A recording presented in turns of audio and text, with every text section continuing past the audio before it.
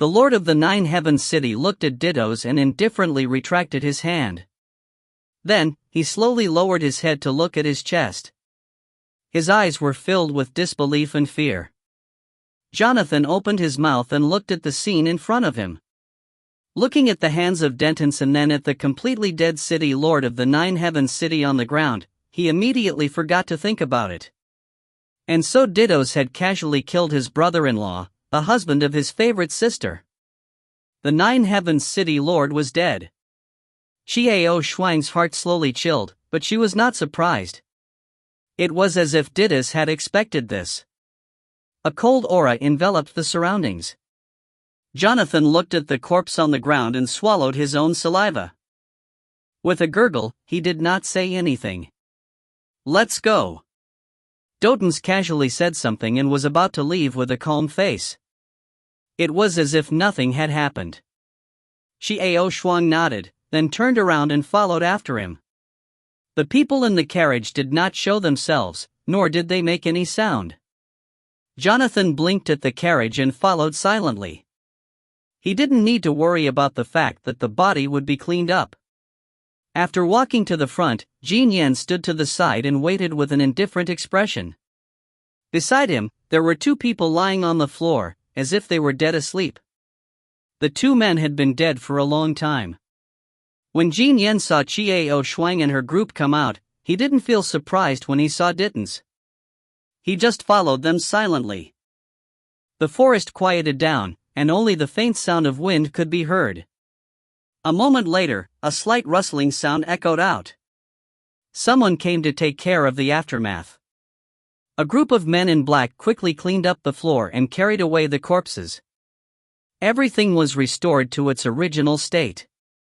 When everything was over, the curtain of the carriage was lifted by a slender, snow-white hand. "All gone?" A soft and seductive voice rang out in the forest.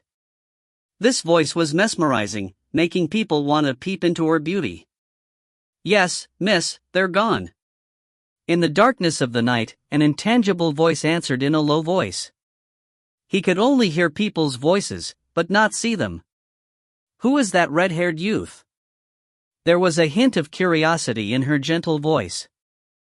"Miss, this person is one of the envoys of this year's Star Academy, Xiao Shuang. He is this year's biggest dark horse. He passed the 8th level's examination in one go, defeated Jonathan, and became the second. This is only in Dittos." The low voice slowly explained without any emotion. "So it's like that. He's really young. And the Dittos log seemed to care about him. Was Dittos really interested in men?"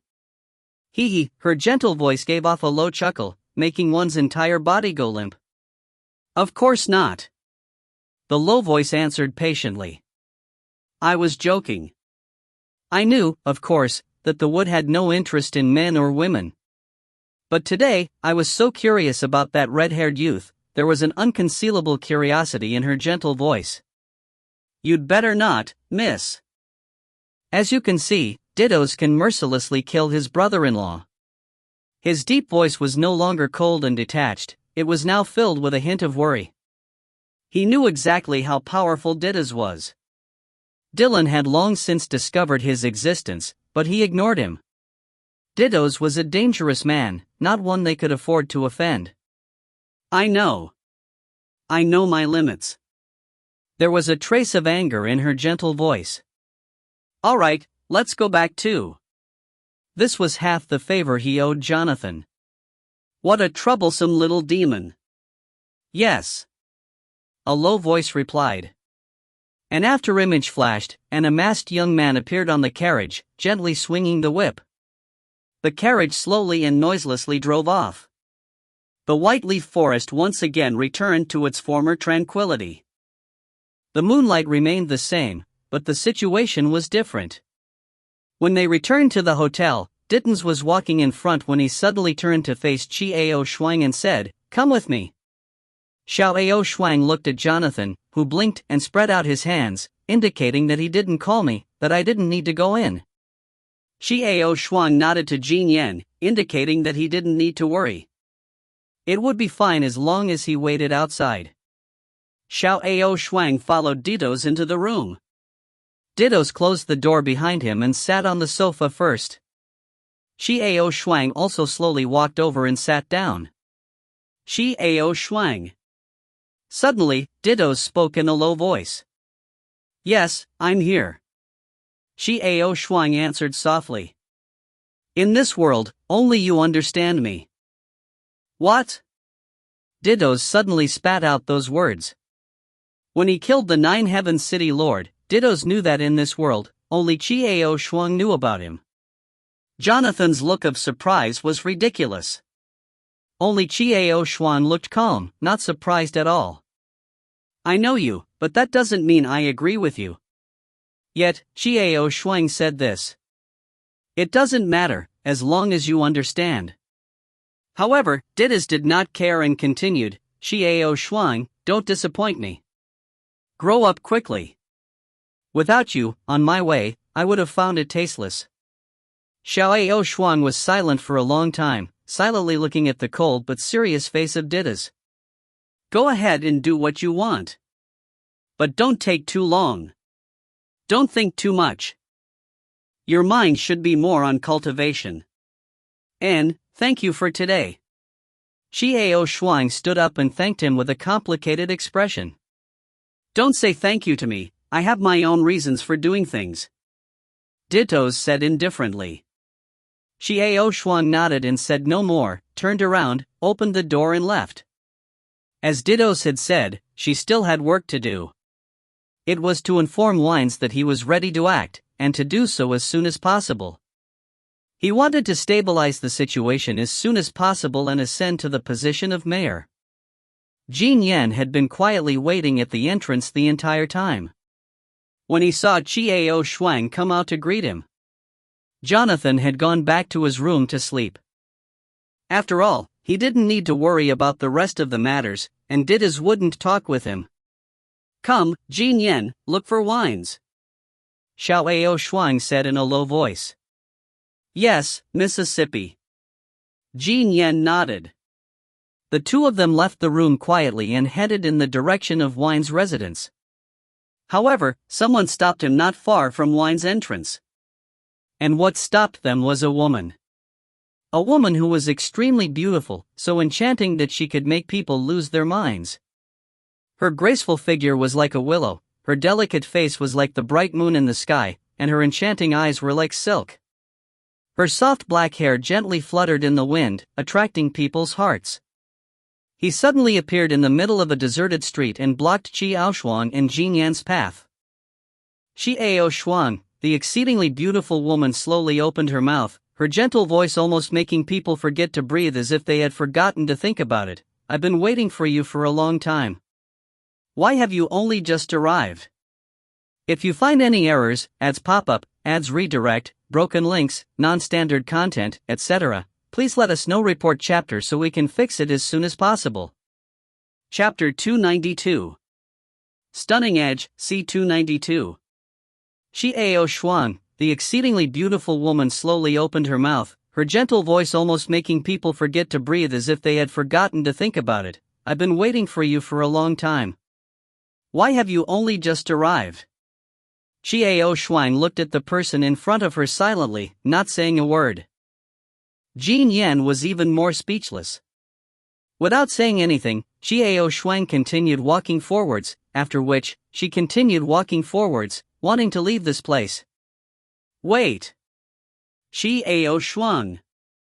When the beautiful girl saw Xiao Shuang's attitude, her expression changed and she hurriedly extended her hand to stop Xiao Shuang. I don't think I need to know you. It was Jonathan who asked for your help. I don't owe you anything. Xiao Shuang replied with a cold face. The exceedingly beautiful woman was slightly startled, but then, she came to an understanding. With Xiao Shuang's strength, when he was in the White Leaf Forest, even if he was in the carriage, he should have been able to sense his own aura. However, this youth who looked so young spoke so straightforwardly. He was too impolite. Could it be that you have the heart to refuse a girl who admires you to say a few words to you? Just taking up some of your time.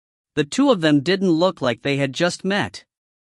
Instead, they looked more like lovers who had only just reunited after a long time. This was definitely not a good sign for Hurricane City. Heavenly Treasure City was a huge support to Wines in becoming the city lord. And now, Nine Heavens City had a marriage engagement with Jade Child City. This was equivalent to isolating Jufeng City. The city lord of Jufeng City was no longer in the mood to enjoy the celebration before him as he quickly left the arena. At night, in a booth at the Stellar Hotel, Wines waited with a blissful Bethany for the arrival of Chiao Shuang. Lightly pushing open the door, Chiao Shuang smiled and nodded at the two blissful people in the room, indicating them not to be so reserved. Just because they both wanted to get up in a hurry. Chiao Shuang, you're here. Wines was still very excited, but the excitement on his face could not be hidden. Thank him, thank him. He's the key. Xiao Shuang moved aside, revealing Jonathan, who had a mischievous smile on his face. Senior Jonathan, Wines and Bethany were stunned. They looked at Jonathan, who had a mischievous smile on his face, and could not understand. Oh, I was wondering why the school belle Bethafini was so willful, making so many men want to die but not have the slightest reaction. So it turns out that you're already a fellow in the heart. Jonathan stepped forward and slapped Wines hard on the shoulder, so hard that Wines grimaced. Bethany was embarrassed as well, but also a little bashful. Sit down and listen to me tell you. Chiao Shuang motioned for Jin Yan to sit down as well. Only after everyone had sat down did Chiao Shuang explain the whole situation to Jonathan. Of course, the matter of killing the original Nine Heavens City Lord was blamed on Jonathan. He didn't say anything about dittos. Jonathan rolled his eyes in annoyance. He knew that Chiao Shuang had her own thoughts, so he did not retort. After Xiao Shuang finished speaking, Wines and Bethany stood up and made a big bow to Jonathan, but Jonathan waved his hand impatiently. Alright, don't thank me, just thank him. I did it on his behalf. Alright, let's eat, let's do it. I'm hungry. Everyone smiled at each other, and the atmosphere became harmonious. In the following days, the grand event of the four cities was held. However, this time, the smell of gunpowder was no longer present. The three great cities were united in strength, and Hurricane City had dodged its attack. After the auspicious atmosphere ended, the Heavenly Treasure City was once again the leader. The meeting ended successfully and the situation changed. However, this was no longer a matter for Chiao Shuang to worry about. What concerned her now was what Perina had entrusted to her, the real purpose of the investigation into the Star Academy, and the rescue of her brother. When Xiao Shuang returned to school and reported to the headmaster's office with Dittos and Jonathan, they met a person in the corridor. It was that beautiful woman again. She was smiling, and her whole body was exuding a fatal aura. She was leaning against the pillar, looking at Chiao Shuang and the rest. Chiao Shuang, we meet again. Azana smiled seductively. Xiao Shuang did not utter a word. Denton's face turned slightly cold and he did not say anything.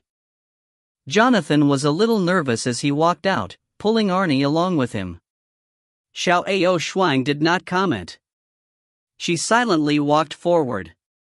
Denton slightly glanced at Jonathan, who was still far away. He did not say anything and followed her.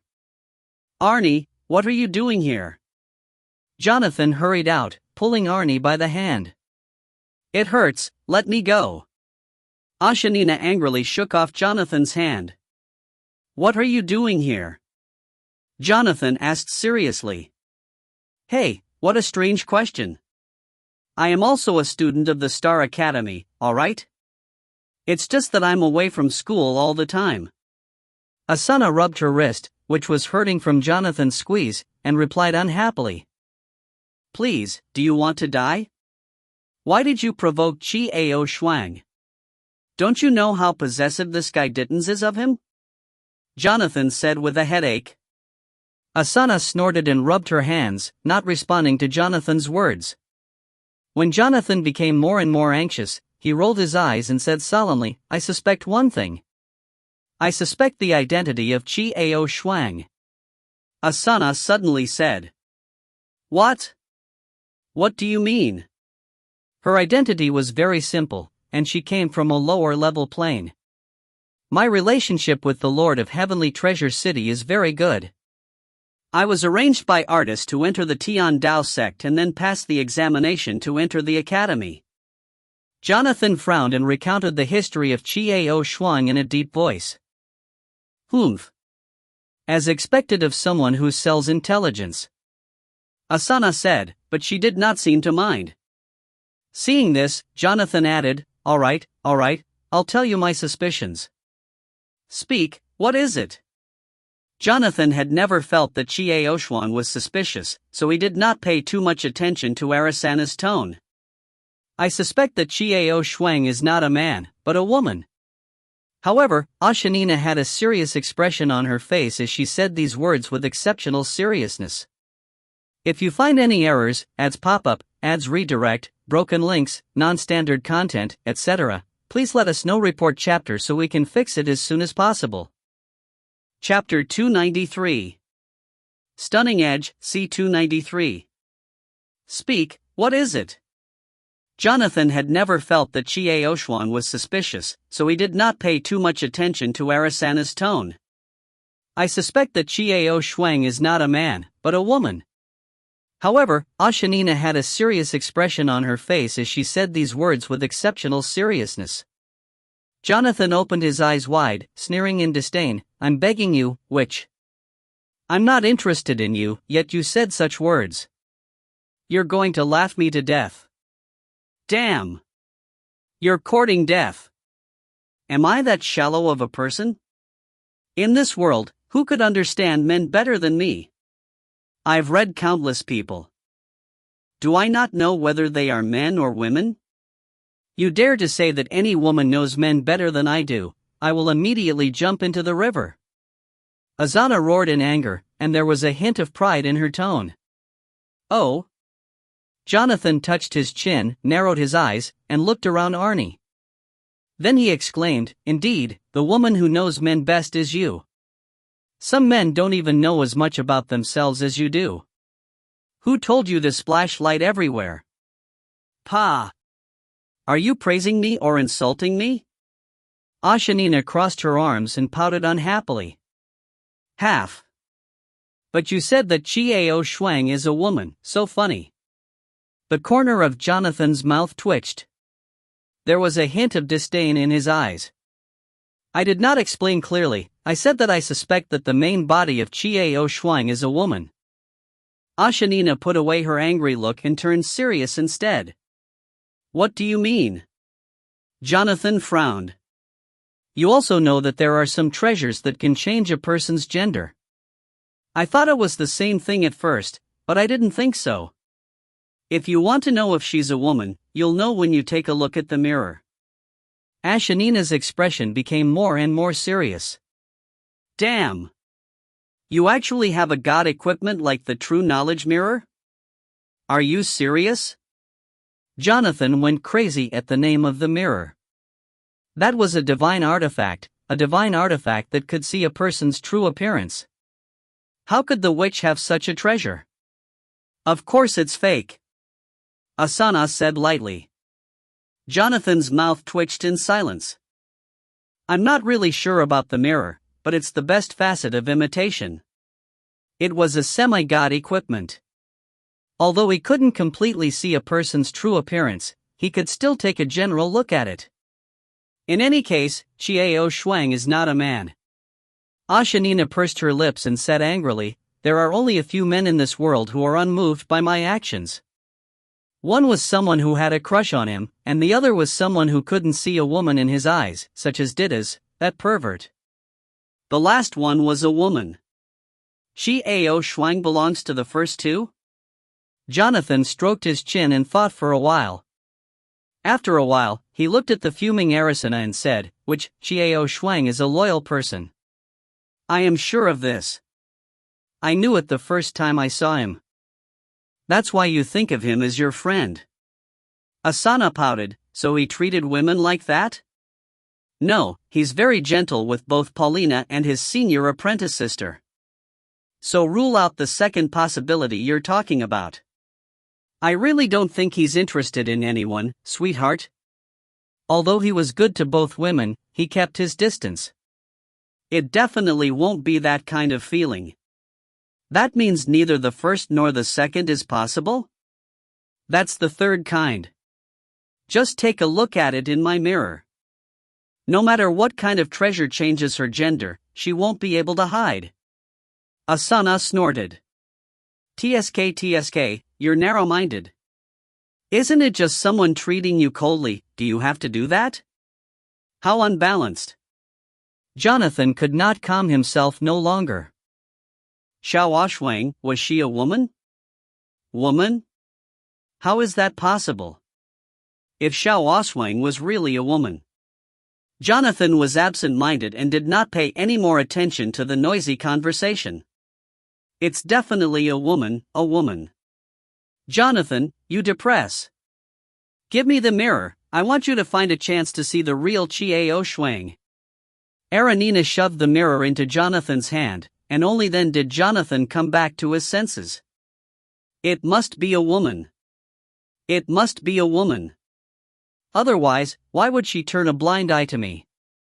Asana said hatefully. She rolled her eyes and said to Jonathan, smelly brat, remember to tell me the results as soon as you get it. I'll leave the mirror here for you, and return it to me when I'm done. If you don't, I'll break your dog legs. Wow, you have heart? I'm your only brother. Jonathan howled, but kept the mirror tightly in his hand. Disapproving of the other party's words, he started to panic. Pa! This old lady has had nothing to do with your family for a long time. I'll be happy if you die. Asana spat, but she couldn't help but feel a little bit of gentleness in her eyes. Although this only younger brother was a member of that family, he was the only relative she had to admit to. Tisk, he was lying. Then go ahead. I'll find a chance to see it. Jonathan nodded, a little absent-minded. After Aranina left, Jonathan took out the mirror from his pocket and looked at himself in the mirror in a daze. He murmured, woman? Could he be a woman? Will it? It can't be? Or is it possible? For a moment Jonathan did not know how he really felt. Shock, astonishment, anticipation, disbelief. Complex emotions almost completely submerged him. Holding the mirror in his hand, Jonathan's mind flew to the first time he saw Xiao Shuang. The youth with an indifferent expression calmly pushed open the door. This was the first time he had revealed a carefree smile to her, the first time he had revealed a helpless expression to her, the first time he had put his arm around her shoulder. Wait! Jonathan's heart skipped a beat. He remembered something. The first time he put his arm around Xiao Shuang's shoulder, the eyes of the guard beside Xiao Shuang were like torches, staring at his own hand on Xiao Shuang's shoulder. That look was very unusual. It was perfectly normal for men to put their arms around each other. But why did the guard look that way? His eyes burned with desire to burn his hands. There was a problem. There was a problem. That guard likes men? Pa. Jonathan was disgusted by his conjecture. Then, there was another possibility. Xiao Shuang, could she be a woman? Would it? If so, then. Jonathan stood there for a long time, his face unsettled. Finally, he put the mirror away and turned to leave. Xiao Shuang's bedroom had already been changed. It was a single room. All of the 8-star students living on the 9th floor were in private dormitories with good environment. In between Jonathan and Ditto's. When Xiao Shuang returned to her room, she had just finished showering and changing her clothes when there was a knock on the door. Who? Xiao Shuang asked. Me. Jonathan squeezed the mirror, his palms sweating. Come in.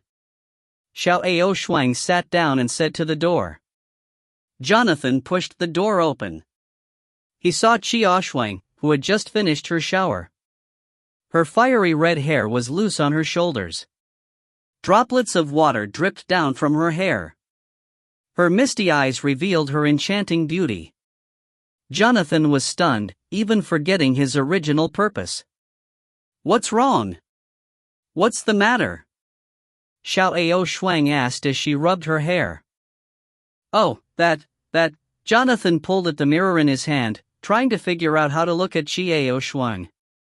At this moment, a hurried knocking sound came from the door. Qia Ao Shuang. Qia Ao Shuang. The voice outside the door was a voice they all knew. It's Perina. Xiao Ao Shuang stood up and went to open the door. Outside the door was Perina's anxious face. Qia Ao Shuang, quick, my brother, Perina was gasping for breath. What's wrong? Speak slowly. Xiao Ao Shuang frowned slightly. Looking at the expression on her face, he knew that something had changed, and that it was definitely not a good thing. My brother has entered the heavenly pagoda. It was the dean who let him in. What should he do? What should he do? Big brother is in danger. Perina lowered her voice anxiously as she spoke to Xiao Ao Shuang. Xiao Ao Shuang frowned and immediately understood what the headmaster meant.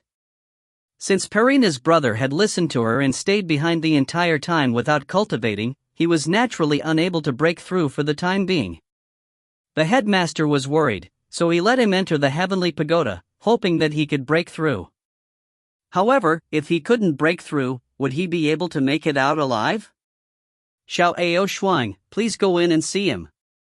You are the only one I know who has the right to enter the Sky Tower at any time. I'm so worried. Perina's voice became choked with sobs. All right, Perina, don't cry. I'll go now. Xiao Ao Shuang reached out her hand and gently rubbed Perina's head, then nodded and promised, I will go in now, and I will definitely not let anything happen to him. I will definitely bring him out safely. Xiao Shuang, thank you, thank you. Perina wiped her eyes and smiled through her tears. All right, you go back first. I'll go in now. Xiao Ao Shuang did not care about anything else. She gently pushed away Perina and quickly walked out. You have to be careful too. Perina worriedly reminded him.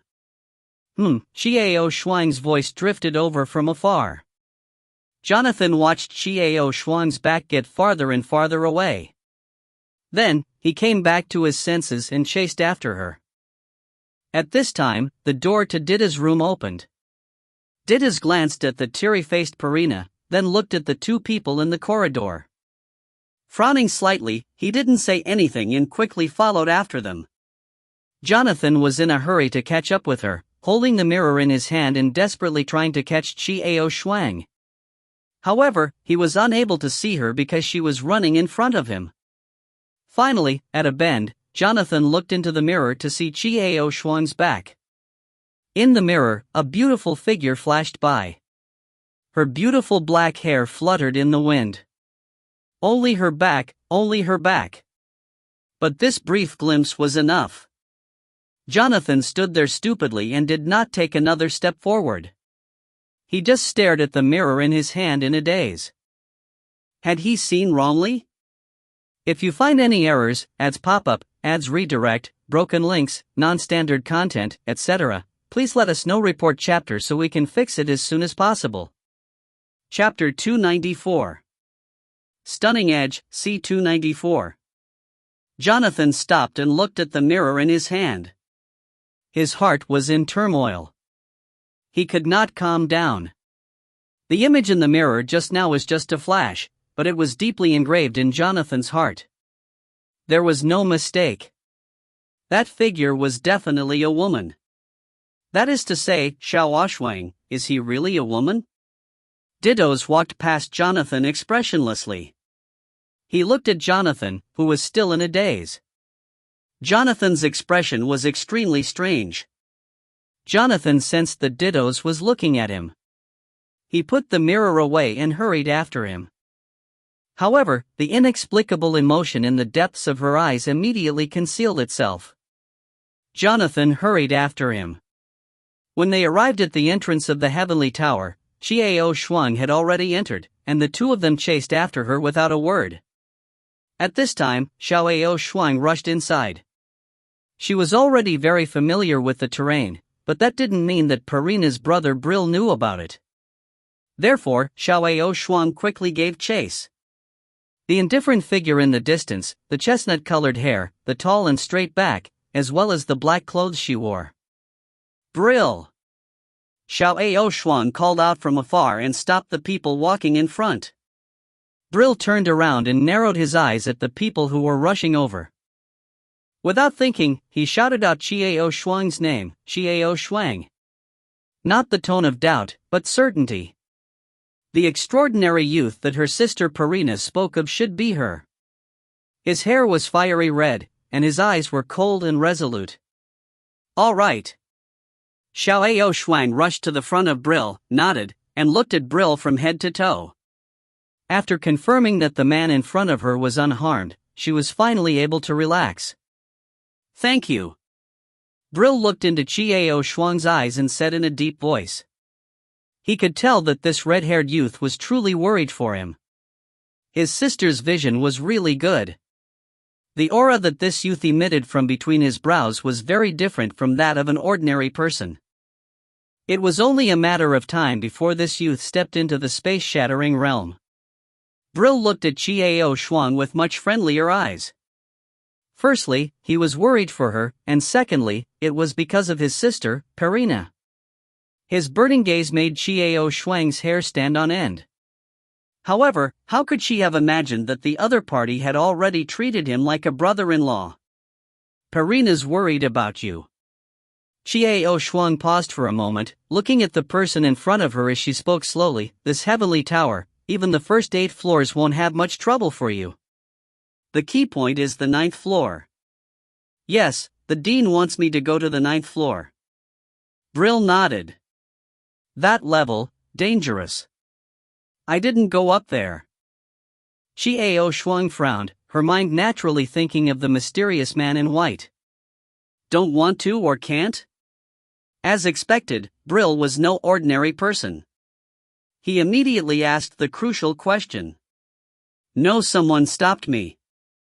Qiao Shuang lowered her eyes and said softly. Is it a man in white? Brill asked such a shocking question. You know him? Xiao Shuang suddenly lifted her head and asked in surprise. No. I've seen him before. I just entered the heavenly pagoda and met him. He told me not to go up the 9th floor even if I could. Brill went on thoughtfully. He seems to know something we don't. I think so, but he didn't say anything. He just kept us waiting.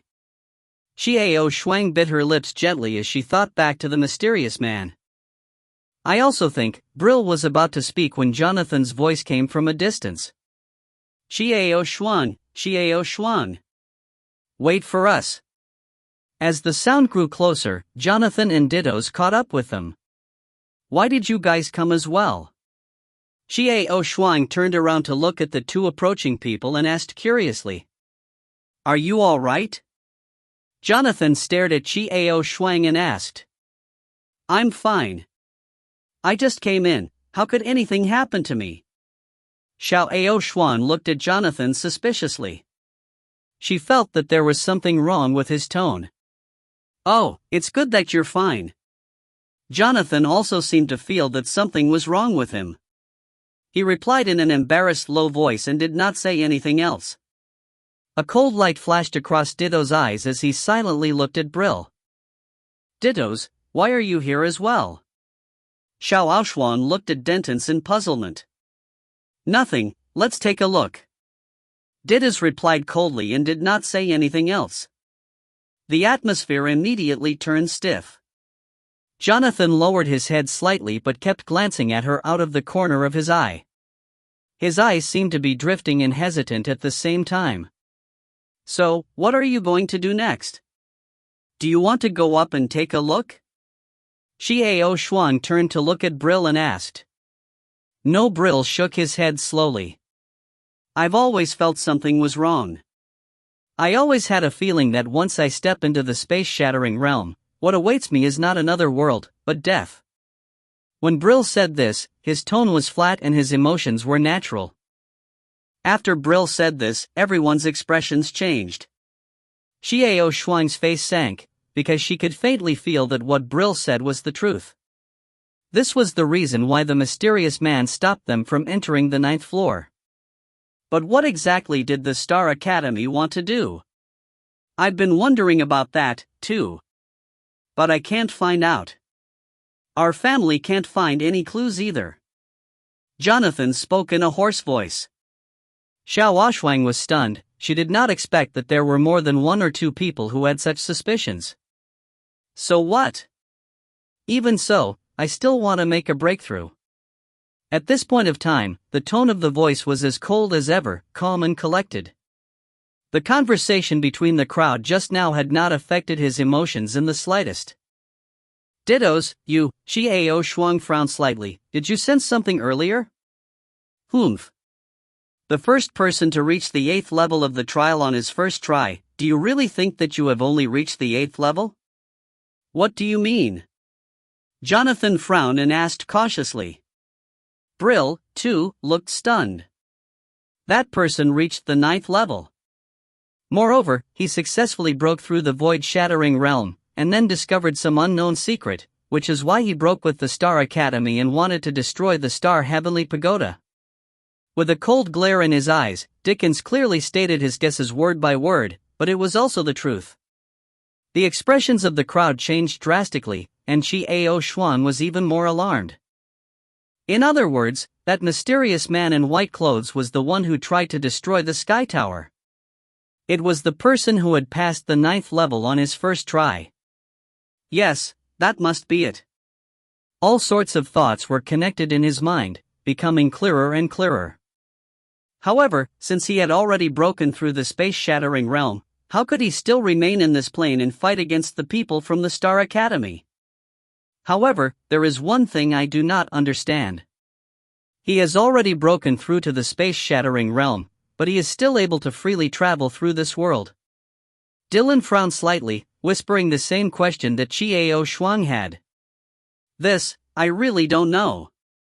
However, one thing is certain, there is a net behind the Star Academy that we do not know about. Xiao Shuang had a serious look on her face, and before anyone could say anything, she lifted her head and said resolutely, however, even so, I will still step into the void-shattering realm, and I will definitely step into it. Ao Shuang. You know it's dangerous, but you still want to go?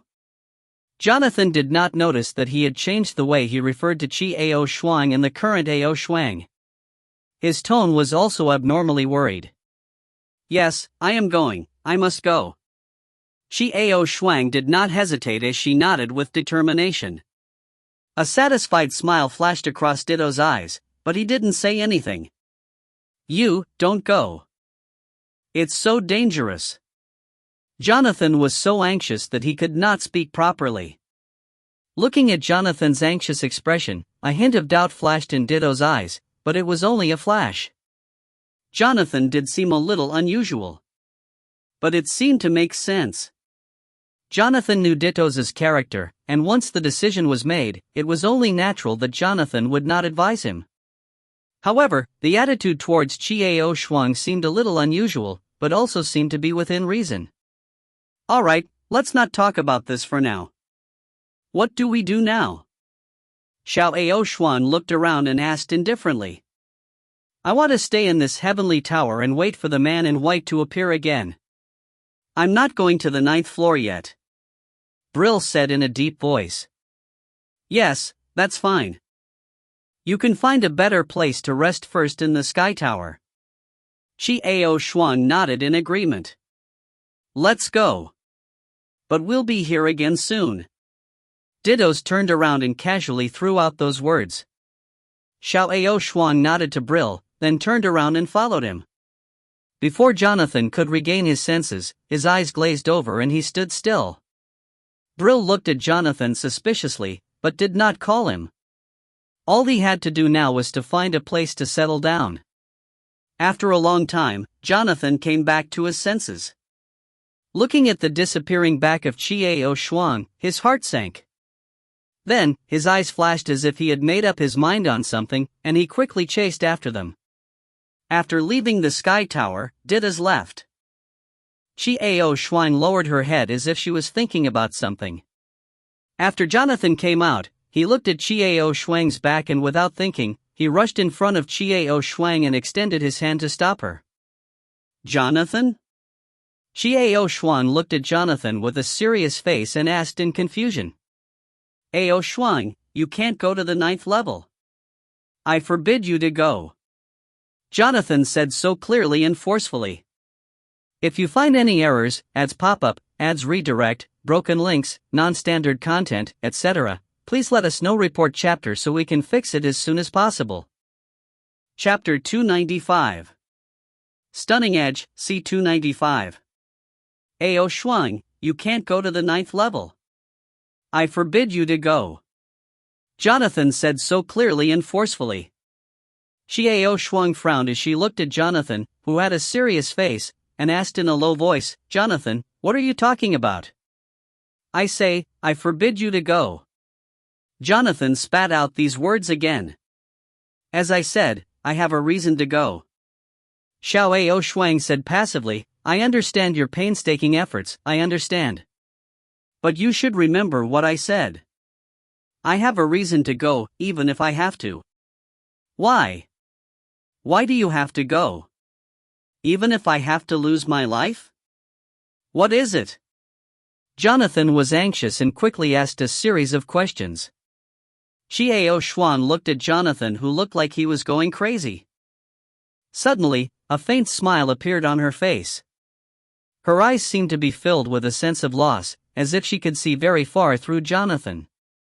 Jonathan looked at the smiling Chiao Shuang in a daze. Why did he have such a strange feeling? This Chiao Shuang was clearly laughing, but why did she give off such a sorrowful feeling? What was her grief, and why? Suddenly, Jonathan wondered why Chiao Shuang was acting like this. He felt a slight pang in his heart. Jonathan, everyone has their own persistence. Chiao Shuang reached out her hand and patted Jonathan's shoulder, smiling, everyone's determination is unshakable, and mine is the same. With that, Chiao Shuang walked past Jonathan and walked on alone. Jonathan stood still for a long time. Everyone had their own persistence. Jonathan slowly turned his head to look at his shoulder. There seemed to be the warmth of Chiao Shuang's hand. Chiao Shuang, why did you choose to go to that place even though you knew you might die? What was the reason why he had to go? Was someone waiting for her there? A faint jealousy rose in Jonathan's heart. What kind of person was it, who could make Chiao Shuang go to that dangerous place so recklessly? Chiao Shuang. Suddenly, Chiao Shuang's voice sounded in her mind. How did you come back to life? Chiao Shuang asked in a teasing tone. Damn! It was as if I was dead. I was sleeping in your body. By the way, he had upgraded himself. I heard all that just now. I also want to know how you knew there was a chance of losing your life, or do you want to go? Since when did Wind Origin become such a gossiper? Chiao Shuang did not directly answer him, but instead smiled as she changed the topic. Hey! This young master is asking you a very serious question. The sky was beginning to brighten with dissatisfaction. Chiao Shuang raised her head and looked into the distance, remaining silent. Hey, Chiao Shuang, tell me, why is it? What is the reason for your death? I don't want you to die. Tut, don't get me wrong, I'm not worried about you, I'm just afraid that if you die, I won't be able to find someone as strong as you to be my home anymore. Then I'm going back to that boring place. Are you listening to me? I'm asking you a question. The sky was chattering noisily. However, the corners of Chiao Shuang's lips curved up in a faint smile as she said softly, Zhengkong, in that place, there are 2 people waiting for me. I must go to them. To that end, I will not hesitate to pay any price. Xiao Shuang understood that even though the sky was noisy, it was actually just worrying about her. 2 people? Who? Where are they waiting for you? They have already reached the space-shattering realm and went there before you? So you're going to look for them? However, Xiao Shuang, I heard some of what you guys said earlier. Are you sure you'll be safe where you want to be? This time, the worry in his voice could not be hidden. I'll be there. Zhengkong, don't worry, I won't put you in danger. Xiao Shuang smiled faintly, comforting Chang. Pa! This young master is not a person who is afraid of death. How dare you treat this young master like this? If this young master gets angry, then I will go back to sleep. Zhengkong spat angrily, his voice fading away from Xiao Shuang's mind. Xiao Shuang smiled, shook her head and continued walking forward. When he got back to the dormitory, he saw that Perina was leaning against a big tree with a worried expression on her face. Perina? Xiao Shuang said in a low voice. Xiao Shuang. Xiao Shuang. When Perina heard Xiao Shuang's voice, she was stunned for a moment before she raised her head and saw his face. After seeing his face, she ran over ecstatically and threw herself into his arms. Xiao Shuang, Perina opened her mouth to be interrupted by Xiao Shuang's whisper. Shu, your brother is fine. I'll let him find a place to settle down first. I'll take care of this as soon as I can. Xiao Shuang lowered her head and said to Perina in a low voice. And, I believe in you. I believe in you. Perina lifted her head from Xiao Shuang's embrace. She looked at Xiao Shuang and nodded resolutely. I believe you. Silly girl, alright, it's not good to be seen like this. Xiao Shuang grabbed her shoulders and pulled her out of her embrace. What's wrong with that? Humph. That's better, in case that senior sister of yours still has unorthodox intentions towards you. This time, Perina no longer concealed her thoughts. Instead, she directly said something that caused Xiao Shuang to be surprised. Perina? Xiao Shuang's expression changed as she looked at the person in front of her. Xiao Shuang, you're different from those idiots. You are a good man. I like you. You're different, you're special. Looking into Xiao Shuang's eyes, she resolutely and quickly said those words. After saying that, he threw himself into Xiao Shuang's embrace and hugged Xiao Shuang tightly. Xiao Shuang almost fainted. He was both shocked and annoyed. What he feared the most had actually happened. Perina had been tempted by him. Listen to me, Perina. You can't like me, and I can't be with you. Xiao Shuang lifted Perina out of his embrace once again and tried to persuade her. I know. We are not on the same level, and your strength is far above mine. Once this matter is settled, there will be a day when you will leave me and leave this place. But I just hope I can be with you, by your side, before you leave. That's enough. Perina raised her head and looked at Xiao Shuang as she earnestly narrated her story. Her eyes sparkled. Xiao Shuang felt a headache coming on, and she said patiently, Perina, listen to me, it's impossible between you and me. Why? Don't you like me? I'm not beautiful enough? Or am I disobedient? If you're not satisfied with anything, I can change it. Perina was getting anxious. It's not these questions, it's, Xiao Shuang felt embarrassed. After thinking for a while, she looked at Perina's earnest eyes and said, Perina, I like you. Before she could finish her words, Perina was already in high spirits. She was so happy that she was about to pounce on him again. But I just think of you as a sister, you know? She's just a cute, occasionally willful little sister. These were indeed the words from the bottom of her heart. Towards Perina, Xiao Shuang only treated her as a little sister. This little girl, although she was a little willful and playful at times, she was not bad in nature, and could even be said to be a good girl. From the way she took her brother, he could tell that she was a good woman with good feelings and loyalty. Xiao Shuang. You're talking nonsense. You just like me, how can you use such a lousy excuse to fend me off? Perina stomped her feet and looked at Xiao Shuang angrily. Just as Xiao Shuang was about to explain further, a weird laughter came from the distance. Perina, you've been with Ao Shuang for so long, haven't you found a serious problem? Ha ha. The weird laughter was none other than Jonathan, who was walking over. What? Perina was stunned. She turned around and looked at Jonathan, who had a wretched smile on his face. She felt suspicious and an ominous feeling arose in her heart. You didn't realize that we, Ao Shuang, don't like women? He liked men. I've long been in love with her. We're a couple. Jonathan walked over and naturally put his arm around Xiao Shuang's shoulders. He chuckled as he looked at the pale-faced Paulina. Xiao Shuang trembled, her face darkened. She resisted the urge to break the hand on her shoulder, and remained silent with a darkened face. Nonsense! Jonathan, you. Perina was shocked and angry. She pointed a finger at Jonathan, wanting to curse Jonathan for being a pervert.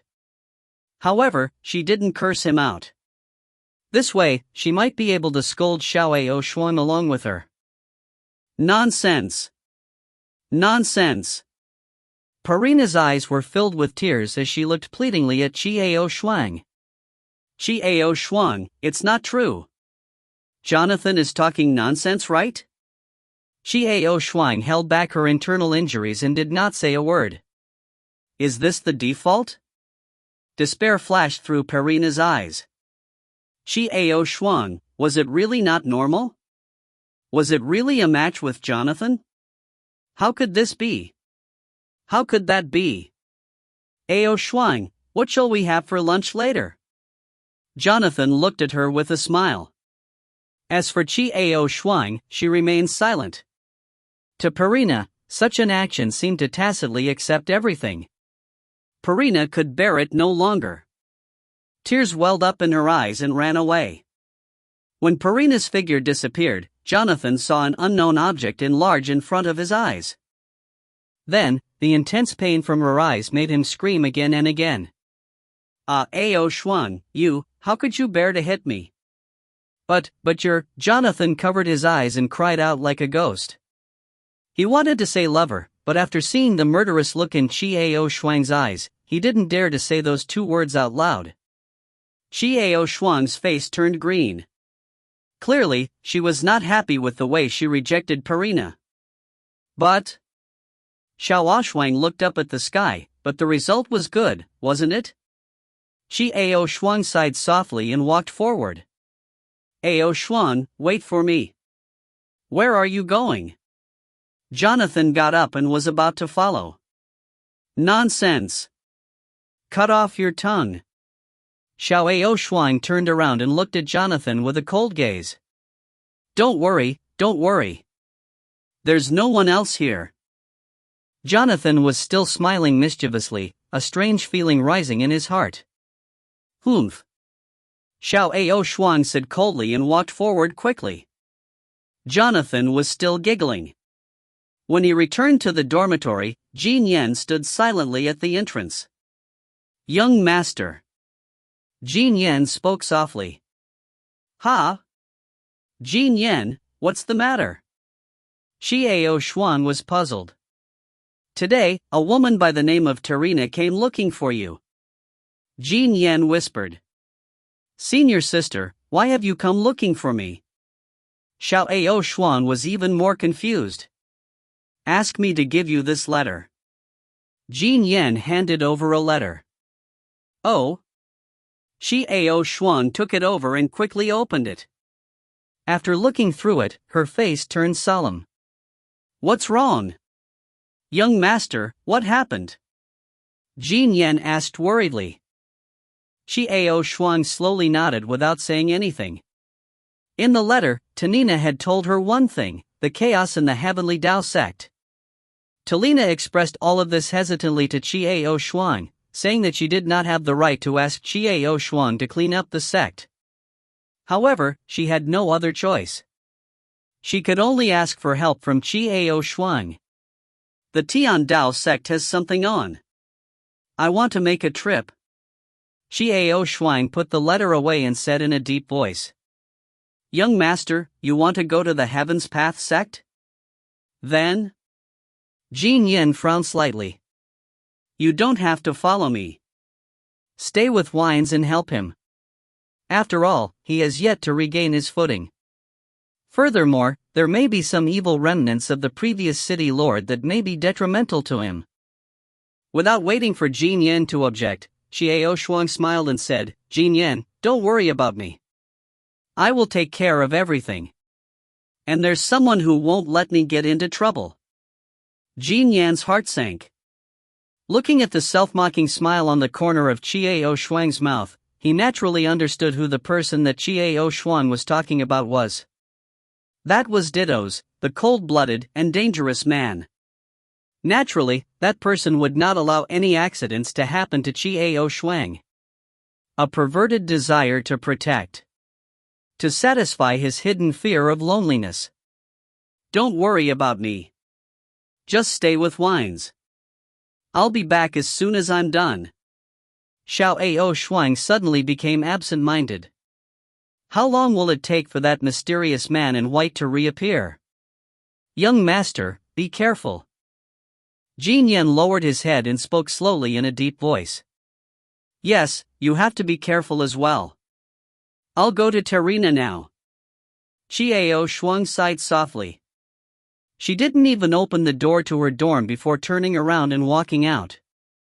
In her letter, Tanina had said that she would wait at the school gates until nightfall. If Xiao Shuang did not show up, she would return to the Heavenly Tao sect by herself. When Xiao Shuang appeared at the school gates, the waiting Tanina revealed an expression of joy. She abruptly stood up, wanting to rush over to welcome them, but in the end, she held it back. Senior sister, are you alone? Xiao Shuang walked closer and only saw that Talina was alone. She couldn't help but ask with some doubt. They're going back first.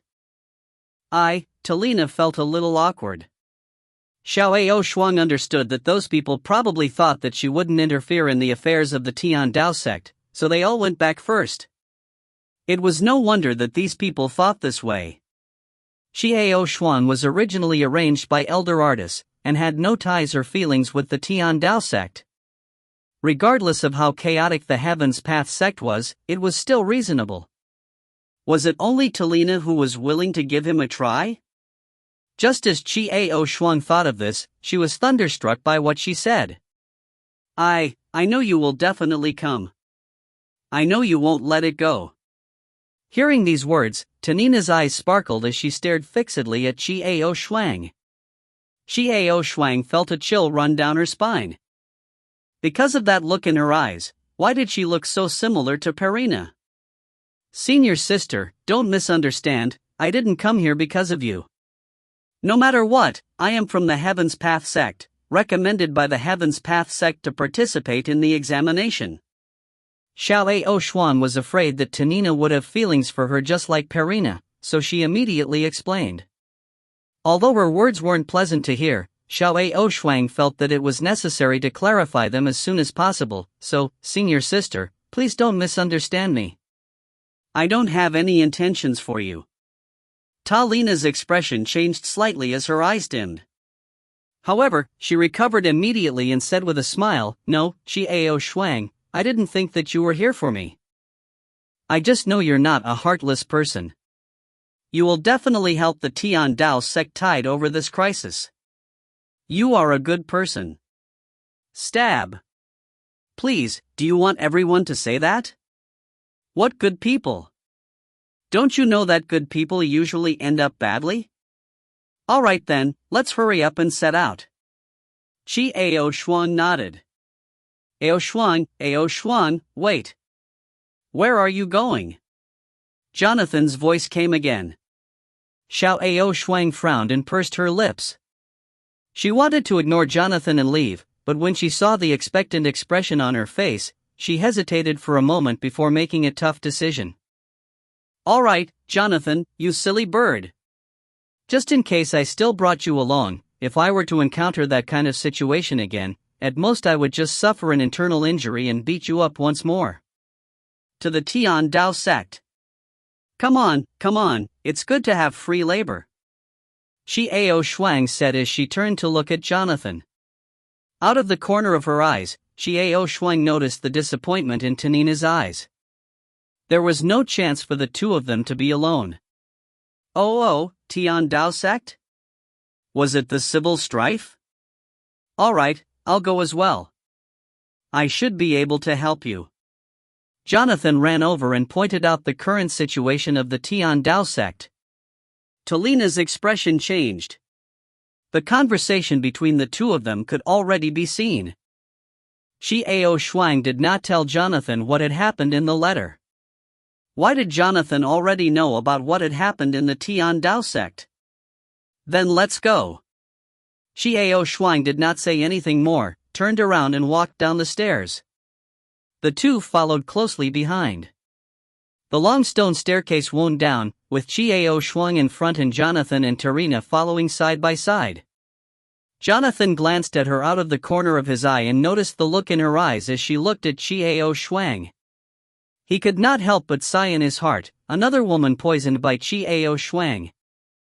If these ladies were to know of the true identity of Ao Shuang, wouldn't they go into a frenzy?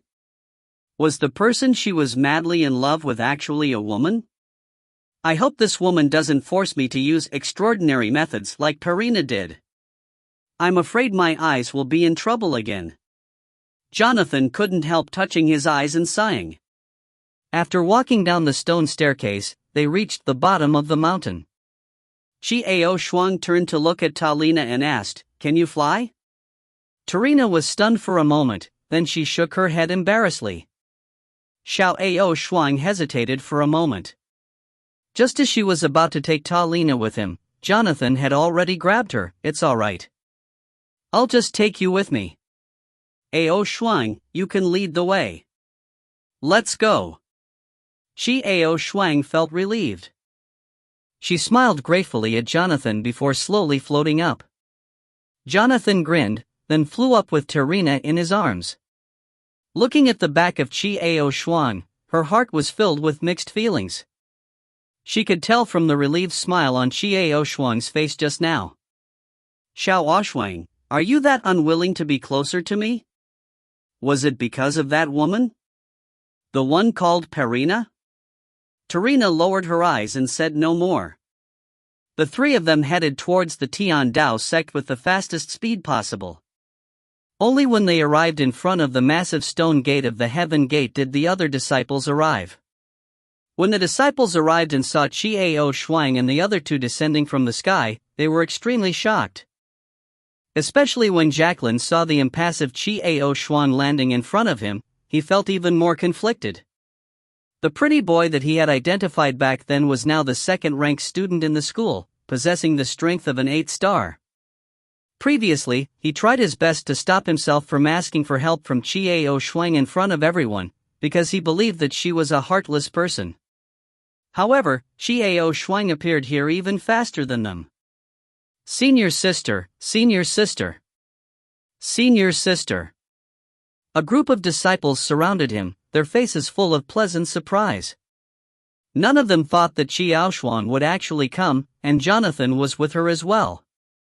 Jonathan was by no means a kind man, much less a busybody. But now they were all here at the same time. Other than the fact that Ao Shuang was willing to invite him, was there any other reason? The disciples of the Heavenly Law sect had guessed wrong about this. Jonathan was not invited by Ao Shuang, but by him. "How's it going?" Ao Shuang said lightly. "I don't know how it is now, but we just arrived." However, according to the junior brothers and sisters who were still in the sect, things weren't looking good. The inner workings of the Tian Dao sect had already been divided into 7 or 8 factions. At this time, Jacqueline's attitude towards Qiao Shuang had already improved, and he took the initiative to explain. Then let's go in and take a look. Qiao Shuang looked at the wide but empty open ground in front of her and said with a frown. Why would there be internal strife in the Tian Dao sect all of a sudden? What was Arduous doing? Qiao Shuang was the first to lead the way, and the others quickly followed behind. Jonathan followed. Talina stood at the very back, staring at the back of Xiao Shuang in a daze. Senior sister. Only you can invite junior brother Qiao Shuang. That's right, junior brother has feelings for you. Of course, senior sister and junior brother, do you still need to say that? They've already fallen in love long ago. A group of junior sisters were chattering incessantly around Talina. Talina pursed her lips, about to say something. If you find any errors, ads pop up, ads redirect, broken links, non-standard content, etc. Please let us know. Report chapter so we can fix it as soon as possible. Chapter 296. Stunning Edge, C296. A group of junior sisters were chattering incessantly around Talina. Talina pursed her lips, about to say something. Senior sister, this is great. This time, the problem with the Tian Dao sect will be solved successfully. It's all thanks to senior sister. That's right, if it's not you, junior Qiao Shuang will definitely not come back. That's right. After all, he was arranged by the elders to enter. He was only given a spot.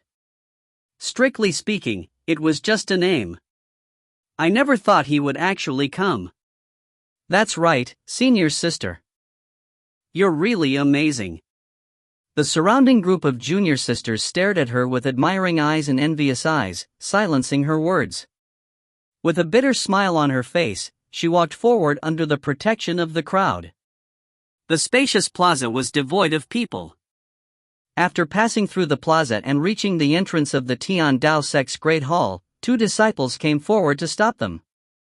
They sternly asked, "Who is it?" Disciple of the Heaven's Path sect, Qiao Shuang.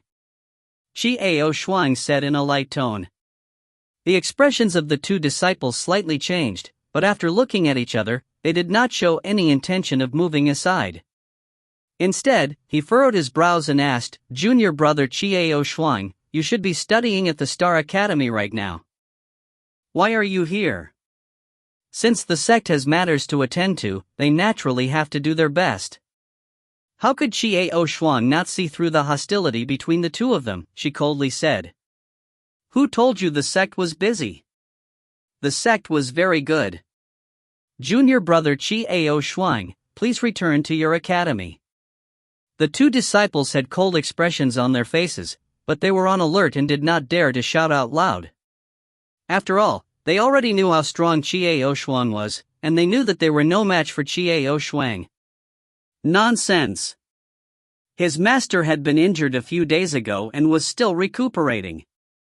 The Tian Dao sect has been torn apart by you, and you are Elder Blue's disciples. Hearing the words of the 2 people, she angrily stepped forward and berated them.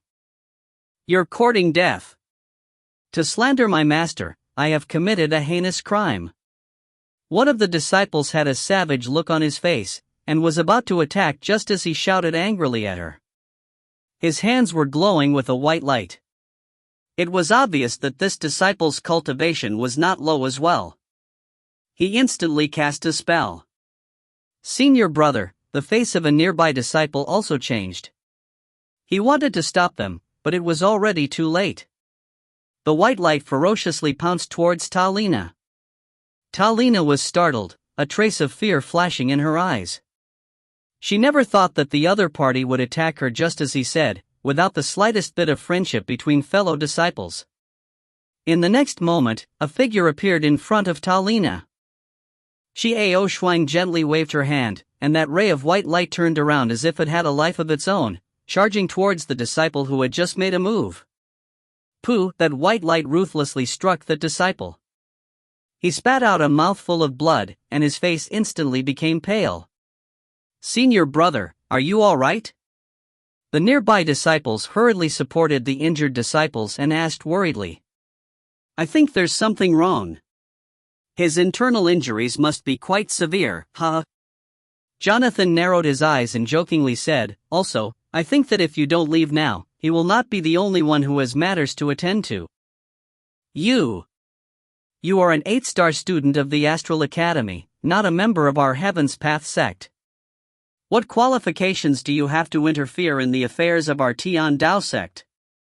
The injured disciple gritted his teeth in hatred as he saw Jonathan's clothes. Did I say I would intervene? I'm here to spectate.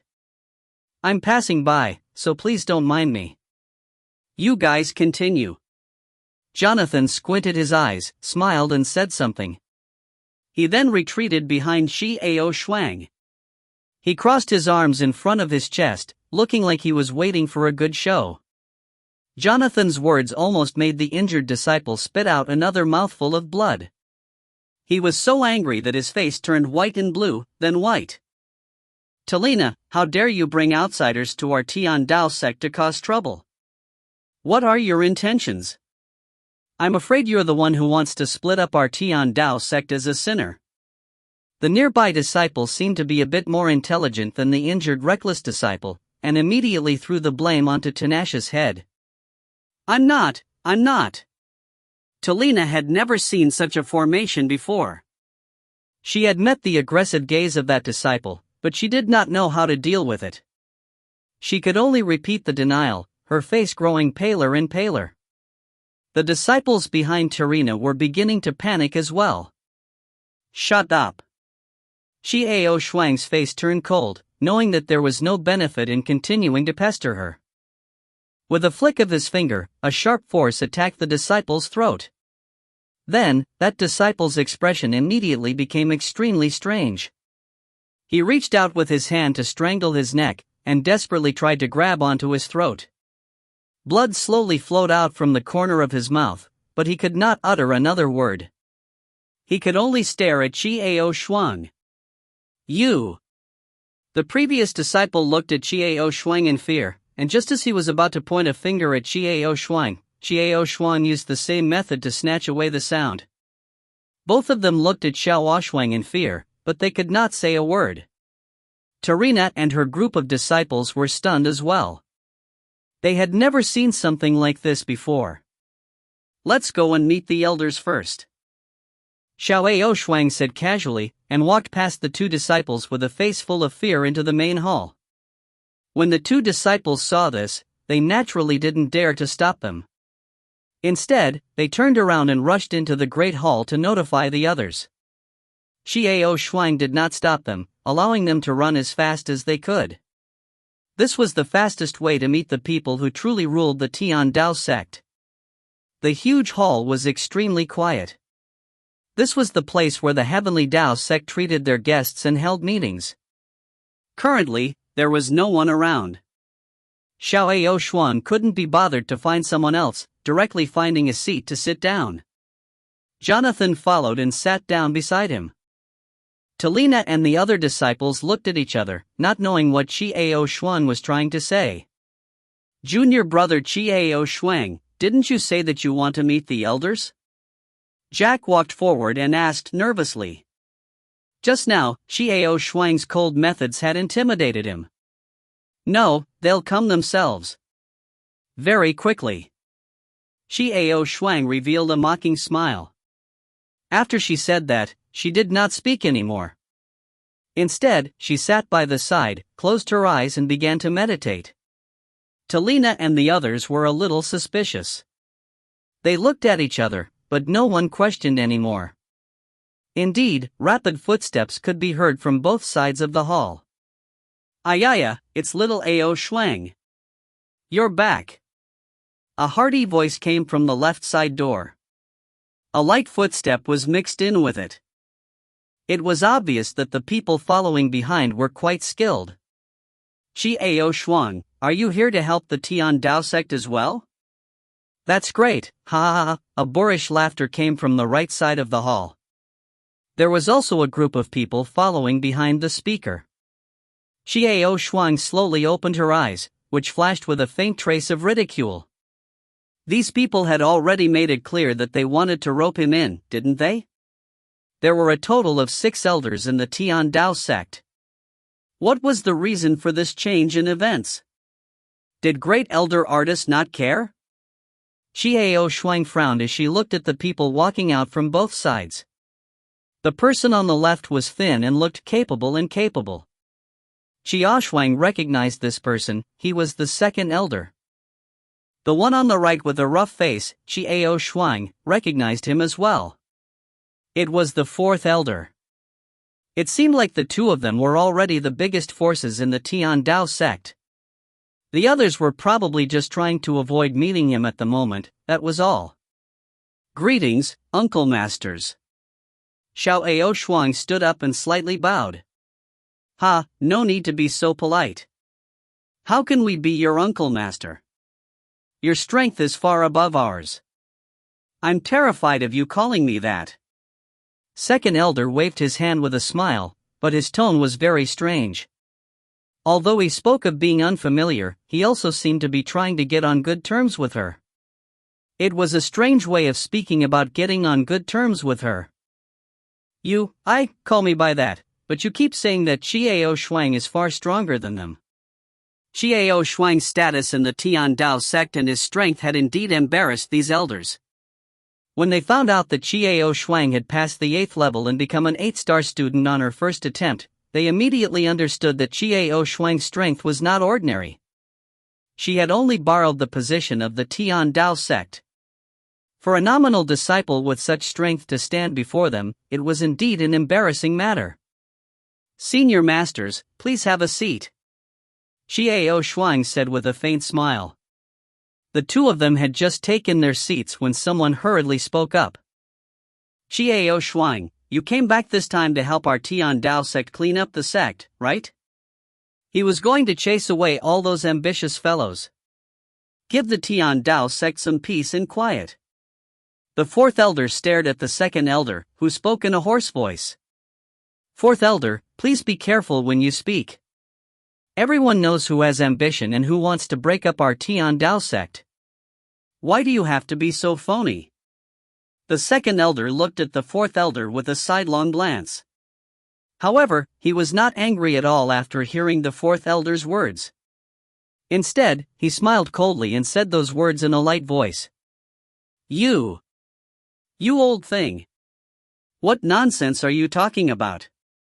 Today, I want to. The fourth elder was obviously a straightforward person. When he heard the second elder's words, he got angry and stood up to attack.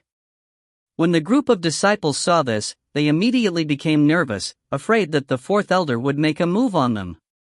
However, Xiao Shuang remained calm, with no intention to stop him. He just stared at the scene in front of him with cold eyes. What? You got it right and became angry from embarrassment? The second elder let out a cold laugh. He was overjoyed to see the fourth elder being held back by the people around him. This brainless brute wanted to compete with him for the position of sect master? What a delusion! Thinking of this, the second elder added fuel to the fire. Other than hurting people randomly, what else can you do? Have you forgotten that you have injured the fifth elder who is still lying on the bed? Hearing this, the expression on Ta Lina's face immediately changed. She abruptly turned her head and glared at the fourth elder. So it was the fourth elder who had injured his master? What nonsense are you spouting? If you didn't provoke me that day, how could you have mistakenly injured the fifth elder? The fourth elder looked at the pale-faced Ta Lina and the rest, then looked at the cold and detached Xiao Shuang. Anxious, he hurriedly tried to defend himself. How can you be the sect leader if you are so reckless? The second elder narrowed his eyes and said these words softly. That's right, fourth elder. What we need is someone who can lead us. Someone who can bring glory to our Tian Dao sect. We don't need a person who only knows how to fight and kill every day. The people behind the second elder started to speak up at the same time. They all had sincere expressions of pain on their faces. Bullshit. Other than scheming and bragging, what else does the second elder know? I am the one who will bring glory to the Heaven's Path sect. The fourth elder was so anxious that he cursed loudly. That's right, what we need is hot blood. We need passion to stimulate our fighting spirit and keep moving forward. The people behind the fourth elder also started to help out. Unlike the people behind the second elder, they were all excited and looked extremely heroic. Do you want to fight? Afraid of you? I'll teach you a lesson today. The situation gradually became chaotic, and the atmosphere in the main hall became increasingly heated. This kind of farce would only happen once in a while. She bit her lips and looked at the fourth elder fiercely. Her master was just like her father, he cared for her to the fullest extent, but now, he was being injured to the point that he couldn't stay in bed. Extremely hateful. Seeing that the two were about to fight again, a lazy voice interjected. The voice was not loud, but it seemed to pierce through everyone's ears and heart. Can someone tell me how things ended up like this? Where's the sect master? Where's Great Elder Arduous? Xiao Shuang rested her chin on the armrest of her chair, looking at the crowd with a bored look on her face, and lazily asked. The second elder and the fourth elder looked at each other and frowned. They then turned to look at Xiao Shuang and said at the same time, the leader has escaped, the head elder has also escaped. What do you mean? Xiao Shuang was stunned, and subconsciously asked this question. Talina and the group of people were also stunned. They didn't understand what the two were talking about. This is because Sovereign and Grand Elder have always been like this. This time, the Grand Elder seemed to have made up his mind and said something to Sovereign, and then the Sovereign ran away. The Grand Elder chased after him. Furthermore, the two of us have said that we will ignore the affairs of the Tian Dao sect from now on and let us settle it ourselves. The second elder sounded like he was playing a riddle, his words seeming to be true or false.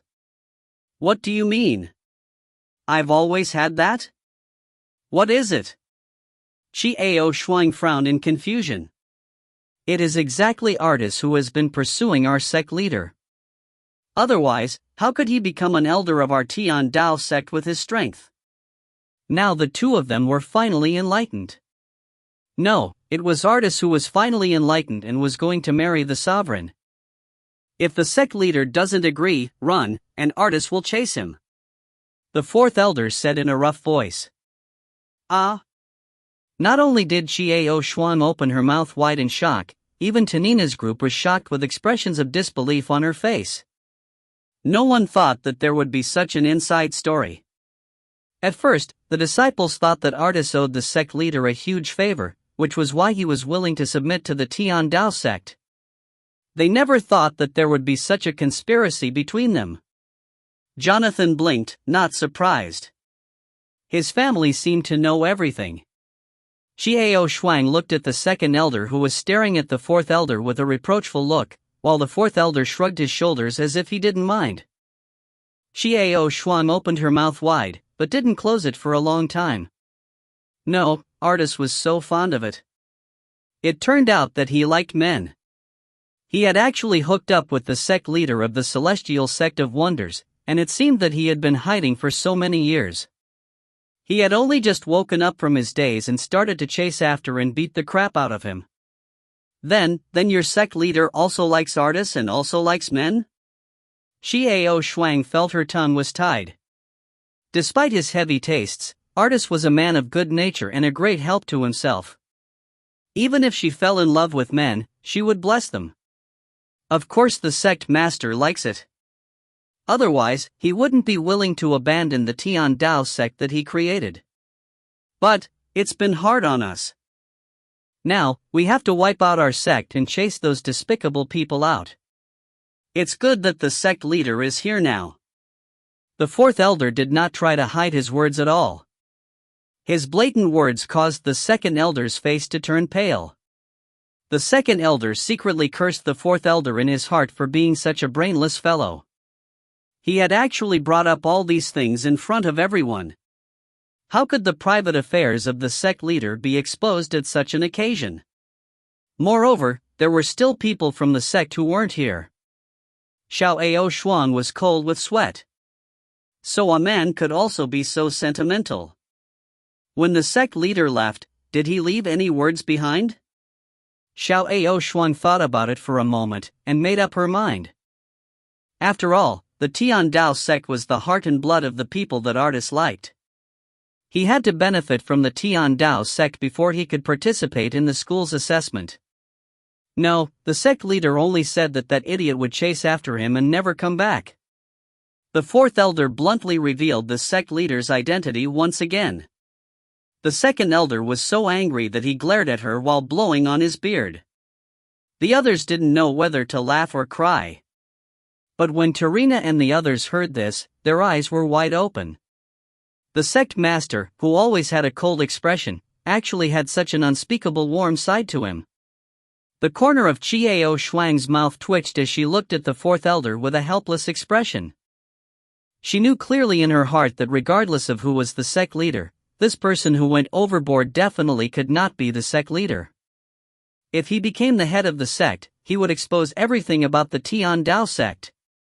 It would be him taking the initiative to expose everything. The faces of the people behind the fourth elder all turned ugly. It was also the first time that they had discovered that the fourth elder was such a speechless person. The first time, he realized that it was because someone had asked about the clan master and the grand elder. Many people were well aware of these things, but they would never choose to wear them. But now, the fourth elder was pouring beans all over the floor.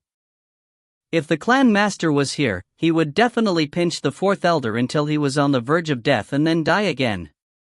Didn't the sect leader say who would succeed him? Xiao Shuang was still struggling, hoping to hear some useful information. No, everyone shouted in unison. How can there be such an irresponsible man? Xiao Shuang wailed. Who told you that the sect leader was a man? From the side, Johansson heard Xiao Shuang's low wailing voice. What? Xiao Shuang turned around and looked at Jonathan in shock. The sect leader is a woman, a great beauty. As a disciple of the Tian Dao sect, you actually dare to make such a mistake with your sect leader's gender. I feel ashamed for you.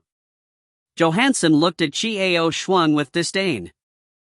Xiao Shuang was embarrassed and embarrassed. She started to sweat profusely. How could he blame her? She was only registered, and the elders only saw her in a hurry when she entered the sect that day. Indeed, she had never seen the sect leader before. Thus, he subconsciously thought that the sect leader was a man. Well, Altus's orientation was normal. Xiao Shuang heaved a sigh of relief in her heart. The sect leader must have been a legendary woman, or Artus would not have gone to so much trouble. No matter what, I wish them all the best. Then, since no one has been designated to take over the position, then let's proceed with the selection. Looking at the group of people staring at each other with wide eyes, Xiao Shuang suddenly had a feeling that this group of people were not exactly evil people. Just now, the battle chi of the second elder and the fourth elder were enough to tell that although they weren't convinced of the other party's strength, they didn't use any malicious methods or words.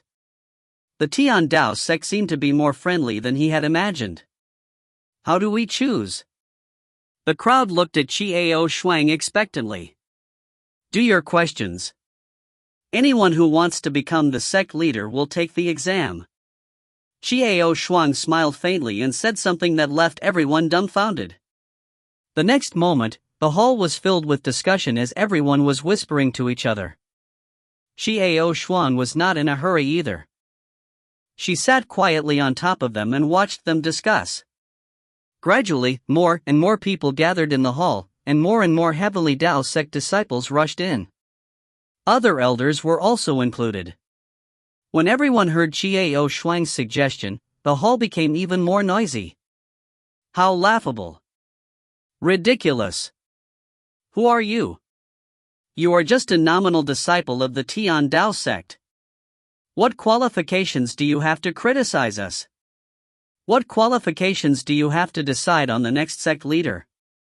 The last middle-aged man who came and heard what Qiao Shuang said, and stood in front of her with an angry face, pointing at her nose and cursing, "You have to figure out your own identity. What qualifications do you have?" This person was dressed differently from the other disciples. It was obvious that he had some status in the sect.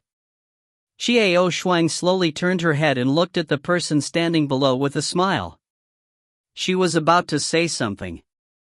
In the next moment, the person who angrily berated Qiao Shuang changed. His head rose high, and he was instantly separated from his body. The sound of rolling bones rang in the main hall. It was the sound of his head rolling on the floor. Blood splattered all over the floor. With a boom, the headless body slowly fell to the ground. The hall instantly fell into a deathly silence. Everyone's faces instantly paled as they stared blankly at the headless corpse on the ground. A terrifying coldness gradually eroded the surroundings. A look of surprise appeared on Qiao Shuang's face. If I say that he is qualified, then he is qualified. A bone-chilling, ice-cold voice rang out in the air above the palace. His tone was cold and slightly impatient. Dittos. If you find any errors, ads pop-up, ads redirect, broken links, non-standard content, etc., please let us know. Report chapter so we can fix it as soon as possible. Chapter 297. Stunning Edge, C297. The hall was deathly silent. The cold air was suffocating. With a cold face, Dittos slowly walked in through the door. Every step he took gave off an invisible pressure, and the person beside him took a step back. It made way for him. Qiao Shuang came back to her senses at this time, but she did not stand up. Anger gradually appeared in her eyes. To think that Dittos was so ruthless when he first attacked.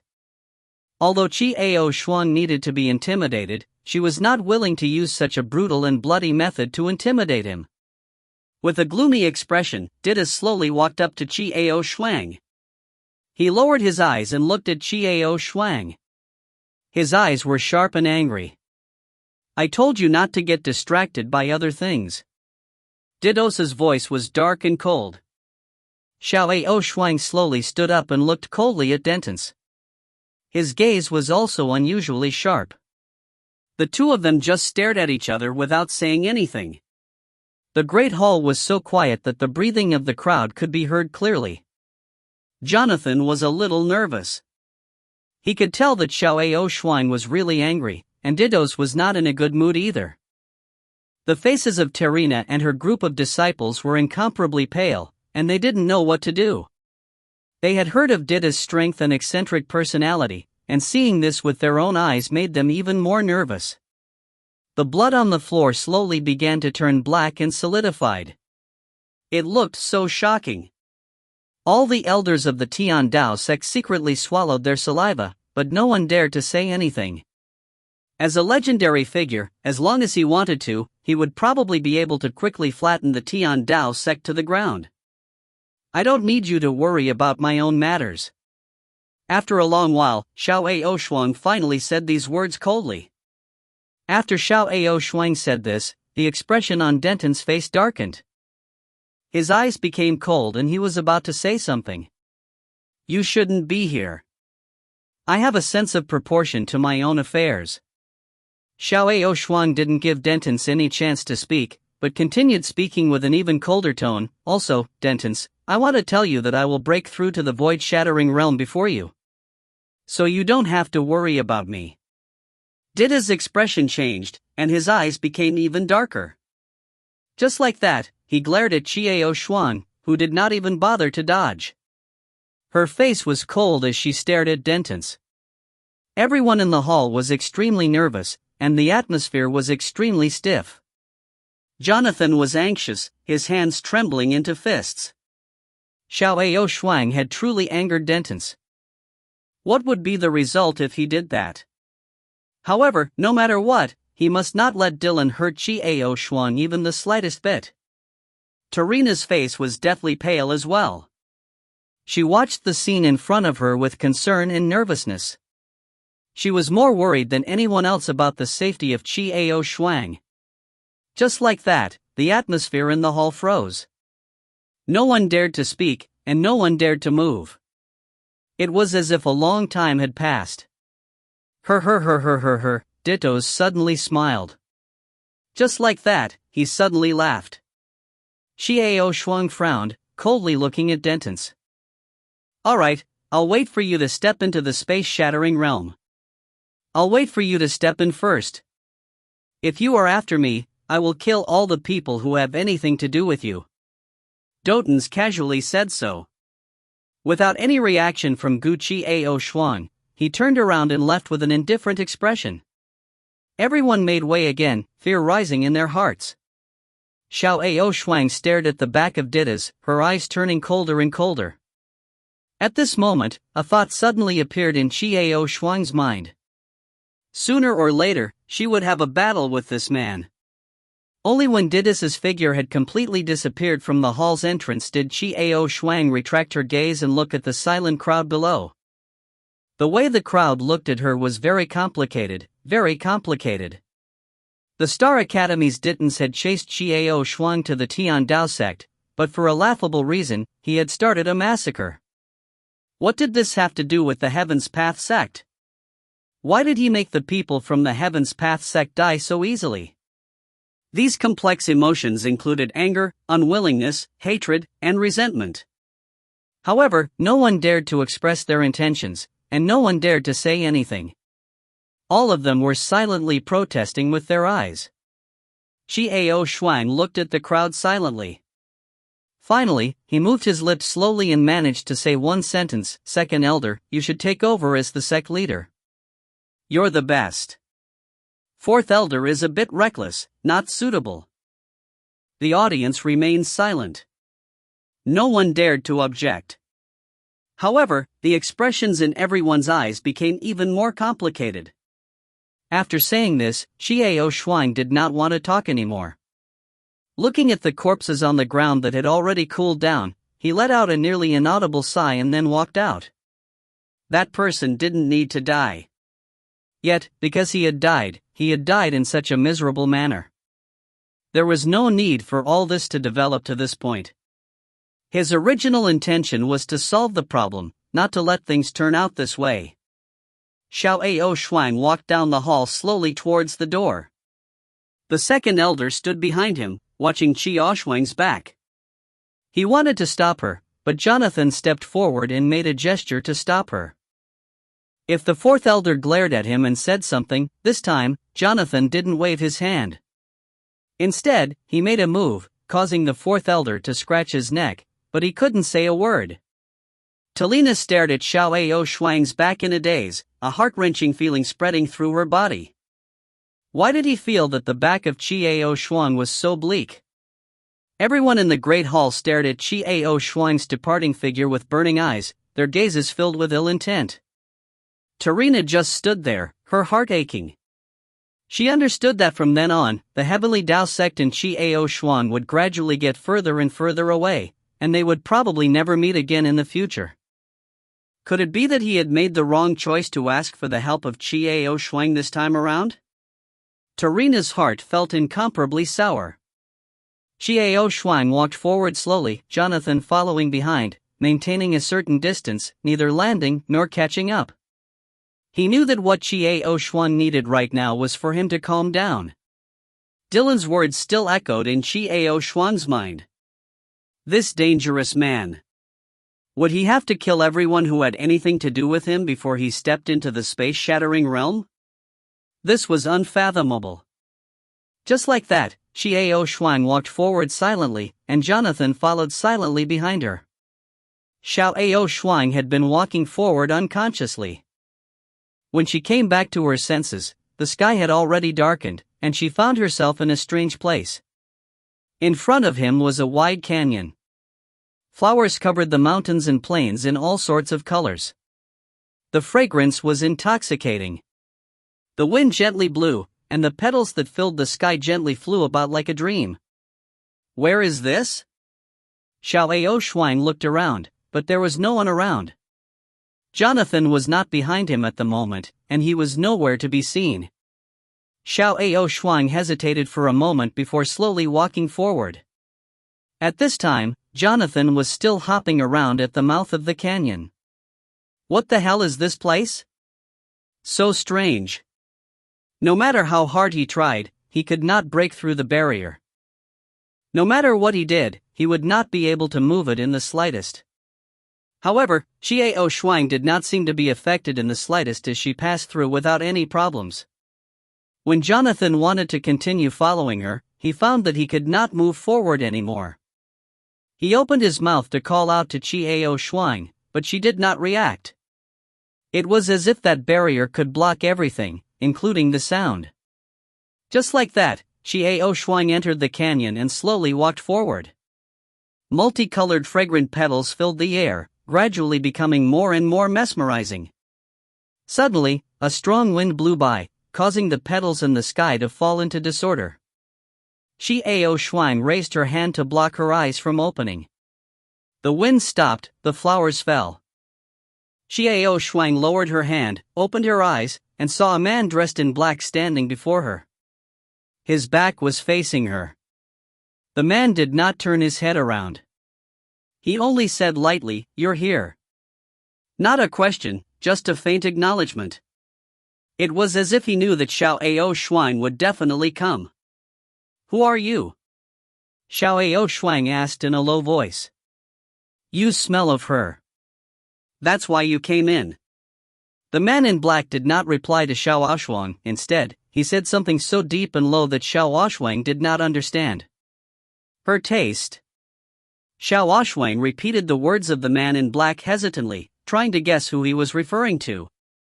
However, all of this is faded. The man in black seemed to be sighing and regretting at the same time. After he finished speaking, he slowly turned around, revealing a handsome face that was full of shock. Xiao Shuang stared at the person in front of her, her heart filled with doubt. Who is he? What was he talking about? Suddenly, Xiao Shuang felt the abnormality in her body. It was the sky. At this time, the originally slumbering sky unexpectedly began to react. He seemed to be trembling, as if afraid. Oh, he actually likes you, too. Does he follow you?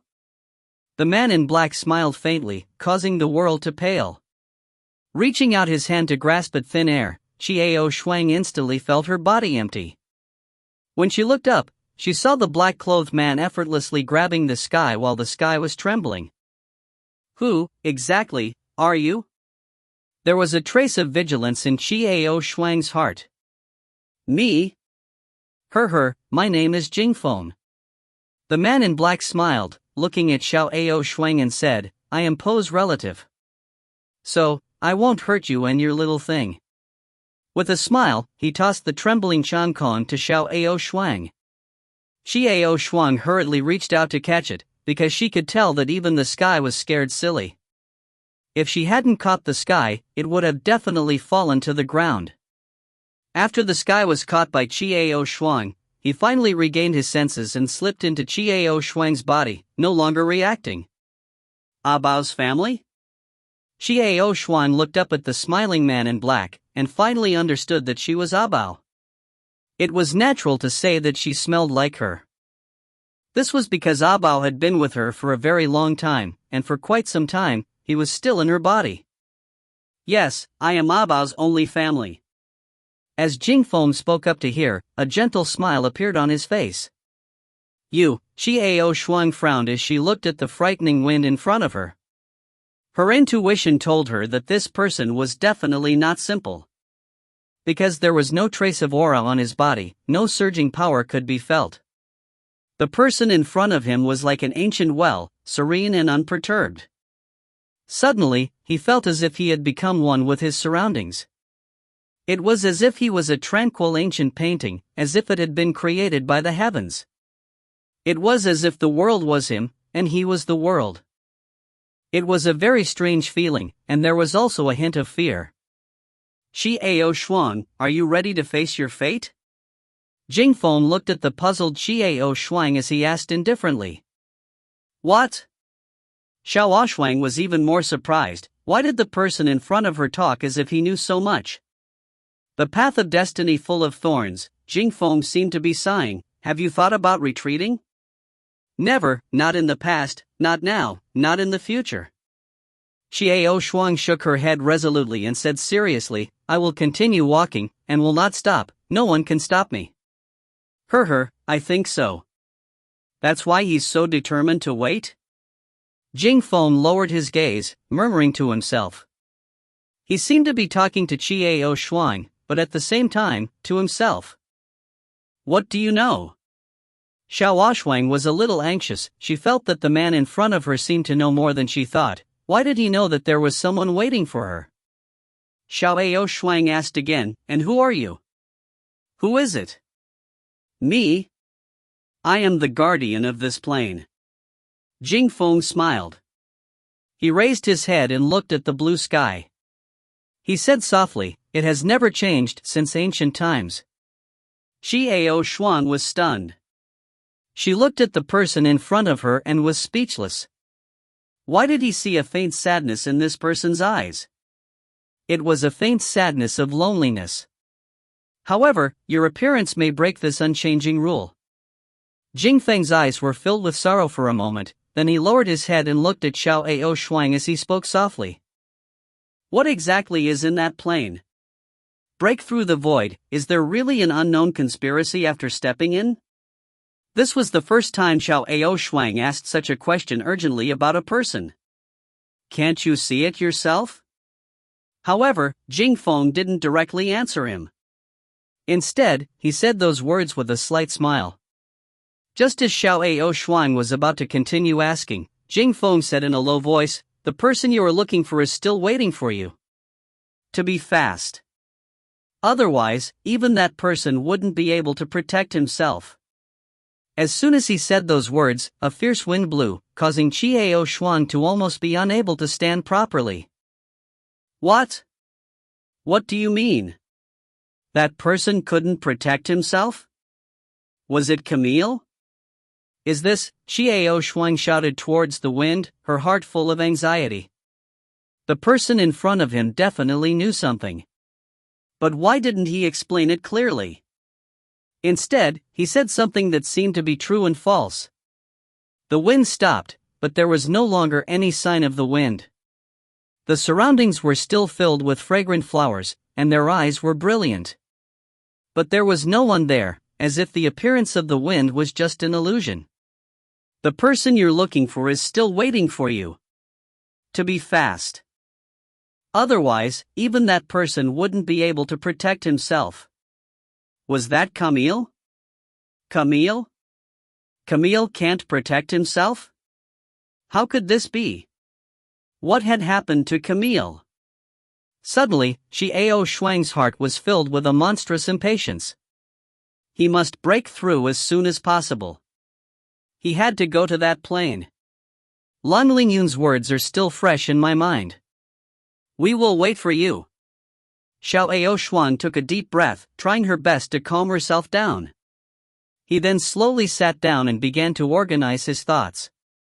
From the Star Academy's actions to the mysterious man in white's attempts to stop them, to Jing Feng's meaningful words. Gradually, his thoughts became clearer and clearer, but at the same time, there seemed to be a key point that he could not grasp. What was it? Just like that, Xiao Shuang sat there quietly, forgetting everything around her. Time and space seemed to cease to exist at this moment. Just like that, she slowly entered a wondrous state that could not be described with words. He forgot everything, even himself. What she couldn't see was a few gentle gusts of wind swirling around her. Finally, it slowly entered her body and disappeared. When Xiao Shuang woke up again, a bright sun was hanging in the sky. Xiao Shuang slowly stood up and looked around, but there didn't seem to be any change. She raised her head to look at the depths of the canyon, but in the end, she didn't plan to enter. Instead, she turned around and walked out. When he walked to the entrance of the canyon, he was surprised to find the haggard Jonathan sitting at the side, dozing off. "Jonathan, why are you here?" Xiao Ao Shuang asked in surprise. "Huh?" Jonathan shuddered as if waking from a dream and immediately stood up. "Ao Shuang, you've finally come out." "What? How did you know I was here? What are you looking for me for? How long? Why don't you go in and look for me?" Xiao Shuang's words left Jonathan at a loss whether to laugh or cry. He could only rub his head and say, "Ao Shuang, did you forget that after you left the Tian Dao sect, you were so focused on moving forward that you didn't even notice me following you? After that, I came here. There is a barrier here, so you can enter it as you wish. However, I can't enter no matter what, so I can only wait for you here. It's been half a month, and you've finally come out." "What? Half a month?" Xiao Shuang was shocked. She only felt that she had been sitting for an entire night. How could it be that half a month had passed? "Yeah, or you'd think I'd be so haggard. I'm so worried about you, but I can't get in. Are you all right? What happened in there?" Jonathan looked her up and down, more and more amazed. Xiao Ao Shuang seemed a little different, but what was different about her? "I'm fine." Xiao Shuang smiled, looked at the haggard Jonathan and patted him on the shoulder. "Thank you." "Ao Shuang, you seem to be different." Jonathan looked at Xiao Shuang with a frown. He stroked his chin and stared at Xiao Shuang with widened eyes. "Let's go back. I think things have to be solved." Xiao Shuang revealed a faint smile as she looked up into the sky, her eyes filled with determination. "Ao Shuang."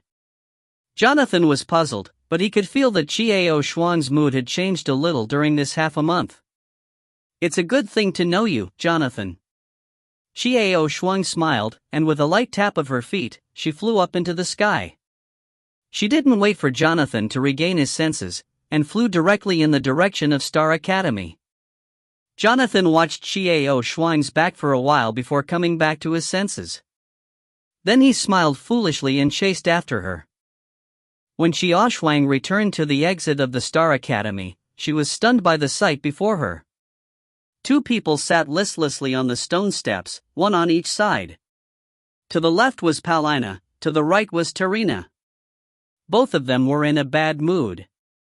They rested their hands on their chins and occasionally paused for a moment. Both of them were dozing off. What was going on? Xiao Shuang looked at the two with a puzzled expression. At this time, Jonathan landed as well. He squinted his eyes and yawned loudly. "I'm so tired. I'm so sleepy.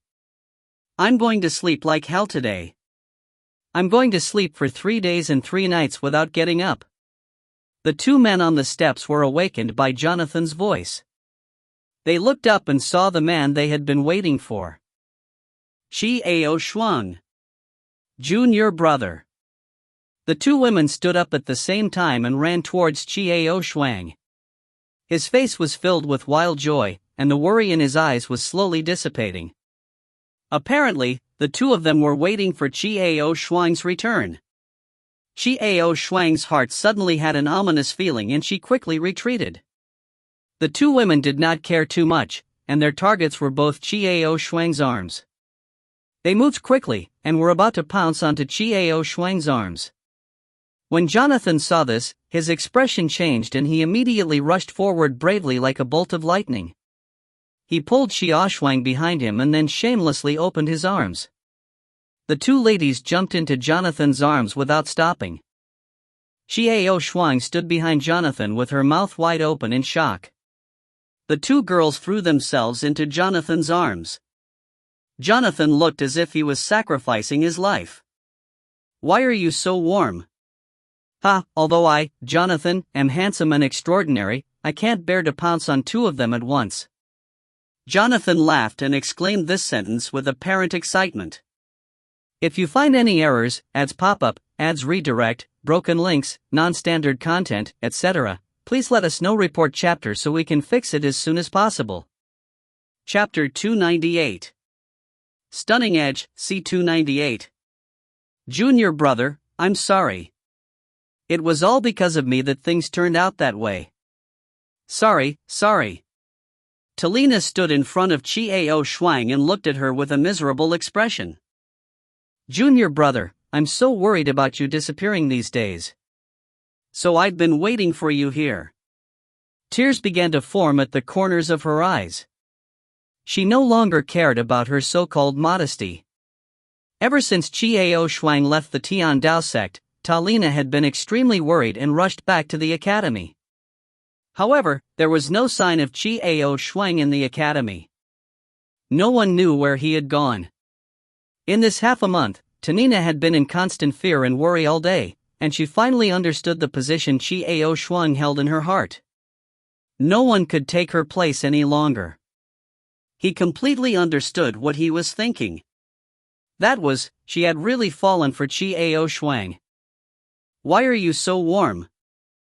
Although I, Jonathan, am handsome and extraordinary, I can't bear to pounce on two of them at once. Jonathan laughed and exclaimed this sentence with apparent excitement. The two girls quickly bounced away from Jonathan's arms as if they were springs. They glared at him and shouted angrily. Who's so warm about you? Run up here yourself. You liar. Bastard. Needless to say, the second voice was Perina's. The more she thought about it, the more it seemed to her that the way she had been coerced away by Jonathan. Recalling the expression on Chiao Shuang's face back then, it was obvious that she was trying her best to hold it in. Perina's final conclusion was that Chiao Shuang was not that kind of hobby. She just wanted to reject him that way. TSK, how can you be so heartless? I was so enthusiastic just now, but now you're saying such heartless words to me. I'm so sad. Jonathan looked at the exasperated Perina with an aggrieved expression, feeling extremely wronged. Xiao Shuang felt a chill run down her spine. It was as though what this fellow said was true. Damn it! I don't believe your bullshit. Perina stomped her feet and angrily shouted at Jonathan, get out of the way. Why should I move aside? Jonathan thought to himself. It seemed the girl in front of him knew he was lying to her. This wasn't too good. Her feelings towards Chiao Shuang were something that Chiao Shuang couldn't accept. Because Xiao Shuang is also a girl. Get out of the way. Perina was so angry that she stepped forward and tried to push Jonathan away. Of course, Jonathan was willing to defend it with his life, but he wouldn't let it go. However, she was able to defend against Perina, and could not defend against Tanasha. Taking advantage of this, she rushed past the two of them and arrived in front of Xiao Shuang. Junior brother, I'm sorry. It was all because of me that things turned out that way. Sorry.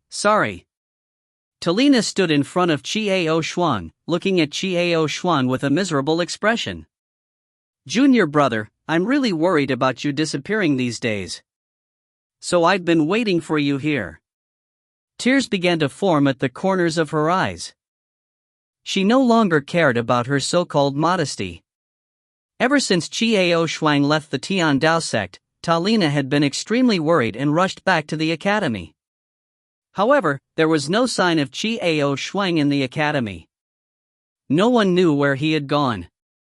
In this half a month, Talina had been in constant fear and worry all day, and she finally understood the position Chiao Shuang held in her heart. No one could take her place any longer. He completely understood what he was thinking. That was, she had really fallen for Chiao Shuang. Tarina! Stop being so pretentious. Seeing that Tarina had seized the initiative, she became anxious. Unsure of where she had gotten her strength from, she pushed Jonathan away and rushed over. Jonathan gaped at the scene in front of him, not knowing what to do.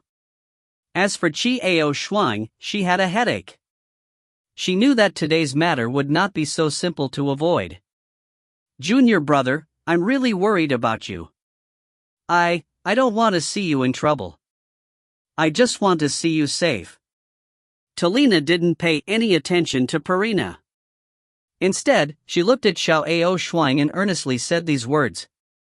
She was no longer as sad as before, standing far away and watching Qi Ao Shuang and Purina together. She had to act, or nothing would ever happen again. People must strive for once. If he didn't try once, how could he know if he would succeed? Qi Ao Shuang. Purina raised her voice, her tone angry and worried. "You! Didn't you see how many days I've been waiting for you? Don't you understand my intentions?" Qi Ao Shuang rubbed her head, suddenly feeling the darkness of the world, flying sand, stones, and extreme pain. "You should understand my intentions as well," Qi Ao Shuang said with a headache. "Are you going to refuse me again? Tell me the reason. Is it because of her? Is it because of your so-called senior sister?" Purina was both anxious and angry.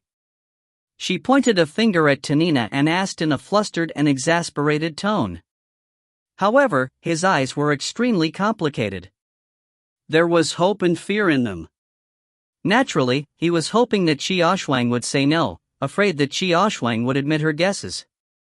At this moment, Tanina was extremely nervous. She stared at Qi Ao Shuang, waiting for her reply. Qi Ao Shuang was very conflicted.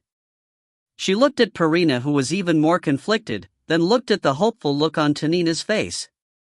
Finally, she softly replied, "No." Hearing these words, Tarina's eyes were filled with disappointment. Purina was secretly delighted. "That's great, Qi Ao Shuang doesn't like this so-called senior sister. But I won't accept you either." Qi Ao Shuang sighed softly, looking at the two women solemnly, before saying, "I will tell you all clearly now, I truly only treat you two as little sisters, and have no other intentions. I won't respond to your wishes, nor will I like you."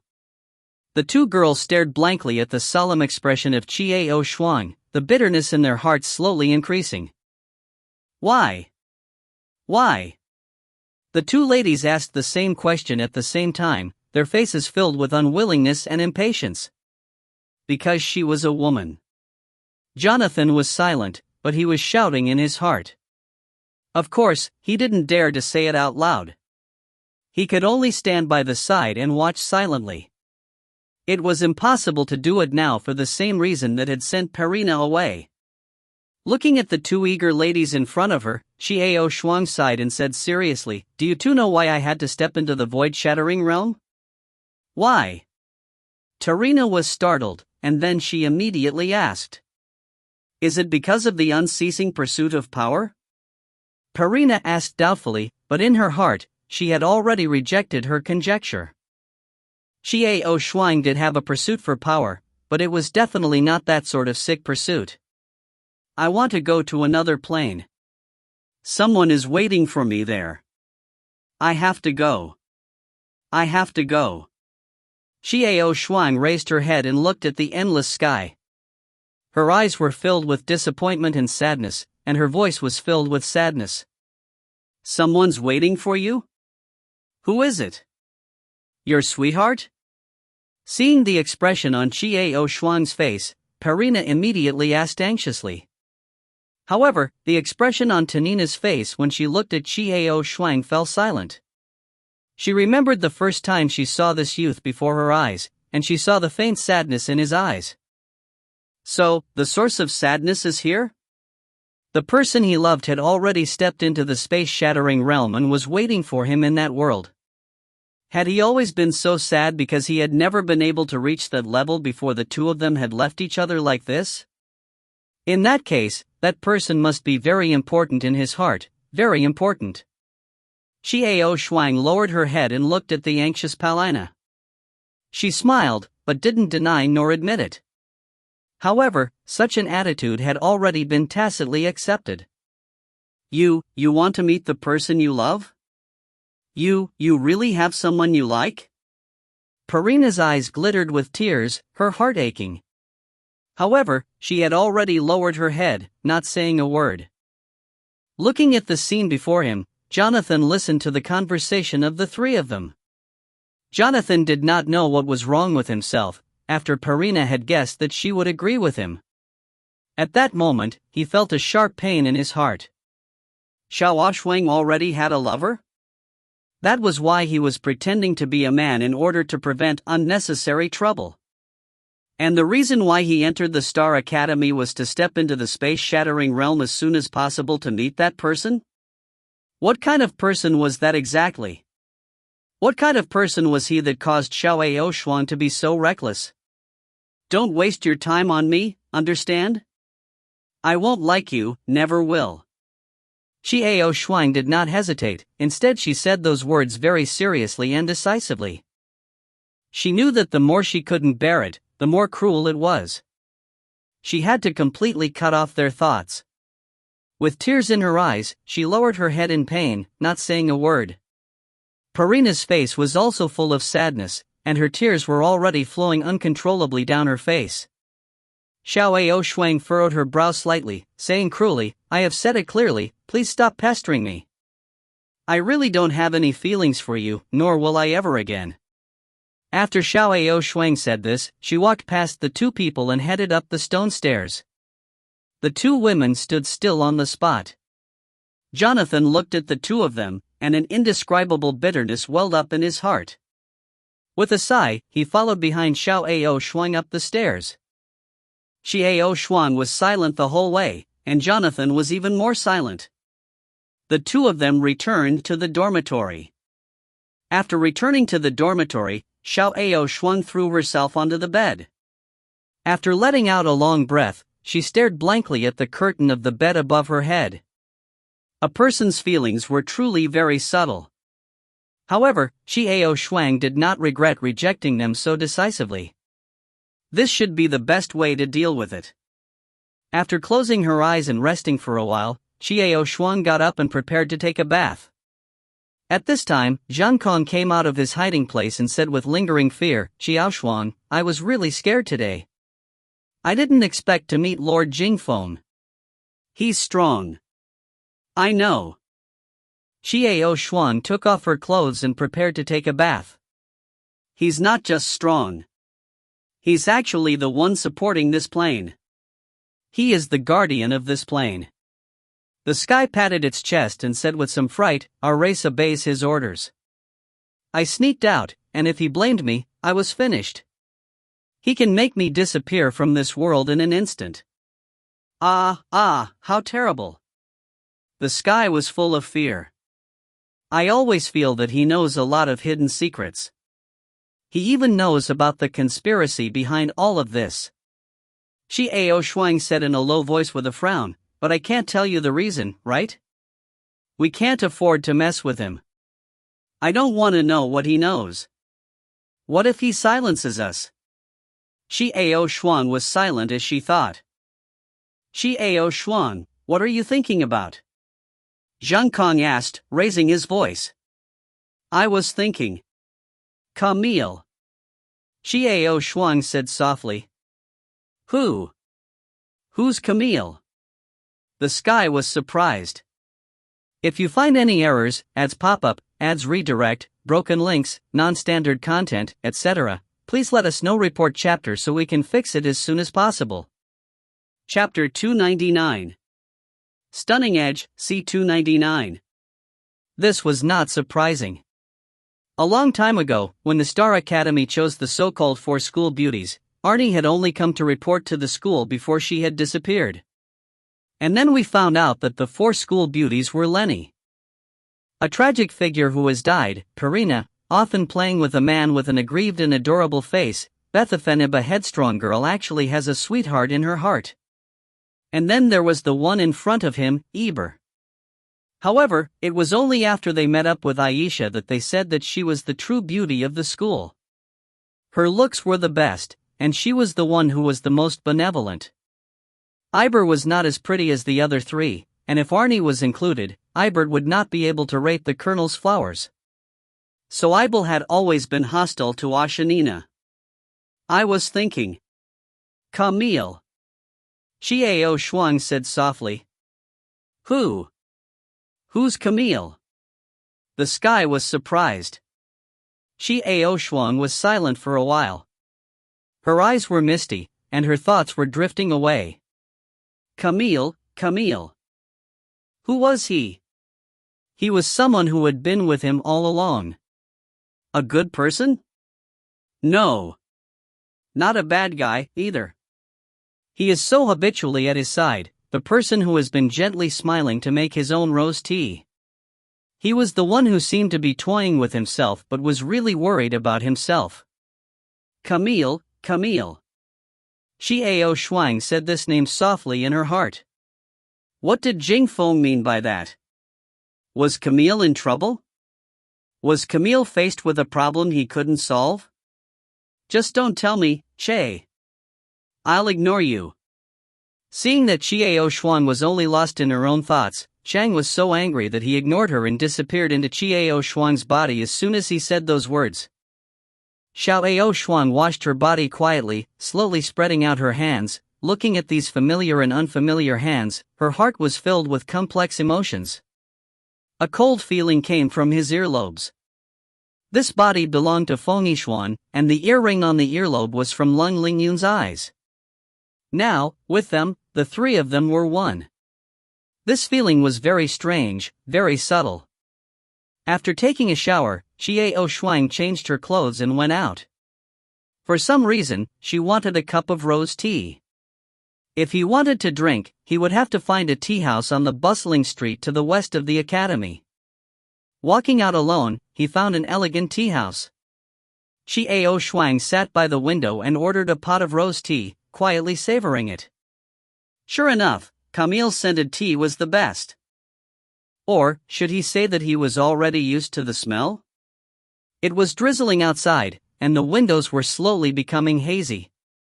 Xiao Shuang looked through the hazy window and her thoughts flew far away. On that day, the weather was dark as well. When they met the eastern wind marquee, Camille had somehow gotten a small parasol to block the splashing seawater while everyone stood on the city wall to repel the sea beasts. It would have been funny, but the movements, displayed by Camille, were so elegant and natural. Even that fellow Abao ran up to Camille to dodge the seawater. At that time, everyone was really happy together. But, happy time is always very short. When can everyone get together again? All sorts of memories surfaced in her mind. Thinking back to those happy days, a faint smile appeared on Xiao Shuang's face. I thought you didn't know how to laugh. A charming and delicate voice suddenly reached Xiao Shuang's ears. Following that, a wave of sweet fragrance assaulted her nose. Xiao Shuang's eyes flashed. Aisha Nina giggled as she sat in front of Xiao Shuang. She raised her eyebrows and looked at Xiao Shuang in a flirtatious manner. The smile on Xiao Shuang's face instantly disappeared. She looked coldly at the pretty girl in front of her, and said lightly, "Young Mrs.'s appearance is indeed out of proportion to her inner qualities." What do you mean? Ashanina's expression changed. She no longer had the smiling expression she had before. Instead, she looked at Xiao Shuang angrily and said, "Are you saying that my appearance is the opposite from my inner self? At the very least, I forget my courtesy. It's hard for me to compliment Miss on her upbringing." Xiao Shuang did not hesitate to speak. First, it was because the girl in front of him had interrupted her warm memories.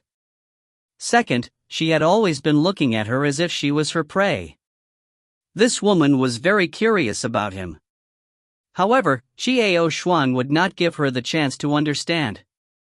You talk to a lady like that?" Aisha Nina looked at Xiao Shuang, her face slightly red. This was the first time someone had said that to her without any hesitation. Xiao Shuang did not say anything. Instead, she picked up her teacup and took a sip of tea before turning her head to look out the hazy window. On the street, everything was wet with the long drizzle. Gradually, the air became fresher and fresher. "Xiao Shuang, don't think that I don't know your secret, oomph. You are not a man, you are a woman," she said in a low voice. After saying this, Azana focused on observing the reaction of Xiao Shuang. Unfortunately, she was disappointed. Xiao Shuang remained calm and did not even turn her head to look at him. Xiao Shuang. You're so rude. You put a lady aside and put the back of your head against her.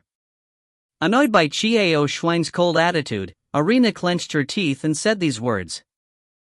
Who is the impolite person? This lady, you sat opposite me without my permission, and said a few insulting things to me.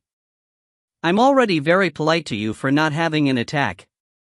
Xiao Shuang only turned her head slightly, the corner of her mouth curling into a mocking smile as she spoke. Aisha Nina was speechless. She sat there in a daze for a while, unable to say a word.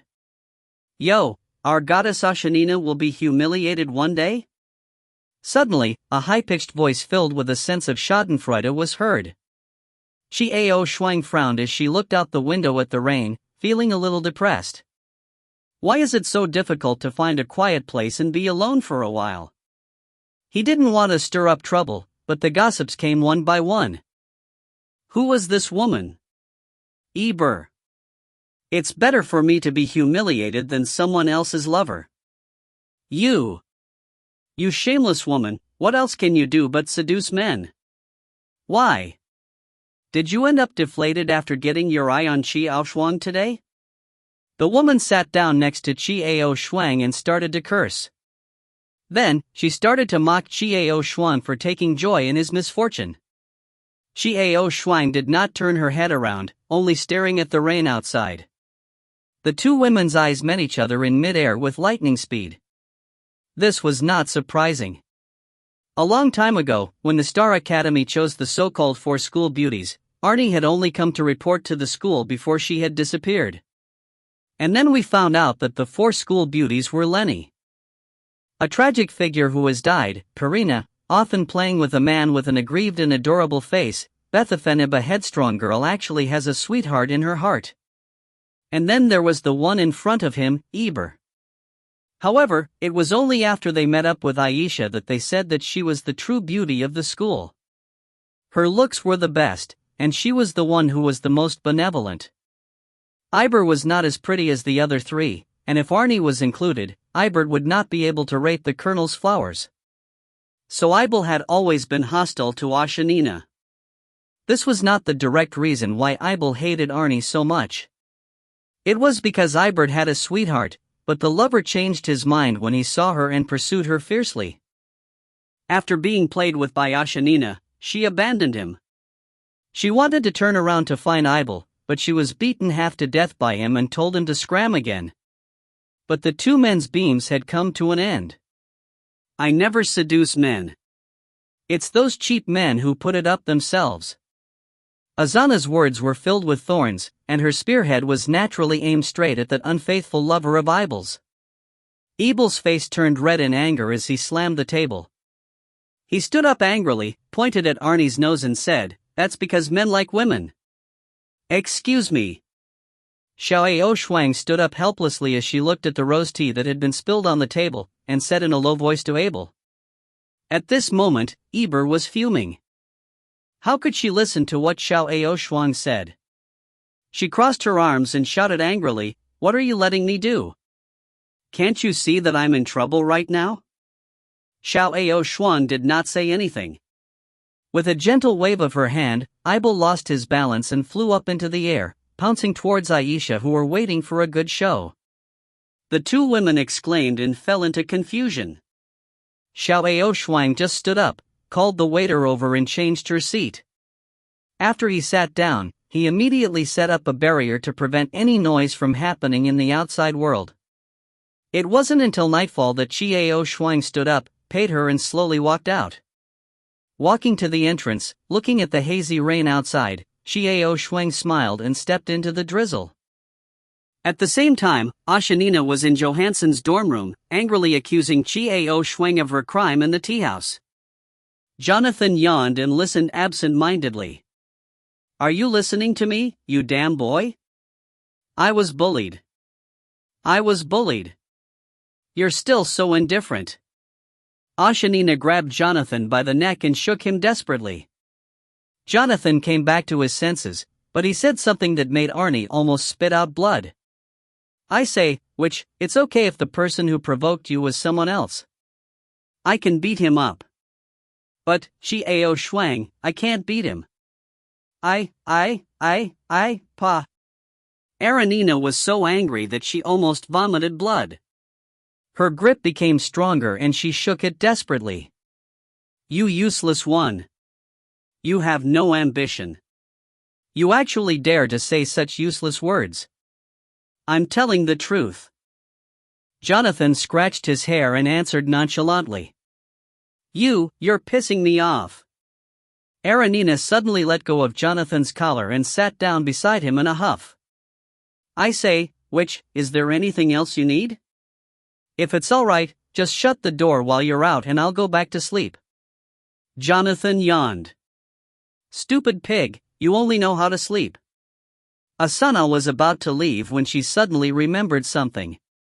She turned to Jonathan and asked, How's the work I asked you to do? What? Jonathan still looked confused.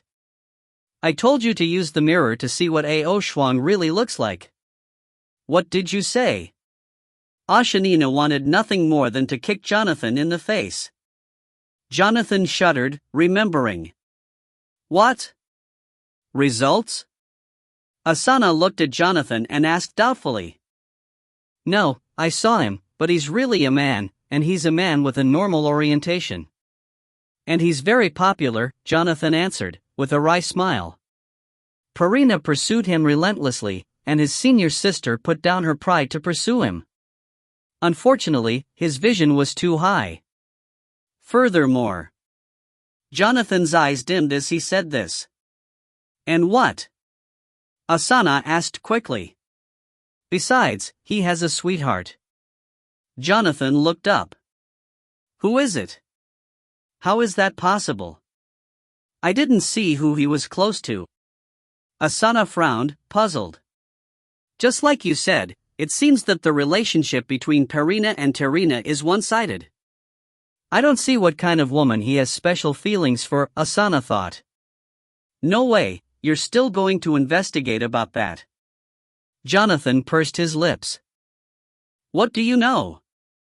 The first time I saw this man, I knew he was a man of love and loyalty. As she said this, she was taken over by Jonathan. Positive interpretation.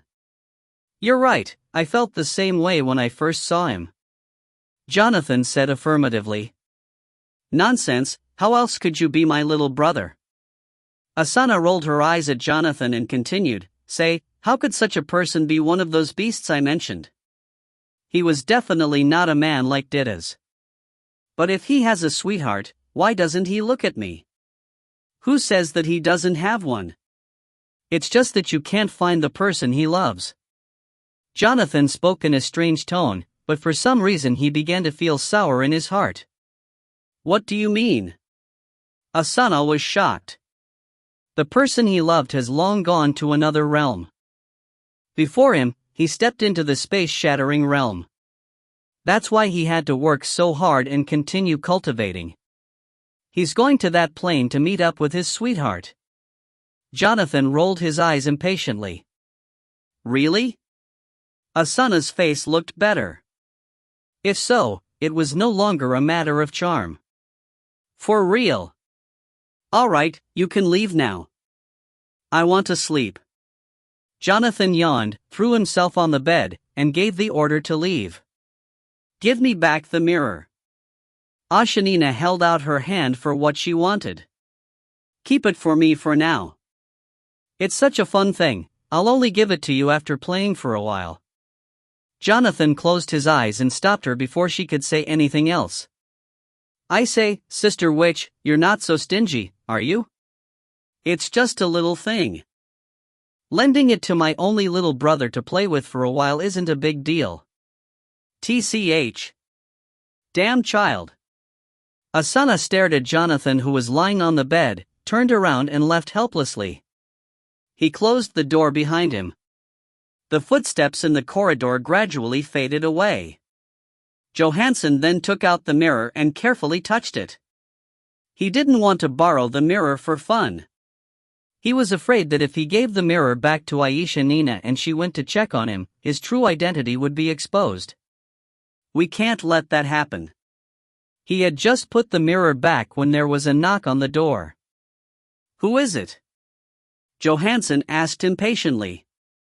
Just as he was about to say that he was sleeping, he tactfully disappeared into the distance. But then he heard the familiar voice. It's me. Let's go.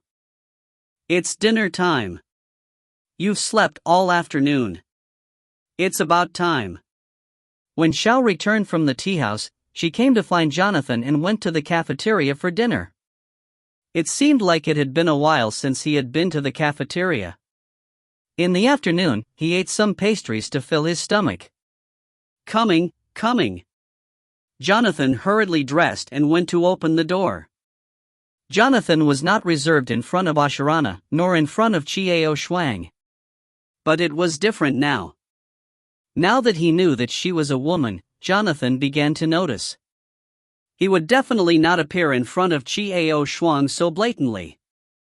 Have you rested well? After opening the door, Chiao Shuang stood in front of him and asked with some concern. All right, let's go and eat. It's been so many days since I've had dinner in the cafeteria that I've started to miss it. Jonathan grinned, hiding his panic. The days began to go by in such a methodical manner. Xiao Shuang and Jonathan frequently went into the academy's library and material storage. More often than not, the two of them would enter the stellar heavenly pagoda together, and it was unknown what they were doing there. All of this was witnessed by Dittos. He only looked at their actions with approval, not moving forward with them. However, the person who was the happiest was the headmaster. When the headmaster saw all of this, he was extremely happy as he watched the strength of Chiao Shuang and Jonathan grow stronger day by day.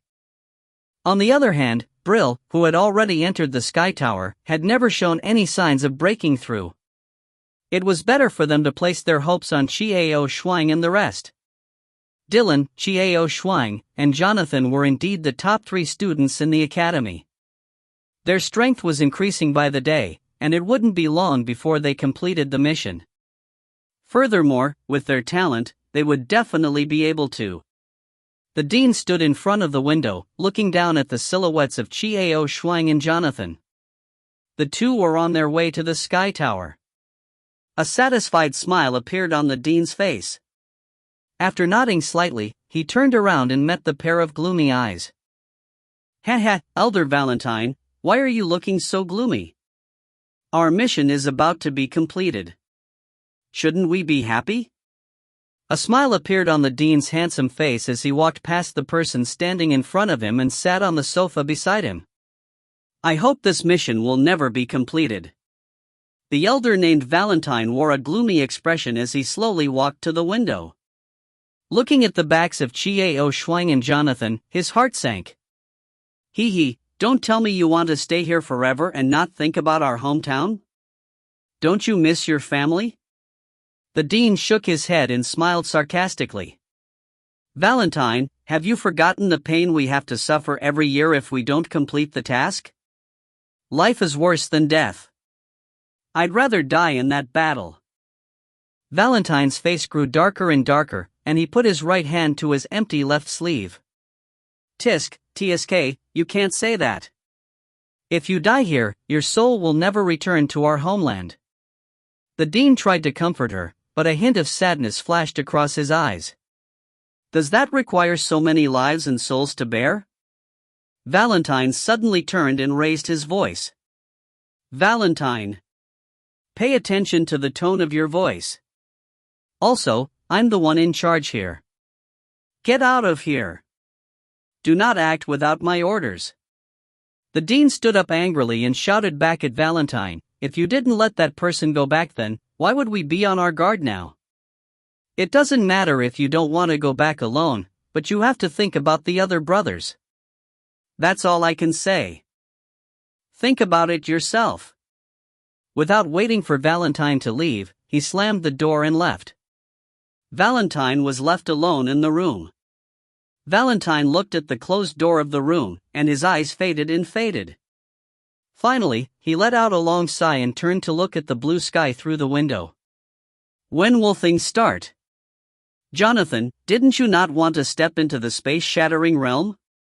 Why are you working so hard now? After Xiao Shuang and Jonathan entered the heavenly tower again, Xiao Shuang asked curiously. I've changed my mind now. Jonathan blinked and rolled his eyes. What made you change your mind? You know it's dangerous, but you still want to go? Xiao Shuang walked forward while Jonathan followed closely behind. No reason, I just want to go with you. Jonathan seemed to be perfunctory, but there was a voice in his heart telling him that because he didn't want to see anything wrong with Xiao Shuang, he had to follow her. Xiao Shuang did not pursue the matter any further. She could tell that Jonathan was being perfunctory. There wouldn't be any result if he continued asking, so he decided to just leave it at that. However, Xiao Shuang, do you feel any changes in your body right now? Aya, to be honest, how far do you think you are from breaking through?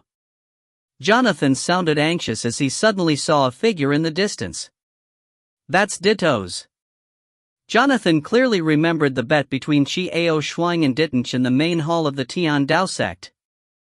If Xiao Shuang breaks through after Daitanth, then Daitanth will kill everyone related to Xiao Shuang. He was one of them. Jonathan subconsciously touched his neck and swallowed his saliva. Not far. Yes. Xiao Ayahan replied in a low voice, then he raised his head and looked at the Dittos in the distance. Xiao Shuang's gaze turned cold. Although this man was lonely and sorrowful, he was not from the same world as him. This paranoid person would never be able to become friends, and would never be able to become friends. Dittos heard the voices of the two men and stopped where he was, waiting for them to come forward. Xiao Shuang and Jonathan stopped as well. The three of them stared at each other in silence. Xiao Shuang, after a long time, Dittos finally spoke first, calling out Xiao Shuang's name in a low voice. This was the first direct exchange between the two of them since they left the Tian Dao sect. If you find any errors, ads pop up, ads redirect, broken links, non-standard content, etc., please let us know. Report chapter so we can fix it as soon as possible. Chapter 300. C300. Stunning Edge, C300. Xiao Shuang, after a long time, Dittos finally spoke first, calling out Xiao Shuang's name in a low voice. This was the first direct exchange between the two of them since they left the Tian Dao sect. Jonathan looked at Xiao Shuang nervously before looking at Dittos. Ever since the return of the Tian Dao sect, the relationship between the two had dropped to a freezing point. They had not spoken a word, but now that they had met face to face, what would happen? Xiao Shuang looked coldly at Dittonch and asked in a deep voice, "What's the matter? How do you feel now?" This was what had originally been Dittonch's main concern. He was concerned about how Xiao Shuang was feeling right now. In short, he was still far from breaking through. "I will break through before you," Xiao Shuang said without any hesitation. "Good, very good. Before me, anyone you have anything to do with doesn't have to die. But if you break through with me, they're still going to die. The existence of those people will prevent you from advancing any further." Before he could finish his words, a strong gale instantly arose in the surroundings. The fierce gale blew away everyone's clothes, and their hair was in disarray. And all of this was done with Xiao Shuang as the center. Innumerable gusts of wind gushed out from Xiao Shuang's body, filling the surroundings. Xiao Shuang's expression sank to the bottom, and her eyes became even colder. He just stared at Dittos coldly. A gust of wind instantly cut a bloody wound on Ditto's handsome face, and blood began to slowly flow out. Dittonch didn't move, nor did he move. He just stood there quietly, staring at Xiao Shuang. The atmosphere was extremely stiff, and only the sound of the wind could be heard. Jonathan's palms were moist with sweat. They couldn't fight like this. Although Xiao Shuang had improved a lot during this period of time, the other party was still a dentine. He did not want anything to happen to Xiao Aoshuang, not even a little bit of damage. Qi Aoshuang, get stronger. The wind suddenly stopped after Ditan said those words in a low voice. The surroundings quieted down, and Ditas did not say anything else. He turned around and left alone. Qi Aoshuang stood still, but her eyes became colder and colder. She understood that the battle with this man wouldn't be too far off. Qi Aoshuang, are you all right? Jonathan asked nervously. What can I do? Xiao Aoshuang replied snappily, then walked away with a sullen face. Jonathan shivered and hurried after him. After some discussion with Brill, Qi Aoshuang and Jonathan came out of the tower again. However, the mysterious man in white clothes did not appear again, causing Qi Aoshuang to be bewildered. What was that man doing? Why did it never appear again? A month flew by. Qi Aoshuang sat on the bed with her eyes closed, feeling the strange feeling that had just disappeared. It seemed that the breakthrough wasn't too far off. Tomorrow, he would go to the Sky Tower and the 9th floor. At that moment, there was a sudden knock on the door. Qi Aoshuang slowly opened her eyes, filled with doubt. Who could it be? Opening the door, he saw Parina's extremely haggard appearance. Her eyes were bloodshot and dark circles covered them. Her face was pale and a little green. However, her eyes were extremely firm. Parina? What's wrong? If you want to ask about your brother, then don't worry.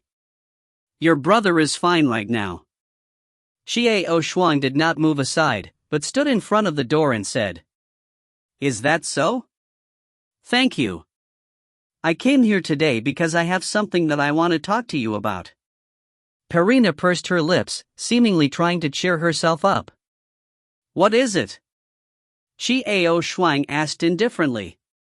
She knew that she could not give the person in front of her a shred of hope, or else, in the end, she would be filled with endless despair. Tonight, you must come to the grove by the lake, the place where we first met. Please, I have something important to tell you. Parina looked up and said seriously while biting her somewhat pale lips. What can't I say here? Xiao Aoshuang turned her head slightly, not looking at Parina, and said these words in a low voice. Not here. It's a very important matter. She turned around and quickly ran away. After running a few steps, she turned around and added, I'll be waiting for you there tonight. It's really important. You have to come. Without waiting for any reaction from Qi Aoshuang, Parina quickly ran away. Looking at Parina's back, Xiao Aoshuang thought about what happened that made Parina react in such a way. Was it really important? Could this be related to the conspiracy behind the Star Academy? Thinking of this, Xiao Aoshuang's face turned solemn. If that was the case, then he really needed to see Parina and ask her what was going on. After pondering for a moment, Xiao Aoshuang went back and closed the door. Of course, what Xiao Aoshuang didn't see was that within Dita's dorm, Ditas, who was sitting on his bed with his eyes closed and resting, suddenly opened his eyes, a faint sullen look in his eyes. That night, Qi Aoshuang and Jonathan left the cafeteria after dinner. Qi Aoshuang turned to Jonathan and said, Go back first, I still have some matters to attend to. What is it? Where are you going? Jonathan asked hastily. It's just a small matter, you can go back first. Xiao Aoshuang did not say anything more. She left Jonathan and turned around to leave. Sai Aoshuang, Jonathan called out to Qi Aoshuang, but Qi Aoshuang ignored him and continued to walk forward. Jonathan stood there for a long time, thinking, and then left. Qi Aoshuang slowly walked forward and arrived at the quiet little forest. Under the night sky, the forest seemed even quieter, with only the occasional sound of insects. At night, this place was deserted. It was a good place for peace and quiet. After sitting down, Qi Aoshuang waited for Parina to arrive. Pieces of leaves fluttered in the air. Qi Aoshuang extended her hand and grabbed a leaf, gently stroking it. Suddenly, light footsteps came from the forest. Xiao Shuang did not move. She could tell that the footsteps belonged to Perina. Sure enough, after a while, Perina appeared in front of Xiao Shuang. Xiao Shuang, you're here, I beg of you, you will still come, won't you? Perina slowly approached Xiao Shuang, a strange light flickering in her eyes. What do you want, tell me? Is this something related to the Star Academy's conspiracy? Xiao Shuang frowned slightly, but didn't reply to Perina. Instead, she coldly asked this question. You think this is the reason? A look of disappointment appeared on Perina's face. What else do you think it is? I think I made it clear that it's absolutely impossible between you and me. Xiao Shuang's expression turned colder and colder. If the reason Perina called him here was just to say these things, then he had really come at the wrong time. Xiao Shuang said in a cold voice and was about to leave. Wait. Xiao Shuang, I called you here because I really have something to do. There really is a secret behind the Star Academy. Seeing that Xiao Shuang was about to leave, she hurriedly opened her mouth and said those words. Sure enough, there was some astonishment on Xiao Shuang's face. She turned to Perina, who had an anxious look on her face, and asked, What is it? I have a companion beast who heard the argument between the principal and the elder. They don't seem to belong to this world. They came to this world to work for a certain person or force. Perina stared fixedly at Xiao Shuang and quickly told her what she found out. Xiao Shuang's eyebrows furrowed together as her face grew serious. She slowly walked back to her seat and sat down. Patting the seat beside her, she said to Perina, Sit down and let's talk. All right. A smile appeared on Perina's face. She hurriedly went over and sat down, then began to explain the dispute between the headmaster and the elders in the headmaster's office. After Xiao Shuang heard this, her expression became more and more serious. Perina's news was startling, but when she thought about it carefully, she wasn't surprised. And the person that the dean spoke of, the person that the elder had released, could it be that mysterious white-clothed man? The white-clothed man was originally their prey, but he was still let go by that elder. At that time, it was likely a world-shaking fight that shook the entire stellar tower. Did that man in white know the dean's true purpose? They did not belong in this world, but in order to return to their original hometown, did they hold a position in the Star Academy? Where was their home? Could it be in another plane? Thinking of this, Xiao Shuang's heart sank. The people or powers behind them probably wouldn't be so simple. The entire chaos world was being toyed with by that person or force. One could imagine how terrifying that person's strength was. Xiao Shuang?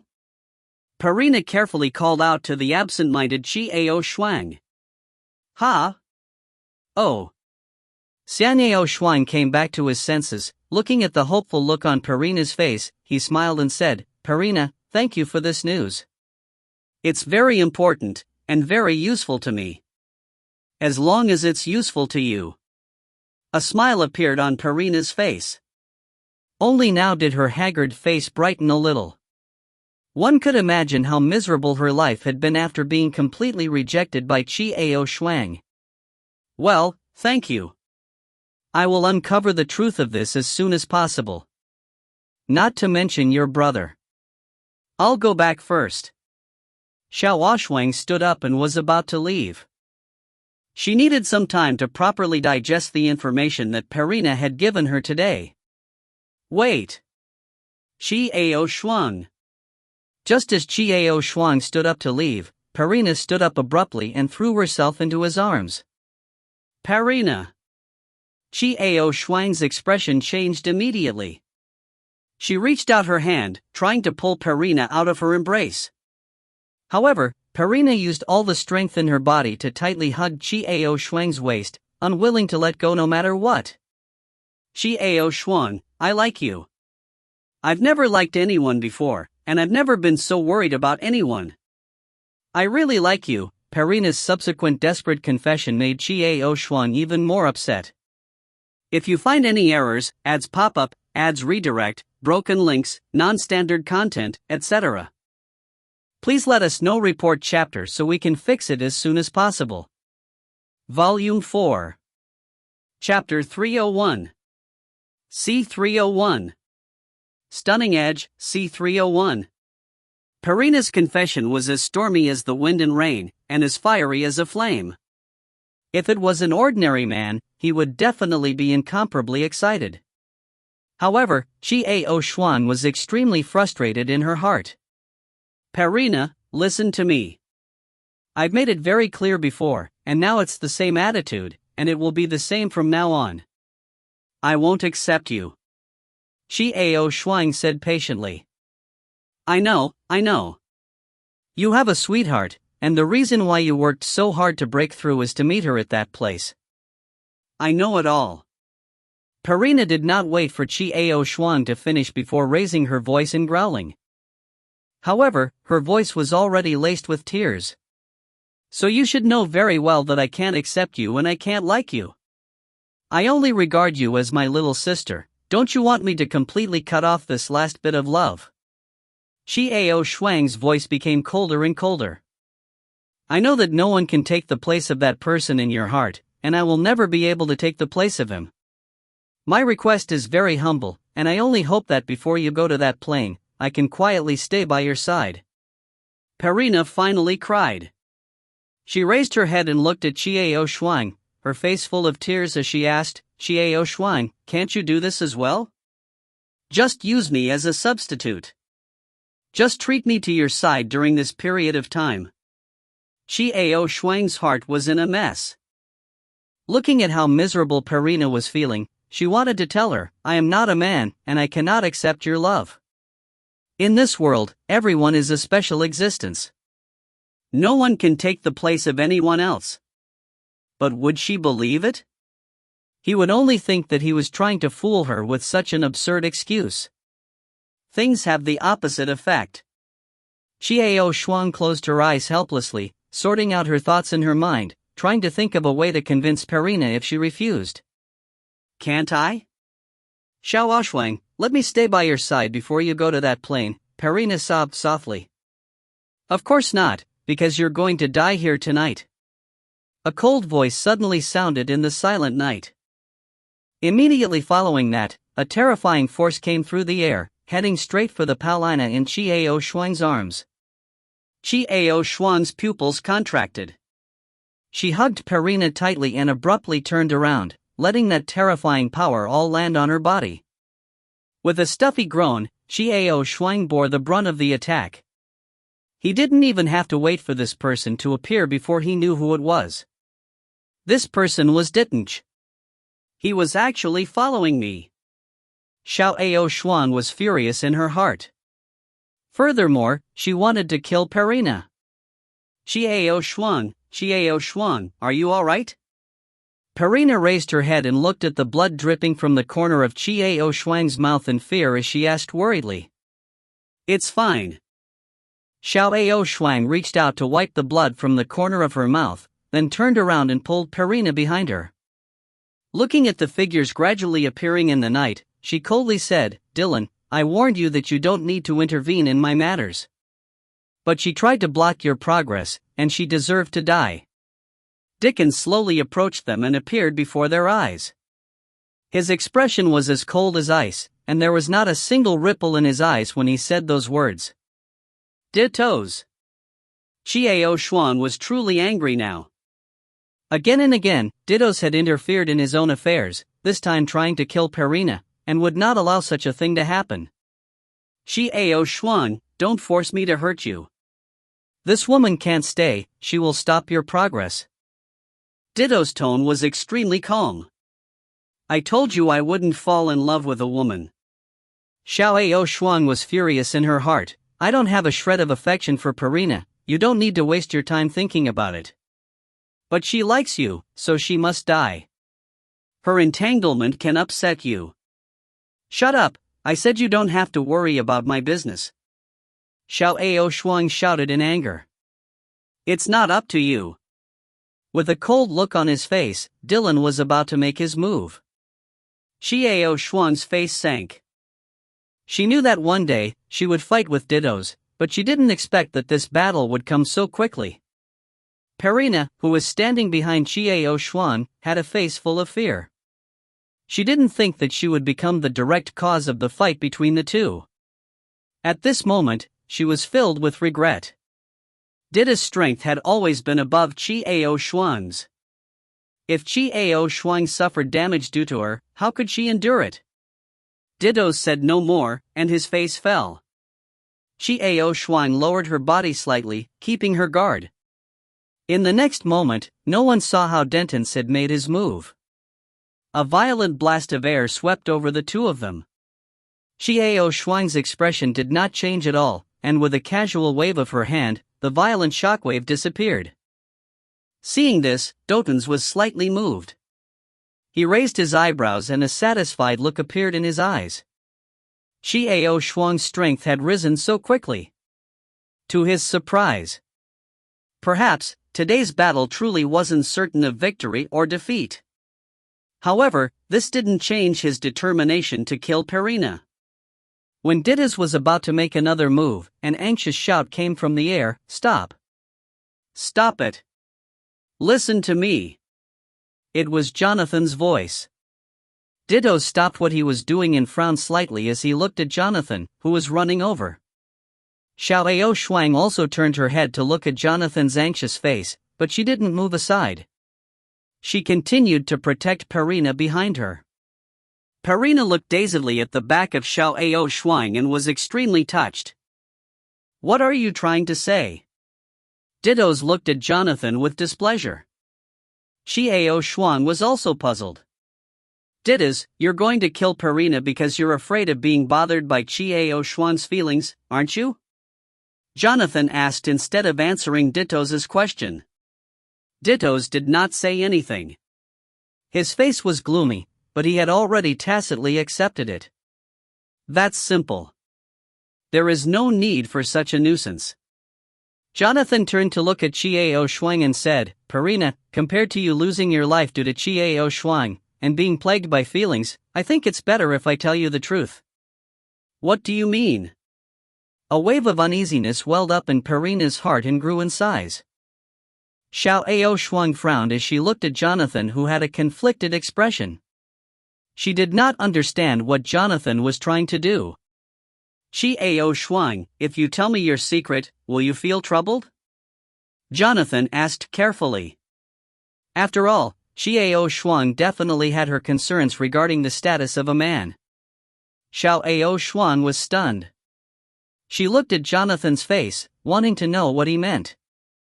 Jonathan slowly took out a mirror and said to Xiao Shuang, "This mirror can see a person's true face. Last time, I stole a glance at you in the mirror." Before she could finish her words, Xiao Shuang had already understood the meaning behind the so-called true face. He felt that Jonathan's recent attitude toward him was strange, that he had seen that he was a woman. "Yes, let Perina see for herself." "Because I said she wouldn't believe me." Xiao Shuang could not help but make such a decision. Because she knew that if she didn't solve Perina's problem, she would only sink deeper and deeper into it. In the end, he would be beyond redemption.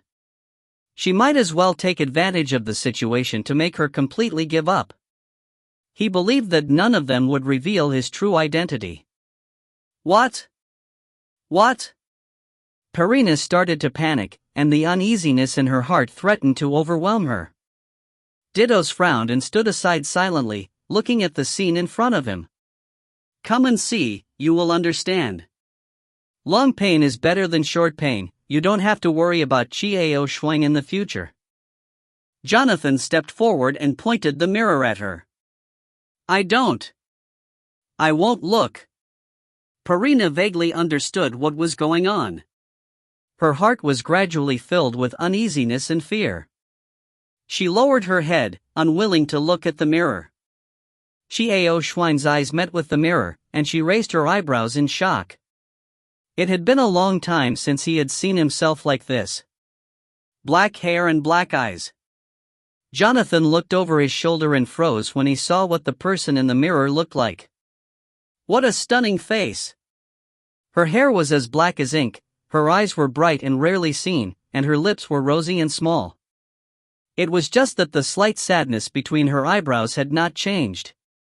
Such a stunning, perfect face stunned Jonathan for a moment. He had thought that Chiao Shuang's true face would be a beauty, and he could guess it from that stunning glimpse. However, he never thought that Chiao Shuang would be so beautiful that it would cause people's hearts to ripple. Seeing Jonathan's soul leave his body, Dittos finally moved over, glanced into the mirror, and froze. What kind of mirror is this? After a long time, Dickens finally spoke, but this time his tone was different. It's a semi-divine artifact, a replica of the true knowledge mirror. It can't be wrong. Jonathan came back to himself and answered Dittos' question. Dittos became silent. His expression was unsettled and he did not move anymore. He just turned around and left silently. Perina kept her head down, not daring to look in the mirror. She was afraid that when she saw the mirror, everything would be different. Perina, look. I'll be fine after reading it. Jonathan urged Perina impatiently. Because Perina couldn't keep pestering Chiao Shuang like this.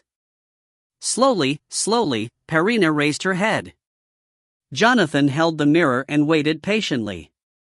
As soon as she looked up, however, she looked down again.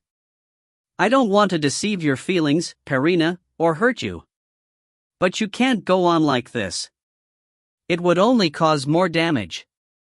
I'll tell you the truth today. I'm a woman. I look like a man now, but I'm a woman. And there would be a day when she could recover. Do you understand? Chiao Shuang tried her best to persuade him, but her tone slowed down. If you find any errors, ads pop up, ads redirect, broken links, non-standard content, etc., please let us know. Report chapter so we can fix it as soon as possible. Chapter 302. Stunning Edge, C302. Before she could finish her words, Perina covered her ears and shouted, "Shut up! Shut up! I didn't hear it, I didn't hear anything." You're not. Perina. Chiao Shuang wanted to say something. However, Perina was on the verge of collapse. She covered her ears and ran far away while crying. She didn't even look at the mirror. Because there was no longer any need for it, everyone's reactions and words had explained everything. Chiao Shuang is a woman. She was really a woman. Chiao Shuang looked at Perina's back and sighed. He had hurt her badly, but how could she believe him otherwise? If this went on any longer, it would only be a more devastating blow. He retracted his gaze and saw Jonathan still holding up the mirror, staring at the person in it. Chiao Shuang said exasperatedly, "What are you looking at?" With everyone gone, this matter can finally be concluded. Oh. Jonathan reluctantly put away the mirror. However, his heart was filled with emotions. Chiao Shuang was really a woman. And a woman so beautiful that it was impossible to describe. God, this world was crazy. When he thought of the times when he had hooked arms with her, Jonathan was tempted. Chiao Shuang walked forward with a sullen face. How could she be in a good mood after what happened tonight? Ao Shuang, wait. Jonathan hurried after her, and they walked side by side.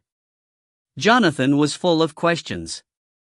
He really wanted to know what Chiao Shuang's current attitude was, because she had used some sort of treasure to change her appearance or some sort of divine artifact. However, seeing how Chiao Shuang kept a straight face, he knew that this was not a good time to ask questions. Although Chiao Shuang was a little worried about Perina, she knew that Perina would eventually figure it out. It was just that the process would be a little longer and more painful. What she was thinking now was the news that Perina had brought. There really was a huge net behind the Star Academy. And what was the purpose of the man in the net? Just as Chiao Shuang was pondering, a breeze suddenly blew by, and an abnormal aura could be felt. Xiao Shuang abruptly raised her head, and saw the mysterious man in white clothes silently standing in front of her. "It's you! You finally appeared." Xiao Shuang looked at the man in front of her, and a sense of calmness arose in her heart. "Yes. Because it's time." The white-clothed man said softly, "It's time for you to understand your current strength." "Hey, what do you understand?" Jonathan frowned, puzzled. Why is this fellow acting so smug? He seems to be on good terms with Xiao Shuang. "You seem to know something about it tonight." The mysterious man in white smiled faintly. "Sit down, I'll tell you everything I know." After speaking, the white-clothed man sat down on a nearby stone bench and patted the seat beside him. Xiao Shuang did not hesitate as she walked over and sat beside the man in white. Jonathan pursed his lips and sat on the stool beside him. "Who are you?" Xiao Shuang looked at the man in white clothes in front of her. She did not know why, but she felt that this man had a faint familiar scent, but she could not tell what it was exactly. The white-clothed man's face darkened slightly when he said this. He sighed softly. "Actually, I don't know who I am either." "What do you mean? What nonsense! How could he not know who he was? It's not like you've lost your memory." Jonathan retorted disdainfully.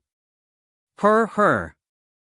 The white-robed man laughed calmly, then said softly, "You are right, I do not have any memories from before." "I really don't remember who I am." "What?" Jonathan was dumbfounded. He did not expect that he would be able to hit the nail on the head with just a few words. The white-clothed man's words rendered him speechless. "Don't you remember who you are? Where are you from?" Xiao Shuang asked curiously. "That's right. When I came back to my senses, I was already in this world. However, I feel that there is something calling me from the other plane. That's why I went to the Star Academy." I wanted to go to that plane after stepping into the void-shattering realm through the 9th level of the Sky Tower. But, however, you discovered the Star Academy's hidden identity, which is why you fought against the Star Academy's people. In the end, he almost overturned the heavenly pagoda, right? Xiao Shuang told him what she had expected. "That's right. What I discovered is that to step into the space-shattering realm, it doesn't have to be the 9th floor of the tower. It was the same on the outside. However, the Star Academy had gathered all the experts from this world and allowed them to pass through the 9th level of the heavenly pagoda. After entering the 9th level and making a breakthrough, he wouldn't be going to that plane, but would lose his life. His life will be devoured by the hidden power behind the Star Academy." The man in white slowly said. "That's why you stopped me from going to the 9th floor." Xiao Shuang followed. "Why didn't you stop me?" Jonathan muttered. "That's because you always give me a very familiar feeling. I seem to know you. But I can't remember where I saw you. This feeling is very familiar, very nostalgic." The man in white looked at Xiao Shuang with misty eyes. "Pei, you know that Xiao Shuang's real body is a beauty, that's why you're saying these words." Jonathan interrupted the man in white with disdain. He was sure that the man in white had seen everything that had happened in the forest and that he knew that Xiao Shuang was actually a breathtakingly beautiful woman. Her. The white-clothed man smiled faintly and didn't comment. However, Xiao Shuang understood that this was not what Jonathan was talking about. This was because not only did the white-clothed man feel this way, she herself felt the same. She felt that the person in front of her was very familiar, but she had never seen him before. It was a strange and subtle feeling. Back then, when I fought with the people from the Star Academy, I found out that these people were truly working for the power backing them, collecting these experts. And this was the goal of opening a Star Academy. However, there had always been too few people with good talent. This time, you showed up, along with Dittos and Jonathan. The dean and the others were looking forward to it. Seems like the people they're looking for will be enough. the white-clothed man said in a deep voice. They seem to have descended from the previous plane. Didn't he say that he wouldn't be able to come down after he went up? But these people came down. Xiao Shuang thought for a while. It should be something that the people behind them can do. And it lowered their power, which is why they came to this plane. The white-robed man analyzed. Now, what's the most important thing? Jonathan interrupted their conversation. He had a nagging feeling that the atmosphere between Xiao Shuang and this white-clothed man was so harmonious that it made him unhappy. The most important thing is to destroy the Star Academy's plan and unravel the Heavenly Pagoda's true appearance. I've been to the 9th floor many times and discovered quite a few formations. But the biggest one needs someone to work with me. As the man in white spoke to hear, his gaze shifted to Xiao Shuang. Xiao Shuang understood that what the man needed was her cooperation with him. Immediately, Xiao Shuang nodded her head and agreed. Get rid of this. Only by getting rid of the interference from the school can we successfully enter the upper plane. The white-clothed man said. Yes, I have to go to that plane as well. Xiao Shuang nodded and said solemnly and resolutely. Is it because someone is waiting for you? The man in white asked with a smile. Xiao Shuang smiled and nodded gently, yes. The man in white smiled and did not say anything else, but his heart felt empty. Okay, tell me when to start? Jonathan interrupted again. He was extremely displeased with this mysterious man in white clothes. Was there a need to get along so well with Xiao Shuang? Really? Don't worry, this matter must be done in secret. The white-clothed man smiled faintly at Xiao Shuang, saying, also, bring along your personal bodyguard, his strength is also not to be underestimated. He can enter that plane with us. What? How strong is he? Jonathan was incredulous. He's hiding his strength. The man in white stood up and looked at the night sky as he said, let's meet a week later at the entrance to the 9th floor of the Sky Tower. Okay. See you then. Xiao Shuang also stood up and agreed. Johansson remained silent with a dark face. He felt awkward as if the two of them were lovers. The wind blew past, and the white-robed man disappeared. Xiao Shuang let out a long sigh, then turned around and walked back to her dorm. Ao Shuang, you, Jonathan racked his brains to find a topic to talk about. Xiao Shuang turned around and looked at him with an inquiring gaze. He held back for a long time before saying, are you hungry? Let's go have some supper. After saying this, he almost bit his tongue. What kind of words were those? Initially, he wanted to talk more with Xiao Shuang, but he ended up saying such pointless words. I'm a little hungry, let's go. Unexpectedly, Xiao Shuang replied in such a manner. Jonathan was overjoyed. All right, let's go have some barbecue and some wine. I'll treat you. The two of them walked along the street to the west of the school. At this time, Didos was alone in his dorm, feeling conflicted. Xiao Shuang is a woman? Xiao Shuang was actually a woman. The only person in the world who knew him and knew his heart was a woman. Dickens's thoughts went back to the first time he met Xiao Shuang. At that time, before they could finish speaking, Xiao Shuang had already pushed open the door with a calm face and appeared in front of them coldly. And when she participated in the Heavenly Tower's smelting trial, she was the first person in all these years to comprehend the meaning behind her words. Furthermore, no matter what she did, she seemed to be able to guess that no matter how much the people around her were shocked, she would still act as if it was only natural. What should he do? The person he thought he was going with was actually a woman. If you find any errors, ads pop up, ads redirect, broken links, non-standard content, etc., please let us know. Report chapter so we can fix it as soon as possible. Chapter 303. Stunning Edge, C303.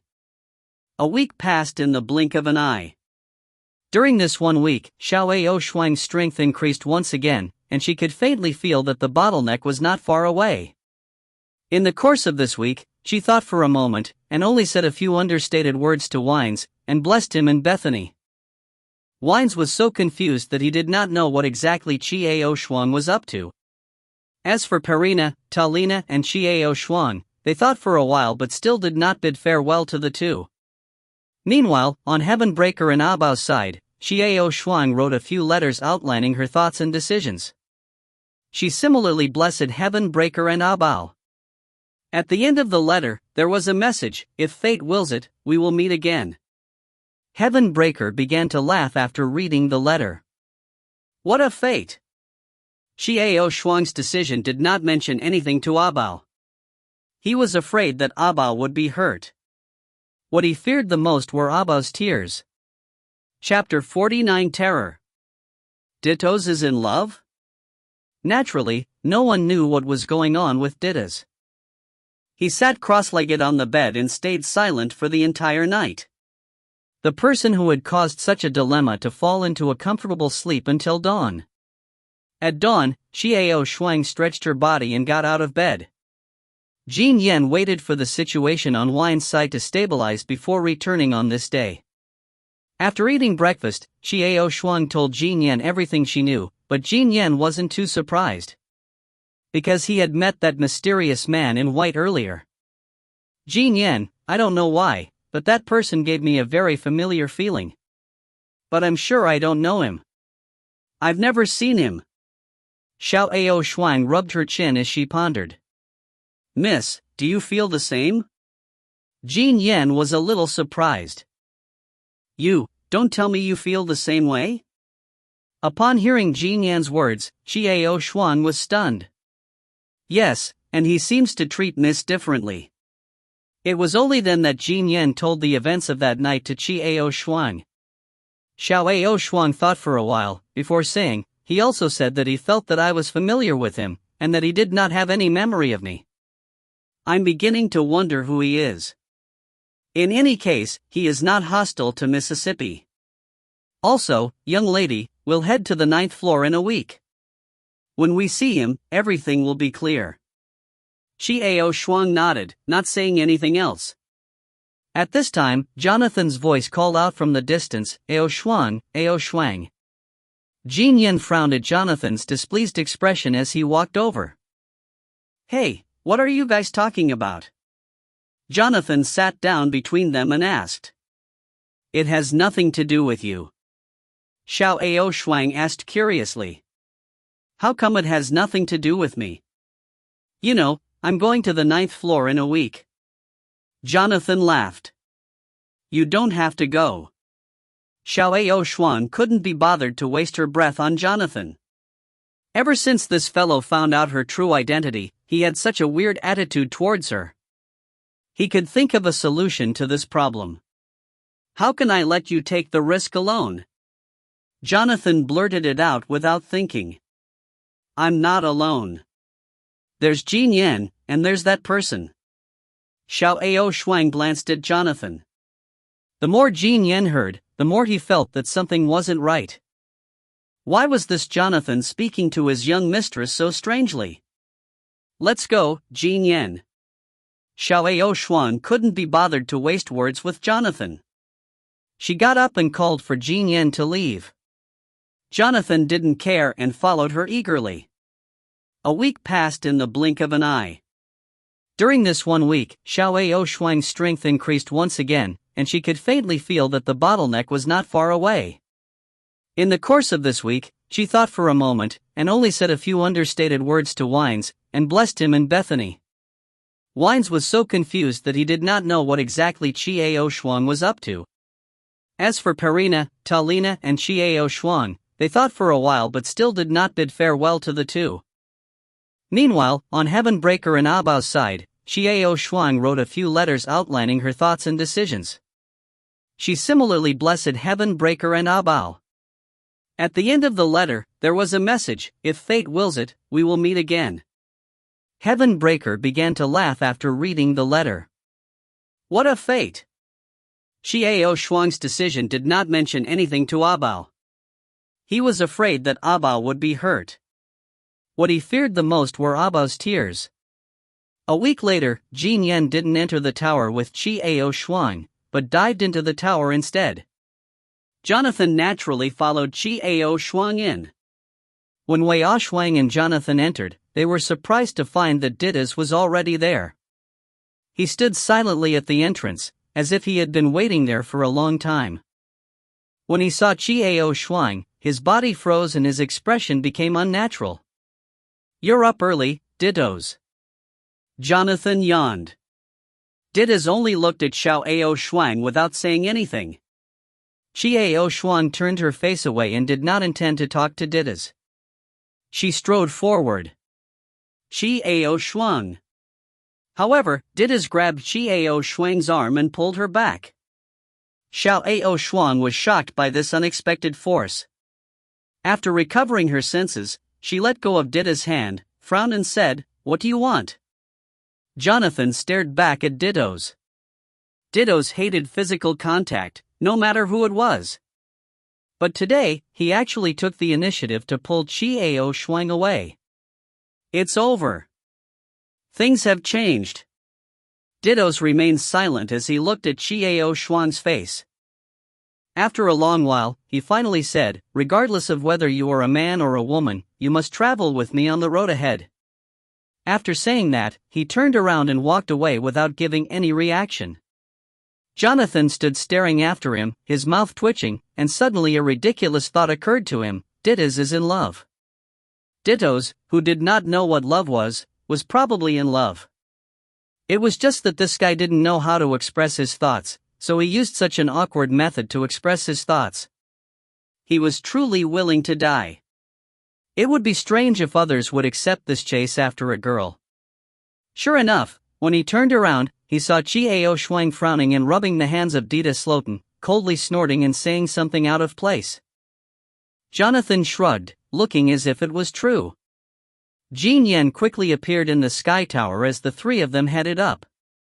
This heavenly pagoda wasn't big or small, but it wasn't small either. Going up to the 9th floor took them 4 days. By the time he reached the entrance to the 9th floor, Brill was already there, waiting as he had been promised. He had also reached a bottleneck. Didos quietly sat by the side. Chiao Shuang looked around but didn't see the man in white robes appear. Seeing that Chiao Shuang had arrived, Tan's eyes lit up. Just as he was about to stand up, Chiao Shuang sat down and said, "He's not here yet. Let's wait a little longer." Dido's face slightly darkened. He did not say anything and continued to sit and wait. Not long after, a breeze blew past and the white-clothed man appeared before everyone without a sound. Upon seeing this, Xiao Shuang revealed a smile as she went up to welcome him. "You're here." "All right." The white-robed man smiled and nodded. "I don't know your name yet." Xiao Shuang suddenly thought of this question. "I don't know my name." The man in white answered helplessly. "Then I'll call you White Clothes. You always dress like that anyway." Xiao Shuang replied with a smile. For some reason, Xiao Shuang's heart felt at peace with this man in white. "Okay. White Clothes, White Clothes." After the man in white agreed, he repeated the words. Jonathan looked at them, pursed his lips, rolled his eyes, and turned away. And Didos was frowning slightly, not knowing what was going on with the discomfort in his heart. This was a feeling that he had never felt before. It was as if someone had snatched away some precious treasure of his. Empty. Then let's go in. It's not too late to push someone who doesn't want to go in. The man in white turned around and said to the crowd behind him. When no one spoke, Jonathan rolled his eyes. Seeing that no one was speaking, Bai Yi turned to nod at Xiao Shuang before heading into the light barrier, with Chiao Shuang following closely behind. The others filed in and got in. An intense white light blinded her, and when she opened her eyes, she felt a strange sensation beneath her feet. He lowered his head and saw that there was no support beneath his feet. Below him was the bottomless abyss. Just as Chiao Shuang's body fell down, both her arms were grabbed by someone. Don't focus solely on what you see in your eyes. This place we are in is a place of chaos, and our will can be controlled a little. We think what is here is what, and consciousness is figurative. The white-robed man's voice rang out. After falling a distance, Embers and Brill immediately understood what was going on. They adjusted their body and gradually floated up. Xiao Xuan looked at her arm. On one side was Dita Sla, and on the other was her white clothes. Jonathan scratched his head behind him. There was no place for him to pull. It was such a tragedy that he was too slow. His chance to show off had all been stolen. I know. Xiao Xuan immediately adjusted her body and floated in midair. Both Dittos and the man in white withdrew their hands. Everyone floated on the same line and looked ahead. Looking at the scene in front of her, Xiao Xuan was stunned. How could the 9th floor be as simple as a space? This place looked like the universe. The horizon was boundless and countless nebulae covered it. There were even some meteors floating in the air, moving at a speed that was difficult for the naked eye to detect. In fact, and a black hole. As long as I can pass through this region, I'll be able to reach another plane. But to pass through here, one must break through the space-shattering realm. The white-robed man's long hair fluttered gently in the wind. He looked forward and said softly, "At the end, there is a dazzling ring of light. That is the exit. Be careful of the stones and the black swirl." At this moment, Dittos also opened his mouth in a low voice. Xiao Xuan gazed into the distance and saw that the stone and the black whirlpool that Dutton spoke of were meteorites and black holes. Not bad, some of the stones seem to be very slow, but when you get closer, you find that they are very fast. Or some stone has a terrible suction, will suck the person over, will never get rid of. And those black vortexes could devour people as well. The devoured people have yet to see any coming out. The man in white explained in detail. Jonathan blinked as he stared at the scene in front of him. Looking at the white-robed Dittos protecting both sides of Xiao Xuan, he felt extremely displeased.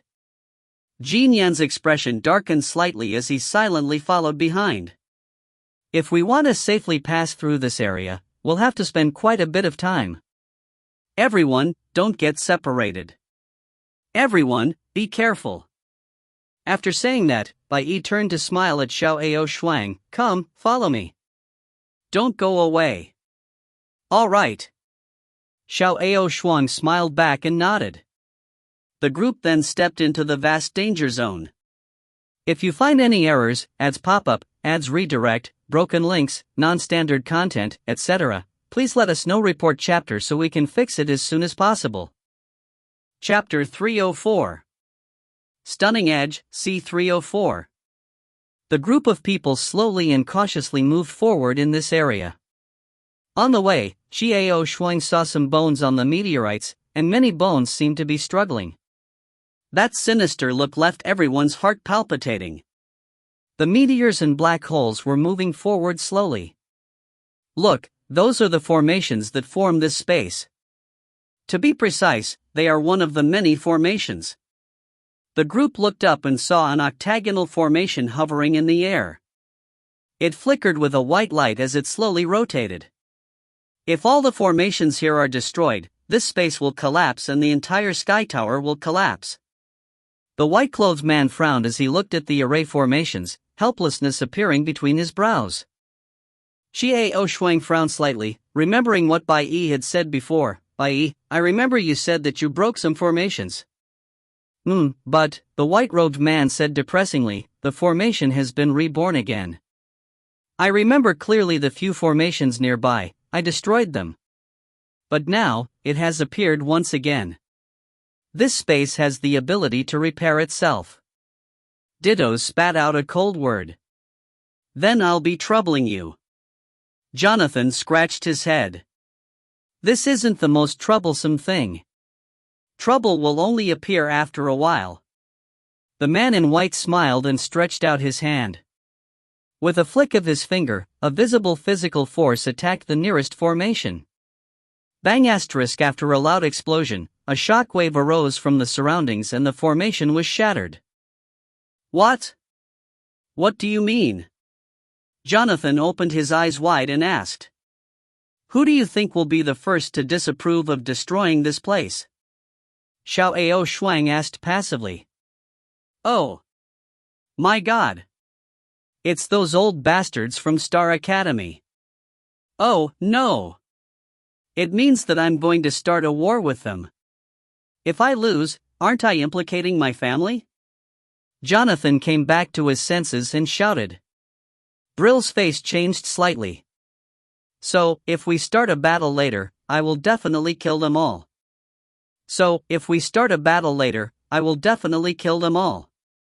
Cried Jonathan, making up his mind. The man in white smiled and no longer spoke. Instead, he led the group forward. Xiao Shuang could gradually feel the change in the surrounding atmosphere. It seemed that the further ahead she flew, the more difficult it would be. All around them, invisible forces were suppressing them, pressuring them. It was as if his entire body was being squeezed by this force, and in the end, he was unable to breathe. Rest will do. The man in white noticed the embarrassment on the crowd and stopped. The faces of Didas and Xiao Shuang were slightly better, but the faces of the others were a little pale. Only Jin Yan's expression didn't change. Let's go there for a rest. It's safe over there, and you can feel the area here. Where is the best place for cultivation? Bai Yi flew to the right, and not far from him was a huge red meteorite. The meteorite was half the size of a football field. Didn't you say that meteorites are dangerous? Jonathan asked with a smile. The first time he came to this place, he was already dropping down. He had never come into contact with meteorites before. Some meteorites are dangerous, some are not. On the contrary, it's a place with dense elemental particles. The white robe explained, the back of this huge rock looks smooth, but you'll know when you see it. And the most important thing is that it's an unmoving rock. Everyone followed by Yixuan and flew over. They saw that the front of the rock was indeed a different world. It was like a beehive, with many small nests.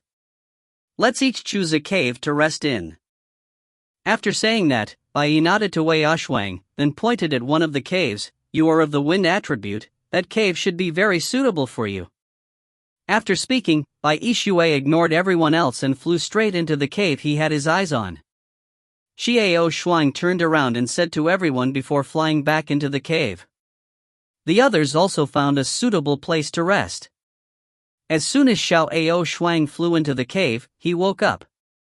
He jumped out of Xiao Shuang's body and shouted, "Oh my God, where is this place? Why is it so comfortable? Our holy land doesn't have such a rich fragrance." Xiao Shuang closed her eyes and a faint smile appeared on her face as she felt the surrounding strong wind elements. As expected, this was not only a good place to rest, but also a good place for cultivation. Was this the 9th floor? Benefits are at the same time as risks, and they are enormous. This was indeed the best place to break through. But what about after breaking through? What would be facing them? Xiao Shuang sat down slowly and grabbed the still sniffing the air. All right, come over here. Zhang Kong, show us your true strength. How did you know? As if she knew she had never used her true strength, Zhang Kong was shocked.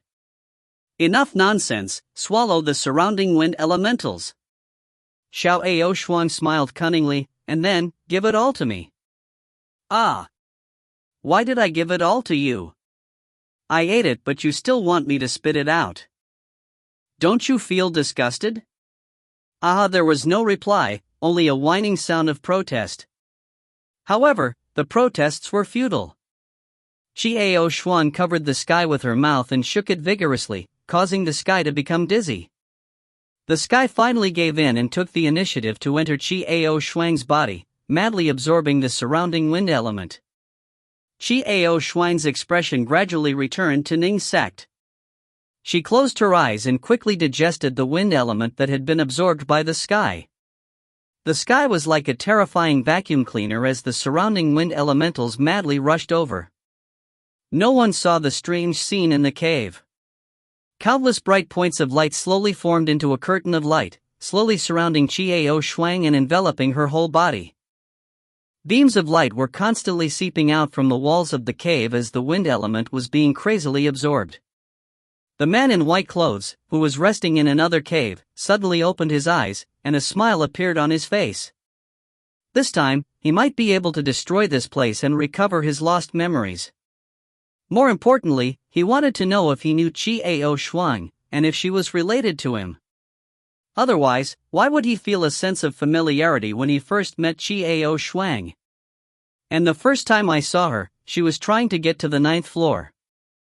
He did not even think about it, and he immediately stopped Xiao Ozhuang from engaging in such a dangerous act. Because she wasn't strong enough at the time. However, it should be enough by now, and it would be far more than that. That way, the old guys would soon notice. Things will get more interesting. However, deep in his heart, he did not wish for Qiao Shuang to suffer any damage. What a wonderful feeling. Qiao Shuang, who are you? The man in white slowly closed his eyes, sighing softly in his heart.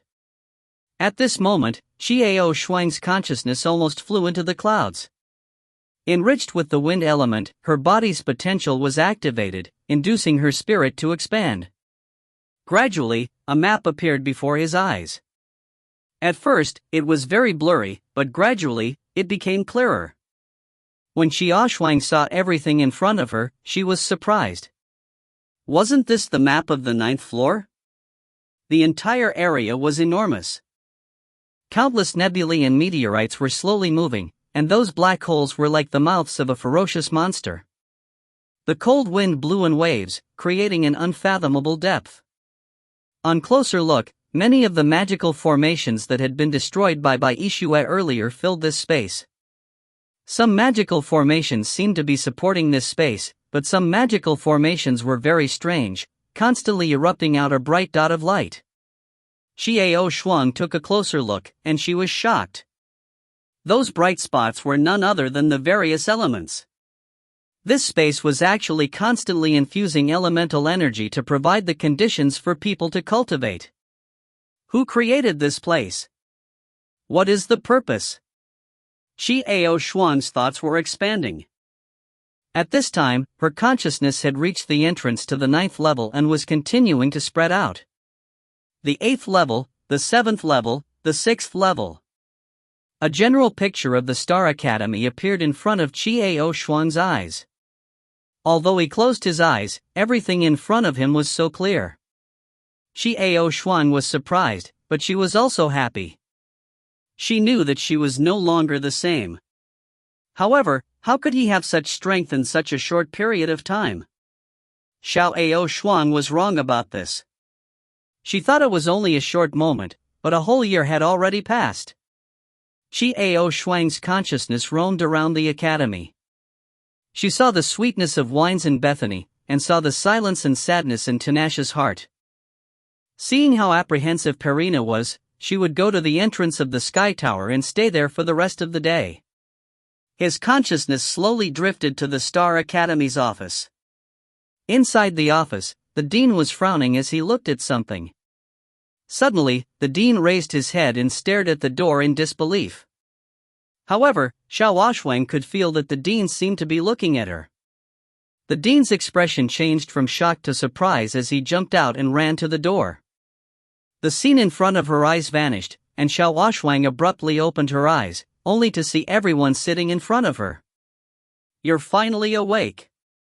Jonathan let out a long breath, relieved. "What's wrong? Why did you guys come to me instead of cultivating?" Xiao Shuang was puzzled. "Come on, do you know how long?" Jonathan looked speechless. Qiao Shuang shifted her gaze to Jin Yan, who said in a deep voice, "Young master, you have been sitting here quietly for a year." "What?" Qiao Shuang exclaimed. "It took so long. Didn't you notice the difference?" The man in white smiled. "Didn't you notice that you've changed?" Xiao Shuang was stunned. She raised her head and looked around, only to discover that she seemed to be able to see through everything, even to the point where she could see the light coming from the exit. The scene from the exit. This was another world. Before, he had felt that it was far from his reach, but now, he felt that it was within his reach. He broke through? Xiao Shuan was surprised, her heart was filled with ecstasy. The people who should come are finally here. The man in white turned his head and spoke to the outside of the cave with a disdainful smile.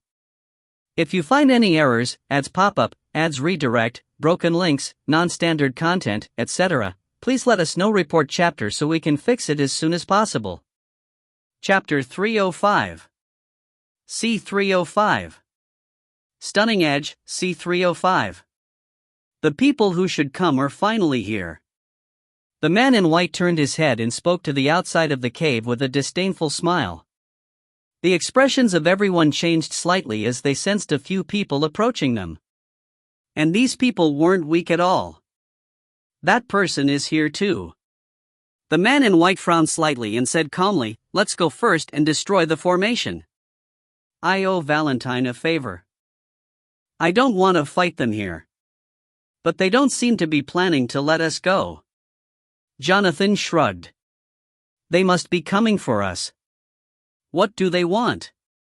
"Activate a magical formation, capture us, and then report to the person behind them." The man in white answered simply, "Let's go, we'll destroy those magical formations before them." Now that we have so many people, destroying that magical formation should be an easy task. The person behind them, Xiao Shuang, slowly stood up, murmuring to herself. For some reason, she suddenly thought of what Jing Feng had said. The wind seemed to know who was behind these people.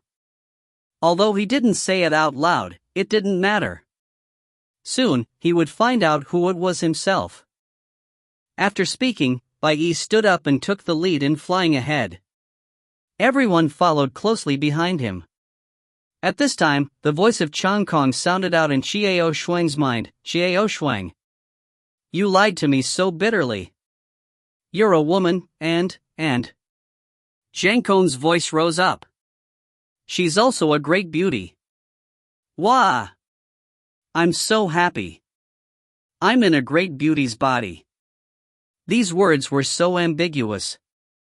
Xiao Shuang was puzzled, and she started to secretly chat with Chang Kong. "You're the one who allowed me to break through and not let me advance.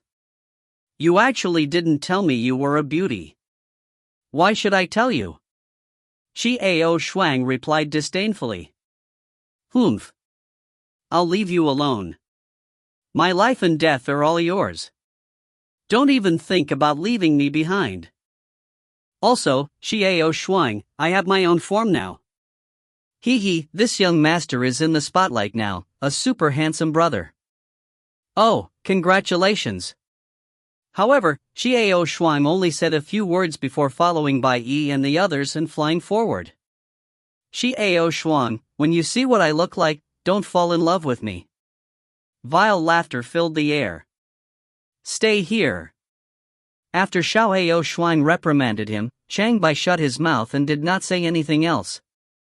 Under the guidance of Bai Yi, the group of people flew straight into the middle. As for Xiao Shuang, she could also feel a few people approaching from the other direction. The two sides finally met face to face. The dean paused when he saw the elders standing behind him. He smiled at Xiao Shuang and said, "Congratulations, you have finally stepped into the space-shattering realm.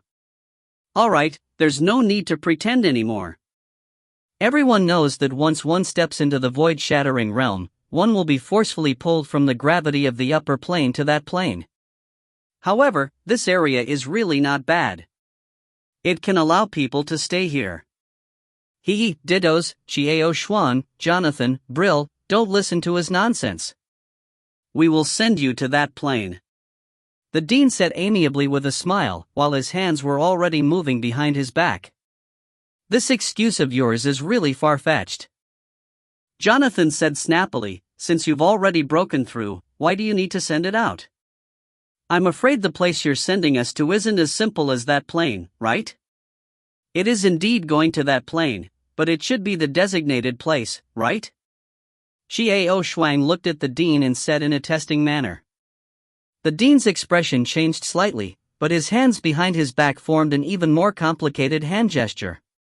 Valentine, who had lost his arm, kept his head down, not moving. Sure enough, who is the person behind you? The purpose of your Star Academy is to gather experts and present them to the people behind you? What's his purpose? Xiao Shuang asked a series of questions. The dean smiled and said slowly, if you want to know, I'm afraid you'll be scared out of your wits. The dean smiled, but was actually stalling for time. For he saw that Valentine hesitated again at this moment, and did not move. Was the new method that their master had taught them a waste of time? Valentine, if you continue to hesitate, can you afford the consequences? Have you forgotten what I said? Even if you don't want to go back, even if you are willing to bear the pain your master has given you, it doesn't mean that we are willing to. Master sending you here was a mistake. How long will you wait before you make up for your mistake? The dean's face darkened as he spoke to Valentine in a private voice. Valentine's face changed again and again, but he was unwilling to make a move. Valentine. The dean could no longer be bothered about anything else as he shouted out. Open. Valentine finally shouted, pain flashing between his eyebrows. In an instant, his entire body burst out with light, then he turned into a huge net of light, enveloping all of them. At this moment, the dean and the other elders made a final hand gesture with their hands, and rays of light shot out from their hands to enclose the net of light, turning it into a ball of light and enveloping Xiaoshuang and the others within. This huge change didn't even leave Bai Yixuan's mind. One person, if he said no, then he was gone. Moreover, he had transformed into the net of light that enveloped them. Beckham. Oh, no, you're not the real Beckham. We don't even know your name. Only then did the dean move his hand forward. That blinding light beam was emitted from the palm of his right hand. What about Valentine? The expression on Bai Yixuan's face grew uglier as he asked word by word, his tone burning with rage. Dead, as you can see. Oh, it was a complete disappearance. No, he just turned his body and soul into this net.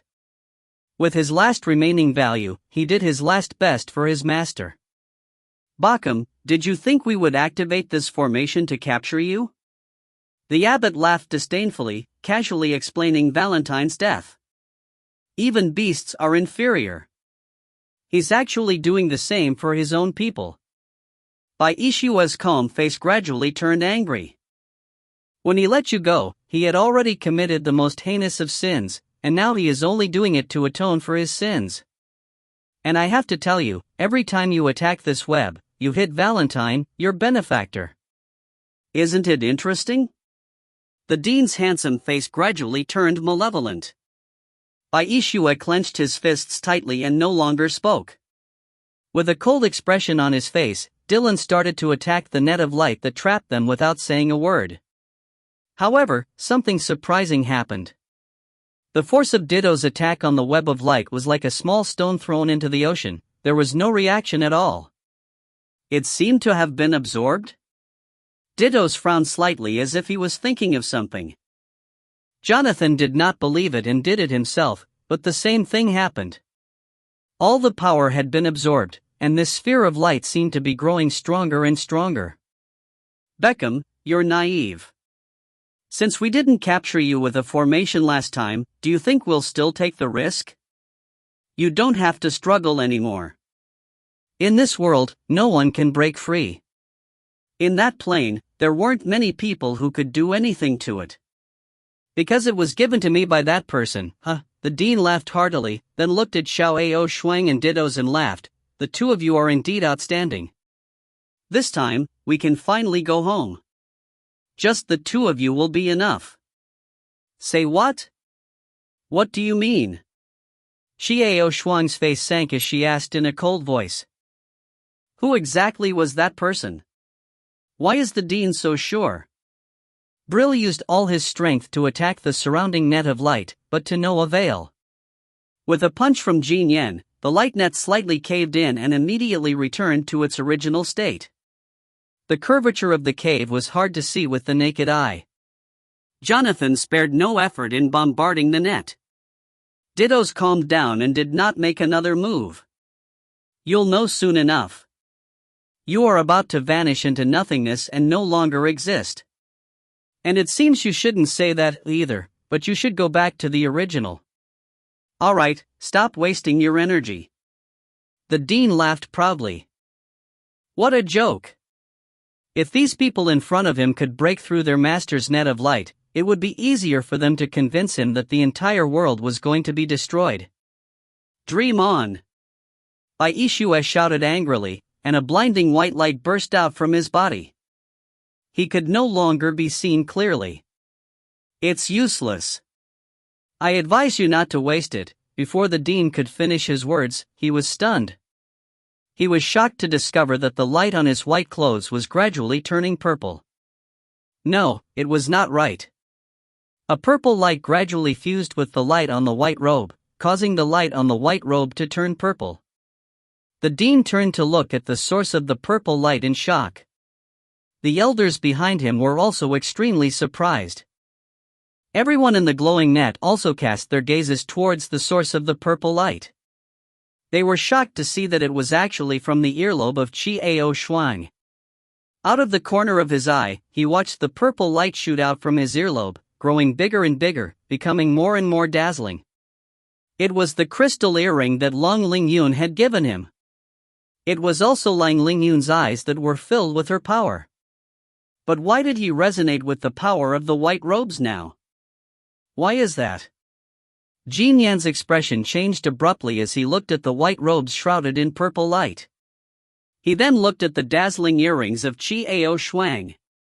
Something seemed to be clear in his heart. Not good. Spatial distortion. The dean's face instantly turned extremely ugly to behold.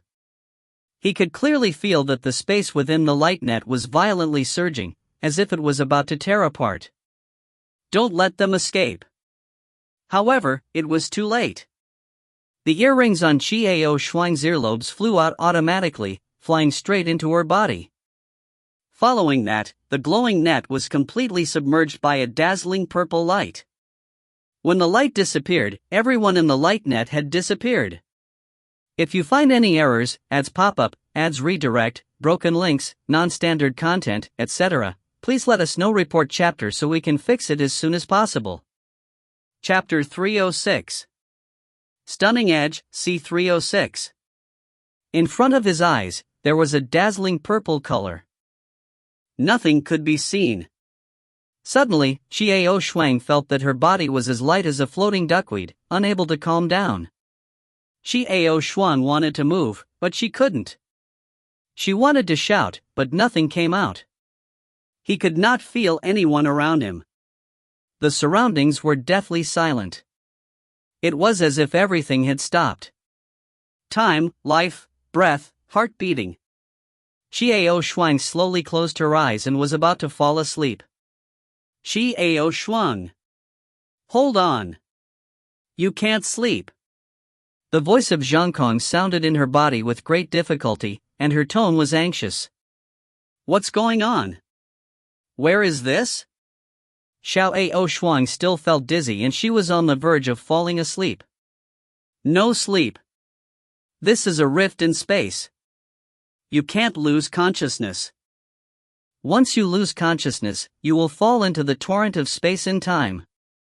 I don't know where you will be taken to. You won't be able to come back. What? A rift in time? Yixuan opened her eyes with some difficulty, and her surroundings were shrouded in mist. That's not right. It wasn't that she was blurry, but rather that she couldn't open her eyes. The scenery around her was constantly changing, and that was why it seemed so blurry. We're in a gap in space and time right now. Don't fall asleep, don't move around. Otherwise, if we were to enter the current of time and space, everything would be unknown. Vast Sky's voice was filled with fear. Xiao Shuang's mind became more and more muddled. She remembered that after using her and Feng Yixian's bodies as a medium, Lung Lingyun was trapped in a spatial rift. The final scene slowly appeared. Xiao Shuang slowly thought of the events on the ninth floor. White clothes! White clothes! The white robe finally resonated with the purple crystal earrings on his earlobes. However, Bai Yi did not know who he was. Could it be that the man in white was actually Lang Lingyun? It must be, it must be. It was just that his form had changed. The earring had already disappeared. At the last moment, the earring flew out completely, fusing with the white robe. All sorts of signs indicated that the man in white was Lung Lingyun, and the woman in white was Lang Lingyun. If he thought about it again, Xiao Shuang immediately deduced. Lang Lingyun was stuck in the space crack and was unable to move, but somehow, she fell into the space current and changed her appearance, or was it her original appearance? Finally, he arrived at the Chaos World. He arrived there before Xiao Shuang left for the Chaos World, but he lost all of his memories. All of this made sense. Why did the sight of his white clothes feel so familiar to him? It turned out that he was someone they were familiar with, Lang Lingyun. But now, what about everyone? Xiao Shuang slowly looked up ahead. Could it be that she had been trapped here all this time? His consciousness seemed to become more and more blurry, and his eyelids became heavier and heavier. He really wanted to sleep. Xiao Shuang, you can't sleep, but I'm going to die soon too, the voice from the sky came intermittently. We can't continue like this. Xiao Shuang, you can't die. The sky, I'm so sleepy. Xiao Shuang's consciousness gradually calmed down. Mother Fasterus Kerr. I'll put my life on the line. At most, I'll just start over. The sound of the voice in the sky suddenly increased by several degrees. After a furious shout, Xiao Shuang's chest burst forth with a brilliant ray of light, dispersing the fog in front of her. The front began to clear. Zhang Kong, what are you doing? Xiao Shuang's voice was getting weaker and weaker, but she could feel that the sky seemed to have made some important decision. Xiao Shuang, remember my name, Zhang Kong. When I wake up again, tell me my name, tell me what happened between us. The voice of Zhang Kong was filled with emotion as he quickly said those words, and the beam of light in front of him grew stronger and stronger. Xiao Shuang's heart was filled with an ominous feeling. She suddenly felt that the sky would disappear like this, and that she would never come back. Your main body. The sky suddenly let out a low cry of shock. Then, the white light and golden light intertwined in front of his eyes. It was extremely dazzling. What main body? Xiao Shuang's vision went black, and she lost her consciousness just like that. Everything was gone. In the air, in the gaps between the sea cone, everything around him seemed to have vanished completely. Mom, wake up! Wake up! A familiar voice rang in Xiao Shuang's ears. Golden Lotus, this voice, it must be the Golden Lotus. Was he dreaming? Yes, I haven't seen a Golden Lotus in a long time, but now I can hear his voice in my dream. She really missed him, claiming that he was her child's lackey. Grandma, wake up. If you don't wake up soon, Golden Lotus will cry. A sweet voice reached her ears again. Grandma? This name. Xiao Shuang frowned slightly. This title was so weird. This was what that little girl Luli called him. But, didn't she do it to protect him? He had dreamed of her too, that adorable little girl who was afraid of loneliness. Nonsense, I won't cry. Women cry. Jean Lian scolded while Luli giggled. However, Xiao Shuang opened her eyes in horror when she heard Jean Lian's next words. Mom, you're not dreaming. This is real. Wake up quickly. Blue sky, white clouds, fresh air, crisp bird calls, and even the sound of water in the distance. Also, in front of him was an enlarged face. Xiao Shuang sat up abruptly, her forehead clashing beautifully with the head of the person in front of her. Ah! Mom, why is your head so hard? Gold Lotus covered her head and wailed. Xiao Shuang opened her eyes wide, looking at the person in front of her. He had golden hair, golden eyes, and was crying out while covering his head with his hands. Next to her was Luli, who had a look of relief on her face. It was still that cute, soft, pink look. Dream? Xiao Shuang opened her mouth and said one word, but her voice was hoarse. It was her own voice. A real girl's voice. Ah! Without saying anything, Jean Lian raised Xiao Shuang's arm and bit down ferociously. Xiao Shuang breathed in, it hurt. It was extremely painful. This feeling was very real. You know it's not a dream, right? Humph. Seeing how Ao Xuan was in so much pain that she was gasping for air, Jean Lian pursed her lips and said, Golden Lotus, Luli. Xiao Shuang looked at the two golden girls in front of her, then lowered her head to look at her body. She reached out her hand to look at her palm, then turned it over and looked at the back of her hand. His hand had shrunk. This was no longer Feng Yixuan's hand. Xiao Shuang touched her throat again, there was no Adam's apple. Mom, you're touching your chest. It's bulging up. Golden Lotus giggled. You lily. Next time, I'll peel off your petals and expose your flowery heart. Luli yelled from the side, while Golden Lotus stuck her tongue out repeatedly, no longer speaking.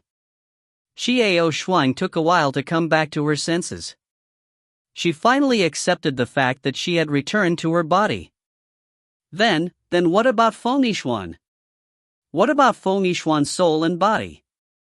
Xiao Shuang's expression changed. What exactly happened in the space-time torrent?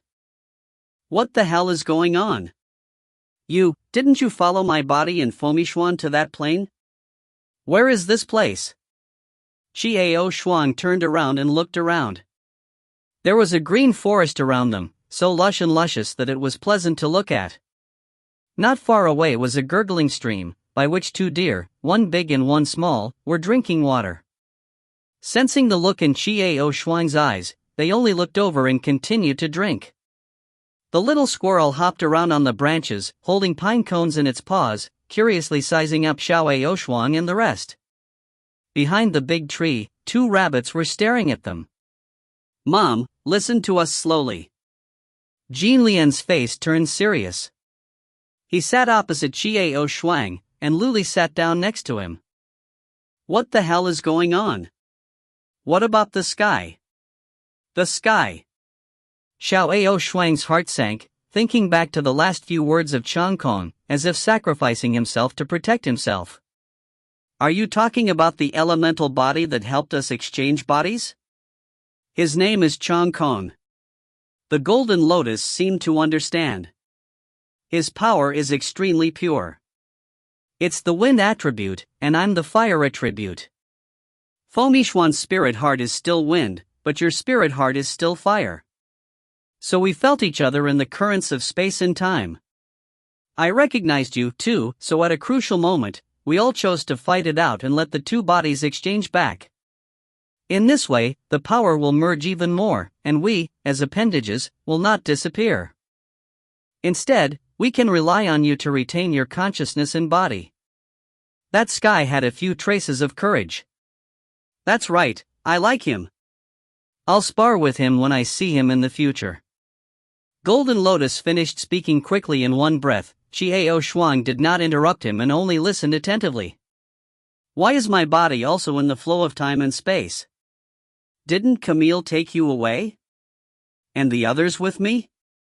What about Jin Yan and the others? Xiao Shuang's face slightly darkened. Why did things turn out this way? Stopping in a spacetime torrent is a very dangerous thing. Camille wouldn't have done such a dangerous thing. Why would he put himself in danger? I didn't see anyone else. I only saw you, Mom. The others must have been swept up by the currents of space and time in different places.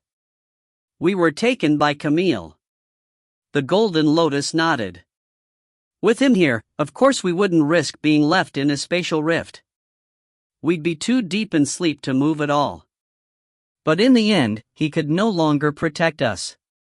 He himself was in danger, so he had to take the risk of sending us into a spatial rift to settle down. What? Camille's in danger? Yixuan was alarmed. Camille, who seemed to be able to control everything, was actually in danger. What kind of person could actually force him to this extent? If you find any errors, ads pop up, ads redirect, broken links, non-standard content, etc., please let us know. Report chapter so we can fix it as soon as possible. Chapter 307. Stunning Edge, C307. Golden Lotus. After you and Yixuan disappeared together, Yixuan began to tell the story of their separation in detail to Jean Lian and Luli, listening to the two of them with unfathomable expressions. One moment he was worried, the other moment he was nervous, the other moment he was embarrassed. When they heard what had happened between Jonathan and Yixuan, they both held back their laughter until they were internally injured. Gold Lotus was on the verge of tears. His mother had used Breezy's body to ruin the sincerity of many pure girls. Should this account be given to his mother or to Breezy? In the end, the one in white was Lung Lingyun, and when the purple earrings on her earlobes twisted the space around them, Jean Lian and Luli looked at each other, complicated emotions in their eyes. How is Camille? Yixuan asked anxiously. Mom, don't worry. Camille is definitely safe right now. The Golden Lotus quickly comforted him. He can travel through space and time at will. He can escape from that person. On the other hand, Mom, how did you get here? And you said someone else was with you.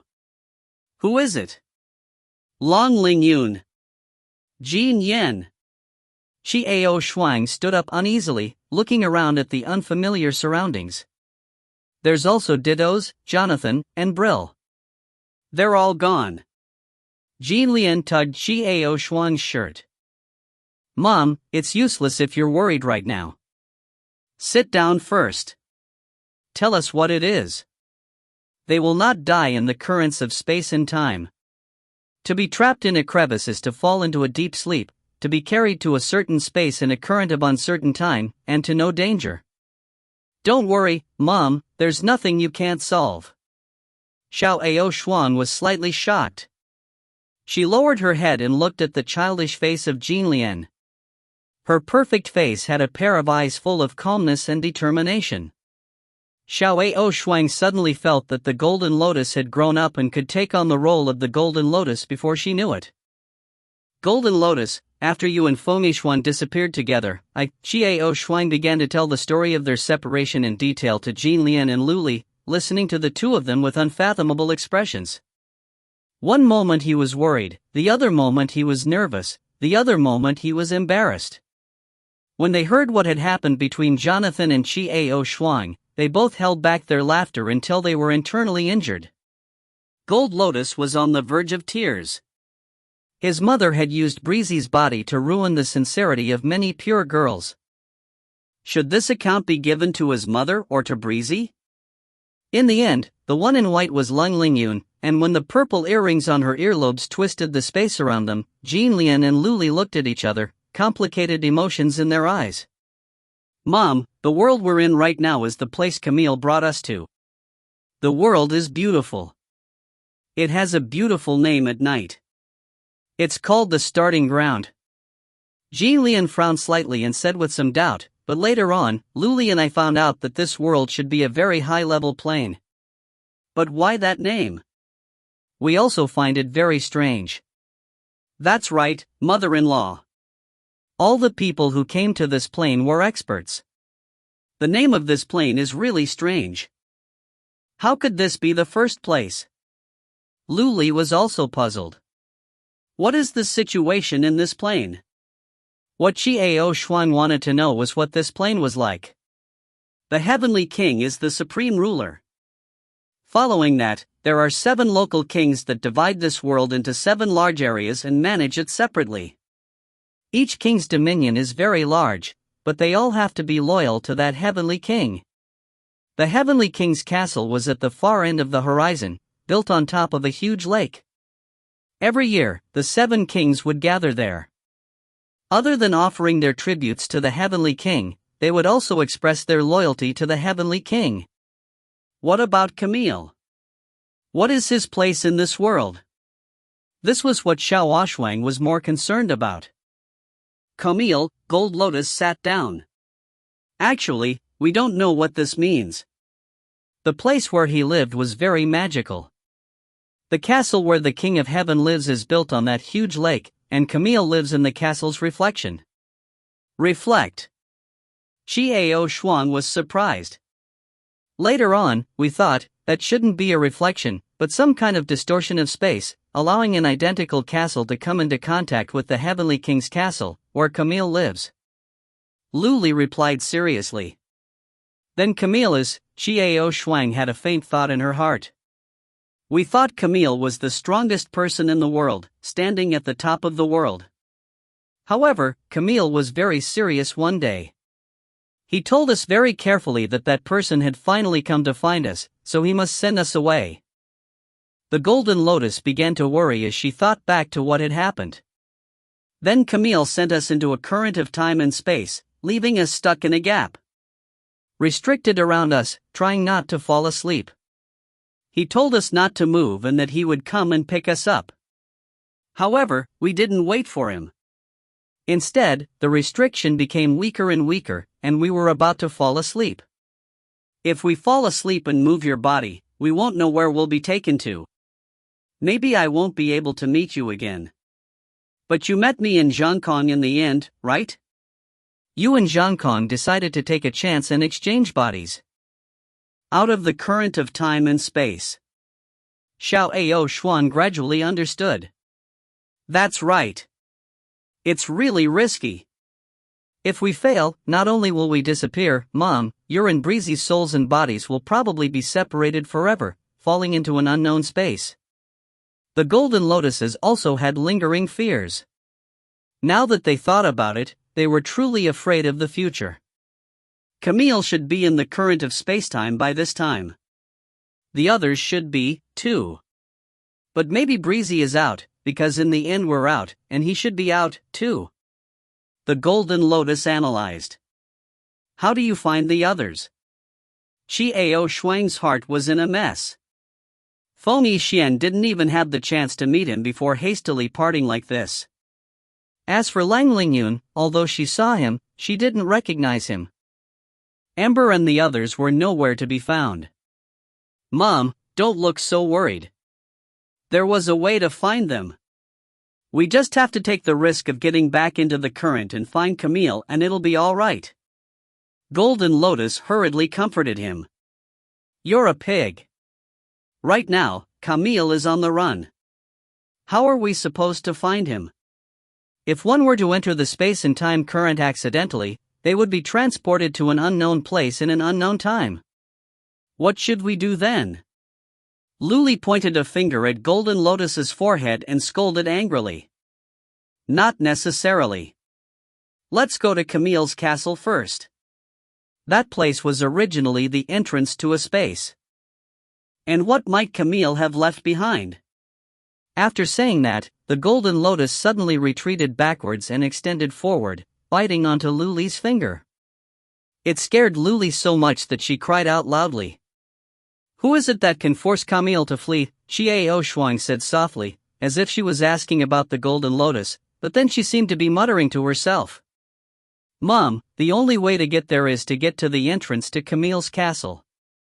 We don't know who that person is, but for him to force the almighty Camille into such a state, he definitely isn't someone to be trifled with. Jin Lian shrugged her shoulders and stood up. This seems to be the domain of King Nishio. I've seen this damned sissy before. Camille took us to the last party. Nishio Emperor? Xiao Shuang looked up at the blue sky and said softly, what kind of person he is has nothing to do with us. Let's go, tell me the direction of that castle. Mom! Granny! The expressions of Jin Lian and Lu Li suddenly became complicated. They stood where they were and didn't move. What? Xiao Shuang turned around and looked at the two unmoving people with a puzzled expression. Try it, can you still fly? You can feel the power in your body again. The Golden Lotus found it hard to bear. Xiao Shuang closed her eyes gently, feeling her surroundings. Her expression changed. The power in his body was actually weaker than what he had felt in the demon world by more than half. She had lost more than half of her strength. Not to mention flying, it would be difficult for her to even float. What's going on? Xiao Shuang was shocked. He was used to the power of Feng Yixuan's body, so he was somehow not used to it now that he was back to his own body. You lost some of your strength in the gaps between time and space, and in the end, when you exchanged bodies, we absorbed most of the power in your mother's body. Otherwise, we won't be able to rely on our own strength. Gold Lotus explained truthfully. Forget it, I'll just continue cultivating. Xiao Shuang sighed softly. Although she couldn't fly to that castle very quickly, but it wasn't as though there was no other way, right? Furthermore, what made Xiao Shuang most gratified was that no one was in danger. Camille had escaped into space and time. No matter who it was, they wouldn't be able to find the exact time and space he fled into, right? Mom, let's think of a way to get out of here safely. Suddenly, Golden Lotus's face fell. What do you mean? Xiao Shuang could tell that something was wrong. That Mishio Emperor is a sissy. He's very perverted. This is his back garden. Camille used to show us around the world. This guy, Golden Lotus, wanted to say something, but she hesitated. This guy I can, Luli's mouth twitched as well. She can smell and recognize people. Let's leave this place quickly. Xiao Shuang frowned slightly. From the Golden Lotus, he knew roughly what sort of person this King Nishio was. Now that he was in a different body, it would cause some trouble. It was better to leave this place as soon as possible, as more than half of her strength had been drained. If they were to encounter a conflict, it was indeed disadvantageous for him to use his current strength. Xiao Shuang nodded, and they prepared to leave together. The place they were in was beautiful, peaceful. The little animals were not afraid of humans at all. Instead, they were curious to see the three of them appearing in front of them. Mom, are you thinking about us while you're here? Yes. Xiao Shuang replied seriously. Then what about young Master Feng and young Master Lang, and Camille? The Golden Lotus suddenly asked. Xiao Shuang nodded, yes. Then who do you miss the most? Golden Lotus, however, looked solemn. Xiao Shuang paused for a second, looking at the serious face of the Golden Lotuses. Mom, who do you miss the most? The Golden Lotus continued to ask. Xiao Shuang looked at the Golden Lotus, not saying anything for a while. After a long time, Xiao Shuang suddenly smiled. Her smile was so dazzling. She then raised her head to look at the sky and softly said, actually, what I want the most is. Beautiful lady, are you lost? Just as Xiao Shuang was about to say what she wanted to say, she was interrupted by a man's voice. However, this voice didn't sound comfortable. It was clearly a man's voice, but it was a little coquettish. If you find any errors, ads pop up, ads redirect, broken links, non-standard content, etc., please let us know. Report chapter so we can fix it as soon as possible. Chapter 308. Stunning Edge, C308. Beautiful lady, are you lost? Just as Xiao Shuang was about to say what she wanted to say, she was interrupted by a man's voice. However, this voice didn't sound comfortable. It was clearly a man's voice, but it was a little coquettish. Jean Lian and Luli revealed disgusted expressions. The corners of their mouths twitched as they spat to the side. In their hearts, they cursed this damned sissy. Xiao Shuang turned her head and saw a handsome man leaning against a tree, with a very handsome posture. That golden curly hair was gently blown by the wind. The corners of her face were sharp, her thin lips were sexy, and her blue eyes were as beautiful as the ocean. If he hadn't curled his orchid fingers, this man would look perfect from the outside. He would be the ideal lover in the hearts of most young girls. It was hard to imagine that the voice had been his. Of course, this was the Mishio that Gold Lotus had spoken of. Yes, I am lost. Where is this place? Xiao Xuan looked at King Mishio and asked softly with a smile. The flirtatious way he smiled almost made the king laugh until his bones softened. He almost slipped. Jin Lian and Lu Li pursed their lips. Jin Lian whispered, "Who cares what he does? I can't fly to the Heavenly King's castle right now, it should be very far away." Don't tell me you want me to walk. What's the use of having a ready-made coolie? Xiao Xuan did not move her lips, forcing these words out from between her teeth. Granny is wise. When Lu Li heard this, she began to praise with a smile. The Golden Lotus's expression changed, and a bad feeling suddenly arose in his heart. He felt that he would be miserable in the future. Lu Li would learn bad things from his mother, for sure, for sure. This is my back garden, I named it the Sky Realm. Miss, where are you from? The Mishio looked at Xiao Xuan without blinking, greedily sizing up her surroundings. What a beauty! I fell out of a spatial rift. Xiao Xuan told him the truth. Oh, how unfortunate! Mishio looked pained. In fact, he had already sensed it long ago. Previously, there was a strange spatial ripple here, so he came over to take a look. When he saw Xiao Xuan and the rest, he had already guessed that they must have come here by accident from another plane. It all depended on how the other party replied. Now that Xiao Xuan had such an answer, he felt a sense of goodwill towards him. Miss, I haven't asked for your name yet. I'm so lacking in manners. My name is Mishu. The Mishio king smiled as he stepped forward. My name is Xiao Xuan. Xiao Lingshuan smiled and nodded her head once more. If Miss doesn't mind, please rest at my place first. Then tell me more about your plans. Mishio invited politely. Then I'll be troubling you. Xiao Xuan did not refuse and nodded with a smile. King Mi turned around and clapped his hands, and the sounds of tinkling could be heard in the distance. As he approached, the trio stared with wide eyes. What the hell is this? Two pretty deer were pulling a pink car with roses on the back. Suddenly, she understood that this man was not only beautiful, but also the best. Miss Ao Xuan, please. With a smile, the king extended his hand in a gesture of invitation. Xiao Ao Xuan nodded with a smile, lifted her leg and got into the deer carriage. Jin Lian and Lu Li also climbed up. Mi Xiu looked at the two. He blinked his eyes and asked in confusion, "Who are these two?" When Jin Lian and Lu Li heard these words, they were furious. It seemed like this fellow had only just seen them. From the beginning to the end, all he saw in his eyes was Xiao Xuan. She's my mother. Who do you think we are? Jin Lian said angrily. The Mishio emperor was petrified, standing on the spot with his mouth wide open. Then, he quickly returned to his normal color and nodded with a smile. This was because he could see the true bodies of Golden Lotus and Lu Li. These two kids weren't human, so they definitely weren't Mrs. Children. Let's go.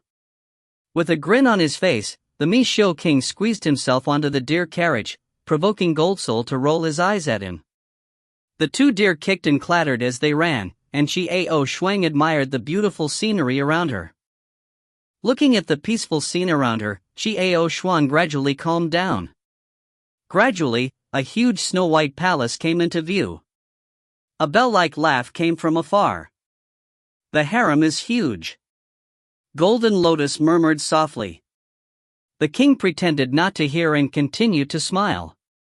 When they finally arrived at the huge palace, the deer carriage stopped. A group of women in snow-white dresses were playing in the fountain and ran over when they heard the commotion. After observing for a while, Xiao Shuang realized that there were all sorts of things in the world. Blonde, purple-haired, red-haired, white-skinned, black-skinned, petite, taller, tsk, they were all there. But one thing they all had in common was a happy smile on their faces. Wang, you're back. Wang, you promised to play with me tonight. Wang, it's my turn tomorrow night. The chirping sounds surrounded the Mishio Emperor. Looking at this scene, Xiao Shuang sighed.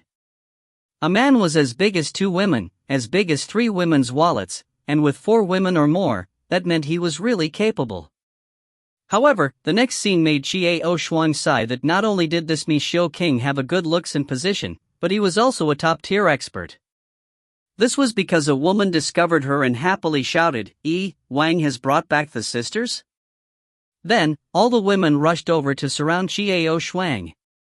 Little sister, the king is the best man in the world. Yes, sister, you stay. To keep us company. Sister, life here is the happiest. Mishio looked on with a satisfied smile. Xiao Shuang did not speak, only smiled silently. At this time, Jean Lian and Luli spoke up, Are you done yet? Mom and I are just passing by, and we're going to find our father. Mom, father. These 2 words were exceptionally ear-piercing, causing all the women to quieten down in an instant. However, it was only quiet for a short while. Ah! The scream almost deafened Xiao Shuang. Then he saw the crazed side of things. The women who were gentle earlier all squatted down and stared at the golden lotuses in blaze. What a cute child! Let me hug you. I'll carry him first, I'll carry him first. The scene became chaotic. Xiao Shuang smiled as she threw a self-congratulatory look at Jin Lian and Luli before moving closer to King Mishio. I'm sorry. King Mishio's voice was still as effeminate as ever. It's fine. Xiao Shuang smiled as she followed the Mishio Emperor into the palace. All the servants in the palace were women, without a single man. Mishio led Xiao Shuang to a beautiful large greenhouse. The maidservants served tea before leaving.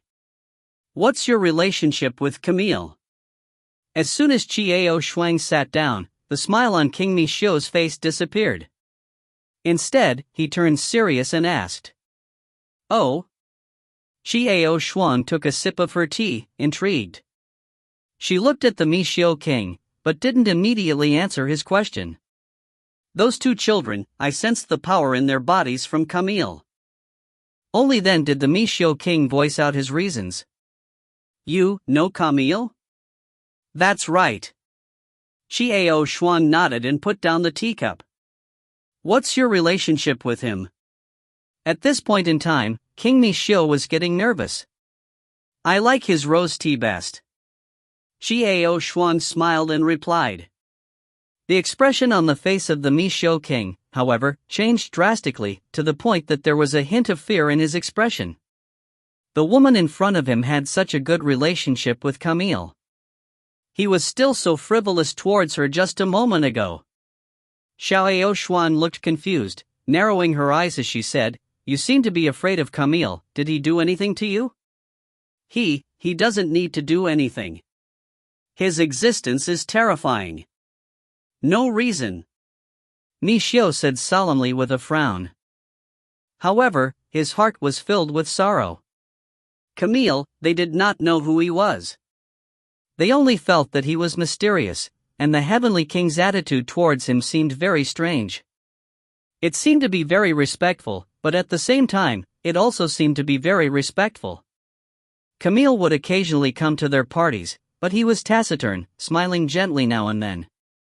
But the laughter made them shudder. Such a person would actually make tea for Xiao Shuang. He didn't even dare to think about it. Could she be Camille's woman? Mishio was startled by his own thoughts. But it was possible. Xiao Shuang was stunned. What was the reason for this? Was Camille really so terrifying in this world? I'm looking for him. And other friends. Xiao Aoshuang directly stated her purpose. How do you want to find it? The Mishio King stood up. He suddenly disappeared a while ago, but he's always been missing. He was said to be out on a tour. It's not easy to find. I can help you find the others. Tell me about their characteristics. Why are you willing to help me? Xiao Aoshuang felt it was strange. It was the first time she had met the Mishio King, so she didn't have any relationship with him. However, he was willing to spare no effort in helping her. He rolled his eyes, thinking to himself. He couldn't possibly tell her that Camille would make tea for her, could he? I don't know why, I was just thinking. The reason that King Mishio said was not a reason. Shi Aoshuang didn't pursue the matter any further. She told all of the characteristics of Feng Yixuan, Lun Lingyun, Jin Yan, Jonathan, Dittens and Brill to King Mishio. As for Lang Lingyun's appearance, Shi Aoshuang described two things. One was the appearance of a person wearing white clothes, and the other was the appearance of a person with silver hair and purple eyes. Even the Mishio Emperor had memorized it. This world is very big. I want to issue an inspection order and ask for the help of the other 6 kings. It would take a long time. You can stay here with me for now. Of course, I won't arrange for you to stay with my little pets. Shi Aoshuang smiled, but she did not say anything. Now, looking at the smile on Shi Aoshuang's face, he no longer felt that she was beautiful and attractive. What a joke, it was Camille's people. If it wasn't something he could mess with, he couldn't even think about it.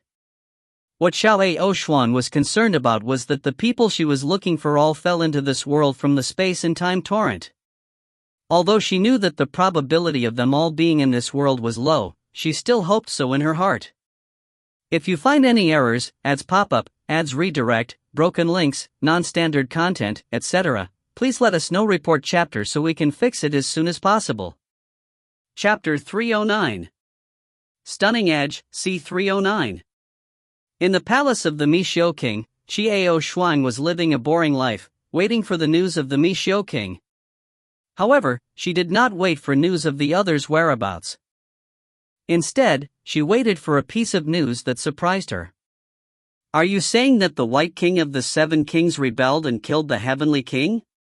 Shi Aoshuang looked at the sullen King Mishio and confirmed the information he had just received from him. That's right, the King of White rebelled and went to the Heavenly King Palace without summoning anyone. After killing the Heavenly King, we don't know how he absorbed all of the Heavenly King's power. Now he's going to rule the world. The king said in a low voice, his face turning uglier by the minute. Do you choose to submit or to resist now? Xiao Aoshuang asked curiously. No, kill him. With a bitter smile, he continued, there's no way he'll wait for us to submit. The White King had become the new Heavenly King, and he wanted to place his own power in the new place. Not only that, since the White King had become the Heavenly King, the new King White would also appear. Once the remaining 6 kings meet up with the new White King, they can activate the Seal of Azura and exterminate the new Heavenly King. Then you all can't rebel in the past. In the past, you 7 kings gathered together to exterminate the Heavenly King back then. Xiao Aoshuang asked casually. Yes, but we won't. A faint smile appeared on Mishio's face as he spoke softly. Heavenly King is a very good person. Shi Aoshuang did not say anything, because she could tell that the relationship between the two was indeed very good. It was because the light in the eyes of the Mishio King flickered and slowly turned into anger. I never would have thought that the White King would actually kill the Heavenly King. His relationship with the Heavenly King was clearly that good. Every year at the banquet, the two of them would drink to their heart's content. Sometimes, they would even hug each other and laugh. Why would the White King do such a thing? Why? At the end of his speech, the Mishio Emperor was so angry that he couldn't help himself. His hand pounded violently on the table, shaking it until everything on it jumped up. Wouldn't it be better if you asked him this question yourself? Xiao Shuang said in a deep voice. I'm going to ask him myself, and I'm going to kill him myself. The king's face grew cold as he stood up. Miss Ao Shuang, I'm leaving to reunite with the other emperors. We need to find a new white king, activate the Azura seal, and kill the current heavenly king. A flash of pain flickered in the eyes of the Mishio emperor as he spoke. So? Xiao Xuan thought for a while. So all the people in this place will be dismissed. I don't think the heavenly king would have done anything to these unrelated ordinary people. Do you want to go with me or do you want to? Mishio asked in a deep voice. Of course I went with you. Do you think that the current heavenly king will kindly invite me in? No matter what, you will protect me by your side. Why wouldn't I follow you if I had a bodyguard? Mishio was speechless. She nodded. All right, let's get ready to set off. Also, we have to hide our whereabouts. The heavenly king is currently sending people to chase us. Understood. Xiao Xuan nodded. Her current status was basically a drag on the bucket. What other conditions could she have in mind? Then let's get ready. Mishio said tiredly. I keep my things in the ring. Xiao Shuang replied, then asked curiously, what about your subordinates? How did you put it? What else can we do? I'm just warning them, if the heavenly king's men come, it would be best to negotiate. Obey them. I don't want them to suffer any harm. As for them, they are in charge of the various small territories under me. If they sign a contract and swear loyalty to us, the heavenly king should not make things difficult for them. It's just going to kill us all. You're a good leader. Looking at Mishio's sad face, Xiao Shuang said from the bottom of her heart. Although this person spoke with a womanly tone and looked very perverted, this person's heart was very soft and kind. Our heavenly king is actually an even better person. After saying this, he didn't say anything else. Instead, he turned and waved his hands. I'll be waiting for you at the entrance tonight. I still have matters to attend to. And, don't think too much. One day, everything will return to normal. Xiao Shuang said comfortingly to the back of King Mishio. The king simply waved his hand and said nothing more. Soon, the palace became noisy. There were crying sounds, noises, and hurried footsteps. Xiao Xuan leaned against the pillar, watching the palace change, feeling emotional in her heart. He could tell how everyone felt at this moment. Indeed, one could see the truth of the situation when faced with a difficult situation. There were women who cried bitterly and refused to leave King Mishio, but there were also those who took the money and ran away in a hurry. Human nature, Xiao Shuang sighed as she shook her head. Mom, this King Mishio is actually quite a nice person. The golden lotus appeared beside Xiao Shuang and sighed softly. Yeah, I hated him at first. I thought he was disgusting. I didn't expect him to be such a loyal person. Luli also came out. She laid on the back of the golden lotus, holding the golden lotus, stretching her neck and neck as she watched the cold and warm scene in the palace. I'm very curious as to what sort of person the original heavenly king is. However, Xiao Shuang said this. To be able to make such a person as this Emperor Mishio revere him, he must be an extremely gentle and kind person. Mom, it's better to make the best use of your time to recover your strength. It's always so insecure for me. Golden Lotus pouted in protest. You're a man, you actually dare to say such things. Luli reached out her hand to grab onto the Golden Lotus's mouth, causing it to grimace. Sunk in letting the boredom squeeze in to make the man. I'll show you now if I'm a man. After saying that, Golden Lotus disappeared together with Luli. Xiao Shuang shook her head in amusement. Night gradually descended, and the palace gradually became empty. The last line was deathly silent, and only the whistling of the wind echoed in the palace. Xiao Shuang stood beside the pillar and looked at the dispirited King Nishio, sighing softly. Nishio Emperor, everything is over. What is yours, and will come back. If you insist on staying, you will eventually leave as well. Now that this opportunity has presented itself, it might not be a bad thing to separate what is yours. Xiao Shuan comforted him. What is mine will ultimately be mine, not mine will ultimately leave, Nishio muttered to himself, his eyes filled with confusion. You were blinded by what you had before. Don't you see a lot of things clearly now? Xiao Shuang asked with a smile. Nishio's eyes gradually became clear. He understood what Xiao Shuang was trying to say. He slowly raised his head and looked at her. I understand. Thank you. No need to thank me. Let's go. I still want you to help me find someone else. Protect me along the way and then find the entrance to spacetime. Xiao Shuang smiled. If you keep getting distracted, the one who will be in danger will be me. The Mi Xiu King smiled. Xiao Shuang, no matter what, thank you. My name is not King Mishu, my name is Mishuz.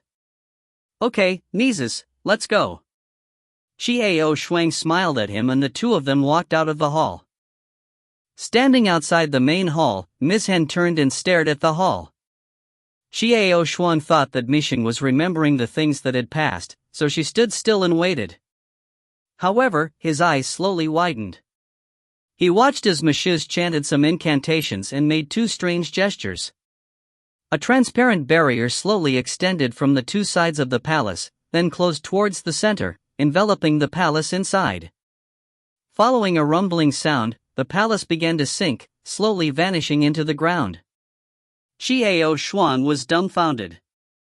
She waited until Mishuz turned around before she smiled and said, "This is how my palace is designed. It can become an underground palace. Even though the speed changes slower, the Wan Wang's palace can still move in the air. Each of your king's palaces has its own uniqueness?" Xiao Shuang was surprised. All right. Mishuz nodded. Let's go. I have always forgotten to tell you that the appearance of a young man in the Moon King is very similar to the character of one of the people you told me about. He has red hair and is good at wind magic. King Yu felt that his future is limitless, so he wanted to take him under his banner. It's Feng Yixuan. Xiao Shuang shouted excitedly. It seems to be that name. Moon King wanted to subdue him, but he kept saying that he had something important to do. When King Yu got angry, he threw him into his cultivation space. Seeing the nervous expression on Xiao Shuang's face, Mises quickly comforted her, "Don't worry. That space was not dangerous at all. Rather, it was a good place for cultivation. We're going to find the Moon King and meet him first. Our territory is the furthest from the palace. Relatively speaking, it is the safest." After saying this, Mises sighed helplessly. King Yu is still in his palace? Wouldn't that mean the target is obvious? Xiao Shuang asked worriedly. No, King Yu received the news before me. He should have already settled everything. Matthews shook his head slightly. Then how do we meet? What about Feng Yixuan? What will happen to Feng Yixuan? This was what Xiao Shuang was most concerned about. This was because Feng Yixuan should be the same as her. His strength had been drained by the torrent of time and space. Don't worry. The cultivation space of the Moon King could be carried around with him. No, the entrance can take it with you. It's a bracelet, so you don't have to worry about your friend. Matthews explained. When Xiao Shuang heard this, she heaved a sigh of relief. However, we have to be fast. Find the Moon King and quickly gather with the other kings. The worst thing is, White King, when and where the new White King will be born, we have no clue at all. This is the worst. When he thought of the most important question, he felt his head begin to spin. What are the conditions to become the White King? Xiao Shuang asked. No, why would it suddenly appear like this, he thought to himself in a strange way. Mishu's face turned even uglier when he said this. It's said that everything is predestined. F***K. What do you mean by predestined? How do we know? Where are we going to find a new king of white? The more Matthews spoke, the angrier he became. However, Xiao Ao Shuang was puzzled. Destined? Everything was destined? What does that mean? If you find any errors, ads pop-up, ads redirect, broken links, non-standard content, etc., please let us know. Report chapter so we can fix it as soon as possible. Chapter 310. Stunning Edge, C310. Like this, Xiao Shuang and Mishu set off. The two mounts Mizhan had acquired had extraordinary endurance, and their appearance shocked Xiao Shuang. They looked almost like Eastern Qilin. He could fly at a low altitude and could also march on the water. He could walk very steadily on the ground, but his speed was not very fast. After traveling on the road, Xiao Shuang realized how big the world is. At first glance, the endless mountain range continued to lengthen. Huge birds flew in the air, and their strange cries continued to echo in the air. The trees are green and intoxicating, and the fragrant earth is soft and rich. Mises, can you tell me something about Camille? Xiao Shuang broke the silence between the two. Like gods, like demons, and sometimes very gentle, like humans. But in essence, he is neither a god nor a demon, neither a human nor a demon. Yet, Mishu gave such a plausible answer. Xiao Shuang was stunned, and then asked, "Then Camille, are you worried about anything? For example, the person you're afraid of?" Are you joking? Who would he fear in this world? When Xiao Shuang heard this, her heart skipped a beat. She realized that Mises and the others probably didn't know who had forced Camille into exile. That person was also the Star Academy's backer. It seems that the masters of this world do not know this. Xiao Shuang fell into silence once again. She lifted her head and looked ahead. Sunlight was shining through the trees, and the mottled sunlight made people feel slightly better. After a few days of dejection, the surrounding environment remained unchanged. It was still a towering tree. The forest seemed endless. On the other hand, Mises seemed to see through Xiao Shuang's thoughts. He smiled at Xiao Shuang and said, "Xiao Shuang, don't worry. We'll be able to reunite with the Moon King very soon. You'll see your friends soon enough. Where should we meet? Why do I feel as if this forest has no end?" Xiao Shuang lifted her head and looked in front of her, and asked with a hint of vexation. "To the Moon Lake. King Yu's secret base. This forest is indeed rather large, but it's not without its limits. Everything will end and everything will end, and this forest will naturally end as well," he said. Xiao Shuang's eyes lit up. She looked at the disappointed expression on Mishu's face and didn't say anything. This Mishu seemed to have a story as well. This forest really did have an end. After walking for 3 more days, they finally arrived at the edge of the forest. Beyond the forest was a vast expanse of desert. The wind blew and the sand danced in the sky. His eyes were misty. Moon Lake? In this place? Xiao Shuang looked curiously at the endless desert before her and asked. "Of course, this is the Moon King's territory from the start. Only he and I know about his secret base. Come with me." Xiao Shuang took out a cloak from her interspatial ring and put it on, then followed Mishu into the vast desert. Yellow sand, strong winds, huge cactuses, scorpions and snakes appeared at night. After 2 boring days of walking, Mishu looked up at the sky. "We're finally here." Xiao Shuang looked up and saw a mirage not far away in the sky. It was a projection of a palace, about the size of Mishu's, and surrounded by a jumble of beautiful flowers. Is this a mirage?" Xiao Shuang frowned. "Yes, this is the Moon King's palace phantom. There were many such mirages in the desert. However, this illusion leads to an entrance to another place. Michouz smiled. He patted the mount he was sitting on, and it slowly rose into the air. The mount below Qiao Shuang also slowly flew up and followed behind. As he got closer to the shadow, Qiao Shuang looked at the sky curiously as a bird flew through the shadow. She thought to herself, why is this shadow at the entrance? Soon she understood. Mises fished out a crescent-shaped piece of jade from his pocket and held it in front of him. The shadow slowly spread out like ripples on water, and opened up a black passageway. Miss Hen slowly flew in, followed by Qiao Shuang. After the two of them entered, the mirage returned to its original state, making it hard to discern. After a flash of white light in front of Qiao Shuang's eyes, her vision widened. In front of him was a huge lake. In front of the lake, a silver waterfall cascaded down, splashing beautiful water and melting it into a hole.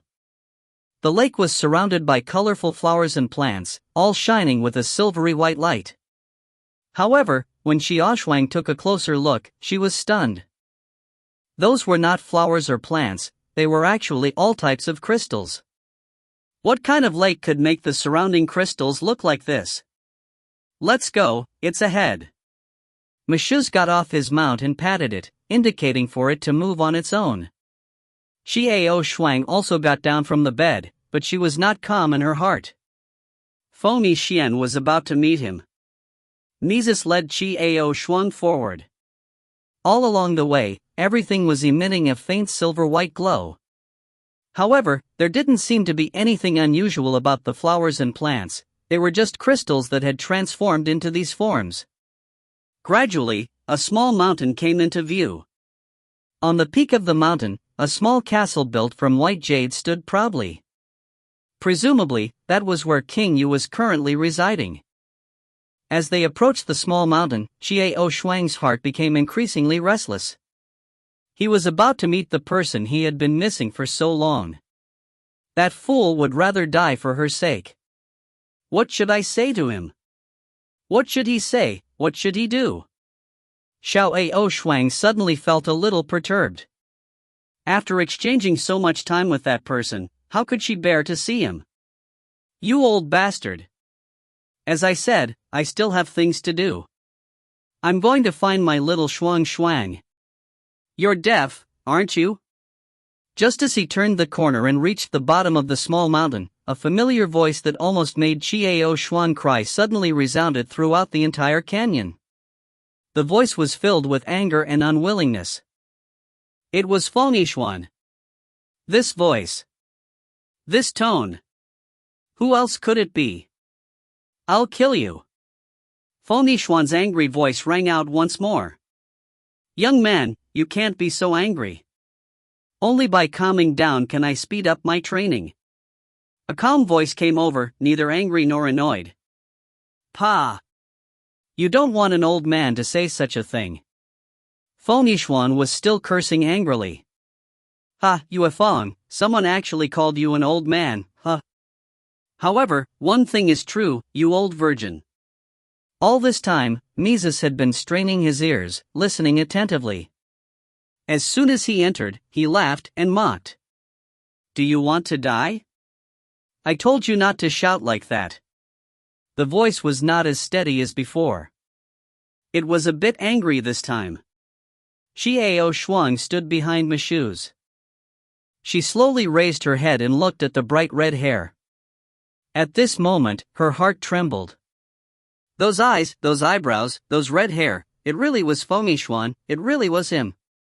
Ah, Yueli, you really are a laughingstock. So an old man like you could actually be so disgusting. Feng Yixian burst into laughter, laughing at the Moon King's name. He turned his head to look at Michouz, wanting to see who was calling out such a name. However, when he saw the figure behind Michouz, his laughter suddenly stopped. Brat, do you want to die? Yu Wang's handsome face was twisted into a mess as he angrily shouted at Feng Yixian. However, after he shouted this sentence, he discovered that Feng Yixian's entire body was trembling, and his expression was even more strange. That can't be, right? I'm just saying that I'm not really going to kill you, so why are you afraid? King Yu murmured softly, suddenly feeling that something was amiss. All this time, he had been threatening and torturing this brat, so he didn't have to lower his head even once. Why is it like this today? What's going on? Yu Wang followed Feng Yixuan's gaze and was also stunned. Behind Mises, there was a breathtakingly beautiful young lady. Her black hair was tied behind her back, and her black pupils were like stars in the night sky, making people unable to open their eyes. Monsieur's new pet? Impossible. Yu Wang immediately dispelled this conjecture. This was because the aura exuded from this girl was so different. It was like a sharp blade, but also like a misty breeze. It was more like a calm lake. This young girl was no ordinary person. Yu Wang immediately came to this conclusion. However, what was her relationship with this kid? Frost, Ao Shuang, Feng Yixuan struggled to move his lips, but he could only say these few words. He just stood there, staring at Qi Ao Shuang, afraid that he would be hallucinating again. Yi Xian, it's me. At this time, Xiao Ao Shuang slowly revealed a smile, and said these few words softly. Is it really you? Wasn't it my imagination? Feng Yixuan suddenly wanted to laugh. He wanted to cry. Is that true? Was the person he had been thinking about day and night really standing right in front of him? Qi Ao Shuang smiled as she looked at Feng Yixuan. The two of them stared at each other quietly. It's not an illusion. Try if you don't believe me. These words were not uttered by Qi Ao Shuang, but by the Moon King on the side. After that, a violent small tornado wrapped itself around Feng Yixuan and carried him into the sky. Then, the tornado viciously tossed him towards the lake. Ah, Crescent Moon, you're dead. I'll kill you. Kill you. Break your body into 1,000 pieces. Feng Yixuan's voice dragged through the air in an incomparably miserable manner. With a loud crashing sound, Feng Yixuan was thrown magnificently into the lake. Qi Ao Shuang froze, as did Mishu's. The Moon King pursed his lips in a sly grin. Qi Ao Shuang looked at Feng Yixuan, who was swimming towards the shore with all his might. She had thought about her reunion with Feng Yixuan many times, but she didn't expect it to be like this. However, it seemed that Feng Yixuan had returned. The familiar Feng Yixuan had returned. Good. It was him, it was him. If you find any errors, ads pop up, ads redirect, broken links, non-standard content, etc., please let us know. Report chapter so we can fix it as soon as possible. Chapter 311. Stunning Edge, C311. Feng Yixuan cried out loudly as he struggled to swim to the shore. His entire body was drenched in sweat as he ran over. He ran until he was a few meters away from Qi Ao Shuang, then stopped and stood there in a daze. Xiao Ao Shuang and he stared at each other silently. Feng Yixuan's expression was extremely complicated. There was happiness, joy, excitement, attachment. Qi Ao Shuang's face slowly revealed a smile. Feng Yixuan stood there, not daring to move forward. He was afraid that if he took another step forward, Qi Ao Shuang would disappear from his sight. He was afraid that the moment he touched her, he would disappear. My God, my land! Qi Ao Shuang. This is what you really look like, right? Beautiful. Suddenly, a voice that Xiao Shuang was familiar with started to howl. His tone was full of excitement. It was the sky. Right after he said those words, a small ferret jumped out from Feng Yixuan's body and was about to pounce onto Qi Ao Shuang, aiming for her chest. You shameless bastard! Feng Yixuan was quick to react. He grabbed Zheng Kong by the tail and pulled him back. Feng Yixuan, you damn pervert! You dare to obstruct my relationship with my woman? Go die! The sky turned around and aimed its claws at Feng Yixuan's face with a vicious look. Feng Yixuan screamed incessantly. Then, he did not show any weakness. He grabbed onto Zhang Kong's tail and swung it in a circle in the air. Then, he let go and the sky flew away. It hurts. This colored element. Feng Yixuan covered his face as he wailed again and again. Serves you right. I told you to piss me off. This young master can fly, but you idiot have already forgotten about that. The voice of Zhang Kong rang out in everyone's ears once more. With a satisfied expression, he landed on Qiao Shuang's shoulder. You pervert! Don't touch my mother! The golden lotus suddenly appeared in time. It grabbed onto the tail of the golden lotus and lifted it into the air, shaking it with all its might. The sky was shaking and he felt dizzy. Damn! It's you, kid. I remember you.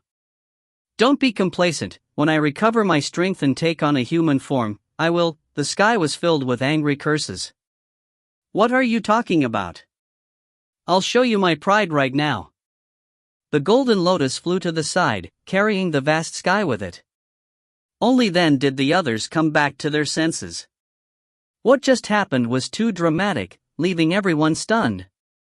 Yixian, are you alright? Qiao Shuang looked at Feng Yixian's scarred face and the corner of her mouth twitched. She was speechless. She didn't think that her meeting with Feng Yixuan would be so joyous. No, nothing.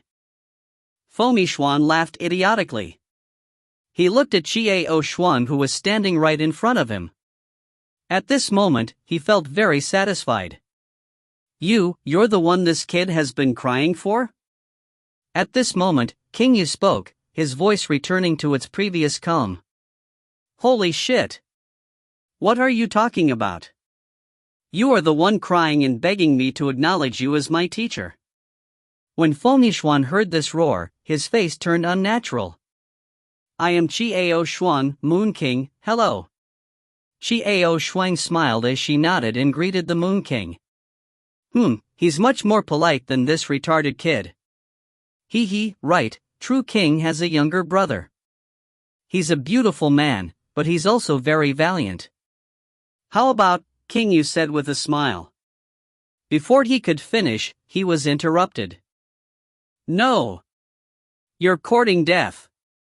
These two voices sounded at the same time. One was Feng Yixuan, the other was Mizius. Moon King turned his head and looked at Mishuz with blinking eyes, then his gaze became more and more contemptuous. Mishuz, you can't be that shameless. You already have so many harem, and you're still snatching a woman from my disciple? Moon King had lived for so many years. Even though he was not close to a woman, it did not mean that he could not see the love between Feng Yixuan and Qiao Shuang. What he had said just now was only to tease Feng Yixuan. However, he didn't expect that even Feng Yixuan would only shout at the top of his lungs, seeking death. Was there anyone who was so eager to snatch a woman? Mishuz stared at her and leaned close to her ear, whispering a few words in a low voice. Yu Wang's expression immediately changed. The next moment, he looked at Xiao Shuang with a face full of smiles. Miss Qiao Shuang, you must be tired from the journey, right?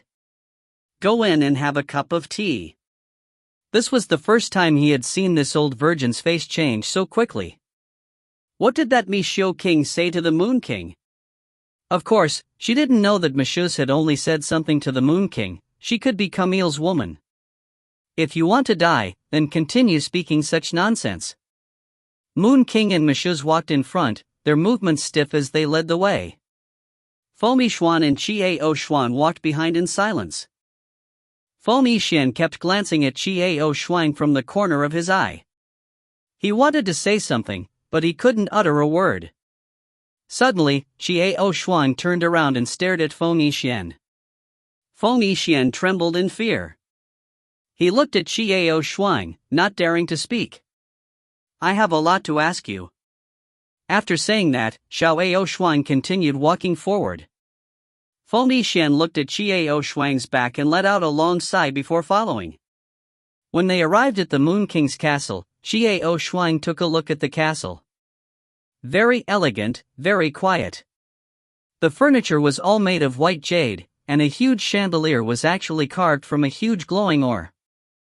The wall lamps around the walls were also carved with various types of ores. The style was simple and elegant, and it was pleasing to the eyes. The floor was spotlessly clean, and the spiral staircases on either side of the hall were covered with a high layer of camel's hair. However, there was no one in the castle. King Yu personally brewed tea and served it to Chiao Shuang and Mixiu before saying, "Only I and Mixiu know of this place. Thus, there is no one to serve you. Miss Ao Shuang, please make do with it. Just call me Chiao Shuang."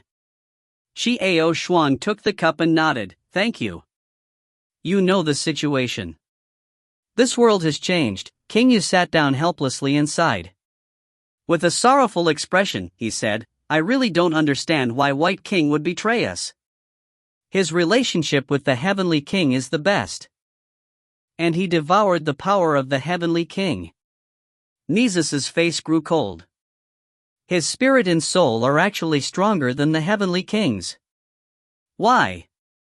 How is this possible? The devouring power must absorb the soul and spirit of the Heavenly King into one. However, if the spirit and soul of the Heavenly King are stronger than his, then the person being devoured is the White King. Seeing the puzzled expressions on Chiao Shuang and Feng Yixian's faces, the Moon King immediately explained. Chiao Shuang and Feng Yixian looked at each other and saw confusion in each other's eyes. White King, when did he become stronger than the Heavenly King? We don't all know. The fact that he can devour the power of the Heavenly King means that he also has the power to exterminate us.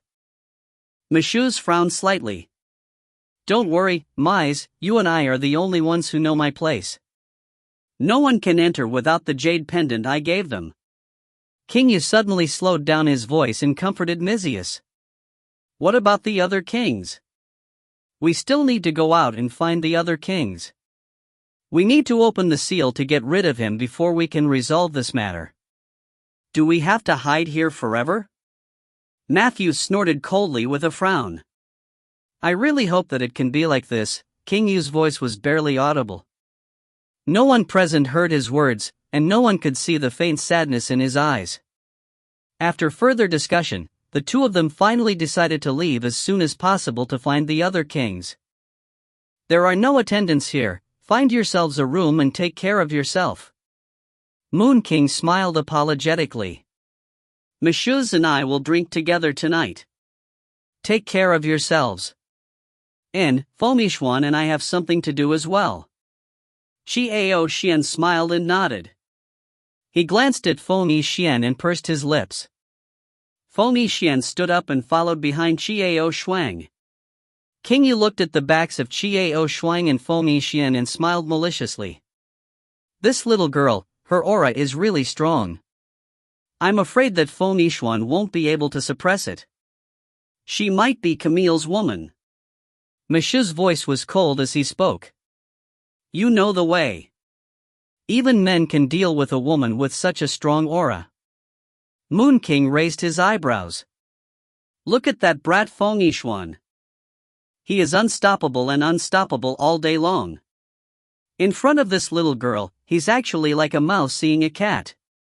This kind of obedient behavior is really rare. Love must be single-minded. Do you understand? How can she subdue Camille and Feng Yixuan? How can this be? I can only choose one. Pa. What about you? Haven't you been with so many women, and you're all in one piece? What are you talking about? Or a few hundred? King Yu coldly snorted as he mocked. My is different. I am a man, and Chiao Shuang is a woman. Mises frowned unnaturally. Men and women are the same. Yuang angrily turned around and walked into the dining hall. Where are you going? Mixiu was stunned. Drink, will you come? King Yu didn't turn around, but his footsteps slowed down. Wait, it's here. Mixiu smiled, hurriedly chasing after her and grabbing onto the Moon King's shoulders. The two of them walked into the dining room with their arms around each other. At this time, Qiao Shuang and Feng Yixian arrived at the small garden outside the castle. The flowers here were finally real flowers, but there was only one type of flower, a small white flower with 4 petals. It was giving off a faint fragrance. Sit down. Qiao Shuang sat down beside the flower bed, patted the seat beside her, and said a word. Feng Yixian subconsciously swallowed his saliva and slowly sat down to the side. It seems it's time to tell me things I don't know. Qiao Shuang said slowly, what kind of curse is it? Why did things end up like that? What the hell happened to you and the devil? Ao Shuang, Feng Yixian's face darkened. I had once thought of giving you up and giving you to Long Lingyun. Feng Yixian's voice became softer and softer as he bit his lips. Qiao Shuang did not say anything, listening quietly. But I regret it. How could I have such an idea? I will never give up. Feng Yixian suddenly raised his head and looked at Qiao Shuang before firmly saying, Ao Shuang, I definitely won't give up on you. If you find any errors, ads pop up, ads redirect, broken links, non-standard content, etc., please let us know. Report chapter so we can fix it as soon as possible. Chapter 312. Stunning Edge, C312. Feng Yixian's eyes burned with passion as he stared fixedly at Qiao Shuang. Qiao Shuang looked at Feng Yixian and a smile slowly appeared on her face. Yixian, do you remember the first time we met? Feng Yixian was stunned for a moment before he smiled embarrassedly. I remember. How could I not? That time, I thought you were stupid. Qiao Shuang finally couldn't hold back her laughter. How could you just be fooled by that single sentence of mine? Ah, you say. How well you said it. He thinks that I'm handsome and is captivated by me. Feng Yixian's mouth twitched as he looked at Qiao Shuang with resentment. And then he cheated my pure heart. He's too crafty. You deserve it. Qiao Shuang smiled. It had been a long time since she had relaxed like this. Qiao Shuang suddenly felt like she had not laughed like this for a long time. Only Feng Yixian could make her laugh so easily. Ao Shuang, I still like the way you smile. Feng Yixian suddenly said these words softly. His eyes were filled with a pained look. The young girl in front of him had always been through so many trials and tribulations, constantly moving forward, walking on the path of thorns. It was as if there was a hand pushing at his back. Wait. A flash of light suddenly flashed through Feng Yixian's mind, and his face became abnormally solemn. Camille pushed it? It used to make sense, but now? Behind Corinne now was an unknown and even more terrifying force. What are you thinking about? And should you tell me something I don't know? Qiao Shuang looked at the uncertain face of Feng Yixian and asked in a puzzled tone. Nothing. Feng Yixian smiled. He didn't intend to voice his doubts. Instead, he changed the subject. Do you know about the bloodline display? What do you mean? Qiao Shuang was even more confused. The enemy went to Ceylon a long time ago, where he had an affair with a beautiful human woman. Strictly speaking, this woman should be the ancestor of our Feng clan. However, the child she gave birth to did not possess any special abilities. After a few generations, a handsome, valiant, and peerlessly popular child appeared. As he spoke, he was interrupted by Qiao Shuang. All right, stop flattering yourself and continue. Qiao Shuang glanced at Feng Yixian and snorted. All right. Feng Yixian chuckled. Yes, that person is me. Then the enemy appeared, and he said it was my father, and my reaction was to send him flying with a punch. He was glad, instead, to bring me back to the devil by force. I only found out after my transformation that I had indeed inherited his bloodline, which was the demon race. As for that little lass, Ladya, she was the one with the pure blood of the demons. Naturally, he wouldn't accept me, but after being beaten by me a few times, he submitted. Qiao Xuan listened attentively. In her mind, she imagined the cool appearance of the young master being beaten up by Feng Yixian. What kind of scene would that be? It must have been wonderful. Qiao Xuan's guess was correct. It was more than brilliant. At that time, it was truly like the wailing of ghosts and the howling of wolves. It was world-shaking, and anyone who saw it would be overjoyed. The tyrant of the young chieftain was infamous in the devil realm, but no one dared to touch her. Other than the infernal king, the others were no match for her. They were often beaten to the point of death, and they even threatened not to go to the infernal king to complain. Otherwise, the next fight would be even worse. When Feng Yixuan showed up and beat her up, everyone applauded and cheered. At that time the devil was every day like a festival. And the infernal king saw that he was glad he was going to pass the throne to me. Feng Yixuan shrugged his shoulders.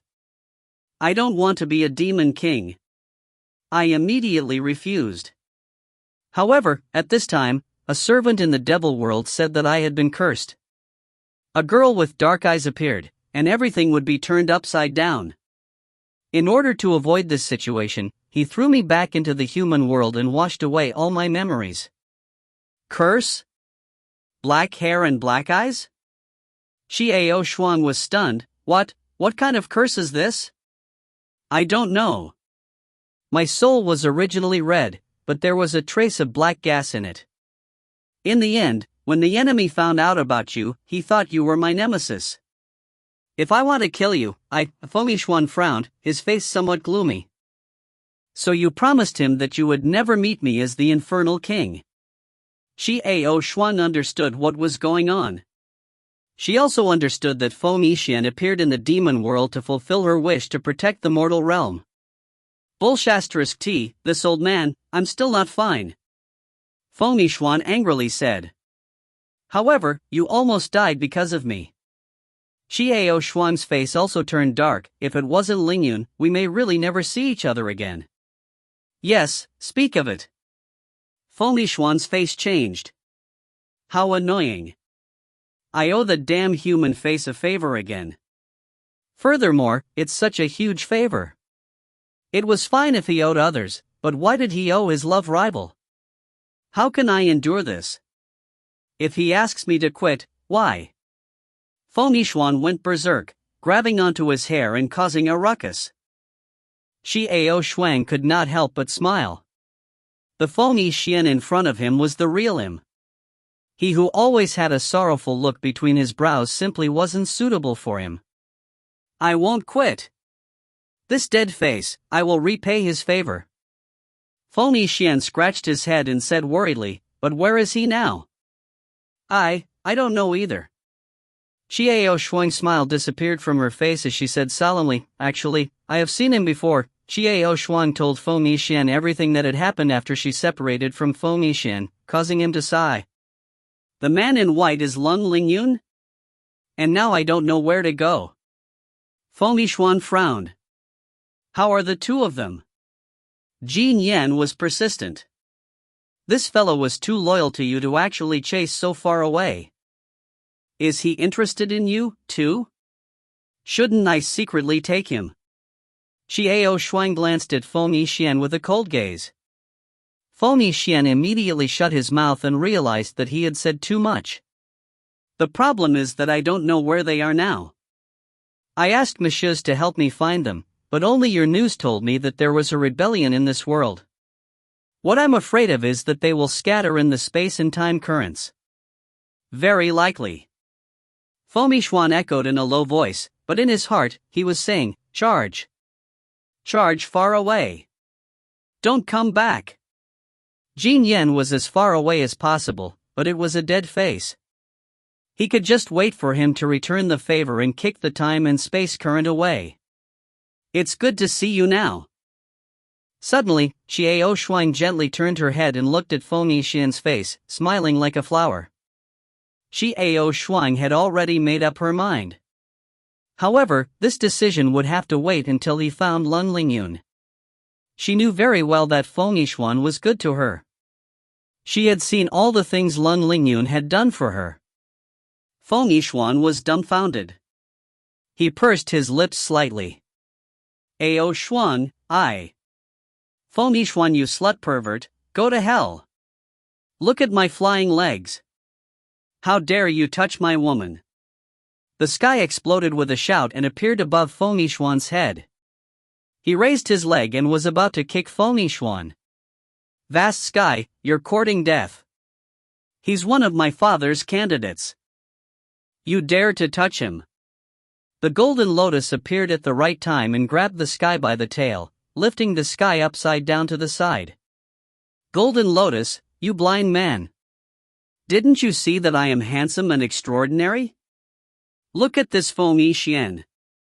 His hair is red like a monkey's ass, what's so good about him? Unconvinced, he roared at the golden lotus.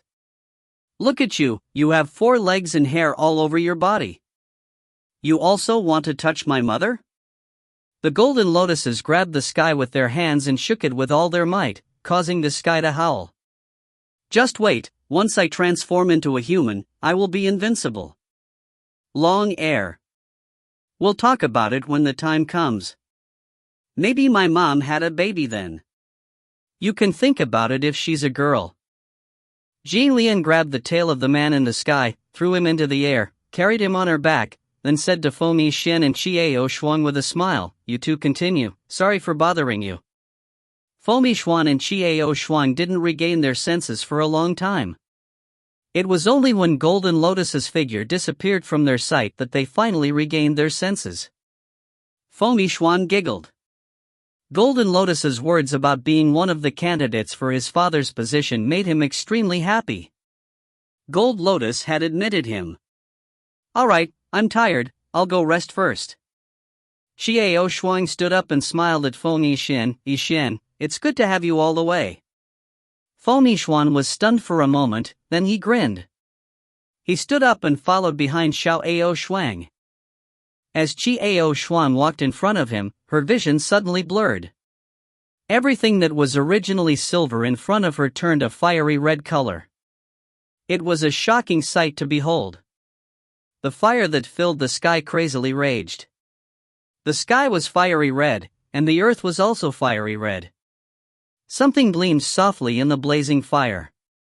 Then, what was it? Xiao Shuang's vision went black, and she fell down just like that. Ao Shuang. Feng Yixuan, who was walking behind them, was greatly shocked. He hurriedly rushed forward to support Chiao Shuang, but she had already lost consciousness and was frowning deeply. Crescent Moon, Moon King. Get out of here. Seeing Chiao Shuang like this, Feng Yixuan panicked. He picked Chiao Shuang up and rushed into the castle, yelling even louder. Damn! You're courting death. You said you weren't allowed to call me that. King Yu's eyes were misty as he walked out of the side hall and yelled unhappily. Quick, come over and take a look. What's wrong with Ao Shuang? Feng Yixuan didn't care about anything else as he roared at the Moon King. Only then did King Yu look at Chiao Shuang, who was in Feng Yixuan's arms. At this moment, Chiao Shuang's eyes were tightly shut. Her brows were furrowed, as if she was enduring some immense pain. Her body temperature. It was getting higher and higher. What's going on? It's like it's going to burn up. Feng Yixuan anxiously asked, "What's going on?" King Yu, come and take a look. At this time, King Yu woke up from his drunken stupor. His expression turned grave as he walked forward and touched Chiao Shuang's forehead with a frown. How is it? Feng Yixuan was burning with anxiety. If you find any errors, ads pop up, ads redirect, broken links, non-standard content, etc., please let us know. Report chapter so we can fix it as soon as possible. Chapter 313. Stunning Edge, C313. How is it?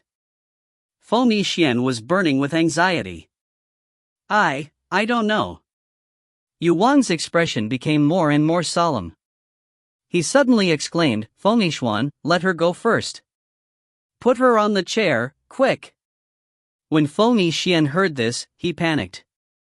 However, he still listened to the Moon King and carefully placed Qiao Shuang on a chair. As soon as Qiao Shuang was released, the Moon King rushed forward and pulled Feng Yixian away. Just as Feng Yixian was about to erupt, the scene in front of him left him completely stunned. Swish!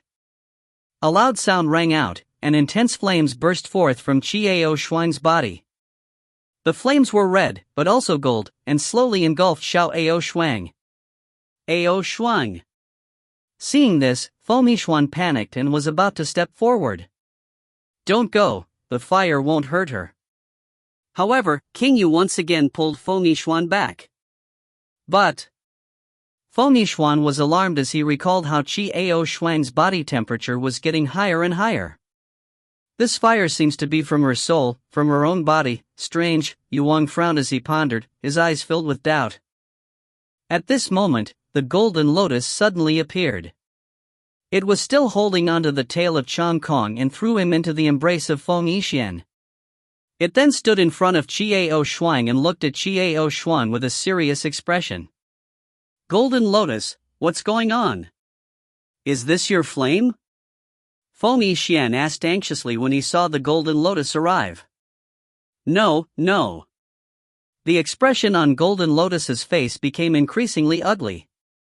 This flame belongs to Mom. In addition, it was hidden very well. It seems like it has always been hidden in the depths of Mom's soul. It's so powerful. The Golden Lotus cried out in alarm. Suddenly, the Golden Lotus's figure began to fade away. The Golden Lotus's face also revealed a terrified expression. What a formidable power! He's going to swallow me. Golden Lotus. Feng Yixian's complexion also changed.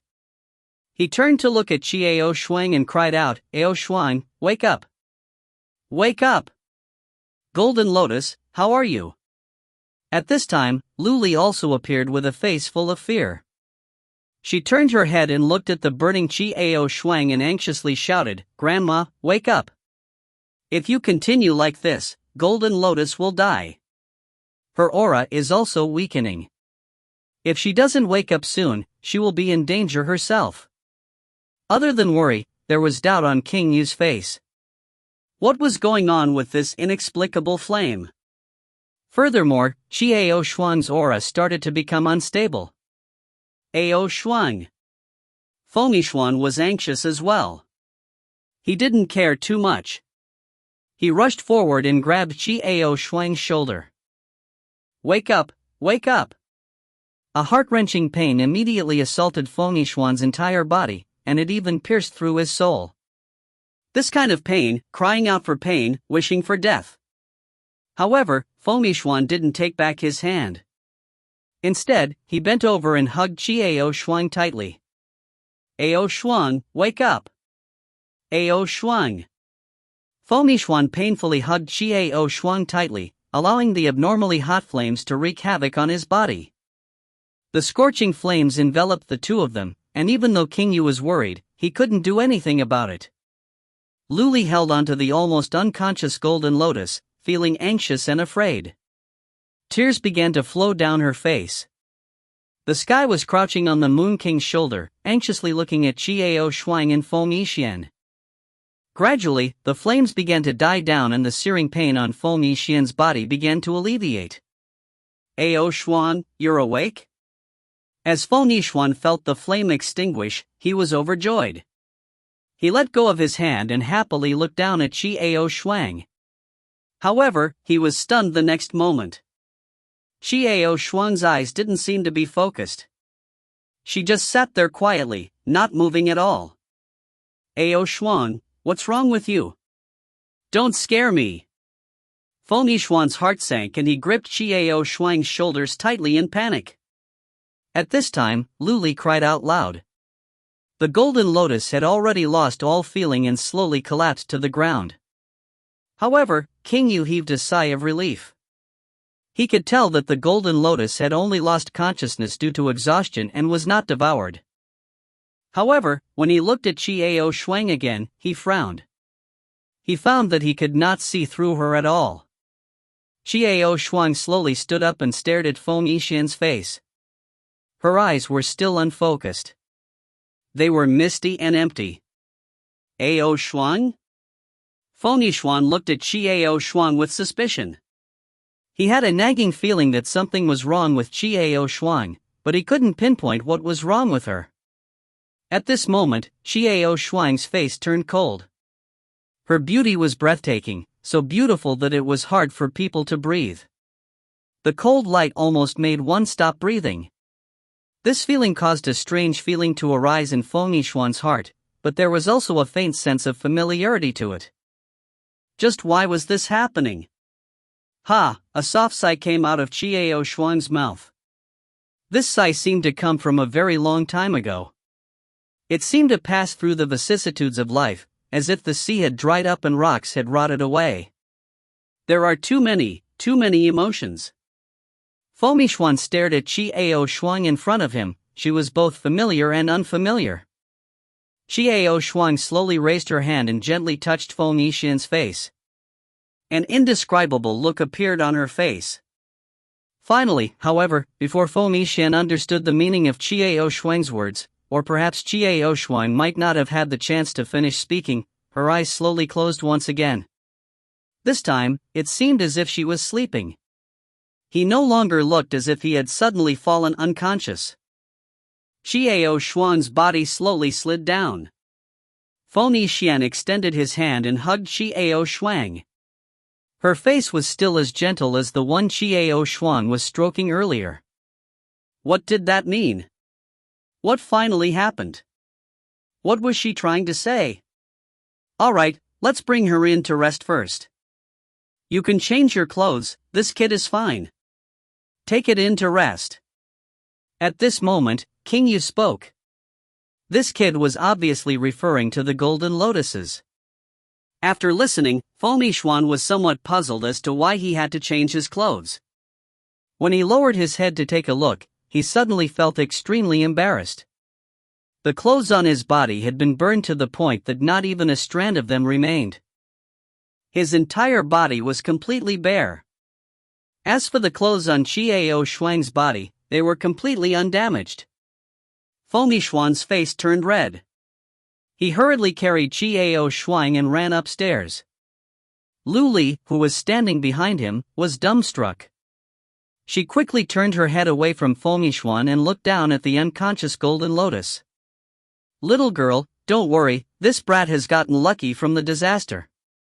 Quickly bring him in and let him rest as well. King Yu looked at Lu Li and said with a smile. Yes, thank you, uncle. After Lu Li finished speaking, she carried the golden lotus and stomped upstairs, leaving Duke Yu petrified on the spot. Uncle, Dashu. Am I that old? I'm so handsome and young, shouldn't I at least call you brother? King Yu was full of complaints. Then you'll have to call me Auntie Qiao Shuang. Suddenly, a voice came from the side. He seemed to drink even more, and his entire body seemed to be unstable from walking. That's right, it's true. After hearing Misha's words, Moon King felt much better.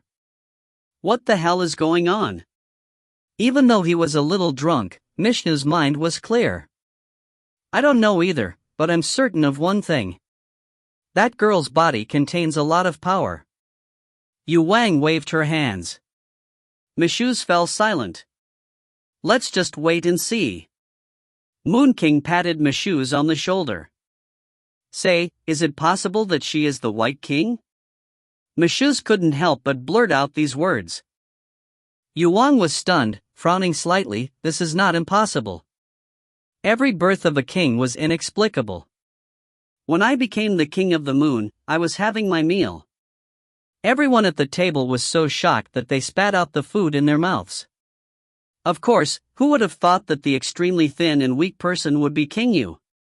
When some people were bullied when they were young, they only wiped away their tears and hid in a corner, refusing to come out. Damn! You're still bringing up the matter after so long. I'll kill you. Moon King reached out his hand to grab Mishuz by the neck. shaking him until he almost vomited before letting go. "Ungrateful fellow, if it wasn't for me protecting you, you would have, aha." Mishna rolled his eyes and reprimanded, but he didn't fight back. Yu Wang glared at him and pretended to be angry, but there was an undetectable gentleness in his eyes. However, it is hard to say whether or not Qiao Shuang is the White King. Anyway, let's just wait and see. If she's the White King, it'll be much easier. Michouz said sternly. One more thing, I wonder how the other kings are doing. King Yu sighed softly. Don't worry, they're not easy to deal with either. If they're that easy to get rid of, wouldn't they be kings? Michouz comforted her. I hope so. Yu Wang nodded. At this time, Feng Yixian had already settled Qiao Shuang up. He changed his clothes and stood beside her bed. Oh, Feng Yixian, I didn't expect you to be so shy. What the f***ck are you so shy for? I've already seen through your body long ago. Don't mention me, my Xiao Shuang has seen it as well.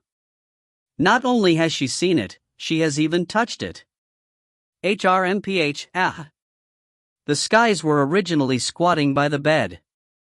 However, the more and more embarrassed Feng Yixian became, the more he covered his mouth and threw him to the side. If you don't talk, no one will take you for a mute. There's still Ao Shuan who needs to rest. You need to be quiet. Feng Yixian's face turned red as he warned the others. I'll go take a look at that annoying kid. If he dies, it'll be very boring. He didn't wait for Feng Yixian's reply before skipping out. The room quieted down, leaving behind only Qiao Shuang, who was breathing calmly and evenly. Ao Shuang, Feng Yixian extended his hand and gently grasped Qiao Shuang's hand. He muttered to himself, why did I feel that you were a stranger to me just now? How can there be such a feeling? Xiao Ao Shuang was still sleeping. Her eyelashes that were like small brushes were trembling slightly. At this moment, she saw a strange scene. If you find any errors, ads pop up, ads redirect, broken links, non-standard content, etc., please let us know. Report chapter so we can fix it as soon as possible. Chapter 314. C314. Stunning Edge, C314. Xiao Ao Shuang was still sleeping. Her eyelashes that were like small brushes were trembling slightly. At this moment, she saw a strange scene. The flames in the sky were so hot that it was almost impossible to breathe. The flames were like the flames of hell, sweeping through everything. Everywhere he went, everything vanished into thin air. It was a type of anger that overflowed into the heavens. What had caused such anger? Whose anger was this? Something very important has been lost. What is it? An indescribable sadness slowly filled Xiao Ao Shuang's heart. Losing something important, what is it? His heart was empty, sorrowful, angry. Feng Yixian stared blankly at Qiao Shuang's face. The corners of Qiao Shuang's eyes began to slowly leak out crystalline tears. Ao Shuang, what's wrong with you? What do you see? Wake up, I will be by your side, I will always be by your side. Feng Yixian's heart ached so much that he tightly gripped Qiao Shuang's hand. It was as if he could feel the indescribable sadness. Just what did Xiao Shuang see that would make her act like this? Feng Yixian stayed by the bed, holding Qiao Shuang's hand and maintaining this posture for the rest of the night. In the early morning, Qiao Shuang finally opened her eyes, her hands gently moving. Feng Yixian immediately felt it and hurriedly raised his head to look at Qiao Shuang. He slowly turned his head to look at the worried Feng Yixian and gently opened his mouth. Yixian, what's wrong with you? His tone was filled with doubt. It's good as long as you're awake. Feng Yixian finally breathed a sigh of relief. Then, after a moment of hesitation, he asked softly, don't you remember what happened before? What? Qiao Shuang was puzzled. Feng Yixian's face changed slightly.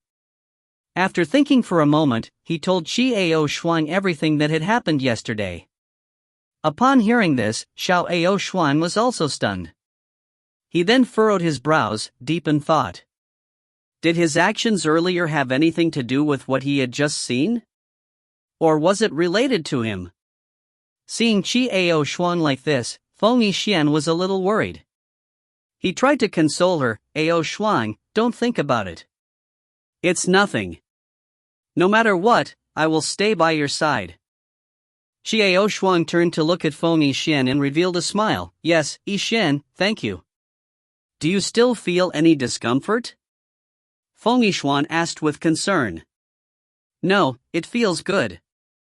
Yixuan replied with a smile. That's good. You rest first, I'll go prepare breakfast for you. What do you want to eat? Feng Yixuan also smiled. Roast meat. Yixuan pursed her lips into a smile. You're eating so greasy in the early morning? Although Feng Yixuan said so, he didn't have any intention of objecting. I want to eat it. It's been a long time since I've eaten your roast meat. Yixuan smiled. Feng Yixuan revealed a knowing smile. His eyes were light with satisfaction. He stood up, turned around, and left to prepare breakfast. Yixuan slowly sat up, looking out the window in silence. This space, without night or day, was always shrouded in a silvery white light. The title of Moon King probably had something to do with this. Yixuan slowly got off the bed and walked to the window, gazing at the calm lake in the distance. Lightly closing her eyes, Yixuan raised her eyebrows. She didn't feel wrong, there were indeed changes in her body. In the depths of his soul, there seemed to be a force that was slowly gushing out. Although it was very subtle, it actually existed. Like a seed, but also like a small whirlpool. At an abnormally slow rate. What was that? No matter what it was, one thing was certain, it had something to do with what had happened and what he had seen. Leaning lightly on the windowsill, Yixuan's thoughts flew far away. She remembered things from a long, long time ago, things from before she came to this world. At that time, he was still living in a bustling place, a society filled with impetuous people. He had nothing to live for, and after he easily ended his life, he saw a suspicious fatty. Could this be the so-called Taoist immortals? He would never have believed such a ridiculous thing. However, after coming to this world, he realized that there were many things that people did not know about the existence of real things, including gods. In that case, in the world he had lived in before, there must also be a god. Otherwise, why are there so many phenomena that science cannot explain today? Forget it, forget it. It's over. Ling Lingyun, Camille, Jin Yen. When can we find them?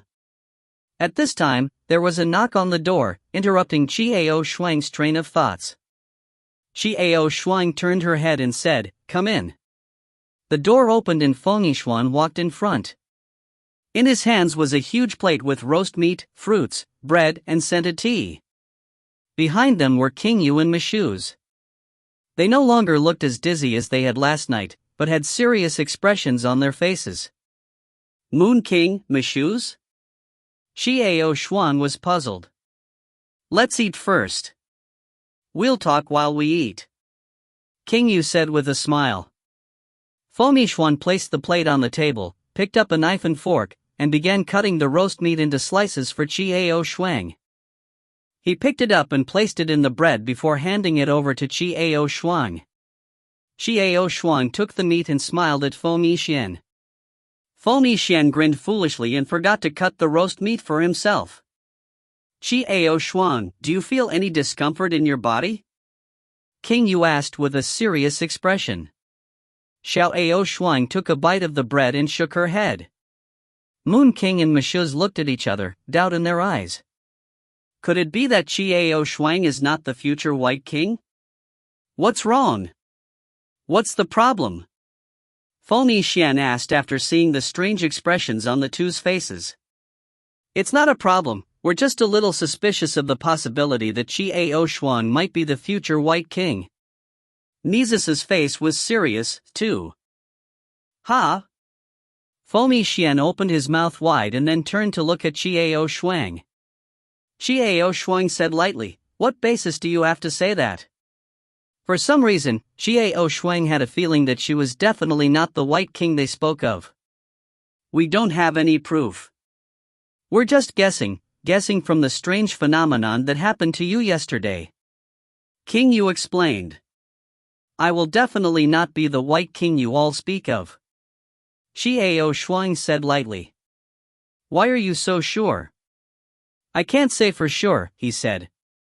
"What if you are the White King?" "There's no reason. I just feel it." Xiao Shuang took a sip of her flowery tea and said, "You guys should have something to say after coming here, right?" King Yu's eyebrows rose, and then he said in a deep voice, "We are preparing to leave. We will go find the other kings and reunite with them to undo the Shura's seal. Do you want to stay here or go with us and ask for your advice? It must have been dangerous on the way. The Heavenly King's men should be searching for us everywhere," Mishu said in a deep voice. "You can't even defeat the Heavenly King's subordinates?" Xiao Shuang looked at the two with disdain in her eyes. "How is this possible? How is that possible?" Both of them said at the same time with flushed faces. "Then what's dangerous?" Xiao Shuang pouted, "Then let's get on the road. Besides, I have to find my lost friends." Moon King and Mishuz looked at each other and nodded. "Since that's the case, if you don't feel any discomfort, then we'll set off after lunch and rest." But one thing they didn't say. They were the four generals next to the previous Heavenly King, and their strength was no less than theirs. As for whether or not these four generals had joined the current Heavenly King after the death of the previous Heavenly King, they did not know either. If the four generals were to submit to the current king, then the matter would be very troublesome. "All right. Thank you," Xiao Shuang agreed. She looked at the Moon King and Mishuz and smiled, "Thank you." Only after Moon King and Mizius left did Foamy Xuan speak. "Ao Shuang, what do you think happened to Camille? I guess there are only two people who can make Camille in such a sorry state." "No, maybe only one." Xiao Shuang narrowed her eyes, biting the fork in her hands as she said, "Because there is still one more who is sleeping." "You mean the Father God and the Mother God?" "No, a god?" This was because the goddess had been in a deep slumber the entire time. Foamy Xuan was shocked. He was unaware that the roast meat on his fork had fallen onto his plate. "I guess so." Xiao Shuang jabbed a fruit with her fork, frowning, and said, "Camille seems to be omnipotent. In my impression, this fellow's power has exceeded everything I know. Only the Father would have the power to deal with him." Xiao Shuang's tone gradually became worried. "Then, why would Father want to deal with Camille?" Foamy Xuan's face sank as he asked with a frown. "That's the question." Xiao Shuang bit down on the fruit and stared at Foamy Xian. Her eyes became sharper and sharper. Her eyebrows were knitted tighter and tighter. Even Foamy Xian's heart was in his throat. However, Xiao Shuang swallowed the fruit and answered straightforwardly, "I don't know either." Foamy Xian instantly let out a sigh. He was speechless. "Also, about the Star Academy." Xiao Shuang continued eating the fruits and taunting him, "I'm starting to suspect that it was some king in this world who did it. After hearing about the White King, I suspect that it was the White King who did it. Perhaps the White King will absorb the power of those people to strengthen himself, and then overthrow the Heavenly King." "That's a reasonable explanation. Now that you put it like that, I also think it was King Bai who did it." Foamy Xuan agreed and nodded in agreement. "But I always feel that things aren't so simple." Xiao Shuang shook her head, "But I don't know why. Only when we see the previous King White will we know." "All right." Foamy Xuan nodded, but he frowned as he began to think. After eating breakfast, the group of four departed.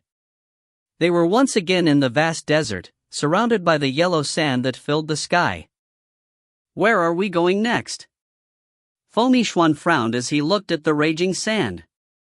Go find King Yong. Just as King Yu finished speaking, his expression abruptly changed because he felt that there was something wrong with his surroundings. Mises's face changed as well.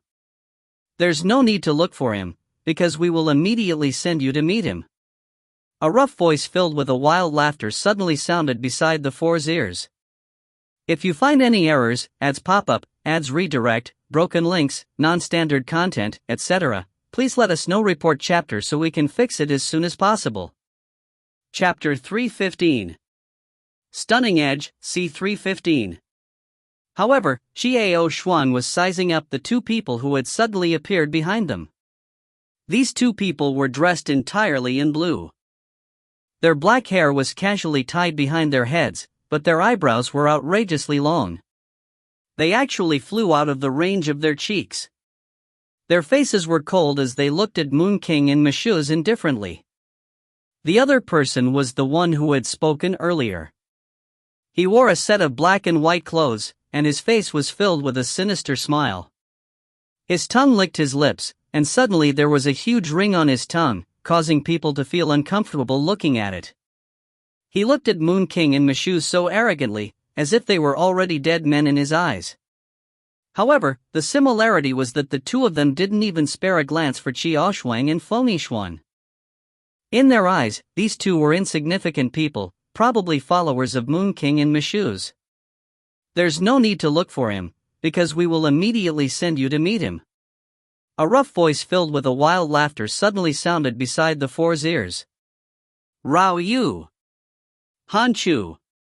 Mashuz's voice had already changed a bit. Yu Wang's face sank even more. However, Xiao Xuan was sizing up the two people who had suddenly appeared behind them. These two people were dressed entirely in blue. Their black hair was casually tied behind their heads, but their eyebrows were outrageously long. They actually flew out of the range of their cheeks. Their faces were cold as they looked at Moon King and Mashuz indifferently.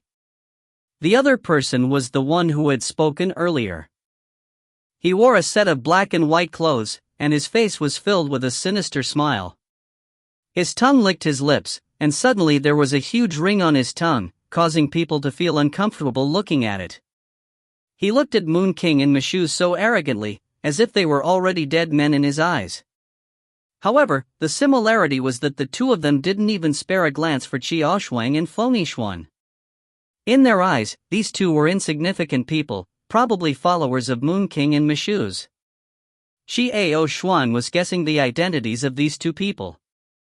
It definitely wasn't any of the other kings. The other kings definitely wouldn't say those words just now. These two must be the Heavenly King's subordinates, and their strength was not weak at all. Otherwise, why would the Moon King and Mashuz's expressions change so much? There was another point that Xiao Shuang noticed as well. When the Moon King said that he was going to find King Yong next, that person said that he didn't need to find them, that he would send them to meet him soon. Could it be that Eternal King had already been killed by these two people? As Fengixuan thought of this, he frowned slightly.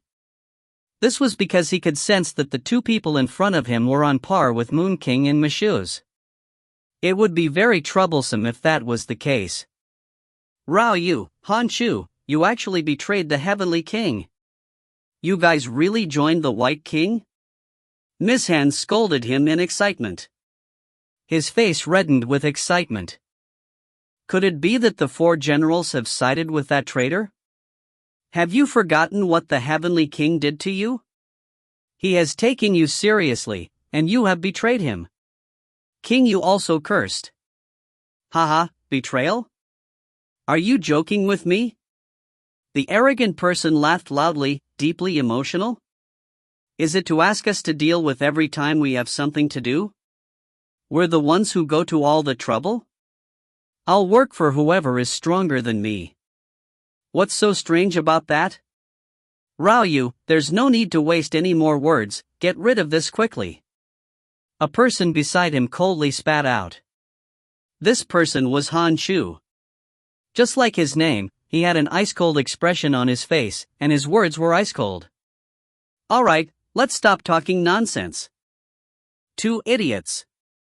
If one day you can be stronger than us, if you can get rid of the Heavenly King, we will listen to you.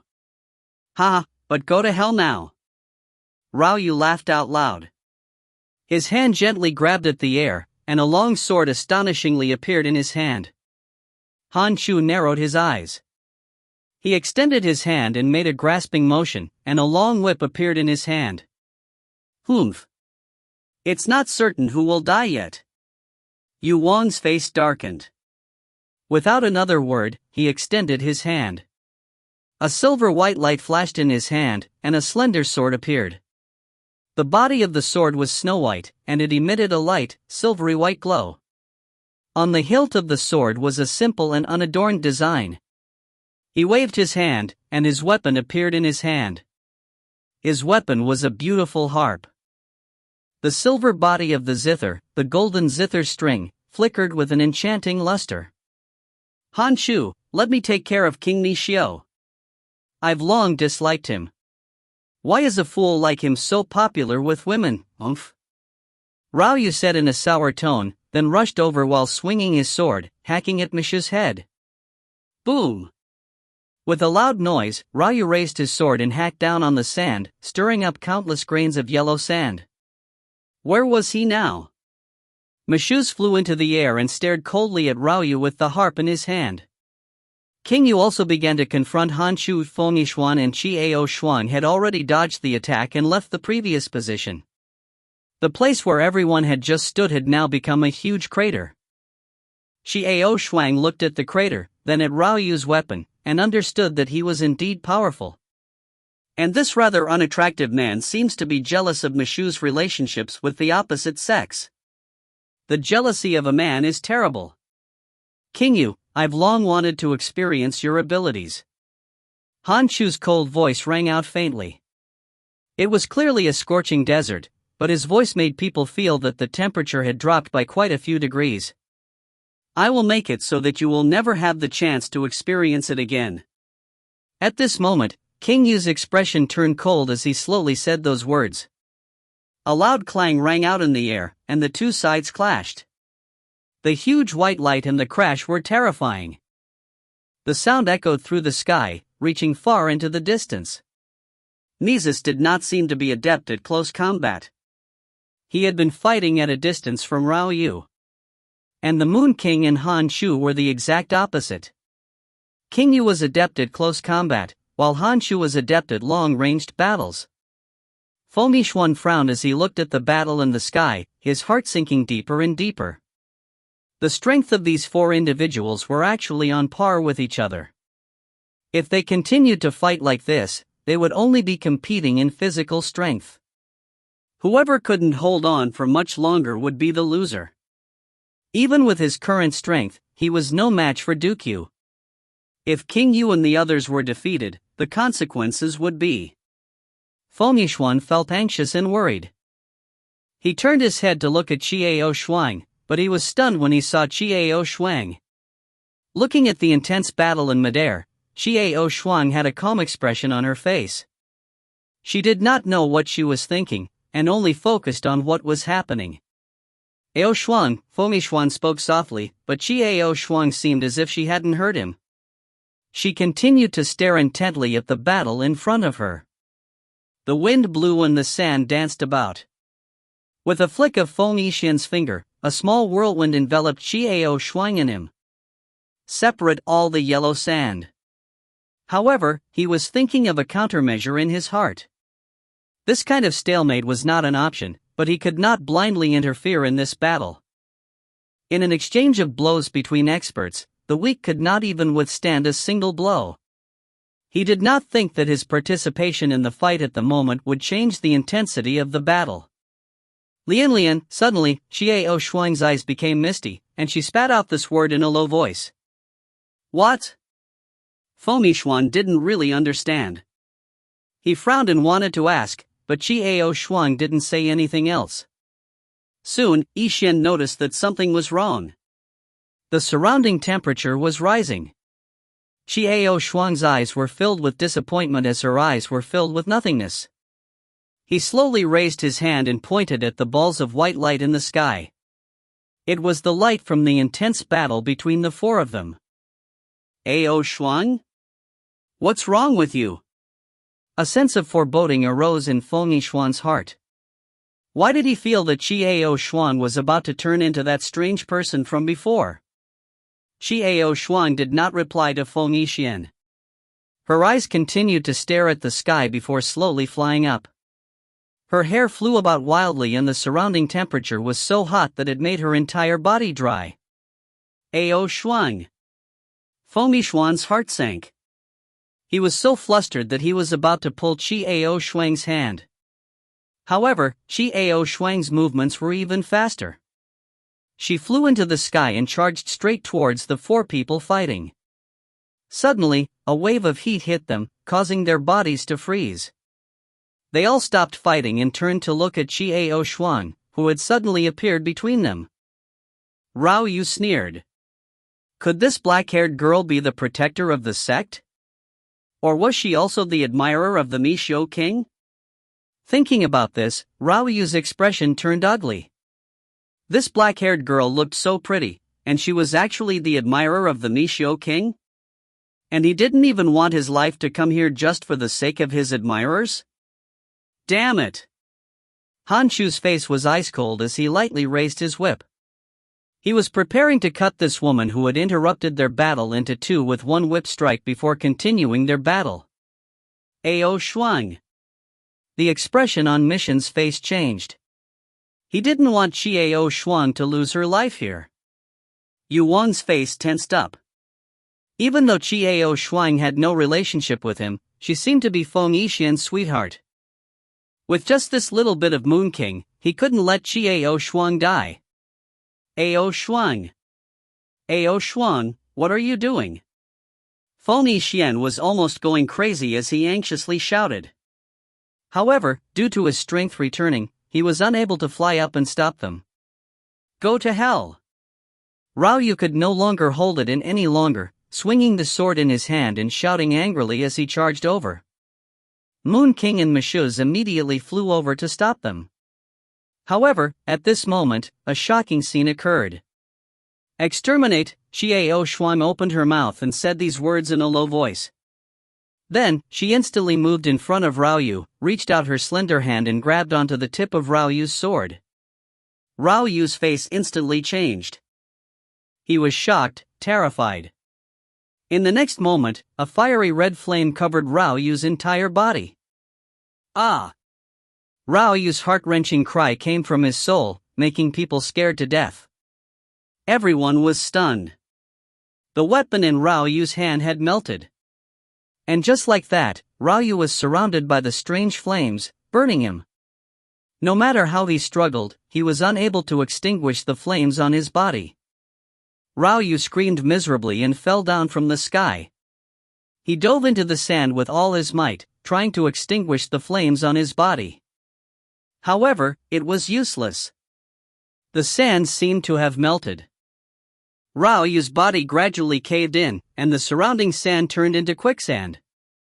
Hellfire, isn't it good? At this time, Ao Shuang let out a cold laugh and slowly raised her head to look at the stunned Han Shu. After being targeted by Ao Shuang, Han Shu felt his entire body turn cold.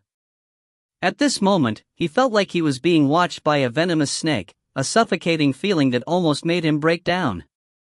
But this young girl didn't have this feeling at all. Her smile was so bewitching, so full of bewitching charm. His eyes were pitch black, and there seemed to be a trace of red in them. His face was white to the point of being transparent, but his lips were red to the point of being extremely seductive. Who exactly was this black-haired, black-eyed girl? If you find any errors, ads pop-up, ads redirect, broken links, non-standard content, etc., please let us know. Report chapter so we can fix it as soon as possible. Chapter 316. Stunning Edge, C316. Ao Shuang's cold smile made Han Shu's hair stand on end. At this moment, he even wanted to escape immediately. Not to mention facing the previous Heavenly King, even the current Heavenly King had never felt such oppression. Feng Yixuan opened his mouth slightly and stared blankly at Xiao Shuang. At this moment, Ao Xuan looked so unfamiliar and so beautiful? Yes, it appeared to be a soul-stirring beauty, as beautiful as the blossoming of a poisonous flower. Even if he knew that it was poisonous, he still wanted to pick it. What kind of strange feeling was this? Moon King and Mashuz were also stunned, as if none of this had anything to do with her. What do you mean shaking your head? Asked Mises, frowning. That means he doesn't know either. The Moon King answered for Feng Yixuan in a deep voice. How could this be? Their relationship, he actually doesn't know about it either. Mashuz lowered his voice because he could tell from Feng Yixuan's expression that what the Moon King said seemed to be true. If even Feng Yixuan didn't know what was going on, then this question. Anyway, the problem is solved. King Yu surveyed his surroundings, which were in complete chaos. There were sand pits of varying sizes everywhere. However, he knew that soon, strong winds would arrive and the sand pits would be filled up, returning to how they were before. But, King Yong, Mashuz bit his lip and spat out a few words. Clearly, they understood what Rao Yu had said earlier. King Yong, we may have met with misfortune. Let's go find the other kings. If a new king of White and King Yong appeared, there would definitely be a sign. We'll see when the time comes. Yu Wang said helplessly, with a hint of sadness in his tone. I wonder if the other two generals also joined the Heavenly King. We need to find the other kings as soon as possible. If the other Wang Luo meets the other two generals alone, the consequences will be unimaginable. Yu Wang nodded, understanding in his heart that Yong Wang's death was probably caused by Rao Yu and Han Chu joining hands. The Heavenly King will definitely look for a new King White and King Yong. We need to get there as soon as possible. He looked off into the distance. There's no time to worry about anything else. I'd better summon it. Alright, 2 of the 4 generals have already left. King Yu nodded, then looked at the silent Feng Yixian and the sleeping Qiao Shuang, before agreeing to Misho's decision. A dazzling white light appeared in the empty space in front of him, and a huge monster appeared. It looked almost identical to the mount Qiao Shuang was riding before, but it was much larger in size. It was the size of the previous 10, and its back was even wider and more flat. Come on up. Mi Xiu was the first to fly up. Feng Yixian grabbed Qiao Shuang by the toes and leapt up as well. King Yu followed behind. After everyone sat down, Mises gently patted Monster on the back. Let's go to the southwest to find the true king. The monster let out a long roar and then flew smoothly towards the southwest. The Moon King formed a barrier, enveloping everyone inside and blocking off the direct sunlight and sand. Feng Yixian watched the sleeping Qiao Shuang without saying anything. Feng Yixian, what do you think? King Yu suddenly asked. What? Feng Yixian only came back to his senses when he heard someone call his name. He turned to look at King Yu. Moon King looked at Qiao Shuang, then looked at Yixian. What do you think? Feng Yixian's eyes darkened as he shook his head. I don't know what's going on, but I feel that it wasn't Ao Shuang herself who did it. But who else could it be? It was her just now, but it wasn't him. Feng Yixian's heart is in chaos. I don't know either.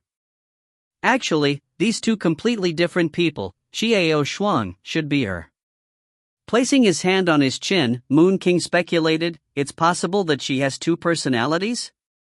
This kind of violent and bloodthirsty personality is hidden deep in the heart? It's not like we've never met such a person before. Mashuz nodded in agreement. Feng Yixian frowned slightly.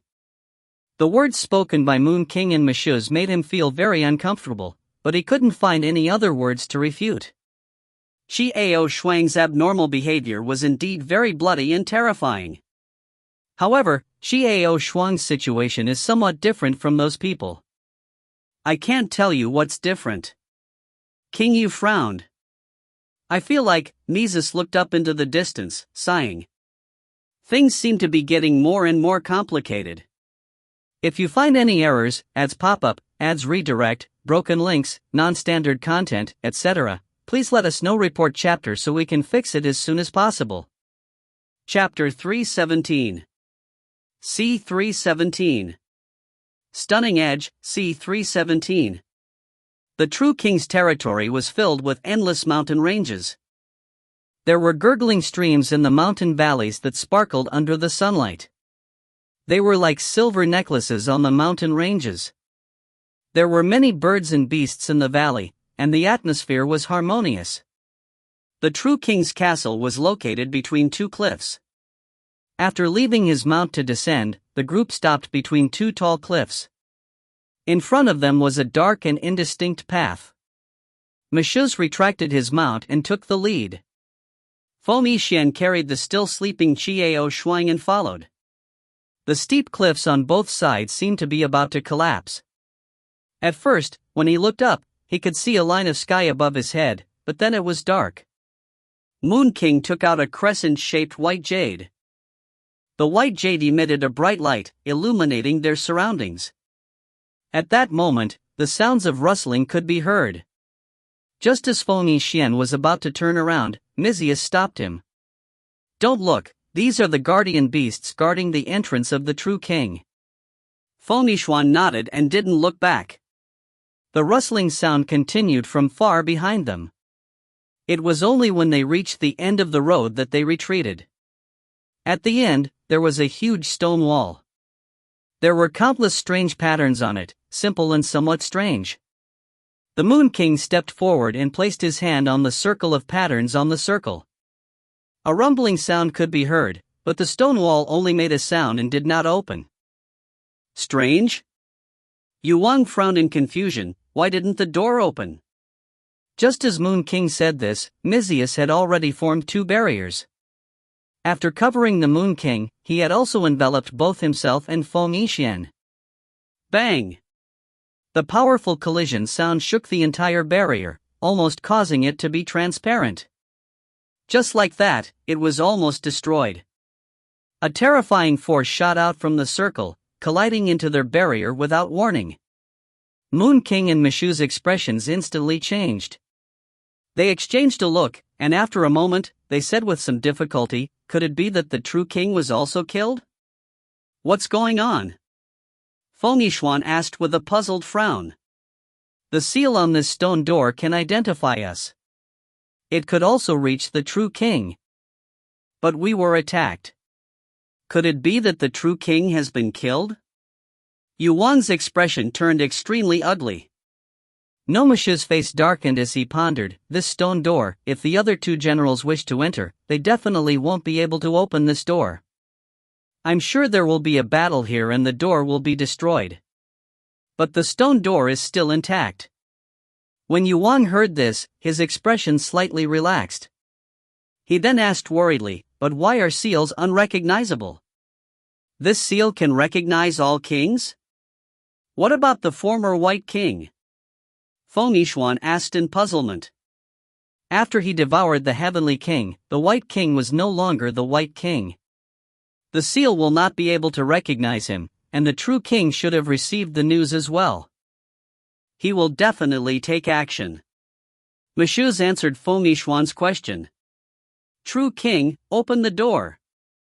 The Moon King yelled at the stone door. Only the echo, no other reaction.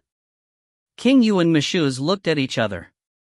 Just as they were about to take action, a cold voice rang out. "You two, are you King Yu and King Mishuz?" Moon King and Mishuz King were stunned because this voice was unfamiliar, but it came through the stone door's seal. The only person who could use the power of this seal was the true king himself. How could it be an unfamiliar man's voice? However, when Feng Yixian heard this voice, he was stunned. He couldn't help but cry out, Jin Yan, is that you? Miss?" There was excitement in that cold voice. "No, I am Feng Yixian. Ao Shuang and I have exchanged bodies. She is now by my side." Feng Yixian confirmed that the person who had spoken was actually Jin Yan, who was even more excited. He didn't expect to meet Jin Yin here. Where's Miss? What's wrong with her? Jin Yan's voice was no longer cold as before. Instead, he asked urgently. Ao Shuang is fine. She just fell into a deep sleep. Feng Yixuan replied. As he watched the stone door slowly change, the patterns on the stone door began to emit a white glow filled with runes that gradually overflowed. A rumbling sound rang out once again as the stone door gradually opened. Moon King and Mishus were both surprised and surprised. This man was able to use the seal of the true king. Clearly, he knew Feng Yixuan. What was going on? Very quickly, a tall figure appeared in front of the stone door. It was Jin Yan. Jin Yan was dressed in light blue clothes and had a metal gauntlet on his right arm. The ancient pattern on it was somewhat similar to the one on the stone door, but on his back was a huge sword. That huge sword left the Moon King and Mishus even more stunned. It was the true king's weapon. They could tell at a glance from the patterns on it and the cold radiance radiating from it, but there seemed to be a difference. After coming out, Jin Yan rushed to Feng Yixian's side. When he saw the peaceful face of Ao Shuang in Feng Yixian's arms, he relaxed. Ao Shuang was indeed sleeping soundly, with no major problems. Young Master Feng, what's going on with Miss? Jin Yan completely ignored Moon King and Mizius, who were anxiously looking at him. Instead, he solemnly asked about Feng Yixuan. I don't know. We were ambushed. Feng Yixuan told the things that had happened to Jin Yan without reservation. After listening to what she said, Jin Yan's expression turned heavy. He clearly knew that Ao Shuang wasn't that adorable young miss from another world. So, everything that's happened has to do with this? While Jin Yan was deep in thought, Moon King and Mishus grew anxious. Hey, you, that king, you didn't know how to address her, so he could only feed her awkwardly. Only then did Jin Yan come back to his senses. He noticed Yu Wang and Mishus standing to the side. He smiled apologetically. My apologies to the two kings. I forgot to introduce myself. My name is Jin Yan, the new true king. The moment Jin Yan said this, everyone was stunned. Then, what about that old man? The Moon King was shocked and hurriedly asked. He was very happy, so happy that his nose bled every day, yet, the corners of Jin Yan's mouth twitched as he said those words. Moon King and Mishus looked at each other and asked, why? What's going on? You'll know when you see it. Jin Yan disdainfully spoke before turning his head to look at Ao Shuang and young Master Feng's embrace. His eyes had already turned gentle. Go in first and let the young lady have a good rest. After walking through the stone door, the area ahead gradually became more spacious, and the light also became brighter. That Jin Yan, was this weapon that this old man passed to you? Why does it seem a little different? Mishus's eyes widened as he stared at the greatsword behind Jin Yan. The tip of the scabbard was actually able to reach Jin Yan's heels with the huge sword behind his back. The old man gave it to me, but I mixed it with my own weapon. After Jin Yan said that, he looked at Ao Shuang's face and smiled faintly, but didn't continue speaking. His weapon, which was gifted to him by Ao Shuang, which he had been carrying by his side all along, was now fused with the weapon on his back. Full of questions, Moon King and Mishus followed Jin Yan all the way in. The palace was still the same as before, and there didn't seem to be any difference on the way. However, as soon as he entered the palace, he immediately realized that something wasn't right. Laughter and laughter could be heard in his ears as he walked deeper into the cave. Lover, this way. Over here. I'm over here. The grand and magnificent palace was magnificent, and the sound of laughter came from behind. The faces of Moon King and Mishus changed. They had heard the true king's voice. They walked quickly inside and were stunned when they saw the scene in the side hall. The true king was dressed in snow-white clothes and his eyes were blindfolded. He was blindly flapping his hands while the other beauties around him were teasing him. Don't run, haha, I'll catch you right now. The true king laughed as he stretched out his hand and pounced. The beauties screamed as they scattered. Moon King and Mashuz looked at each other, their mouths twitching. They were completely speechless. However, the true king continued to flop about as though there was no one around, playing with the beauties. True king! The Moon King roared in rage. Oh! This voice seems to be the Moon King. The true king pulled off the blindfold on his face, looked at Moon King and Mashuz, and said with slanted eyes, "Don't shout, I'm no longer a true king. Everything has nothing to do with me. What do you want with that brat? He's the current true king. Don't disturb my good life right now." After saying that, he covered his eyes and continued to flop around with the beauties, no longer paying attention to the crowd. Moon King wanted to say something, but was stopped by Mashuz. He shook his head and said, "Let him live the life he wants. He has been a true king for too long." When King Yu saw the look in Mashuz's eyes, he let out a soft sigh in the end, not saying another word. "Please come with me." At this moment, Jin Yan politely replied, "I already know all of this. You guys can talk about this after you get some rest." Everyone nodded helplessly. Jin Yan brought Feng Yixuan to a luxurious large bedroom and carefully placed Chiao Xuan on a large, comfortable bed. "Jin Yan, I didn't expect you to become a true king." Feng Yixuan sighed. "Young Master Feng, I have a question that I want to ask you. Please answer it seriously." However, Jin Yan's expression turned serious. "What?" Feng Yixuan was puzzled. "No matter what happens to Miss, will you still resolutely love her?" Jin Yan's eyes burned as he solemnly asked. "Yes. No matter who she is or how she changes, I will definitely love her." Feng Yixuan was more determined than he had ever been. "Okay. That's enough."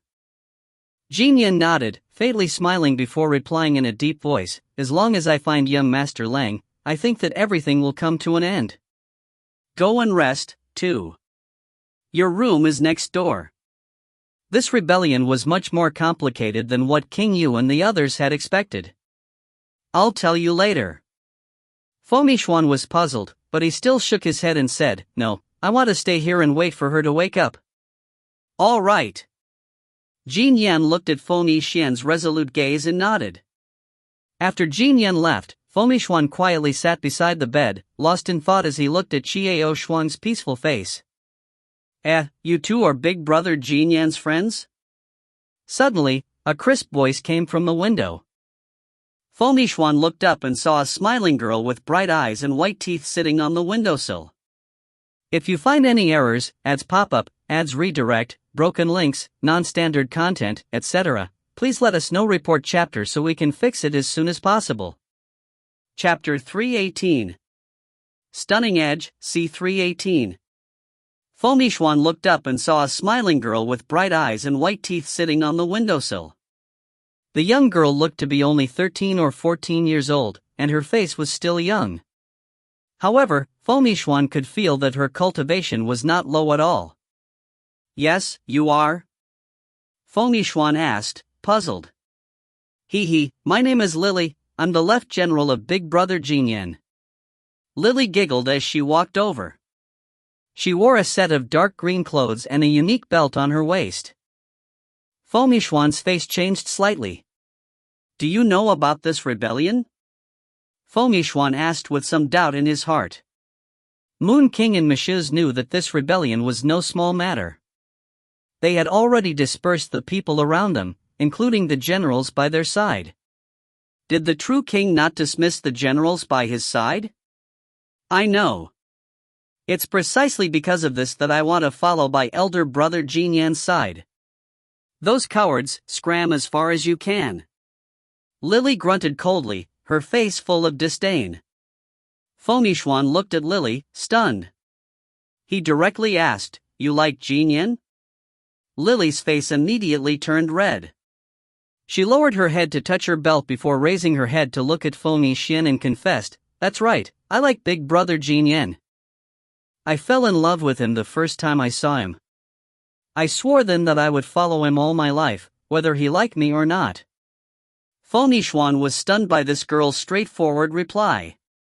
She is the young lady mentioned by elder brother Jin Yan, right? Lily walked forward and crossed her waist as she looked at the sleeping Chiao Shuang. She said in a carefree manner, "She is indeed beautiful. As expected of the woman that elder brother Jin Yan likes." Feng Yixuan was dumbfounded. You definitely know that elder brother Jin Yan likes her, but she doesn't seem to like elder brother Jin Yan. She likes you? Or is that one called young Master Lang? Lily giggled. Feng Yixuan was even more astonished. I know that big brother Jin Yan likes her, but it doesn't matter. Even so, I will still stay by elder brother Jin Yan's side. It doesn't matter if elder brother Jin Yan doesn't like me for the rest of his life. I just need to follow by his side. Lily giggled and spoke her thoughts even more directly. However, Feng Yixuan suddenly fell silent, and his face darkened. Looking at Lily, he opened his mouth a little but didn't know what to say. You don't have to say anything. I hate being called stupid. That's what I want. Lily smiled mischievously, sitting on the bed, looking at the sleeping face of Chiao Shuang, sighing with emotion, so beautiful. Right, what's your name? What about her? Lily turned to look at Feng Yixuan and asked. Feng Yixuan, she is Chiao Shuang. Chiao Shuang, Lily repeated these few words in a low voice, then nodded and stood up. She is someone that big brother Jin Yan will protect even with his life. So she is also the person I will protect with all my might. I will help big brother Jin Yan protect her in the future. Thank you, Feng Yixuan said somewhat sourly. Could a person's love really be so selfless and achieve such a level? You're welcome. Hee, I hope she wakes up soon. Lily giggled and stood up. Walking to the window, she stuck out her tongue. I'm leaving. Please don't tell elder brother Jin Yan that I've secretly come over. Feng Yixuan nodded, and Lily gracefully climbed out of the window. The room quieted down once again. Feng Yixuan looked dazedly at Chiao Shuang's sleeping face. Waves of gentleness arose in his heart. When Chiao Shuang slowly opened her eyes, what entered her eyes was the magnificent bed curtain. She gently turned her head and saw Feng Yixuan lying on the bed, sound asleep. Chiao Shuang slowly reached out her hand to touch Feng Yixuan's head. As soon as she touched him, she immediately woke up. Ao Shuang, you're awake. Are you hungry? Feng Yixuan revealed a smile and gently heaved a sigh of relief. Yixuan, I had a dream. Chiao Shuang's voice was faint, but it also carried a hint of sadness. What's wrong? What do you dream? Feng Yixuan asked worriedly when he saw the strange expression on Chiao Shuang's face. I dreamed of flames and charred creatures. Monstrous hatred and anger. It was all my doing. I was looking for something. Chiao Shuang slowly sat up.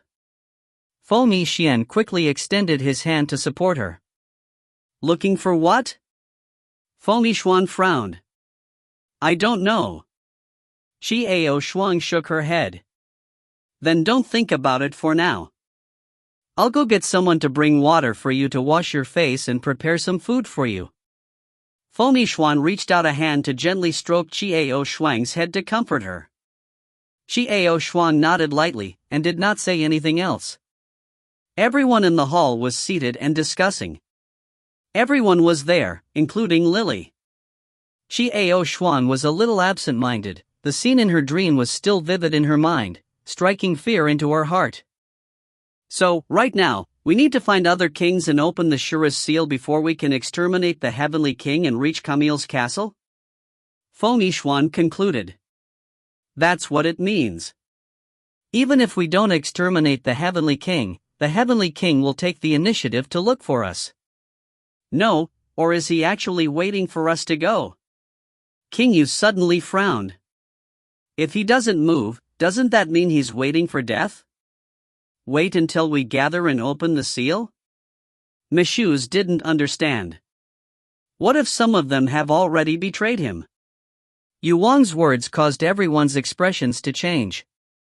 No, he has swallowed the heavenly king, who will side with him? Mishu's flatly refused. What if it's the new king?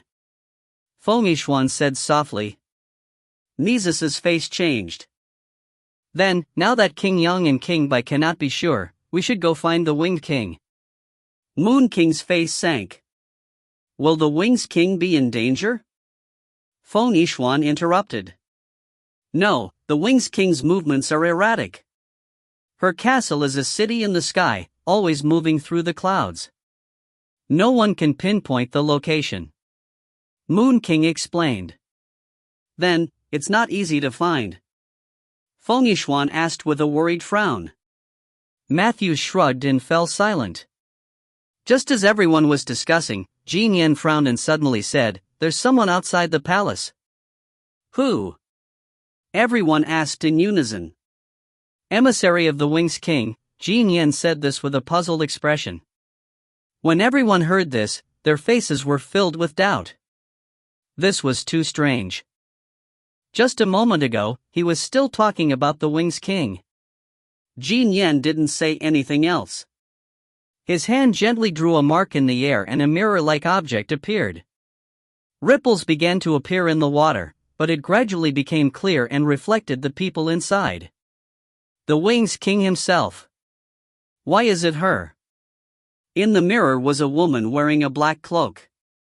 Although her body was covered by the cloak and her face was covered by a hat, the Moon King and Mishu's could tell who she was just from her figure and the exposed part of her face. Winged King, is it a woman? Feng Yixuan was flabbergasted. Did anyone tell you she was a man? King Yu curled his lips. Feng Yixuan smirked and shook his head. Is it really the Winged King? Indeed. It's her. It can't be wrong. Moon King and Mishu's both nodded. Well, I'll let her in. Jin Yan nodded to Lily before heading out to welcome the Winged King. Jin Yan's hands formed a seal in front of his chest as he opened the stone door. Not long after, Lily led the Winged King in. Winged King, it's good that you're fine. Great, Winged King. You know how critical the situation is. So you came to find us first? Moon King and Mishu stepped forward to greeting him warmly. Yes. That's right, the Winged King lowered his head from beginning to end, and did not take off her cloak, replying in a low voice. That's great. All that's left now is to look for the new King of White and King Yong. Moon King let out a sigh of relief, then turned around and walked back. Winged King, did you also dismiss your subordinates and send them here alone? But Mishu's only frowned slightly. He had a nagging feeling that something was amiss. There's no need to find a new Eternal King and White King.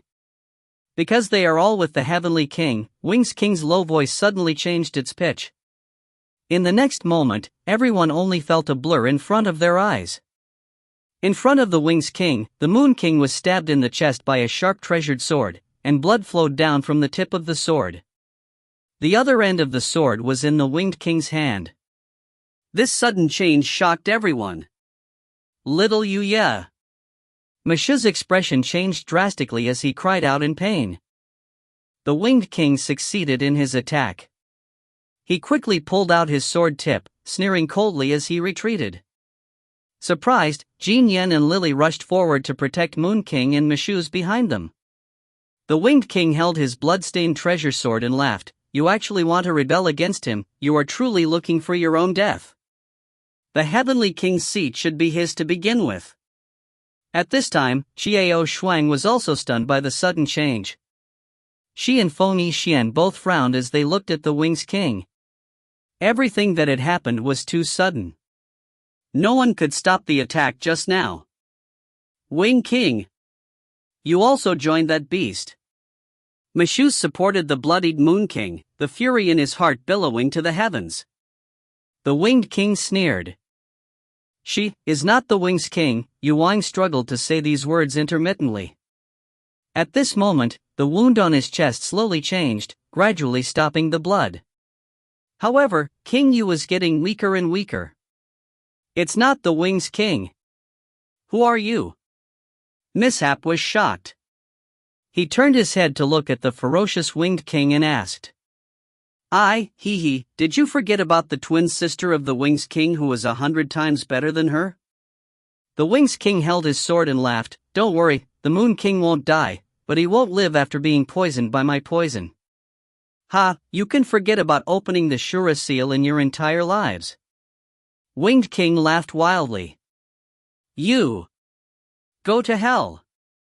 Seeing the Moon King getting weaker and weaker, Mishap was about to attack. I don't need your help.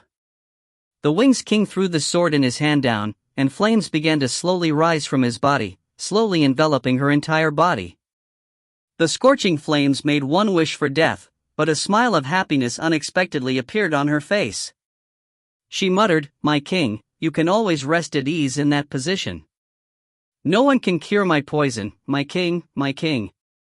Mises tried to charge forward to extinguish the fire on the Winged King, but Jinyan stopped him. It's useless. Soul ignition. You are invincible. In the next moment, the Wings King was burnt out, leaving only a small pile of ashes on the ground. The beautiful figure from earlier was no longer there. Little Yu Ye. Mishuz felt the Moon King's aura weakening in his arms, and he could not help but feel anxious. No one noticed that Chiao Shuang did not move at this point, and she stood there in a daze. If you find any errors, ads pop-up, ads redirect, broken links, non-standard content, etc., please let us know. Report chapter so we can fix it as soon as possible. Chapter 319. C319. Stunning Edge, C319. Little Yu Ye. Mishuz carried the Moon King and rushed back to the main hall. The worry and anxiety in his eyes fell into the Moon King's eyes. Mishuz, put me down. King Yu struggled to say these words, I'm running out of time. I have something to say to you. No, how is that possible? Something glinted in Mishuz's eyes. He also knew that the woman was the Winged King's sister. She caused a huge ruckus when the Winged King was born. This was because she was indeed much more outstanding than the Winged King, but the one who became the Winged King was not her. She was indeed a rare genius, for it was a matter of great agitation. Later on, he worked hard to study occupy and poison, and eventually, he disappeared into thin air and gradually disappeared out of people's line of sight. Who would have thought that he would appear here today? My consciousness is about to dissipate. Yu Wang's face revealed a sad smile. There are some things that I've always wanted to say to you, but I'm afraid that if I don't say it this time, I'll never wake up from my slumber, and I won't have the chance to say them again. Little Yu Ye. Mishap and despair slowly filled Mishap's heart. Jin Yen and Lily stood to the side, watching as the wound on Duke Yu's chest slowly healed. However, Duke Yu's face became paler and paler. At this time, Feng Xian and Chiao Shuang were still at the entrance of the main hall. Chiao Shuang looked at the pile of ashes on the ground and was unable to come back to her senses. Ao Shuang, what's wrong? Feng Xian asked softly. Chiao Shuang slowly turned her head to look at Feng Xian, but her eyes were completely empty. Feng Xian's heart trembled. He understood that something strange had happened to Chiao Shuang. How annoying, why haven't we found him yet? How long will it take? Chiao Shuang's cold voice rang out. She approached Feng Xian, then suddenly blossomed into a mesmerizing smile. Quick, find him. Who? Feng Xian asked in a daze. You and he are mine. Chiao Shuang smiled as she pinched Feng Xian's chin. Suddenly, she frowned and said, This way, when will we be able to find him? I've only been out for a short time. Feng Xian stared dumbly at the gorgeous Chiao Shuang, unable to say anything. Chiao Shuang let go of Feng Xian's chin and walked straight into the main hall to the Moon King and Mishuz's side. Moon King was still struggling to speak to Mishuz. Mises, I just wanted to tell you in the end.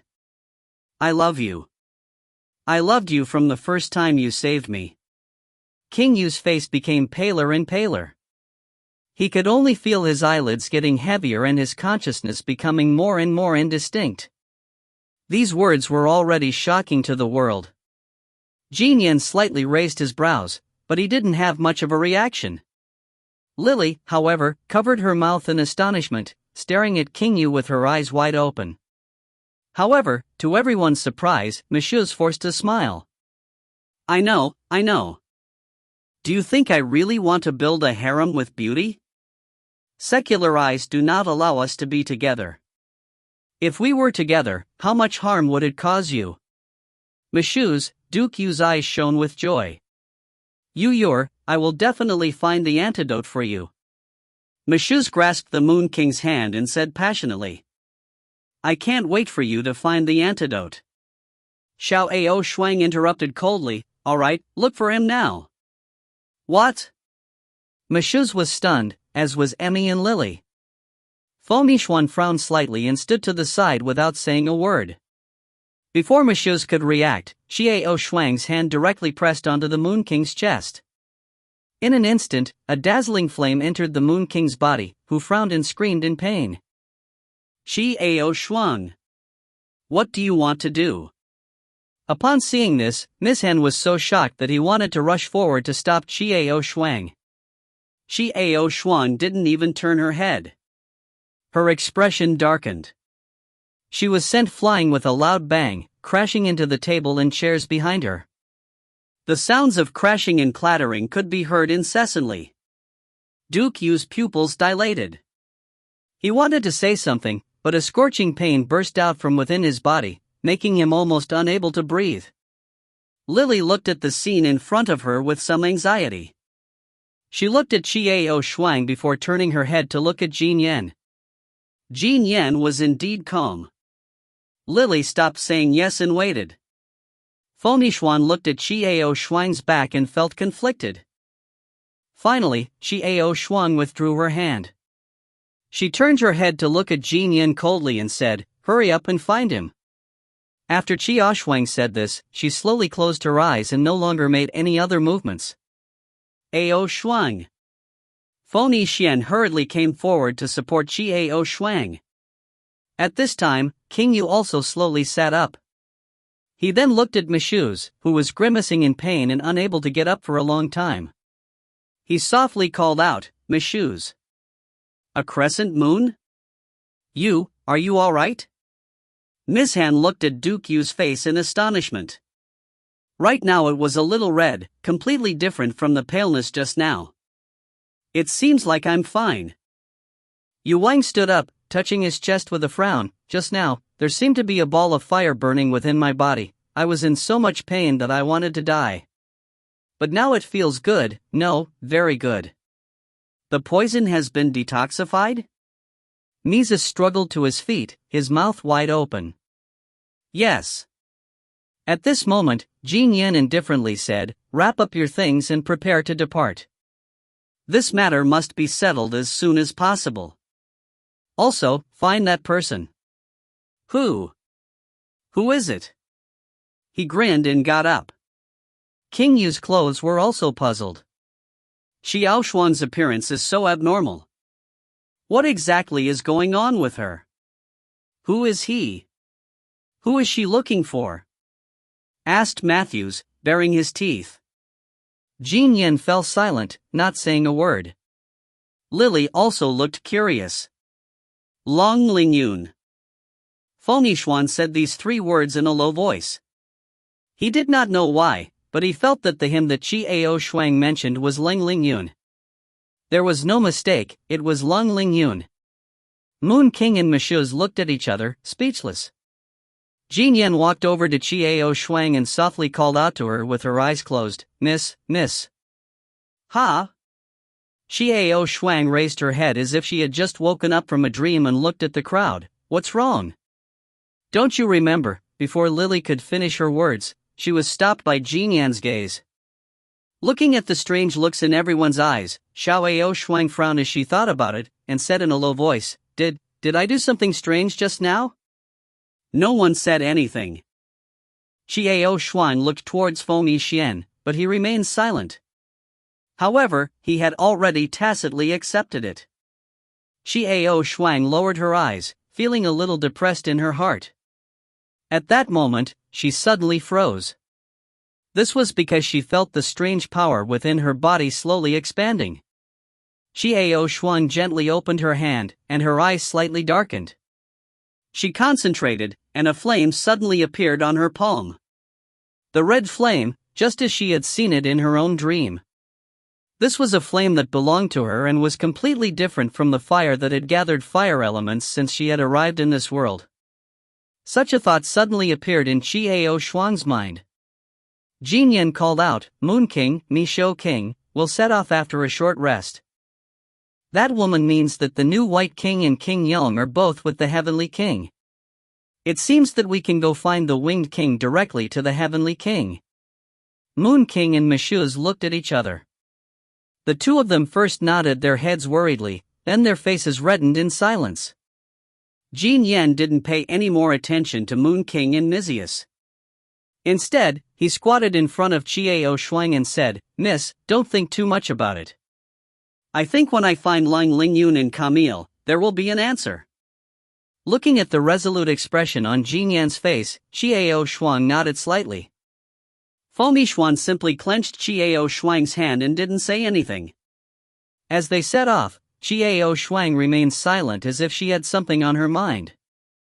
Fomi Xian silently stood beside him. Ember Yen and Lily walked in front while Moon King and Mishuz walked in between them, a little awkward.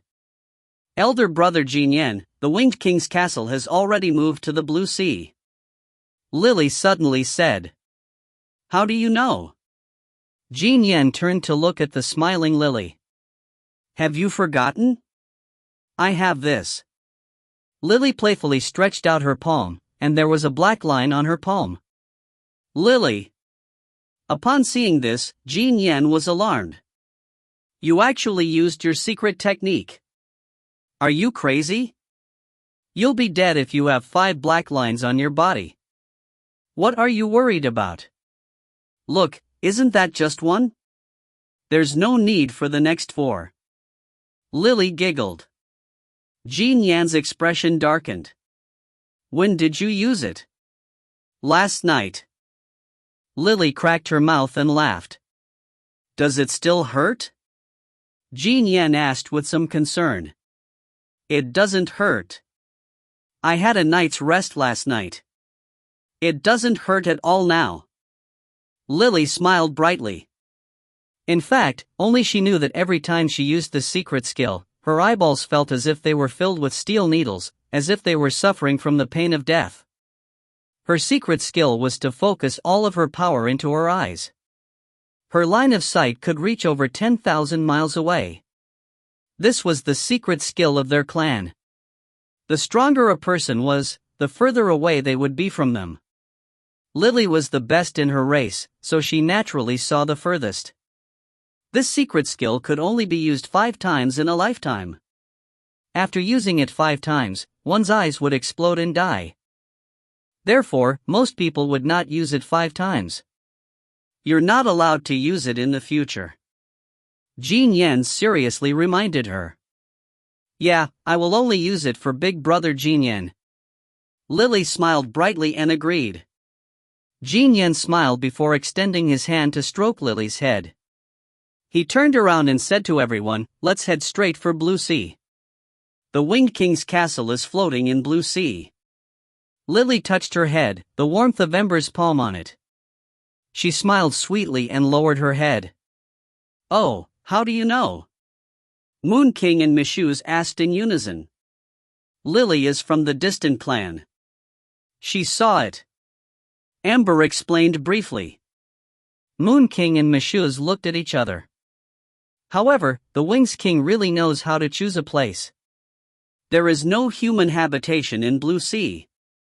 It is said that there is a mysterious creature living in the sea. It is very dangerous. Duke Yu sighed. Tisk, that's just a legend. Mishuz said disdainfully. The group of men ran towards Blue Sea. Mishuz's mount slowly flew through the air. No one noticed that just as they entered the sky above the blue sea, there was an undetectable throbbing feeling deep under the sea. If you find any errors, ads pop up, ads redirect, broken links, non-standard content, etc., please let us know. Report chapter so we can fix it as soon as possible. Chapter 320. C320. Stunning Edge, C320. In the sky above the blue sea, Lily was lying on her stomach as she looked down at the blue sea. "Be careful not to fall." "No," Matthews said from behind. "Nishio Emperor, do you think the legend is true? Will the legendary behemoth really be living here?" Lily opened her eyes wide in curiosity and looked down without blinking. "Monstrous?" Feng Yixuan asked, puzzled. "Yes, it is said that the legendary god beasts that can overturn the heavens and the earth, even the fathers and the mother gods must respect them. This legend was very old, and it was unknown how many years it had been circulating for. But no one has ever seen it, and there is no basis for it." "No," said Matthews casually. "But this sea is beautiful." Lily laid down on her stomach and looked down. She even had the urge to use her secret technique to see if there were real god beasts down there. "How far is the Winged King's castle?" King Yu asked. "Keep going in this direction. It won't be very far." Lily looked up and pointed ahead. "Strange, there's the smell of blood." Feng Yixuan suddenly frowned and said in a deep voice, "The smell of wind." Everyone's face sank. They all knew that Feng Yixuan was sensitive to wind. If Feng Yixuan said so, then it must be true. Not good. The Winged King is in danger. Duke Yu suddenly realized and angrily shouted, "Quick! We must get there at once." "It must be the Heavenly King's men who came to find us." "How did the Heavenly King's men find this place?" Mishu's face was extremely ugly to behold. He urged the mount beneath him to increase its speed. Jin Yan's expression darkened. "Right now, I hope that the Winged King is fine." The new King of White and King Yong had already been found by the Heavenly King. If the Winged King was killed at this time, then the new Winged King would not know when to find it. If the Heavenly King were to find it first, things would become even more troublesome. Everyone was burning with anxiety as they desperately rushed forward. Gradually, an exquisite castle appeared in the clouds before them, and the smell of blood grew thicker and thicker. From a distance, the castle looked like a garden in the sky. Green plants covered most of the area, and there was a fountain in the middle. However, Lily, with her bright eyes, exclaimed, "Blood! There's blood in the pool!" Everyone's heart sank. It seemed like something had happened over here. As he was about to land, the sounds of intense fighting came from inside the castle. "Quick!" Moon King and Mishu's quickly dismounted from their mounts and rushed into the castle. The others followed closely behind. Along the way, he saw quite a few corpses. The majority of them were actually cut in half, and fresh blood flowed out. His methods were cruel. Not only were the guards killed, there were also many unarmed maids in white clothes. Too cruel. Bastard! What a bastard! Lily looked at the terrible scene, her heart full of anger, gritting her teeth as she rushed forward. Jin Yan coldly glared at him, but didn't say anything after seeing all this. Xiao Shuang and Feng Yixuan walked at the back. Xiao Shuang slightly frowned, but she still seemed to be absent-minded. The deafening sound of fighting was heard. When the group rushed into the hall, the interior was a mess. The walls were broken, and the blood on the ground had dried and solidified. Looking up, there were 4 people confronting each other in 2s and 3s. Seeing one of them, Xiao Shuan cried out involuntarily, "White clothes!" And beside the white robes, there was a bloodstain of blood. This stubborn woman was obviously the Winged King they were looking for. "Let's go!" The 2 people who had been confronting the Winged King and the white-robed man already had the upper hand, but when they saw the arrival of the Moon King and Mishu's, they decisively let out a low shout and prepared to retreat.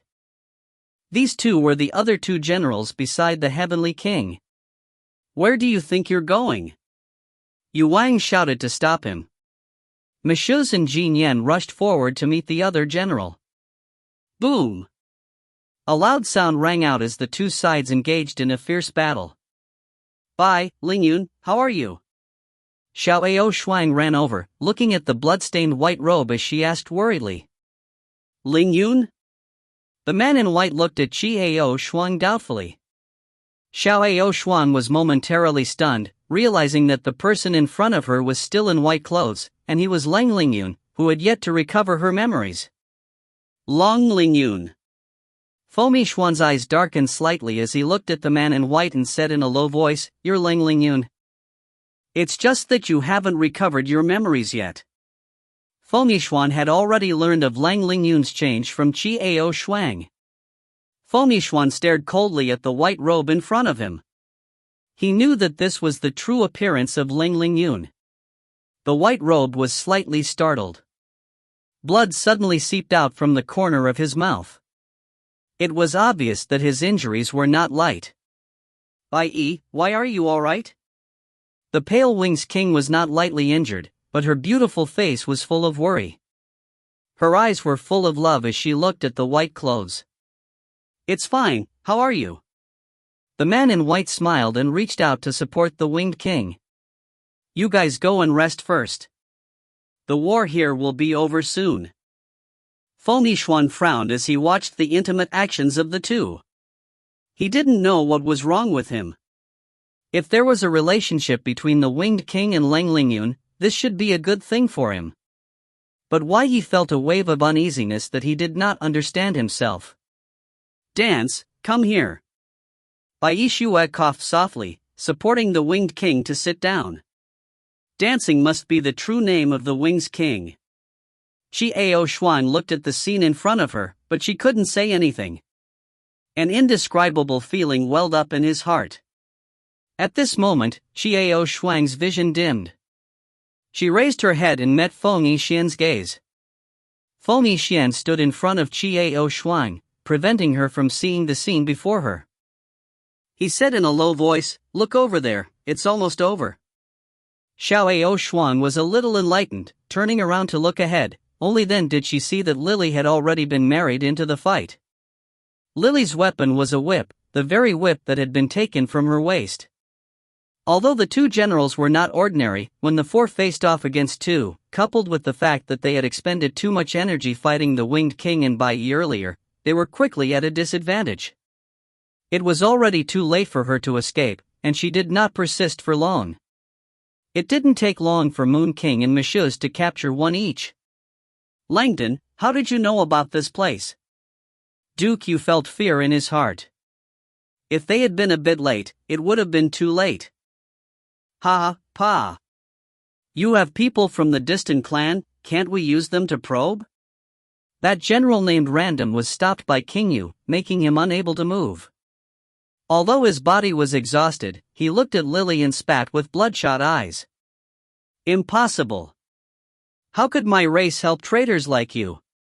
Lily screamed and glared at Random. You people are all idiots. Capturing all of the children and arguing over the use of secret skills. Random laughed out loud and said mockingly, "But it's too late. I've lost patience, so when I get the news, I'll take care of it. You should be thankful to me. Right now, you are the only descendant of your clan, and your worth has increased by countless folds." After saying that, Random laughed sinisterly. Lily suddenly felt all the blood in her body solidify. Of course, she understood the meaning behind these last two sentences of Random's. The Far Eye had been exterminated. She was the only one of the Far Eye. You bastard, go die. Go to hell. With an explosive shout, Lily whipped at Random's head, and cut Random into two halves from his head to his waist. Blood spattered everywhere, staining the floor red. Relieved, Lily continued to whip Random's body, sending blood flying in all directions. Bastard! Beast, animal! Lily cursed at the top of her lungs, but tears kept coming out of her eyes. She cried helplessly, flailing the whip in her hand. The mood of the other people were abnormally heavy. All of a sudden, all the clan members were wiped out, leaving only Lily behind. Anyone who called out to him would not be able to control his emotions. "All right, Lily." Seeing that Lily was about to collapse, Jin Yan stepped forward and grabbed her hand. "Let me go, big brother Jin Yan. I want to tear him into 1,000 pieces." Lily cried and struggled. "Lily, now that he's dead, you'll only dirty your hands." Jin Yan patiently tried to persuade her, but couldn't bear to see the helpless crying Lily in front of him. Elder brother Jin Yan, the whip in Lily's hand powerlessly fell to the ground. She turned around and threw herself into Jin Yan's embrace, crying loudly. "Elder brother Jin Yan, I'm so stupid. I should have thought that the Heavenly King would go find my clansmen. I'm so stupid. Woo, Grandpa, Dad, and the others are all dead." Jin Yan could only gently pat Lily's back, silently comforting her. Everyone's hearts were heavy. Another general was temporarily detained. The danger was temporarily lifted, and the Wings King ordered his remaining subordinates to clean the castle. Under the superior medical skills of the Wings King, the wounds of the Wings King and the White Robe were also controlled. Lily fell into a deep slumber from crying.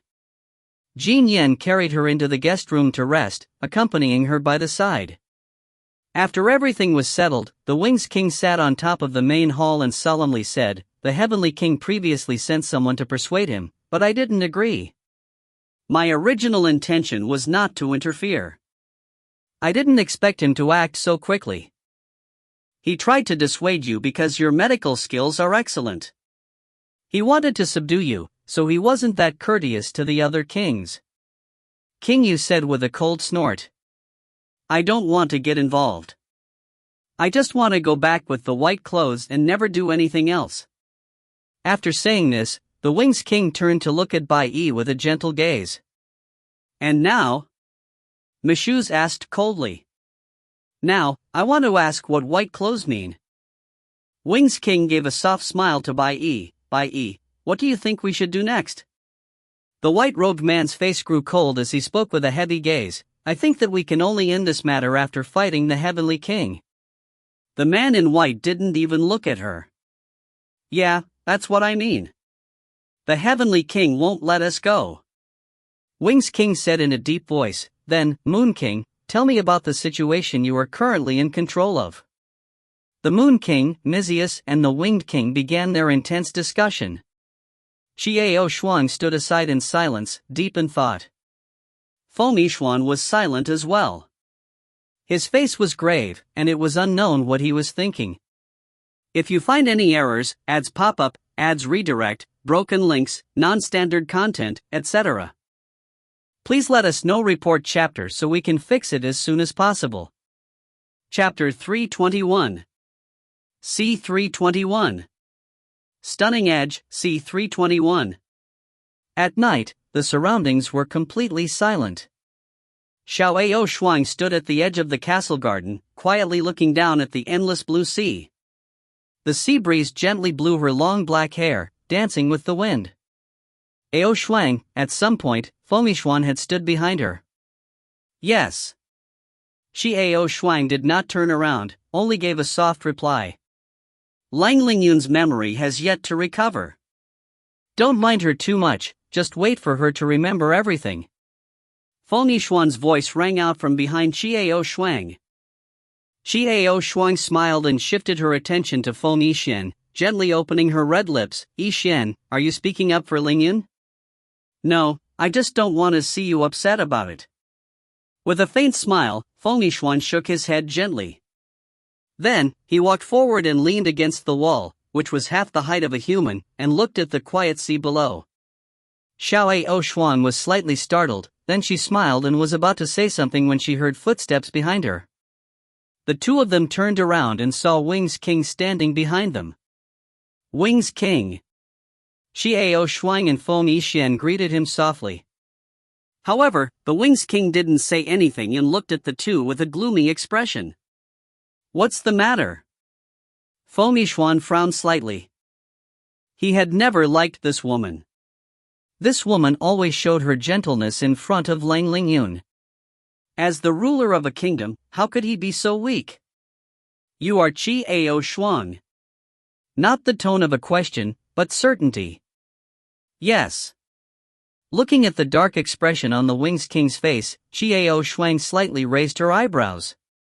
He, you are the woman in white who cares about you. You're not much. After saying that, the Winged King straightened his ample chest and looked at Qi-Ao Shuang with disdain. Feng Yixuan's blue color turned unsightly. For now, he could only bear with it. What exactly did this woman want to do? Xiao Shuang smiled faintly. Was this woman here to demonstrate her might? Show off her body and height? I'm afraid not. Indeed, the Winged King's expression changed, and he looked coldly at Xiao Shuang, saying solemnly, Xiao Shuang, I warn you, the white clothes are mine. If you want me to help you unseal the Azura seal and exterminate the Heavenly King, then stay far away from my white clothes. Winged King, you overestimate yourself. White clothes weren't an accessory to anyone, they didn't belong to anyone, he was just himself. If he chooses you, we have nothing to say, but if you use this as a threat, you will lose your status as the Winged King. Before Qi-Ao Shuang could react, Feng Yixuan was already furious and started to scold him. Humph. As long as you keep your distance from Bai Yi and immediately disappear from our sight after you achieve your goal, I am confident that I will be able to make Bai Yi into me. The Winged King raised his head proudly as he looked at Xiao Shuang and said with a cold humph. Winged King. You're shameless.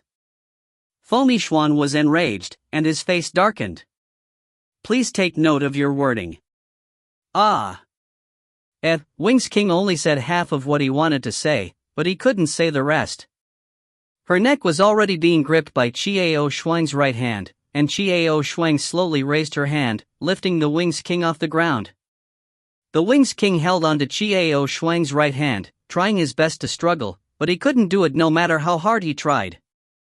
Her legs started kicking wildly, and her breathing became more and more difficult. Her originally pretty face was becoming redder and redder. Finally, panic began to appear in her eyes. She realized that she was unable to resist the force of Qi-Ao Shuang. The strength of this seemingly weak girl was actually so unfathomable. Who do you think you are? You dare to threaten me? Qi-Ao Shuang's cold and ethereal voice sounded softly, her tone containing a hint of disdain.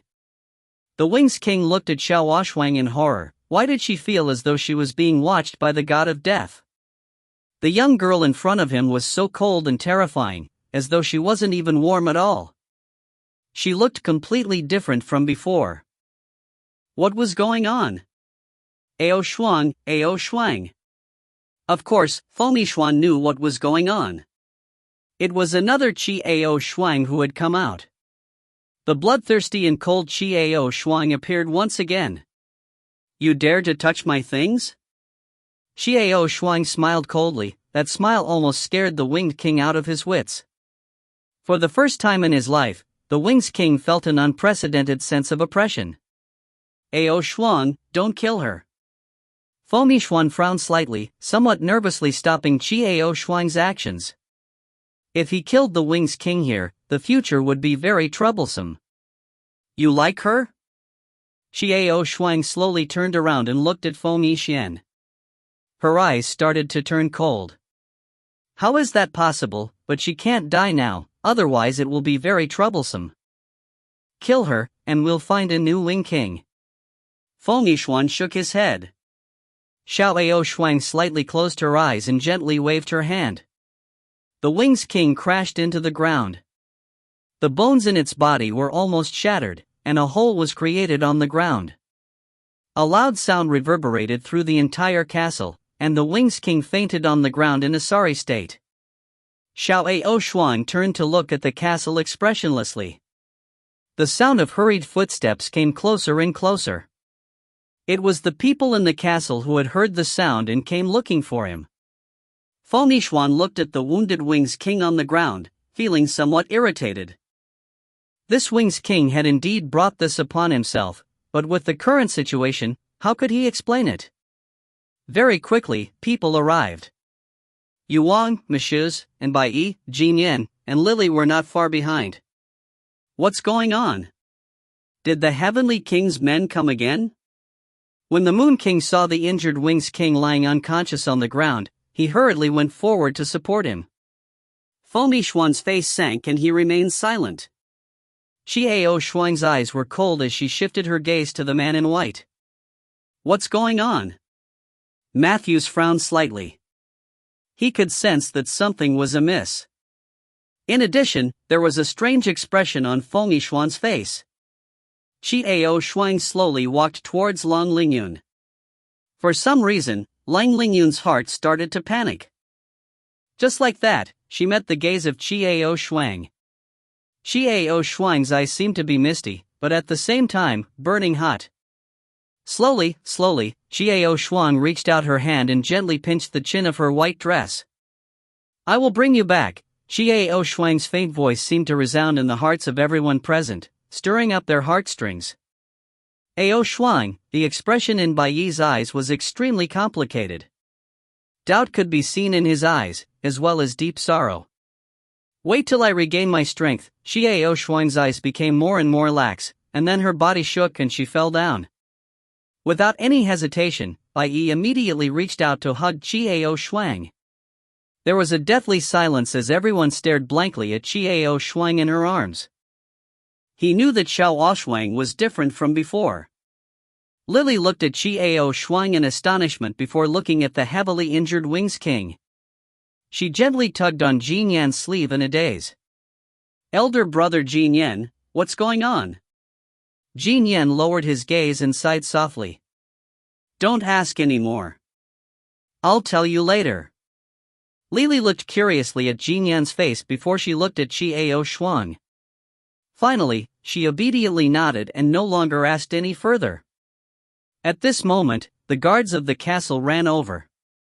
Seeing the Winged King injured made him panic. There's nothing here, you can all go now. Bai Yixuan said to the guards in a deep voice. The guards looked at the Wing's King and the Moon King's embrace with doubt, then looked at the white-robed Xiao Shuang in his embrace. They looked at each other with doubt in their hearts. I said, it's fine. Don't let me say it a second time. The voice of the man in white gradually became cold. When the guards saw the attitude of the white-clothed person, they quickly saluted and left. The man in white looked at Xiao Shuang in his arms. Pain flashed through his eyes for a moment before he raised his head and walked towards Feng Yixuan. Carry her in to rest. Feng Yixuan frowned, wanting to see what Bai Yixuan would bring him. However, his white robes were missing and his eyes were unperturbed. After Feng Yixuan carefully carried Xiao Shuang, Bai Yi turned around and took the Wing's King from the Moon King's hands. He then turned around and headed back to the castle. Feng Yixuan frowned slightly as he followed behind with Xiao Shuang in his arms. Moon King and Messieurs followed. Jin Yan stood where he was for a long time without moving. He looked at the hole in the ground and didn't say anything for a long time. Lily stood quietly beside him, silently accompanying him. After a long time, Jin Yan raised his head slightly, looking at Lily who was by his side. With some surprise, he asked, "Why are you still here?" "Of course I'll follow by elder brother Jin Yan's side," Lily said as a matter of course. A faint smile appeared on Jin Yan's face, but he didn't say anything else. Instead, he softly said, "Then, let's go back and rest." "Elder brother Jin Yan, you have something on your mind." However, Lily didn't move. Instead, she clasped her hands behind her back and spoke seriously to Jin Yan. Jin Yan didn't deny it, but nodded instead. "Yes, I'm worried about the young lady." "Are you worried about Sister Ao Shuan?" "Why? What just happened?" The doubt in Lily's heart grew. "What did Miss feel?" Jin Yan asked in a deep voice. "Terrifying, very cold, and very powerful. It doesn't seem to be the same person as before. But they're all alone." Lily answered seriously and also voiced her doubts. Yes, they are one and the same. Young Mrs. Willpower, there were actually two of them. One of them is what you just said, powerful and cold, deep in hiding. Sometimes. Jean Yan's expression grew uglier. A person can't have two consciences at the same time. Just like a person's body can't hold two souls. What? What then? Lily's face changed. Devour. Jean Yan said these two words with some difficulty. You mean that this powerful big sister Oshwang will devour the previous one? Lily opened her mouth wide in shock. If a body has two wills, the result will be the same. However, there were exceptions. That was the fusion of the two wills. But, this is too difficult. After Jean Yan said this, his face turned pale. If you find any errors, ads pop up, ads redirect, broken links, non-standard content, etc., please let us know. Report chapter so we can fix it as soon as possible. Chapter 322. C322. Stunning Edge, C322. Looking at the grave expression on Jean Yan's face, Lily couldn't help but be worried. Then isn't elder sister Ao Xuan very dangerous? Jean Yan didn't say anything, but the worry on his face explained everything. Jean Yan slowly raised his head to look at the starry sky before letting out a long sigh. I hope everything will be all right. If Camille is here, he'll have a way. At that moment, a melodious voice drifted over from the distance. The sea breeze blows, the sea breeze blows. Who are you missing? Elder brother Jean Yan, they're from the sea race. Why are they singing at this time? As soon as Lily heard the melodious song, her spirits lifted. She turned to look at the sea, wanting to see where the singers were, but seeing only the vast sea. This song, Jean Yan frowned slightly as he thought about it. This song is free of joy or sorrow. Sea folk usually don't appear. And they don't sing easily. Their songs can temporarily make people forget all their worries and joy, making people, how should they put it, feel like they can return to their most primitive state.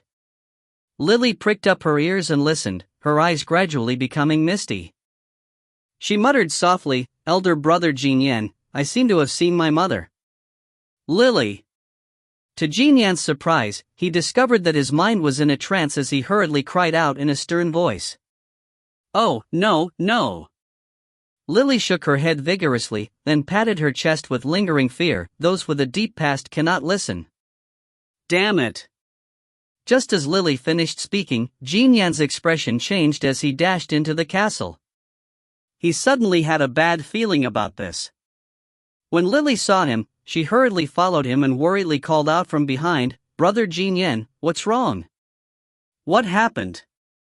Jean Yan didn't have the time to reply to her. Instead, he quickened his pace towards the bedroom where Qi Oshwang was resting.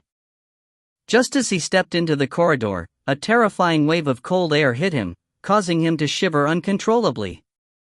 The source of the cold energy was from Qi Oshwang's bedroom. Jean Yan sprinted forward. The door was open, but when he stood at the entrance and looked inside, he was stunned. The room was frozen everywhere, the room shimmered with cold, the floor was thick with ice, and the ceiling was a jagged icicle. The temperature in the room was terrifyingly cold. Yixuan's face turned green from the cold, but he stubbornly stood beside the bed. On the bed, Qi Oshwang laid there quietly. However, the skin on his face and body was so white that it was almost transparent. She was surrounded by a thick layer of ice. What's going on? Jean Yan stepped into the room as a heart-wrenching chill entered from the bottom of his foot, chilling his heart. This was absolutely the kind of pain and suffering an ordinary person could endure. Jean Yan's expression instantly changed to the side. He turned his head and shouted to Lily, who was just about to follow him in, Don't come in, just stand there. Stunned, Lily stopped and stood obediently by the door. Young Master Feng, what is going on? Even Jean Yan felt that his tongue was a little disobedient. The clothes on his body actually began to make a slight crashing sound as the clothes slowly started to freeze. No, I don't know. Even Feng Yixuan's neck was stiff from the cold. He couldn't even move his head when he spoke. Mrs. Physique is of the fire attribute, how can this be? Jin Yan asked with a frown. His heart, however, was filled with incomparable worry. Achoo! Achoo! A small, immature voice suddenly sounded in the room, and then Luli appeared. With one hand, she tugged at the foot of the unconscious Golden Lotus. Without another word, he dragged Red Lotus out of the bedroom. Luli! Feng Yixuan and Jin Yan exclaimed at the same time. Achoo, achoo! Luli constantly sneezed. She didn't immediately pay attention to the two and dragged Golden Lotus out of the room. Only then did she turn her head and say to Feng Yixuan and Jin Yan, "Granny's body suddenly feels very cold. It's completely different from before. The Golden Lotuses can't take it anymore. They're about to die from the cold." Jin Yan and Feng Yixuan looked at each other and saw astonishment in each other's eyes. Why did Qiao Xuan's physique change to such a state in an instant? The sea folk gradually stopped singing. On the bed, Qiao Xuan slowly opened her eyes and slowly sat up. Her eyes slightly shifted as she looked in his direction. Ao Xuan. Miss. The two of them spoke hesitantly, but Qiao Xuan only glanced at them coldly, not saying a word. He immediately turned his head to look outside the window, and his eyes turned cold. Ao Xuan, what's wrong? Feng Yixuan frowned, his heart filled with endless worry. It's time to take it back. Qiao Xuan slowly stood up and stood on the ground barefooted. She looked at Jin Yan and Feng Yixuan and smiled faintly. You've all worked hard. Feng Yixuan and Jin Yan were even more doubtful. Like fire, haven't you thought of it yet? A cold smile appeared on Qiao Xuan's beautiful face. She reached out a finger to hook onto Feng Yixuan's chin. Flame-like, this is your real name. Jin Yan was stunned. Lily and Luli, who were standing at the entrance, were also stunned. Feng Yixuan frowned, his eyes filled with doubt. Let's go and get back my power and finish this. Those who owe me, I will definitely get back at you. Qiao Xuan's eyes instantly turned ice cold, without a shred of warmth in her eyes. A vicious glint gradually appeared in his eyes, expanding. At this moment, everyone had the same illusion. It was like the arrival of death and the return of the devil. Qiao Xuan walked barefooted on the ice, passing by Jin Yan and Feng Yixuan who hadn't recovered their wits. She directly left the room and headed towards the Winged King's bedroom. Inside the Winged King's bedroom, the White-clad and Moon King, Mizius, were taking care of the heavily injured Winged King. The three of them had different expressions, and it was unknown what they were thinking about. Like ice, Qiao Xuan appeared silently at the door, spitting out two words. Her voice was very soft, yet it violently smashed into the heart of the man in white. The man in white lifted his head to look at the door, and Qiao Xuan stood there silently.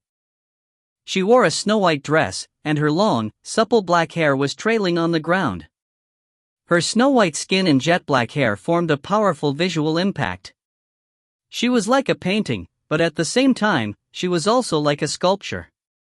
Her beauty was indescribable with words. Ru Bing, have you forgotten about the past as well? There was a hint of loneliness in Qiao Xuan's cold voice. Ao Xuan? Bai Yixue was taken aback as he asked hesitantly. Your real name is like ice. Qiao Xuan slowly stepped forward and gently caressed the face of the man in white. Her eyes were misty as she murmured, "You and Ru Hua are my favorite, you two are my everything." What? Ao Xuan, what are you talking about?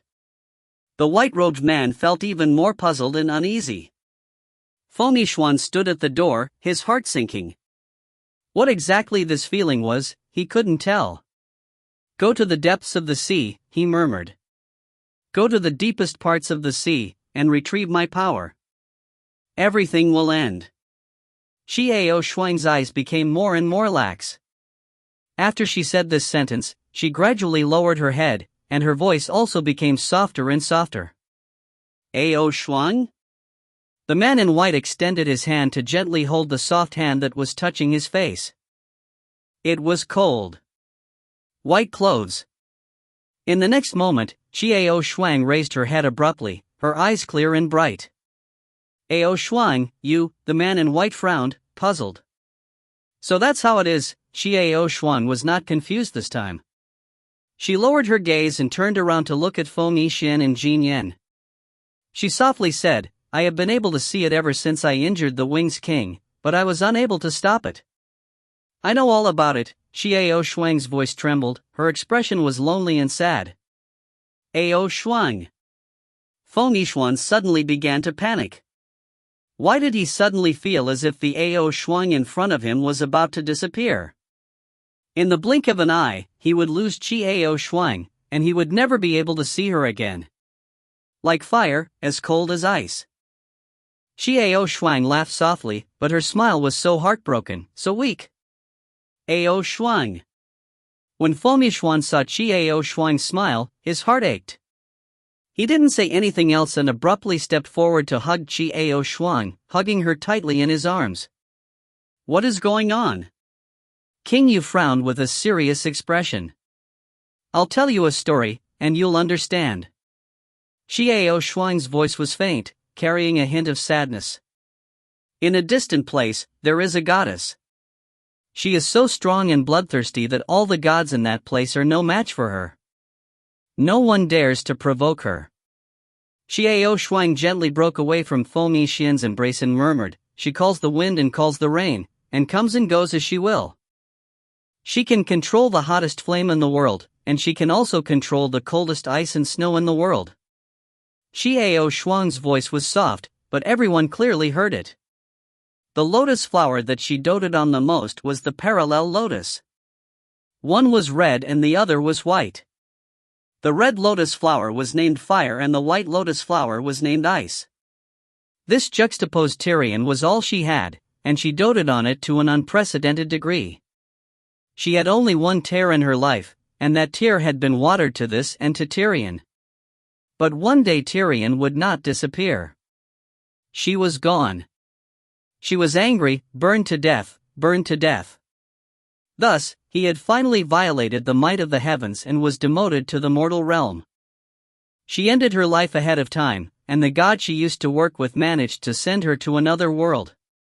That world is the Ceylon continent. Xiao Shuang's eyes gradually became hazy, but a few tears flashed in her eyes. The room was terrifyingly quiet. No one spoke, only the uneven sound of breathing. Everything was obvious. Jin Yan's expression was complicated. His white clothes and Feng Yixian were stunned and absent-minded. Moon King, Mishuz and Lily were both confused and surprised. Now that she's awoken, I'm going to disappear. Xiao Shuang revealed a sad smile. Everything is her. All her. I'm just a born will. Power, body, and even love were all that person's. No. After hearing what Xiao Shuang said, Feng Yixian let out a violent shout and once again pulled Xiao Shuang into his embrace. He lost control and cried out in pain, no. Ao Shuang, you are you. You are unique, no one can make you disappear, I forbid it. I won't allow it. I like you, it's you. No one else. If you find any errors, ads pop up, ads redirect, broken links, non-standard content, etc., please let us know. Report chapter so we can fix it as soon as possible. Chapter 323. C323. Feng Yixian uncontrollably hugged Xiao Shuang tightly in his embrace. Ao Shuang, you are you. How did you come to be an appendage? Don't you remember when we first met? That's the real you. You won't disappear. I won't let you disappear. However, Xiao Shuang only had a desolate look on her face. Her eyes dimmed and she slowly raised her head to look at Feng Yixian with a sad smile. Like fire, you will eventually return with her. No. I am not fire, I am Windy Xian, your Windy Xian. From the beginning until now, I have never changed my mind. Not in the future. Feng Yixuan's heart ached as he looked at Qiao Shuang's desolate face. His heart hurt so much that he almost couldn't breathe. The man in white looked at the scene in front of him quietly, his eyes full of complicated emotions. As for the others, they were all extremely shocked, not knowing what to say. Lily held onto the corner of Jin Yan's clothes tightly, bitterness in her eyes. At this moment, her heart was filled with intense sorrow. Originally, she was very envious of Qiao Shuang, but now, she only felt deep sympathy for Qiao Shuang. Let's go. Something is calling me from the depths of the ocean. Retrieve the power, and it will all be over. Qiao Shuang smiled and said softly. No. I won't allow it. Feng Yixuan shook his head fiercely, hugging Qiao Shuang even tighter.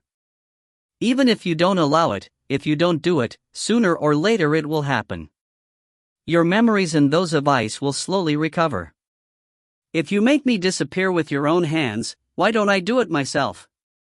Qiao Shuang's eyes were filled with sorrow as she said softly, you are all hers. No. I don't belong to anyone. I'm me. Feng Yixuan grabbed Qiao Shuang's shoulder and looked at her with shining eyes. Ao Shuang, listen up. The person I love is you. It's you. Not the so-called god. I am not fire-like, I am Windy Xian. Feng Yixuan, who will always be by your side. Qiao Shuang bit her lips as she stared into Yixuan's bright eyes. She couldn't say a word, but there were already some tears in the corner of her eyes. The man in white's gaze became deeper, but he didn't say a word. Actually, there's a way. At this moment, Jin Yan suddenly spoke. What method? Feng Yixuan immediately asked anxiously when he heard Jin Yan's words. There are two ways to prevent Mrs. Wolf from being devoured. The first way is to fuse it. Jin Yan said in a deep voice, but this is really too difficult. What about the second method? Feng Yixuan was on the verge of death when he heard Jin Yan's words. That's separation. To completely separate the will of the young lady from that of the goddess. Jin Yan said affirmatively. Can this work? At this moment, King Yu asked curiously. We can't do it, but there may be someone who can. Jin Yan said in a deep voice. Camille. Several voices said in unison. He should be able to do it. Jin Yan nodded. Now we have to find Camille as soon as possible before the goddess awakens. When the Winged King's wounds are healed, let's go to the Heavenly King's castle. Mashiz looked at the Winged King, who had been unconscious on the bed, and said softly. All right, let's all go rest first. King Yu said in agreement. Everyone left the room in succession, with Feng Yixuan following closely behind Qiao Shuang. In the room there was only the white dress and the Winged King on the bed. After closing the door, Bai Yi returned to the bed. He looked at the Winged King, who was still unconscious, expressionlessly. Ao Shuang, after a long while, the man in white said those two words softly. Suddenly, Bai Yi reached out his right hand and tightly gripped the Winged King's neck, using more and more force. The Winged King's face gradually turned red and became painful. Finally, she opened her eyes, stimulated by the pain of the outside world. Seeing the scene before him, he was scared out of his wits. Bai Yixuan's expression was cold and cruel as he tightly gripped her neck, causing her to nearly suffocate. Cough, Bai Yi, stop. What are you doing? The Winged King was terrified. He reached out with his hand, desperately trying to pry away the white clothes hand. However, the white clothes hand was like an iron band that tightly welded around her neck, unable to pry it open. Remember, don't have any unorthodox thoughts. And don't even dream about attacking her.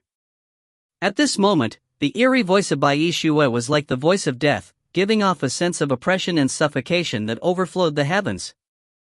You, who are you? You. White clothes? The Winged King was extremely terrified. How could this person in front of his eyes be so unfamiliar? He didn't seem like that gentle white robe from before at all. My name is not Bai, but like ice. A cold and charming smile appeared on the man in white's face as he spoke each word in a low voice. The Winged King's pupils instantly enlarged, and his heart became even more alarmed. The man in white smiled coldly, but there was no emotion or warmth in his eyes. The current him and the him just now completely determined who they were. Previously, when he heard what Chiao Shuang said, his eyes were filled with puzzlement and bewilderment, but now, his eyes were no longer misty. It was now a profound and clear understanding. Cough, cough, let go of me. Just as the Winged King was about to suffocate, Yixuan suddenly released his grip, and the Winged King was sent flying back to his original position. I warn you again, if you dare to do anything to her, I will make you wish you were dead. Bai's face was cold. He flicked his finger, and the Winged King's hand was frozen. The Winged King immediately felt that his right hand was completely devoid of any feeling, and at this moment, he could no longer feel the blood flowing into his right hand. The Winged King looked at his right hand in terror.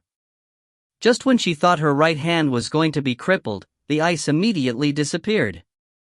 When the Winged King looked at the white clothes once more, there was no longer a figure in white in the room. The Winged King leaned back against the headboard with lingering fear, looking at his right hand. His mind kept replaying the scene of his encounter with the white robes. He felt as if his white clothes had suddenly changed into a completely different person. It was so unfamiliar and terrifying. Or was this the true face of the man in white? The Winged King felt his scalp go numb, and his heart was no longer as soft as it was for his white clothes, only fear remained. Bai stood quietly by the corridor, the wind blowing against his face. His eyes were deep and profound. Like ice, a soft voice reached the ears of the white-clothed person. His eyes darkened slightly as he slowly turned around to face the grave-faced Jinyan. So you had already thought of everything. He also remembered that you're Langlingyun, and that you look even more like ice. Jinyan's voice was low. It was faint, but it contained an irrefutable affirmation. You're always so sensitive and annoying. The man in white raised his head slightly and sneered. Is that what you really look like? Jinyan narrowed his eyes slightly as he asked faintly. Those who are too smart will not live for long. Jinyan, you must remember this. With a smile, Bai strode past Jinyan and left. Jinyan turned his head to look at the departing figure in white. His heart was filled with indescribable complex emotions. After a few days, the Winged King's wounds were almost healed. Everyone decided to head to the Heavenly King's castle. Chiao Shuang remained silent, her spirit very weak. As for Feng Yixian, he was always silently accompanying her. White robes had always been by the Winged King's side, but his eyes would occasionally glance in the direction of Chiao Shuang and Feng Yixian. The back of Mishu's mount was very spacious. Even with so many people on it, it still looked empty. The surface of the sea was very calm. The wind gently blew across everyone's face, bringing with it a faint salty taste. There were no seabirds flying in the sky, no clouds. Mishu's mount hovered over the sea steadily, then began to fly in the direction of the Heavenly King's castle. Everyone was silent as they all had their own thoughts. After flying for a while, the strange phenomenon suddenly appeared. Sea breeze blowing, sea wind blowing. Who are you missing? That melodious voice suddenly came from the surface of the sea. It was the voice of the sea race. Wordlessly, carefreely, joyfully, without sadness. Let's go! Jinyan's expression darkened as he shouted in a low voice. Lily's face changed. She had only heard this song last night, so she naturally knew how powerful it was. However, the singing gradually changed from one voice to several voices, and then more and more. The number of people in the sea were constantly increasing, and the sound was getting louder and louder. This sound seemed to be surrounding them. The Winged King's face was filled with surprise. She understood Blucia's situation the best among them. The sea race members of the Azure Sea had always been aloof from worldly affairs. They would always quietly lurk in the sea. Occasionally, there would be people of the sea folk who could no longer endure the lonely singing, but that was only one person. Today, it was actually so strange. There are so many sea folk singing. They were all coming towards him. They said they were encircling him, but it seemed like they were trying to hold him back. They seemed to be holding something back. Xinghua, Xiao Shuang's eyes gradually became misty. She slowly stood up and walked to the edge of her mount. Ao Shuang, come back.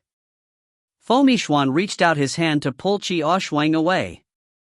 He then extended his hand into the air and a metallic sound rang out. In midair, a wall of ice forcefully blocked Fomi Xuan's hand. Fomi Xuan turned his head in shock and saw that white-clothed man's face was cold. It was him who had just done this. Long Lingyun? Fomi Xuan's heart sank when he saw Bai Yixua's cold expression. A bad premonition welled up in his heart. You recovered your memories? The man in white revealed a strange smile. He ignored Fomi Xian and looked up at Xiao Shuang.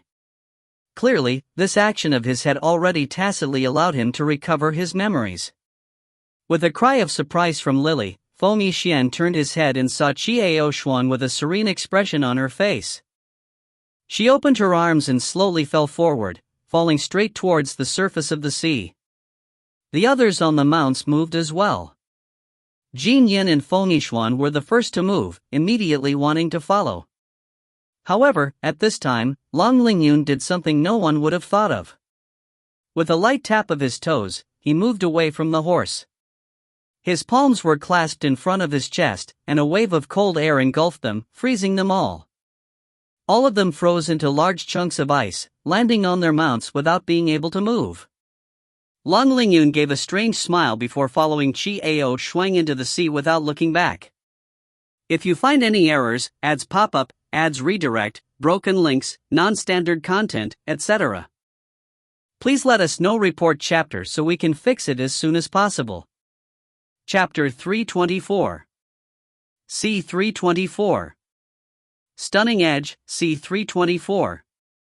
As Xiao Shuang plummeted towards the surface of the sea, the surrounding seafolk surrounded her.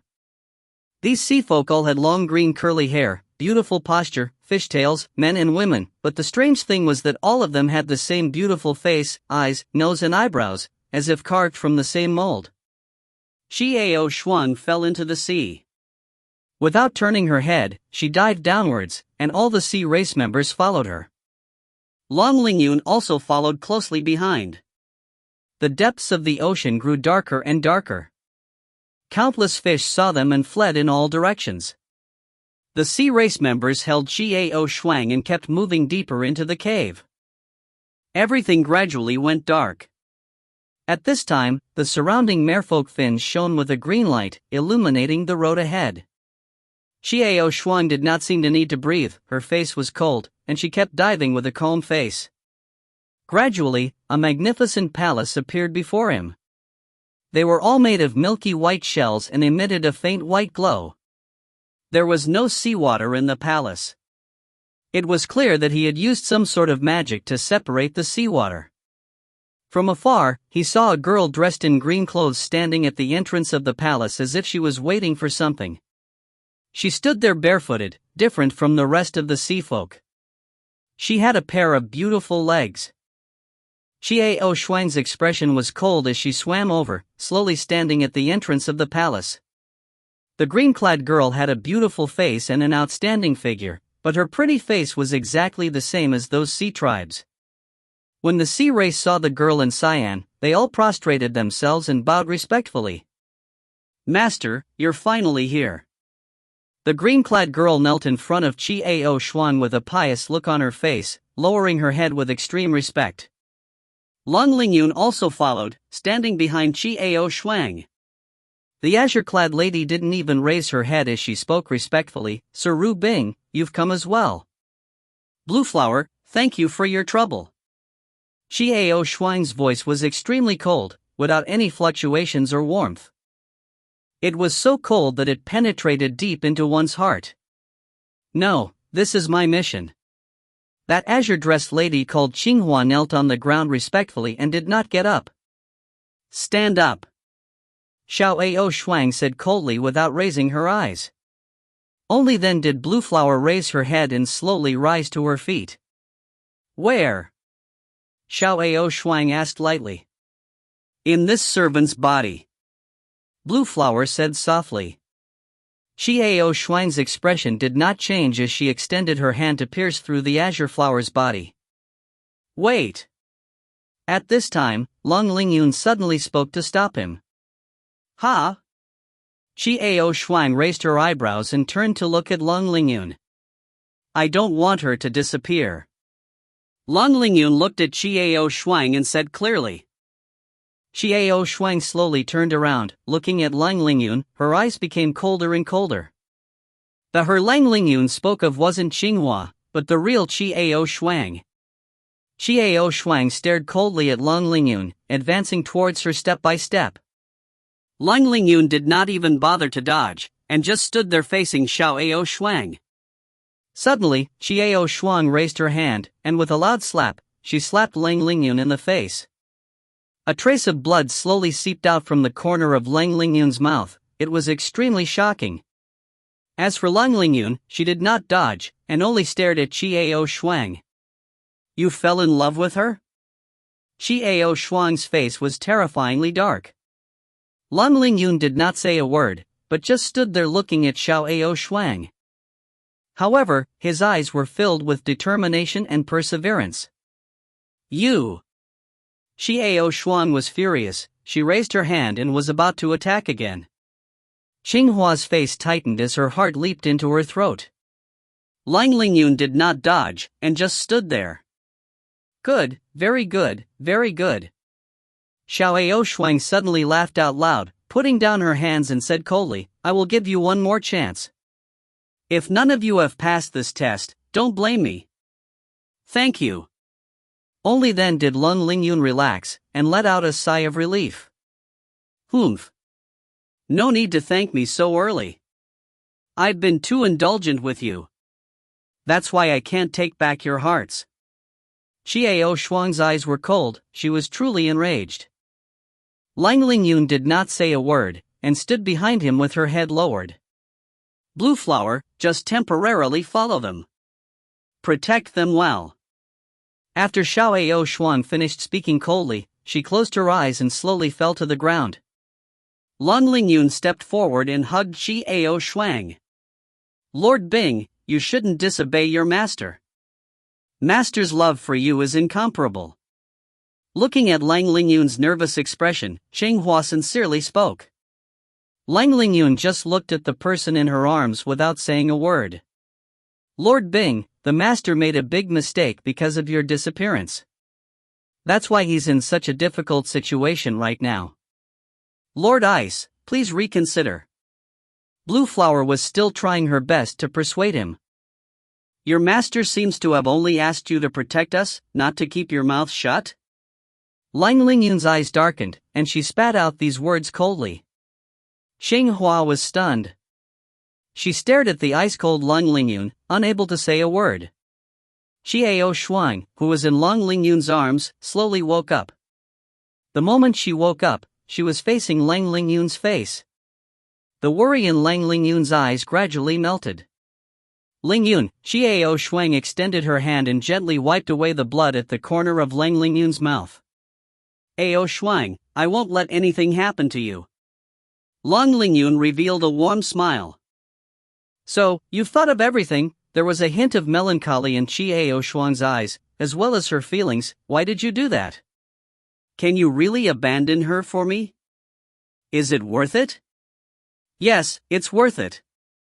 Long Lingyun smiled and held onto Xiao Shuang's hand. I will not let you disappear. I will not let you disappear. Xiao Shuang slowly revealed a smile, but it was a bitter one. By now, Blue Flower was watching quietly from the sidelines, her fists clenched tightly. His smile should belong to his master. Didn't he not know how to cherish his master's love? Let's go. If we go up, they'll probably be waiting impatiently for us. Especially that Tyrannosaurus, Yixuan. Lang Lingyun smiled, put down Qiao Shuang, held her hand, and jumped into the sea. Xinghua bit her lips, her eyes filled with dissatisfaction as she followed him. When they returned to the surface of the sea, the group of men was still frozen by Huali. When Feng Xian saw them approach, his eyes widened in fear and worry. He was afraid that Xiao Oxuang would understand. Qiao Shuang crouched down in front of Feng Xian and revealed a smile. Xian, I'm fine. Feng Xian was startled and his face finally relaxed. Lang Lingyun extended her hand and all the people were untied. Lang Lingyun, you bastard, I'll kill you. Feng Xian leaped up and was about to rush towards Lang Lingyun. However, a green shadow flashed across his eyes. When Feng Xian regained his senses, he saw a beautiful woman dressed in green standing in front of Lang Lingyun. Feng Xian was stunned. What was going on with this blue-clothed woman? Lord Flame, you still haven't changed. It's still as popular as ever. I still love playing around with Lord Rubing. The girl in cyan said with a gentle voice. Feng Xian frowned as he looked at Lang Lingyun, but she ignored him and turned her head to the side. Who are you? Feng Xian asked bluntly. Lord Flame, have you recovered your memories yet? Xinghua asked in surprise. Humans are stupid, of course they won't recover so quickly. Lang Lingyun spat out faintly. I'll kill you. Feng Xian flew into a rage. Lang Lingyun ignored them, and Xinghua still stubbornly stood between them. Looking at the scene in front of her, the corners of Qiao Shuang's lips curled up in a faint smile. Lang Lingyun briefly explained Xinghua's identity, and did not mention what had happened between him and Qiao Shuang. Everyone was surprised and sighed endlessly. After the storm, everyone set off again. The expression in Blueflower's eyes had always been that of his follower, Qiao Shuang. Feng Xian and Lang Lingyun sat beside Qiao Shuang. Feng Xian kept scolding Lang Lingyun, but Lang Lingyun remained silent. From time to time, she would smile at Qiao Shuang. After exiting the Blue Sea, Mishu's mount also needed to rest. Thus, they descended into a large, lush canyon. After clearing out a piece of empty space, everyone felt relaxed under such a beautiful environment. Qiao Shuang sat to the side and watched Feng Xian roast the meat. Lang Lingyun had lit a fire while the others were also busy preparing some fresh food. Eating the dry rations carried in the interspatial ring all the time did not taste good. As Qiao Shuang smiled as she looked at the others busying themselves, she silently sat down beside Qiao Shuang. You shouldn't exist. They were both masters. Your presence has upset everything. Blueflower's voice sounded in Qiao Shuang's ear in a low voice. Xiao Shuang was stunned, turning to look at Cheng Hua. You are superfluous, you are just an appendage. Just an impostor trying to rob his master of his love, you should say. Cheng Hua's eyes were incomparably cold. Xiao Shuang looked at Cheng Hua's face, and suddenly revealed a brilliant smile. Lowly but firmly, she replied, Do you know? I thought so. But I don't think so now. My existence must have my meaning. I have too many memories of my own relatives and friends. I have ideals and hopes. I wish I could go back to the continent with them one day to visit my family, my friends, and live happily ever after. And you? Qiao Shuang paused for a moment, before continuing, who is the only enchanted item? You have no life of your own, no memory of your own, no family or friends of your own. You are the poor one. Xinghua was completely stunned, staring blankly at the determined look in Qiao Shuang's eyes, unable to say a word. I will work hard to survive. Definitely. Xiao Shuang stood up, and without turning back to look at Xinghua, she walked straight towards the crowd in front. Because, I have them. A voice drifted over. Because I have them. In this instant, Blue Flower fell into a trance. For some reason, a ridiculous thought suddenly appeared in Qinghua's mind. Her master and this woman would fight for her sooner or later. If you find any errors, ads pop up, ads redirect, broken links, non-standard content, etc., please let us know. Report chapter so we can fix it as soon as possible. Chapter 325. Stunning Edge, C325. Qinghua abruptly shook her head, a scornful smile appearing on her lips. She secretly mocked herself in her heart for having such a ridiculous idea. There was no one who could match the power of the master. If the master wanted, what could the master not have? Unless that person appeared. However, that person would definitely not appear. The red lotus is like fire and the white lotus is like ice. As for me, I am a cyan flower. Whether I am in love or not, I only belong to my master. Qinghua slightly lowered her head, gently placing her hand on her chest. Everyone was busy preparing their food. Winged King was hiding in the corner by himself. Out of the corner of his eye, he secretly glanced at everyone, observing their movements.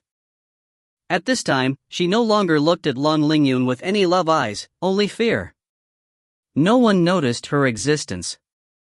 She carefully moved to the side, moving slowly again and again. Then she slowly stood up and slowly retreated into the forest behind her. Blue Flower glanced at the Winged King. Startled, the Winged King halted his movements. However, it was as though Qin Wendian didn't see her as his gaze shifted to the side. The Winged King let out a soft sigh in his heart and quietly retreated, gradually disappearing into the dense forest behind him. When everyone was ready to eat, the Moon King finally discovered that the Winged King had disappeared. The Winged King? Yu Wang stood up and called out curiously. Is it convenient? Matthews guessed. King Yu frowned slightly and shook his head. It can't be, could it be? She's gone. Yes, Blue Flower said coldly. Gone? King Yu asked in shock. He left a long time ago. Qinghua said indifferently. Then why didn't you stop us? Why didn't you call us? Matthews was getting anxious. The Winged King's absence would make the following events more complicated and difficult. After she finished speaking, a terrifying aura exploded from her body. Her eyes narrowed as she stared at him coldly. Do I have a duty to tell you?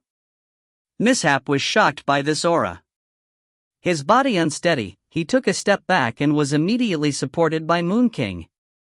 You don't.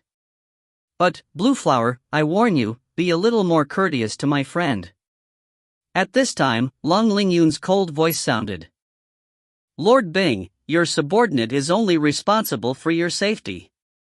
Xinghua's face relaxed, then she slightly bent her body and said to Mashouz, just now, this little girl forgave you for your rudeness. After saying this, he didn't care about Mashouz's reaction. He just sat by the side without saying a word. Winged King, you don't plan to help us. She won't be able to undo the Shura's seal together. Yu Wang frowned and said solemnly, let's chase after her and come back. I persuaded her. Yeah, I can use my secret skill to see where she is. Lily answered at once. Jean Yan's expression darkened. He glared at Lily, who immediately shut her up, no longer speaking. She shouldn't have walked very far. We can chase her now, Lu Sheng said with a smile. Don't use Lily's eyes. Jean Yan said in a deep voice. No need. Lan Lingyun stopped him with a cold expression. But, Yu Wang wanted to say something, but was stopped by Lang Lingyun. The opening of the Shura seal is no longer important. We only need to reach the Heavenly King Castle, there's no point in gathering the 7 kings. Lang Lingyun said these words indifferently. What do you mean? This time, it wasn't only Duke Yu who was puzzled, the others were also extremely puzzled. Only Chiao Shuang remained silent. There was a trace of loneliness and worry on her face. If we want to kill the Heavenly King, it's enough with her. Lan Lingyun's gaze shifted, looking at the blue and white flower at the side. But there was one thing that remained unsaid. That was the agreement between him and the goddess. The test of the goddess. If Feng Yixuan could recover his memories that were like fire, what would happen to the goddess if he could continue to protect Yixuan like he did now? Everyone was stunned. Xinghua, could this weak and delicate woman kill the Heavenly King? I do. He sat down to the side and began chopping the roast meat. Yixuan had a complicated look in her eyes, but she didn't say anything. Xinghua glanced at the crowd, then let out a cold snort. She turned around and looked to the side, paying no attention to the others. Lan Lingyun did not say anything and sat beside Yixuan, preparing to eat. The meal was especially dull. There was no longer the relaxed atmosphere from before. After dinner, they rested for a while before continuing their journey. On the way, Lan Lingyun remained silent and only sat beside Yixuan. Feng Yixuan continued to stare at Lan Lingyun with a frown. He felt that Lan Lingyun was hiding something from him. What exactly happened under the blue sea? However, Xiaoshuang no longer looked depressed and dispirited. Her eyes were filled with determination and clarity. He slowly closed his eyes. A breeze blew past his eyes, lifting her long hair and lifting her heart. Yixuan focused her attention, but she could feel the strange power in her body becoming more and more obvious. If it used to be a seed that gave birth to a little bud, it has already grown green leaves and gradually grown bigger. Suddenly, Yixuan opened her eyes and waved her hand in the air. A flame soared into the sky and gradually spread out in the sky. Finally, it formed a huge curtain of fire that abruptly bloomed. It was as beautiful and enchanting as a giant lotus flower in full bloom. Everyone was stunned. This was because Yixuan's move contained an incomparable amount of power. It was enough to shock anyone. Xinghua stared blankly at the curtain of fire that hadn't disappeared for a long time before her mouth slowly opened. She didn't see wrongly, right? This was clearly a power that only the master had the ability to control. Why is this imposter only attached to the product can be used? Why? Yixuan. Lan Lingyun looked at Yixuan in surprise, and could not help but exclaim in a low voice. Yixuan looked down at her hand, and a smile gradually appeared on her face. Power. A familiar power was slowly recovering. The seed in his body sprouted. Long leaves bloomed. A smile appeared on Jin Yan's face. Young Mrs. Strength has recovered. So powerful. Lily stuck out her tongue. However, Feng Yixuan's expression was somewhat complicated because his strength showed no signs of recovering. At this rate, he wouldn't accept it if he continued protecting him, not Yixuan, but Yixuan. How is this possible? However, Blue Flower couldn't control herself and rushed over. This is impossible. How can you, an imposter, use your master's power? When did you steal the power? Add your flower. Shut up. Lan Lingyun's expression suddenly turned cold as she sternly scolded, "Pay attention to what you say. I don't mind letting you disappear right now." This is impossible, this is impossible. Xinghua's eyes began to glaze over as she murmured softly, "This is impossible, how is this possible?" Humph. Lan Lingyun did not pay any more attention to Xinghua, but turned to look at Yixuan, saying worriedly, "Don't bother about her." Yixuan smiled and shook her head, "Lingyun, don't worry. I won't disappear, I won't. We're going back to Ceylon together." Yixuan smiled as she turned her head to look at Feng Yixuan and Jin Yan. She raised an eyebrow and said, "You guys, right? We're going back to those guys. Maybe we'll see little Chu Xian and little Xia when we go back."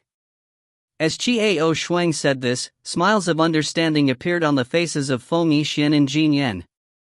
Lan Lingyun heaved a sigh of relief in her heart. Looks like Xiao Ao Shuang is stronger than he thought. To the Ceylon continent? Lang Lingyun raised her head and looked into the distance, her eyes filled with confusion. Would he be able to go back? Out of the corner of his eyes, Lang Lingyun looked towards Feng Yixuan, who was currently talking to Qi Ao Shuang, and sighed in his heart.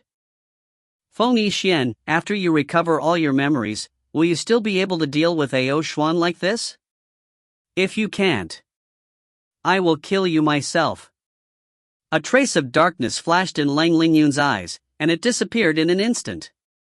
Xinghua sat quietly by the side, still in a daze. Her hands were tightly clenched, and her nails dug deep into her flesh. Blood flowed through the gaps of her fingers without her knowing it. At this moment, she only had one thought in her mind, and that was that Qi Ao Shuang seemed to be a real threat to her master. Then, he couldn't stay. This dangerous woman absolutely couldn't stay. What other chance did her master want for her to test him? There was no need to go through all this trouble. Just kill her and erase her will. This way, the fire and the White Lotus would immediately return to their master's side. Everything was settled satisfactorily. Blue Flower slowly lowered her head to look at her own palm. A green stream of air gradually rose from her palm. Slowly, without a sound. No one noticed the abnormality of the blue and white flowers. At this moment, everyone was laughing and relaxing. The Moon King and Mises were curious, too. They asked about the events that had taken place in the continent. As for Qi Ao Shuang, Feng Yixian, Lang Lingyun and Jin Yan, they were immersed in their memories. They smiled as they narrated the events of the past. When Jin Yan and Lang Lingyun mentioned that Feng Yixuan and Qi Ao Shuang had met for the first time and Huali had stepped on them, they were all overjoyed. Moon King and Mishuz were laughing so hard that they leaned back and forth. Lily's laughter was even more exaggerated. Young Master Feng, so you like being mistreated by others? You really are different from ordinary people. Lily laughed loudly. Feng Yixian's face turned red. He waved his fists and shouted in excitement, "Nonsense! What do you know? How can you understand how I felt?" Everyone then heard Feng Yixuan talk about how he was kidnapped by Shui Wanma and how he took revenge on Shui Wanma. They all began to laugh out loud. Lily was laughing so hard that she was on the verge of tears. No one saw that the cyan and white faces were turning colder and colder. The air current in her palm was gently swaying, curving, and circling like a viper. It was extremely strange. If you find any errors, ads pop-up, ads redirect, broken links, non-standard content, etc., please let us know. Report chapter so we can fix it as soon as possible. Chapter 326. C326. Stunning Edge, C326. No one saw that the cyan and white faces were turning colder and colder. The air current in her palm was gently swaying, curving, and circling like a viper. It was extremely strange. Just as Blue Flower was about to launch a sneak attack, Moon King suddenly exclaimed, "Look, someone's coming in front." Everyone stood up and saw a group of people quickly approaching from the distance. Is he from the Heavenly King? Mises frowned ahead. Dittos, Jonathan. As for Qi Ao Shuang, she stared at the approaching crowd in a daze, uttering these two names in a low voice. Lang Lingyun frowned slightly, and there was doubt in her eyes. It's the Heavenly King's army.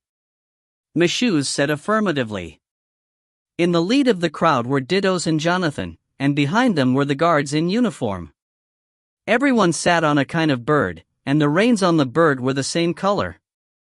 The group of people flew to a spot a few meters away from Qi Ao Shuang and stopped. Dittos, Jonathan. Qi Ao Shuang said with a puzzled expression. We'll pick you up. Jonathan looked at Xiao Ao Shuang with a complicated expression and said with a deep voice. Pick me up? Xiao Ao Shuang was even more confused. The Heavenly King is waiting for you. Come on. After he said that, he changed his direction.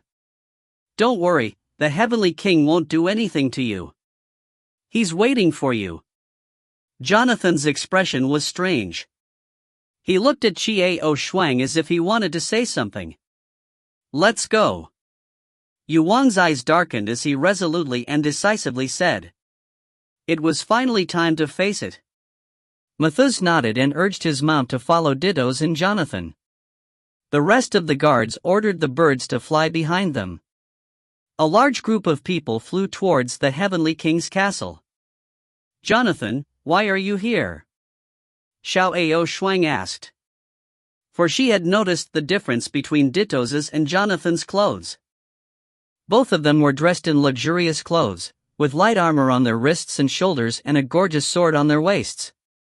I am King Yong. Ditton's has become the White King. Jonathan's low voice made Qiao Shuang realize what was going on. In that case, you are all here to help the Heavenly King? When King Yu heard this, he frowned and asked in a deep voice. What kind of help? We're just the Heavenly King's foreign dignitary. Jonathan rolled his eyes at King Yu and snappily said, I'm in charge of sending the message now. The Heavenly King is waiting for you. Jonathan, what's going on? Of course, Xiao Shuang knew that things would not be so simple. You'll know when you get there. Jonathan turned his face away and said nothing more. Dittos remained in the lead, silent. Jonathan flew up, side by side with Dittos. What the hell are you thinking, Dittos? Jonathan asked in a low voice that only the two could hear as he approached Dittos. Dittos did not look at Jonathan, nor did he speak. He drew the reins in his hands, and the bird beneath him sped forward. Dittos and Jonathan brought Qiao Shuang and the others all the way to the front of the Heavenly King's palace. From far away, Qiao Shuang saw a magnificent palace floating on top of a huge lake. The water of the lake was dark green, and the palace was built with white stones.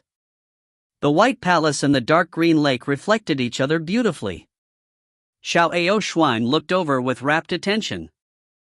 The palace was floating in the water, and the reflection of the palace was very clear. That's where Camille lives? Everyone landed in front of the palace. Immediately, 2 rows of guards ran out of the palace. They lined up in formation and saluted before taking the reins and bringing their mounts to the other side. Jonathan and Ditto followed closely behind Qiao Shuang and the others into the palace. As he entered the palace, the sound of singing and music drifted into his ears. Moon King and Mashuz exchanged a glance, both seeing the astonishment in the other's eyes. As he walked deeper into the palace, the sounds of singing and music became louder and louder. Laughter and laughter could also be heard. Although the decorations of the palace were very luxurious, it was a little strange. There were mirrors on the walls, and even on the ceiling there were large ones. The opposite wall was full of mirrors. As a result, when they turned the corner, everyone was shocked by their own images. Why are there so many mirrors? Did he have to go this far? Probably not. King Yu frowned slightly. He seemed to be muttering to himself but also seemed to be talking to the crowd. You mean, this palace wasn't like this before? Lily opened her eyes wide, curiously looking around and asking. Of course not. I don't know what's going on in his head. You'll know when you see him. Since he sent someone to pick us up, I'm afraid he already thought of a countermeasure, or perhaps he already had his own ideas. Mises twitched the corners of his mouth, but said nothing. The group arrived at the main hall. They seemed to be singing and dancing to the same tune. The singers on both sides of the hall were playing their music and singing their songs. In the great hall, a handsome man with white hair was lazily leaning against a chair, wearing a simple set of clothes. He was wearing a simple set of black clothes without any decorations. His hair that was as white as snow was not tied up. Instead, he casually draped it over his back and dragged it on the ground. Under his long eyebrows were a pair of brown eyes, and the corner of his mouth held a slight trace of a smile. When he saw Xiao Shuang and the rest, his expression did not change. Qiao Shuang looked at the person above. This man was the former White King, the current Heavenly King? He originally thought that his entire body would be filled with a tyrannical aura, but why did he give off such a weak feeling? There was even an unresolvable sadness between his brows. As for Lily, she looked at the Heavenly King sitting there with a face full of hatred, and her eyes seemed to burn with desire. It was this person's relationship that led to her clan's extermination. Hateful, damnable. Lily clenched her fists, her whole body was trembling slightly. At this moment, a warm hand gently rested on her shoulder. Lily turned her head and met Jin Yan's gaze. Jin Yan shook his head gently and squeezed Lily's shoulder. Lily's tears almost fell. She understood what Jin Yan meant. Right now, she was no match for the Heavenly King, so she had to wait and see. You came. The Heavenly King inclined his head slightly, not even glancing at the others, only looking at Qiao Shuang with a smile as he spoke those words. You knew I'd come? Qiao Shuang's eyes darkened, as she could tell that there was a hidden meaning behind the Heavenly King's words. Of course, I've been waiting for you. In return for helping me fulfill my wish, I have been waiting for you, waiting for something for you. There was a sad smile on the Heavenly King's handsome face. West Tower. You killed the Heavenly King, the heavens cannot tolerate you. Seeing that the Heavenly King had ignored them, the Moon King finally let out an angry bellow, calling out the Heavenly King's original name. Humph. Humph. The King of Heaven snorted coldly and gently waved his hand. Like a cannonball, the King of Moon flew backwards, smashing into the walls of the palace and shattering them into pieces. Like a broken doll, King Yu slowly collapsed from the wall, unable to move. Clearly, his injuries were not light. When the singers saw this, they all screamed and trembled, but they did not dare to flee. Little Yu Ye. His heart sank. His expression changed as he rushed forward. Oh! When the Heavenly King, who was about to attack again, saw this, he slightly raised his eyebrows. His eyes moved and he stopped his actions. Lily's face was pale. She finally understood how small she was in front of the Heavenly King. If the Heavenly King was willing, he could instantly kill her. In her eyes, this kind of power was far inferior to her own master. Heavenly King! Qiao Shuang's eyes turned cold. You didn't wait for me to come here because you wanted to do this, right? Of course not. The Heavenly King smiled faintly, lowering his hands, turning to look at Qiao Shuang. I am waiting for you to fulfill that person's final wish. What do you mean? Fomishuan's face sank. What did he mean by that last wish? Before I do, I want to ask you a question. The Heavenly King did not bother with Fomishuan's question. Instead, he slowly sat back down. He looked at Qiao Shuang and asked this question with a serious expression. What's the problem? What did his last wish mean? Him? Seeing the Heavenly King's expression, a bad feeling arose in Qiao Shuang's heart. Did he mean Camille? What do you think love is? What do you do when you love someone? The Heavenly King did not answer the question that followed. Instead, he asked the question with a deep voice. Suddenly, he slowly reached out his hand to gently stroke his face. His expression grew more and more contented, more and more satisfied. This scene was extremely strange. Xiao Shuang was stunned. She did not expect the Heavenly King to ask such a question. Love is. Xiao Shuang was speechless. She suddenly realized that she was unable to answer this question accurately. Love is giving? Love is two people who stay together forever? Love is a lifelong follower? Love is a person who moves with another person, willing to do anything for the person who loves. I hope the two of you will always be together. Jonathan finally interrupted. This was his understanding of love. Many of the people present also agreed with his words. Wrong. Then, his right hand gently stroked the back of his left hand as he said with a face full of happiness and satisfaction, Love to the point where you belong to me. Love to the point where you can eat that person bit by bit until your stomach is full. Everyone in the hall was shocked, and their hearts trembled with fear. As the Heavenly King's actions were extremely strange, the Heavenly King slowly walked to the side, looking at the screen made of a mirror. He reached out his hand to touch the surface of the mirror and said softly, "I love him, so I ate him, and he is inside my body." Everyone understood what he said, and their minds went into an uproar. Lily covered her mouth with her hand. Her face was full of disbelief and her eyes were filled with deep fear. The hall was eerily quiet without a sound. Everyone heard their own heartbeat. This is the pinnacle of love, understand? The Heavenly King slowly turned his head and looked at Xiao, then smiled and said, "You're here. I want to repay him for fulfilling my wish. So, you can go. If you find any errors, ads pop up, ads redirect, broken links, non-standard content, etc., please let us know. Report chapter so we can fix it as soon as possible." Chapter 327. Stunning Edge, C327. Where to? Xiao looked at the Heavenly King before her, a complicated feeling swirling in her heart. Where he pointed. The Heavenly King slowly turned around to look at Xiao, a bitter smile on his face as he said, "You people don't know what love is.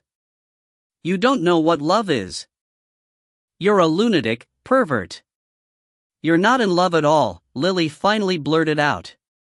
Love is willing to give up everything for a person, not take the lives of others recklessly. You don't respect people, you're selfish, you only love yourself, you don't think about other people's feelings at all. Oh, you seem to know how to love? The Heavenly King's eyes flashed with a faint sneer. Better than you, at least. Lily snapped angrily. You are willing to die for the people you love? The Heavenly King's voice was faint and abnormally feminine. Of course. I will never kill the man I love the way you did. That's not love at all. Lily angrily rebuked the king. You're wrong, I didn't kill him. I'm with him forever. The Heavenly King turned his head to the mirror beside him and murmured, "How can you mediocre people understand what the ultimate of love is?" Now, everyone finally understood why the decorations in the palace were so strange.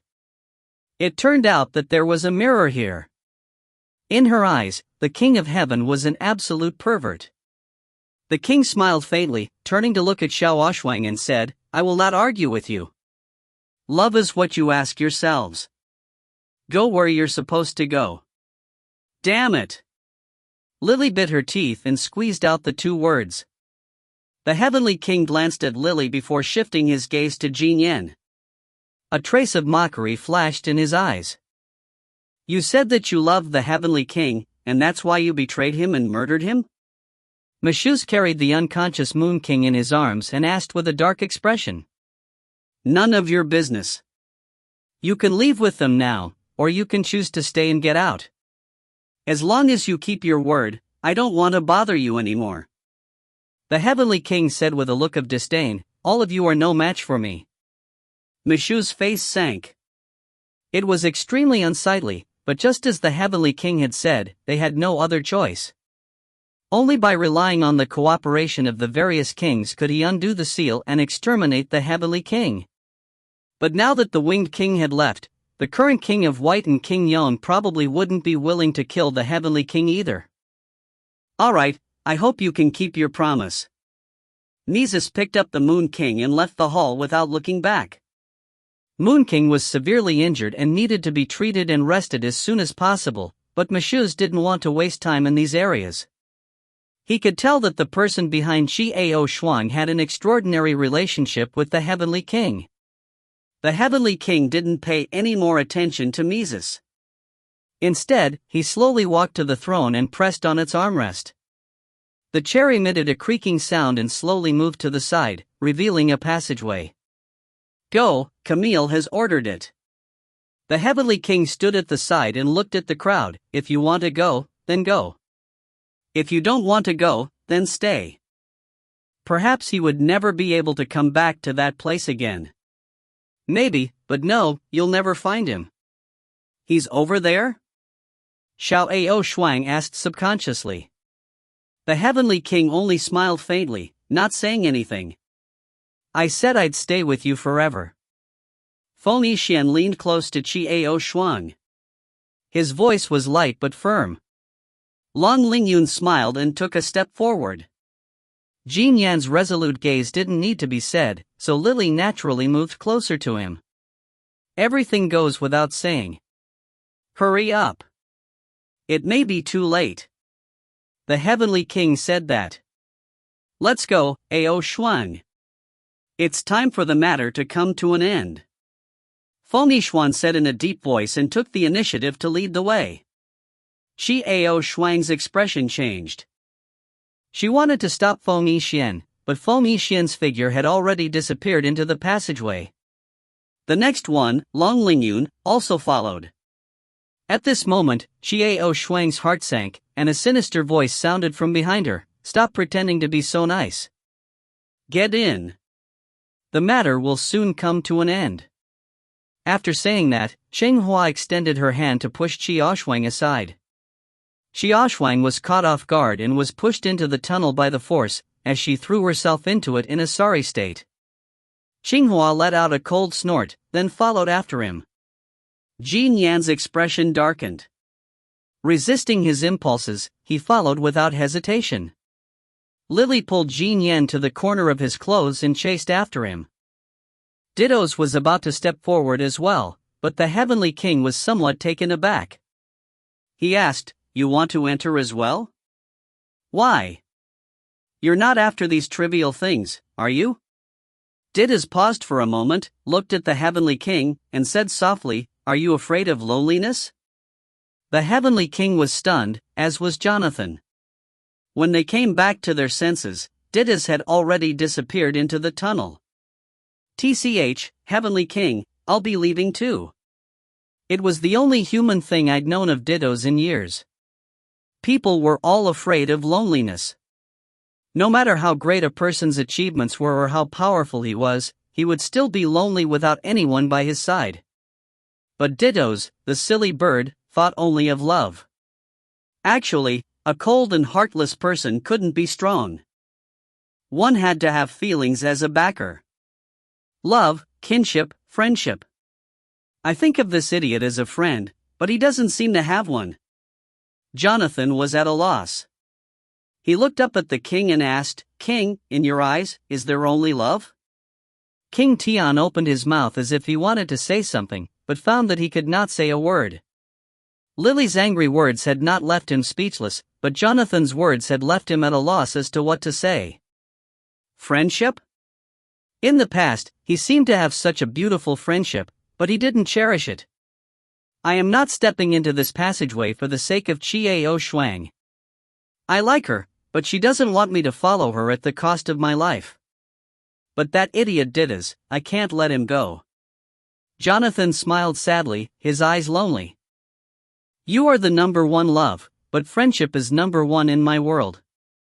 Jonathan went into the passage without looking back. It would have been a shock to know Jonathan and Dittos at this time. No one would have thought that Jonathan, venomous and outwardly dissolute, would be such a righteous man. The subject, however, still had only his own Dittos in his eyes. But that's the way it is, human feelings are always so subtle. You are the most important person in a person's life, but for that person, you may not matter. Life is full of drama and irony. After Jonathan entered the tunnel, his vision went dark and his body felt as if it was stuck by a net. After struggling to get out of the net, his entire body relaxed. Then a blinding light flashed in front of him, and Jonathan instinctively put his hand under his eyebrows. When he got used to the light in front of him, he found a brand new world in front of him. Looking around, he saw endless fields, green and lush. It was quite a pleasant sight to see. Xiao Ao Shuang and the rest of his men were standing right in front of him. They were on a small hill with a huge green tree. The green tree was like a huge parasol, suddenly blooming on the mountain. No one seemed to have recovered enough to see what this place was. It's a pure raw power, and it's filled with this power.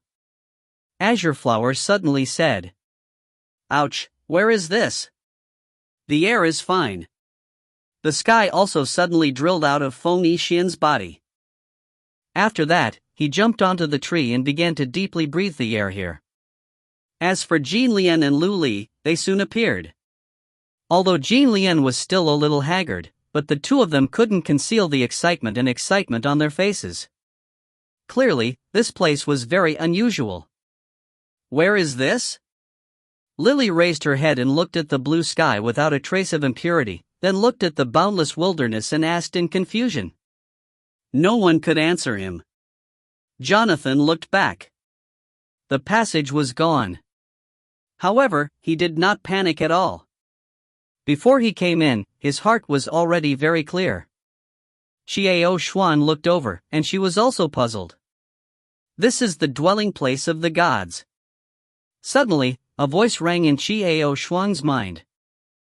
This voice was exactly the same as hers, but it was filled with coldness and indifference. It's her. It was the goddess. In an instant, Xiao Shuang realized who was speaking to her. The god's residence? Xiao Shuang murmured the words of the goddess. No wonder. I was wondering why this place is so full of raw and pure power. So this is the dwelling place of the world's true gods. Cheng Hua's eyes slightly darkened as she spoke in a low voice. The residences of the god of father and the goddess? Everyone immediately thought of this and their faces were filled with astonishment and disbelief. This was actually the residence of the god of father and the god of mother? How did Camille set up such a channel? Camille, Xiao Shuang suddenly had an ominous feeling in her heart. Just as Xiao Shuang mumbled Camille's name in a low voice. Camille, however, appeared in front of Xiao Shuang in an instant. It was still that handsome and gentle smile, it was still that brilliant and dazzling golden hair, it was still that azure blue eyes that were as bright as gems. Just like that, he appeared in front of Xiao Shuang with a big smile on his face. Camille! Xiao Shuang shouted in surprise. Camille, on the other hand, continued to smile. Gradually, the crowd realized that something was amiss. The Camille that appeared before the crowd was not a physical entity, but an image. It was just a lifelike shadow. Ao Shuang, I finally waited for you, Camille spoke slowly, a gentle smile still on his face, but Xiao Shuang finally noticed. Camille seemed very weak. If you find any errors, ads pop-up, ads redirect, broken links, non-standard content, etc., please let us know. Report chapter so we can fix it as soon as possible. Chapter 328. C328. C327, Son of Sin. Camille, Xiao Shuang looked at this gentle smiling man in front of her. This man could not be considered a good person, but he was not a bad person either. From beginning to end, perhaps he had them in his hands, but he had never done anything against her. On the contrary, he had been guarding her in his own way. His mysteriousness and power made Xiao Shuang never suspect that such a man would be in trouble, but the facts in front of her showed everything. At this moment, Camille was extremely weak. Ao Shuang, you're finally here. To be able to take one last look at you, to make sure you're alright, that's enough. Camille smiled weakly. Although his smile was as gentle and noble as ever, it made Xiao Shuang's nose ache. To Xiao Shuang, Camille was just like her family. Before she knew it, Xiao Shuang's reliance on Camille had already become a natural habit, and this habit was already deeply rooted in her bones. Camille, what's going on? Is this really the place where the fathers and the mother live? Xiao Shuang held back the pain in her nose and asked anxiously. Yes. Camille slowly appeared in front of Xiao Shuang, his eyes focused only on Xiao Shuang. He gently reached out his hand to touch Xiao Shuang's face, but suddenly passed through it. Camille's face darkened a little, then he smiled and said, "It's enough for you to come." What the hell is going on? Xiao Shuang had a bad feeling about this. Austin, remember my real name, Elias Camille. Camille smiled and suddenly turned to look at Feng Yixian. He said in a low voice, Feng Yixian, treat Ao Shuang well in the future. Go back to the Ceylon continent and live happily. Feng Yixian was stunned. Seeing the seriousness in Camille's eyes, he slightly frowned. Camille, just who are you? What happened? Shuang, this little fool, is somewhat slow-witted towards emotions. The person she likes deep in her heart is you. Even though you are sometimes very impetuous as an idiot, but you are very reliable. Every time Ao Shuang is in danger, you will be the first one to appear. I'll trust her to you. Camille's smile was as warm as jade. Camille, what are you talking about? It was as if he was giving orders to his successors. Pa.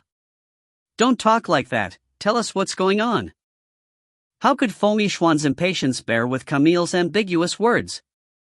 However, when Camille spoke of Ao Shuang's true intentions, Ao Shuang was slightly stunned, but Lang Lingyun did not seem surprised. She just stood to the side with a calm expression, and no one could see the pain in her eyes. I've set up a restriction around the place you two are standing at, so he won't be able to detect it. Now that I've seen you guys, I feel at ease. Go back to where you belong. Camille smiled, looking at Ao Shuang. Ao Shuang, don't forget me. My real name is Elias Camille. As he finished speaking, Camille didn't give any more reaction to Ao Shuang or the others. His body gradually became blurry, and the air around where they stood also began to circulate rapidly. Spatial transformation, Dittos said these words in a low voice, his eyes filled with surprise. Who was this golden-haired, blue-eyed man in front of him? He actually possessed such a terrifying power, and he seemed to be in a very weak and unfavorable state. No. Camille. What's wrong with you? What happened? Don't send us away, let's go together. Xiao Ao Shuang's heart became more and more flustered, and she shouted out loudly. She reached out her hand to touch Camille, but she managed to pass through Camille's body. Ao Shuang, there's no need to know. All you have to do is live happily with your lover and friends. Camille smiled. Nice to meet you. After Camille finished speaking, his figure was about to disappear. Azure flower. Lang Lingyun shouted in a low voice. Humph. After a cold snort, Chenghua directly extended her hand and a ray of light enveloped Camille's body. Camille's expression turned to one of shock. After a few seconds, he disappeared. Camille. Ao Shuang was panicking, and she shouted out loud. What are you shouting for? If you want to save him, then be quiet. Just as Xiao Ao Shuang was panicking, the cold and impatient voice of the goddess appeared in her mind once again.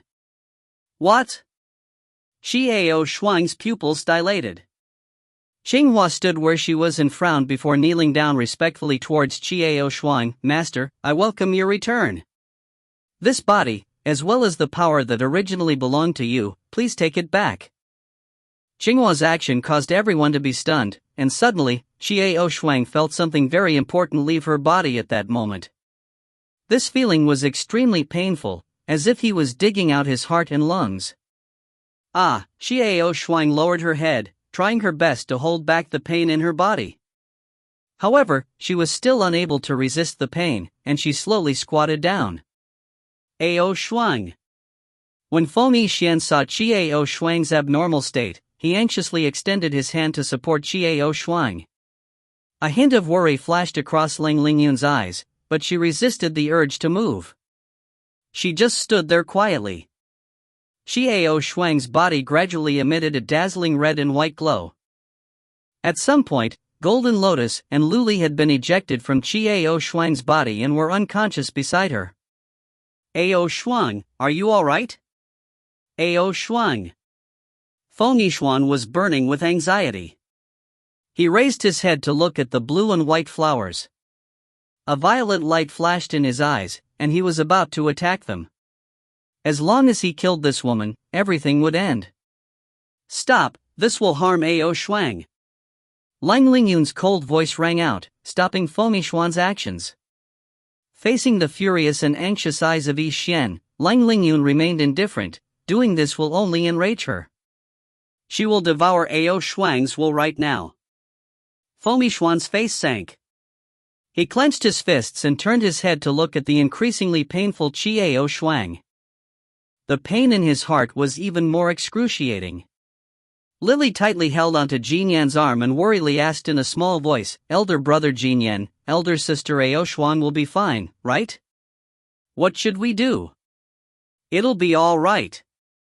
Jinyan softly said these words, but his heart was already tense.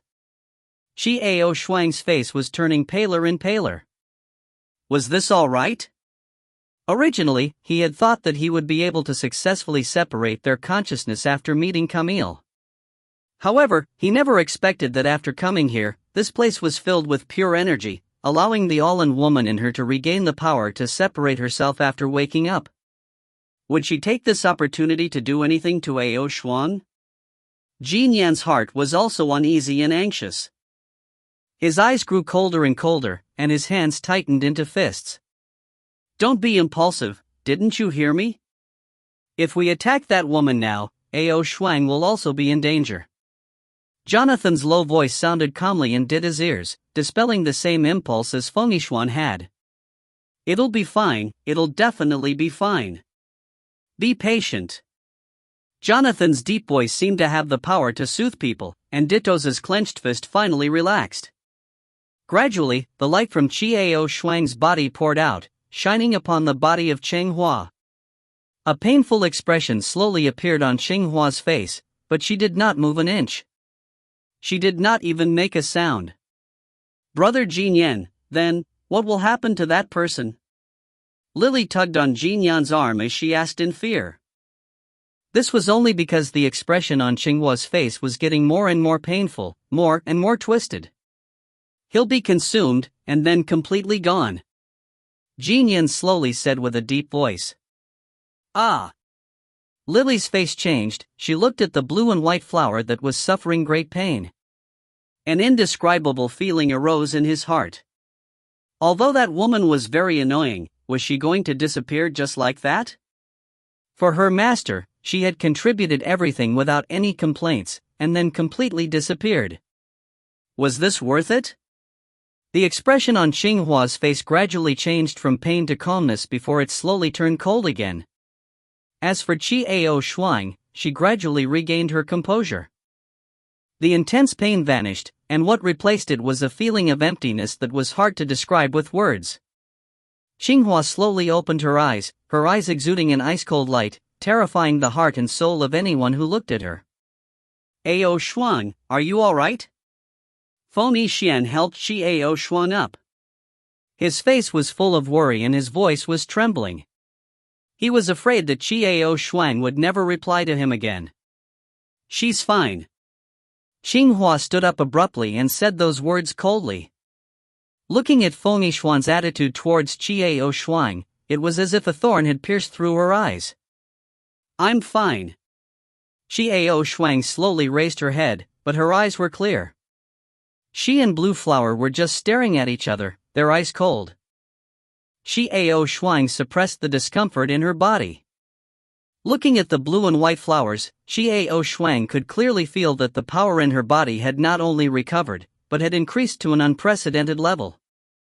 "I really didn't expect, he didn't expect that." Cheng Hua's voice was incomparably cold, and a tyrannical light gradually appeared in her eyes. Xiao Ao Shuang smiled with difficulty and said slowly, "However, most of the power is still on your side." "Humph. These belong to me." Blue Flower let out a loud shout.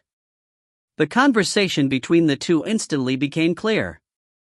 Everyone now understood what they meant. Lang Lingyun was also stunned, because even he did not expect the power of that person to be separated. Or could it be that some of the forces had chosen to take on the role of the master? Thinking of this, Lang Lingyun's heart sank. In her temper, the consequences of having her things taken were unthinkable. What would she do? "You want to save that man? The son of sin." The corners of Cheng Hua's lips curled up into a sneer. "Camille." Xiao Shuang's expression changed, and she immediately understood who the man Xinghua was talking about was. But why the son of sin? Indeed. Lung Lingyun's heart sank to the bottom. She always struck the most deadly blow to someone's soft spot. And now, he was going to do the same to Ao Shuang? If you find any errors, ads pop up, ads redirect, broken links, non-standard content, etc., please let us know. Report chapter so we can fix it as soon as possible. Chapter 329. C329. Stunning Edge, C329. Do you know why I call him the son of sin? His existence is a shame and a sin. Just now, the light I struck on his body acquired all of his memories. Tisk, TSK, how terrible. The cyan flower's smile was cold and full of ridicule and disdain. Xiao Shuang stared at Xinghua, and in that instant, Xiao Shuang felt her thoughts and consciousness clear up. During that period of time, Xiao Shuang had already lost her sense of self, and many things had become passive and muddled. But it was different now. Right now, she was the one and only Xiao Shuang. What's wrong? Xiao Shuang asked with a cold look on her face. She didn't like hearing people say that about Camille. No one. Father, God, mother, is not a husband and wife, but two siblings. God raped the mother to have the Camille you're thinking about, the one who was born of rape, and his mother tried to kill him as soon as he was born. He didn't get there. He ran. The mother God cannot bear the perverted love of the father God, so she must seal herself and disperse her power to die. Xinghua's voice was as cold as ice, bone-chilling cold. Everyone was shocked when they heard this. He shouldn't exist at all. No one welcomed him into the world. His existence is a disgrace. A cold sneer appeared on the corner of Chenghua's mouth, but before Xiao Shuang could retort, her face instantly turned cold. But such a person, you will not just watch him die. That's right. Xiao Shuang's eyes also shone with a cold light as she stared at the blue and white flowers. Now that he has been captured by the Father God has drawn out all of his power to awaken the mother. Only I can save him. Blue Flower smiled, but it was filled with a chilling intent. So? What price do I have to pay? Xiao Shuang's expression did not change as she asked in a deep voice, but her tone was full of determination. No, Ao Shuang. Lang Lingyun's expression darkened, and she did not hesitate to stop him. He knew the goddess's personality too well. Every time, she would use the thing or person that others cared the most about to deal a fatal blow to the goddess. Shut up! A cold light flashed in Xinghua's eyes, and with a flick of her sleeve, Lung Lingyun was immediately sent flying by a powerful force. She crashed into the big tree behind her before regaining her footing.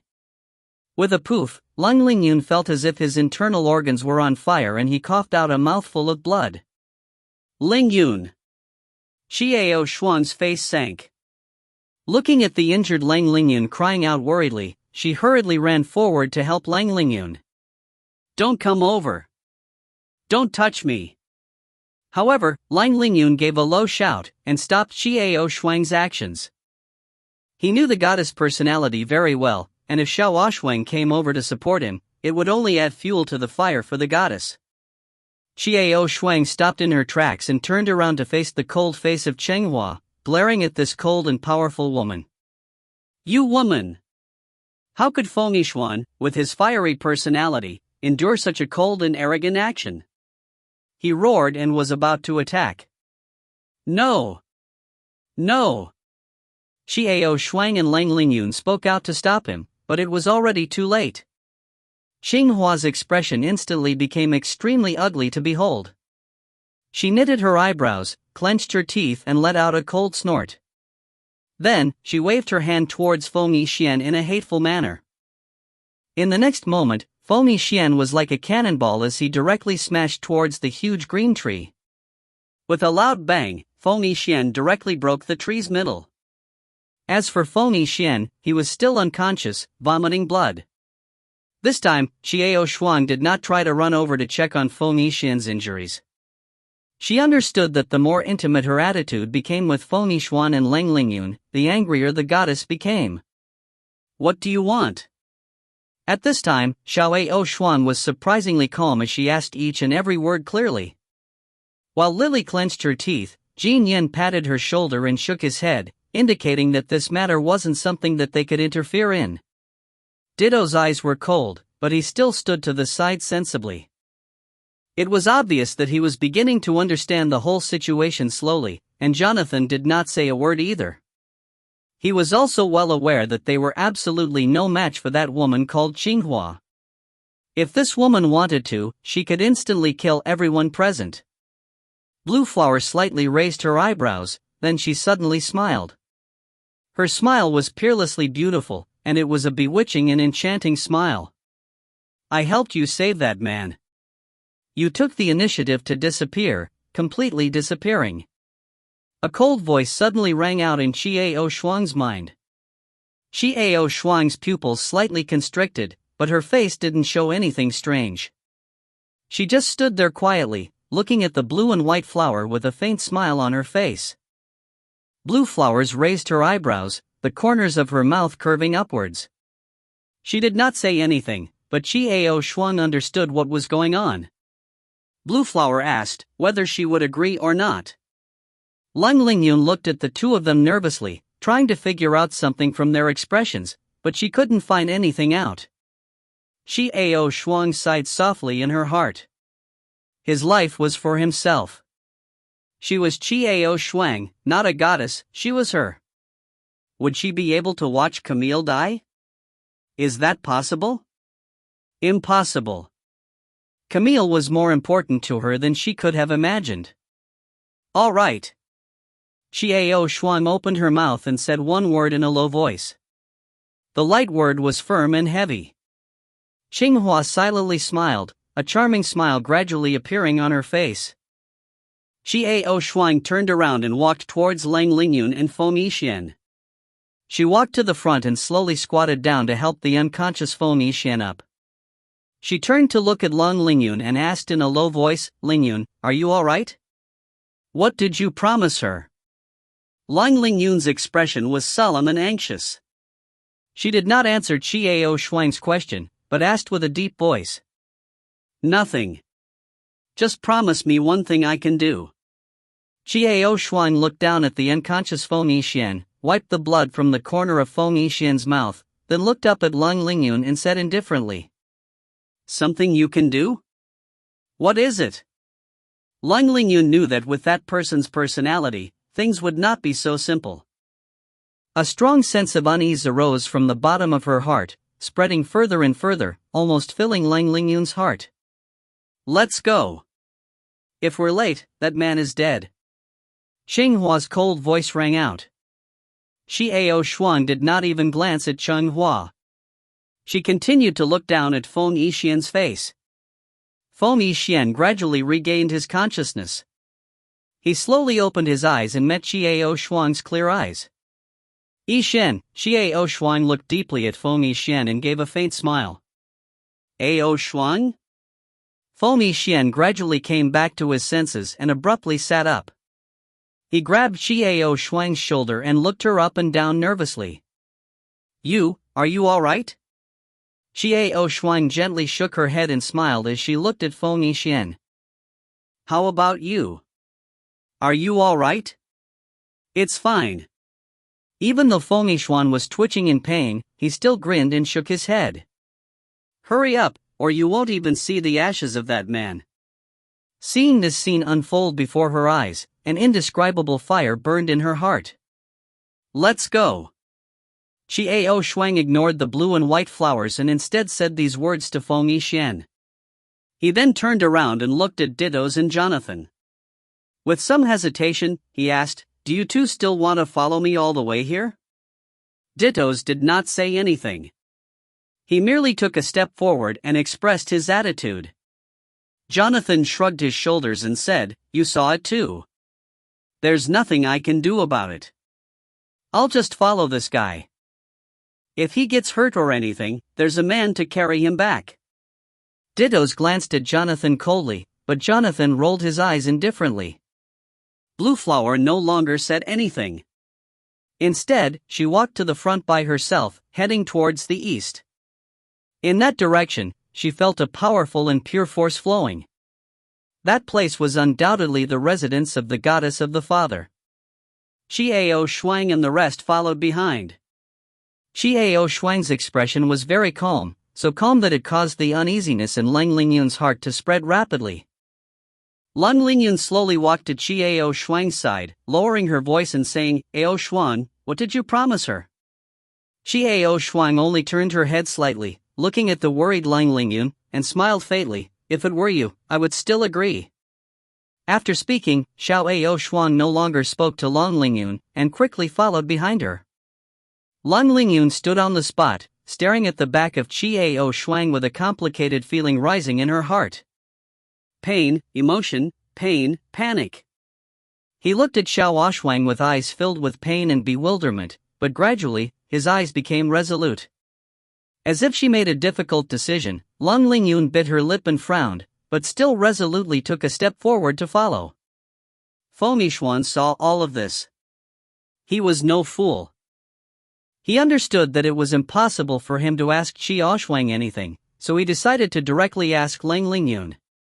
As he approached Lang Lingyun, Fengmixuan asked in a low voice, "Hey, Lang Lingyun, what exactly happened? What do you mean by I won't agree to it? What did Ao Shuang promise that witch? It's serious, isn't it?" Fengmixuan knew that something wasn't right, but he still couldn't understand the details.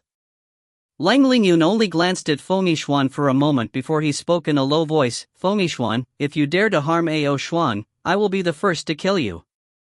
There was a fierce decisiveness and a trace of brutality in his tone, which stunned Fengmixuan. After he finished speaking, Lang Lingyun followed without turning his head back, leaving Fengmixuan stunned. He rubbed his head in confusion as he looked at the departing Lang Lingyun. He cursed in a low voice, "You lunatic, what did you say? Even if I hurt myself, I wouldn't hurt Holland. What's wrong with this kid? If you harm Ao Shuang, I will also kill you." Suddenly, the sinister voice of Dotens rang in Fengmixuan's ears. Then, Dotens stepped past him and continued walking forward. "What do you mean?" Fengmixuan was a bit angry. He had tolerated such inexplicable words from this person, but this seemed to be an outsider. What was he trying to do by saying something like this? That's the meaning of it. You'll understand it very soon. He continued to walk forward without paying attention to Fengmixuan's words. At the same time, Jonathan passed by Fengmixuan and faintly said, "That's the meaning." Fengmixuan was completely stunned.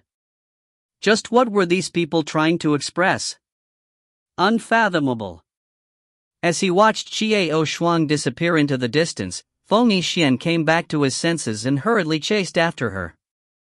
This time, Fengmixuan fell silent along the way. He lowered his head, thinking about something. As they walked on, a beautiful palace appeared before everyone's eyes very quickly. This palace was grand and generous. It was all made of pure white ore, and it sparkled under the sunlight. All sorts of fresh flowers bloomed here at different times of the year. They fought for their splendor, but from far away, they could already smell the fragrance of the flowers.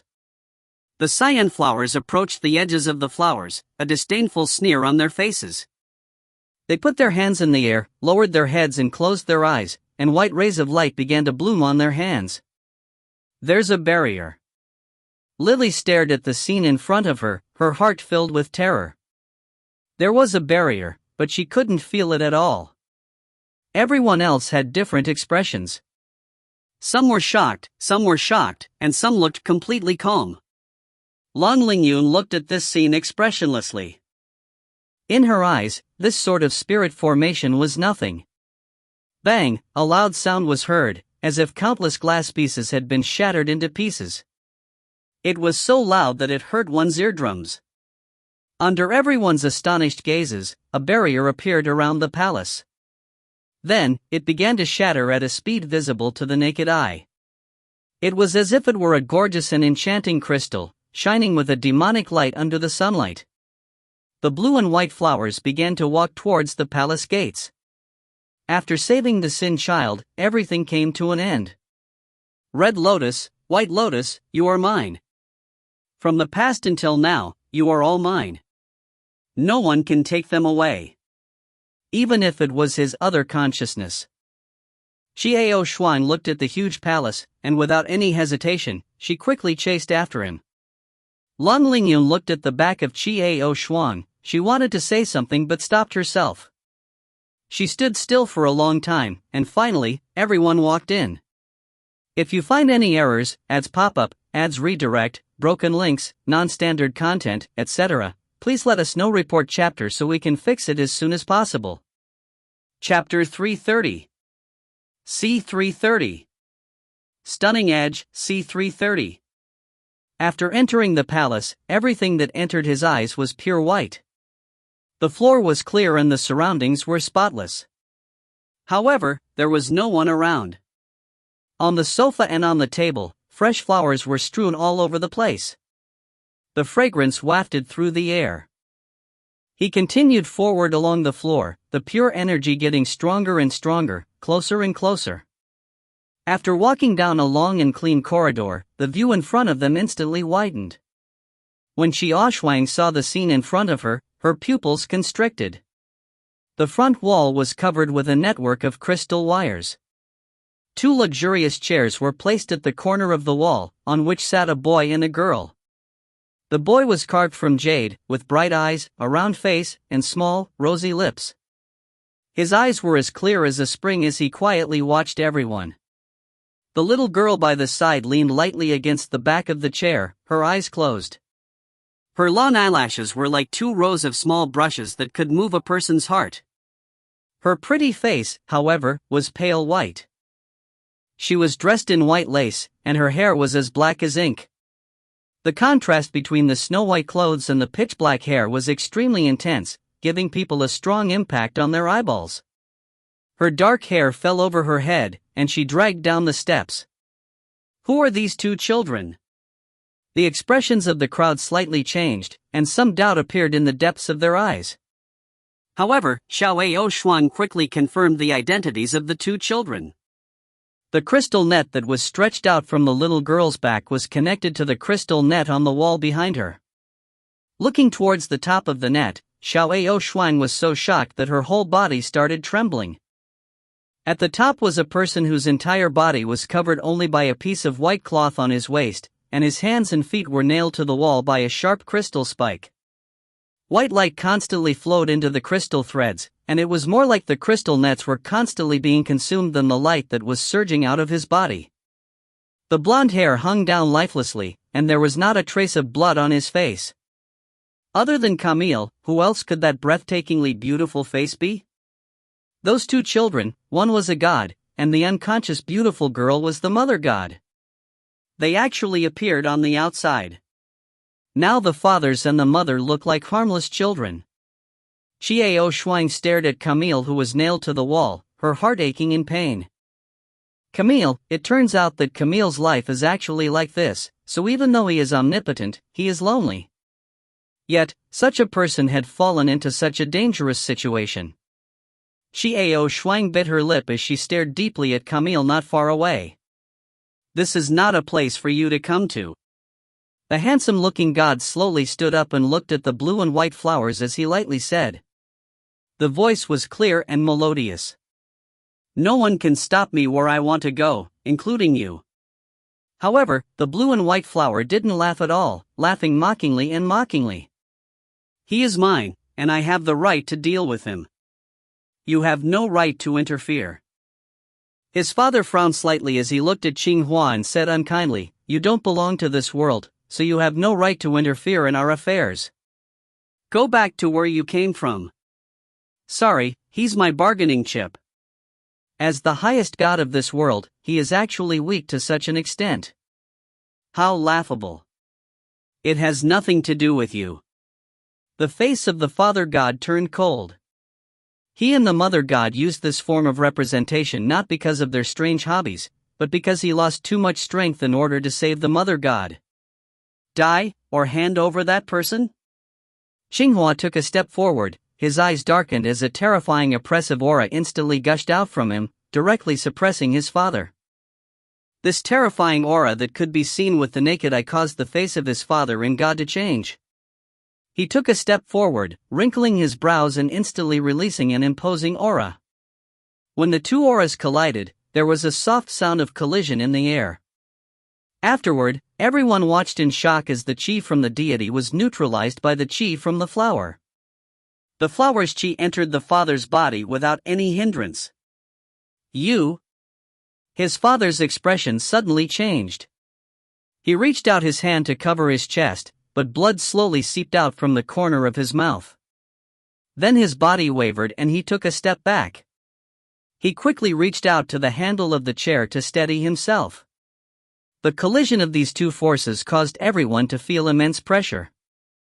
It was as if a lone boat was caught in a storm and was unable to stabilize its body. His heart was almost forced to a standstill. Everyone's hearts trembled, and they all silently stood to the side. They knew that they wouldn't be allowed to interfere in a battle of this level. It was already extremely lucky for them to be able to stand here. The exchange between the gods was already too much for them to bear just because of the power unleashed from their probing each other just a moment ago. The look in her eyes grew colder and colder, and she had almost lost her patience to continue pestering him. Death or handing over the person? Xinghua said impatiently. I've lost too much energy. His father looked at Xinghua, unwilling to give up, and spat out a few words. However, before he could finish his words, he was interrupted by Xinghua's cold voice. Even when you were at your best, you were no match for me. Xinghua sneered. I don't want to kill the gods of this world either. Quickly hand it over. The father god did not say anything. Instead, he slowly turned his head to look at the mother god who was sleeping beside him. His eyes were filled with boundless longing and reluctance, and there was even pain in his heart. She has made up her mind to die. No matter how much power you infuse into her, she will still disperse. Don't do any useless nonsense. Sooner or later, you will die. Do you choose to die now or in the future? Now that she's dead, I will make your death very ugly, and her death even worse. Long Lingyun slightly frowned. She still hadn't changed. She was always so overbearing, always such an aggressive tone. She still didn't know what love was. Only possession, possession. The expression of the father god became more and more sorrowful. He extended his hand and gently caressed the pale face of the mother god. His lips slightly moved, as though he was saying something. However, no one heard him say a word. All right, take him away. The father god slowly knelt in front of the mother god. He gently leaned his head against the mother god's thigh and said those words in a low voice. Humph. Boring. The blue and white flower gently flicked her sleeves, and the sharp crystals on Camille's four limbs instantly vanished. Camille's body slowly floated into the air, slowly descending and landing in front of Xiao Shuang. Xiao Shuang extended her hand to catch Camille. Jin Yan stepped forward and took off his cloak to cover Camille's body. There was no blood on Camille's four limbs from the sharp crystals. The wounds on his body slowly healed. Seeing this, Xiao Shuang finally calmed down. Camille was fine, but he could make it in time. Camille, Xiao Shuang whispered into Camille's ear, but Camille was still unconscious. Let's go. Xinghua indifferently said that, then turned around and walked out of the room. Jin Yan came forward and carried Camille. He nodded to Xiao Shuang before taking a step forward. Xiao Shuang nodded lightly, following behind. Everyone walked out in silence. Xiao Shuang followed behind Jin Yan and looked at Camille on his back. Her eyes were filled with slight sadness and deep reluctance. Xiao Shuang's gaze slowly shifted to Feng Yixian. After staring at Feng Yixian's back for a long time, she slowly shifted her gaze back to Jin Yan. She looked at each of the crowd before finally turning to meet Lang Lingyun's gaze, who was walking beside her. Lang Lingyun's gaze was deep, and she stared at Xiao Shuang. However, Xiao Shuang only smiled and did not say anything. Xiao Shuang's attitude caused Lang Lingyun's expression to turn serious. Everyone walked out of the palace. Qinghua, who was walking at the front, suddenly turned around and looked at Xiao Shuang with a cold smile. This man will recover slowly. Nothing will happen to him. She was referring to Camille. Xiao Shuang nodded gently and walked to Jin Yan's side. She extended her hand and gently smoothed the hair on the front of his head before letting out a soft sigh. It's time. Qinghua's eyes turned cold, raising her voice to remind Xiao Shuang impatiently. All right. Xiao Shuang responded in a low voice. She turned around and smiled at Dittos and Jonathan. Jonathan, Ditto. It's good to be friends with you. You're too power-hungry, Dotons, to think about too many things. In fact, when a person had something to protect, it would become stronger. Jonathan, it's hard for you to spend so many years with Dittos. If there's anything I can do, I will still accompany you. Jonathan shrugged and said helplessly. However, there was a trace of unease in the eyes of Dentons. He looked at Xiao Shuang hesitantly, then slightly frowned, as if he was thinking about what Xiao Shuang had said. Lingyun, I'm sorry, thank you. Xiao Shuang walked in front of Lang Lingyun and looked up at her with a sad smile, her heart full of guilt. This man had done so much for him, yet in the end, he had been unable to respond to his feelings. Lang Lingyun was a good man, a good man. Lang Lingyun's eyes were deep, but she did not say a word. However, there was something firm in the depths of his eyes. Feng Yixuan was stunned on the spot. As he watched Xiao Shuang approach him, Xiao Shuang spread out her arms and hugged him. She slowly moved closer to his ear and whispered a few words into his ear. Yi Xian, I like you. These few words were like 1,000 gene boulder that pressed down on Feng Yixuan's heart. At this moment, Feng Yixuan's heart nearly stopped beating. This was the first time Xiao Shuang had spoken her mind out loud and responded to him in a positive manner. Xiao Shuang let go of him and smiled at Feng Yixuan, silently watching him. Since when had this person entered her heart? I don't know. Perhaps it was his first time seeing him arrogantly baring his fangs and brandishing his claws at the arena, or perhaps it was his appearance when he encountered the Dark Mage, or perhaps it was his appearance just in time after the battle with the Moon Goddess. Too much, too much. At this moment, Xiao Shuang's mind was filled with the images from the past. Ao Shuang, you, a sense of unease arose in Feng Yixuan's heart. It gradually spread out, nearly devouring his heart. Blue Flower suddenly stepped forward and placed his hand on Feng Yixuan's forehead with lightning speed. Feng Yixuan's entire body shook, and he froze on the spot. Xiao Shuang turned around and saw the cold expression on Qinghua's face and the anger in her eyes.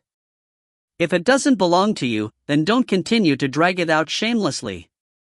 The cold voice of Qinghua was filled with impatience and annoyance. Xiao Shuang watched Qinghua's movements and then looked at the frozen Feng Yixuan. She suddenly felt a sense of loss. She knew that Qinghua was restoring his memories. A memory like fire. Lang Lingyun's hands, which were hidden in her sleeves, were slightly clenched. She watched the movements of Qinghua and paid close attention to Feng Yixuan's reaction. What is she doing? Lily whispered to Jin Yan. To recover the deepest memories of Breezy, as memories of fire. Jin Yan's heart was extremely complicated. He had already guessed everything from the conversation between Xiao Shuang and Qinghua. Young Miss said that he would support all the decisions he made, forever and unconditionally. But does Miss have to support herself by sacrificing herself to save Camille? If he fought against Qinghua, the result would most likely be him infuriating her. Other than Feng Yixuan and Lang Lingyun, everyone else would be mercilessly killed by her. In just a short period of time, Jin Yan had already understood the personality of Blue and White Flower. Cold, cruel, overbearing, always aloof. Ditto's eyes darkened as he silently watched the scene in front of him. Suddenly, he felt a weight on his shoulder, followed by a wave of warmth.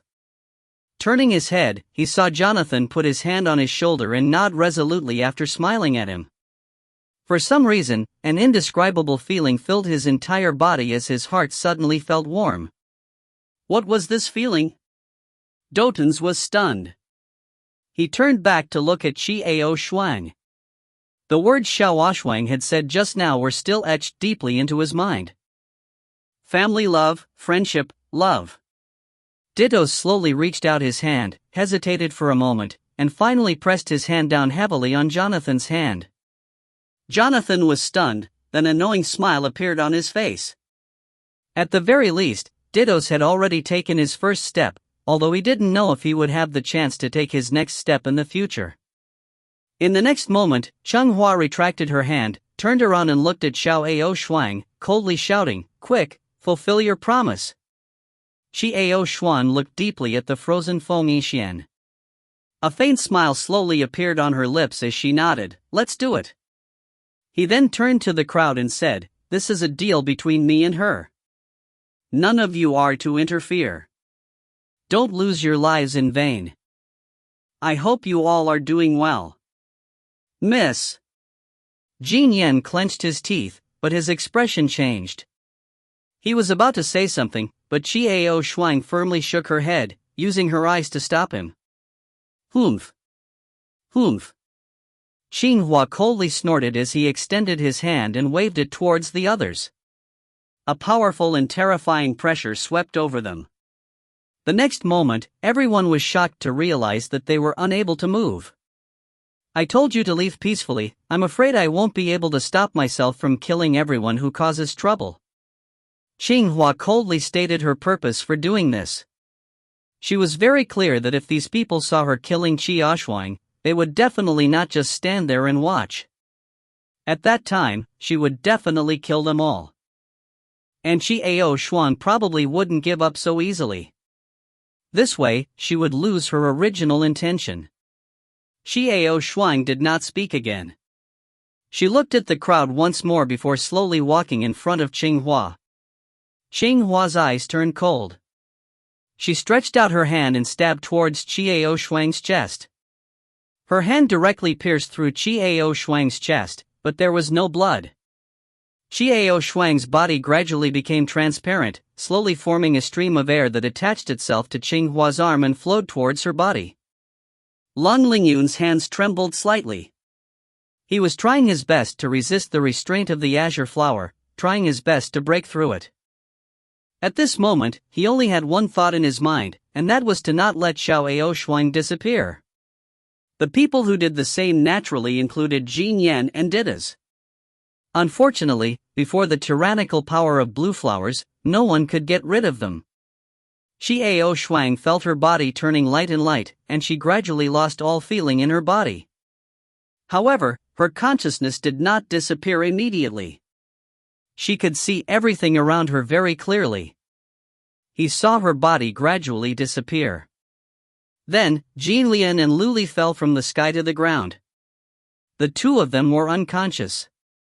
He could clearly see Lang Lingyun's pained expression, Jin Yan's pained expression, Lily's fear and sorrow, and did his bloodshot eyes as he looked at Xinghua with hatred. "Feng Yixuan, where is Yixuan?" He remained where he was, his head bowed. "In fact, I'm really reluctant to part with her." Looking at all this, Xiao Shuang was filled with reluctance. He also wanted to go back to the continent to meet his friends. He wanted to be with them, wanted to live with them. Everything became a dream. However, meeting them in this life was really good, really good. Xiao Shuang's consciousness was slowly becoming muddled. Was everything settled? If you find any errors, ads pop up, ads redirect, broken links, non-standard content, etc., please let us know. Report chapter so we can fix it as soon as possible. Chapter 331. C331. Stunning Edge, C331. Stop. Stop. Suddenly, a thunderous shout exploded in the surroundings. Yixuan? Xiao Shuang was stunned, her consciousness clearing up a little at this moment. Like fire? You're awake. There was a hint of surprise in Qinghua's cold voice. However, there was some hesitation in Yixian's angry eyes. What did you say? Feng Yixian's eyes were bloodshot. He looked up at Qinghua with bloodshot eyes. Gritting his teeth, he enunciated each word clearly. I said, tell you to stop. Qinghua's face turned cold, her eyes narrowed, and she said solemnly, you have recovered your memory, but you still want me to stop? Are you and Ru Bing the same? They all care so much about that substitute? She's not a substitute. She's her. She's Ao Shuang, no one can take her place, and she's not your replacement. Feng Yixian's body slowly began to move with difficulty. He slowly walked toward the blue and white flower. With an exceptionally firm voice, he said, I love her. Do you understand? I love Ao Shuang. Nonsense. You can only love me, you are all mine. Qinghua shouted in anger. You don't know what love is. You've always had possession, just possession. Feng Yixuan's voice was low and deep, but there was an irresistible magic to it. Like fire. What nonsense are you talking about? I love you all. Don't you understand that I love you all so much that I would burn all living things to ashes if you disappeared? Azure Flower retorted angrily.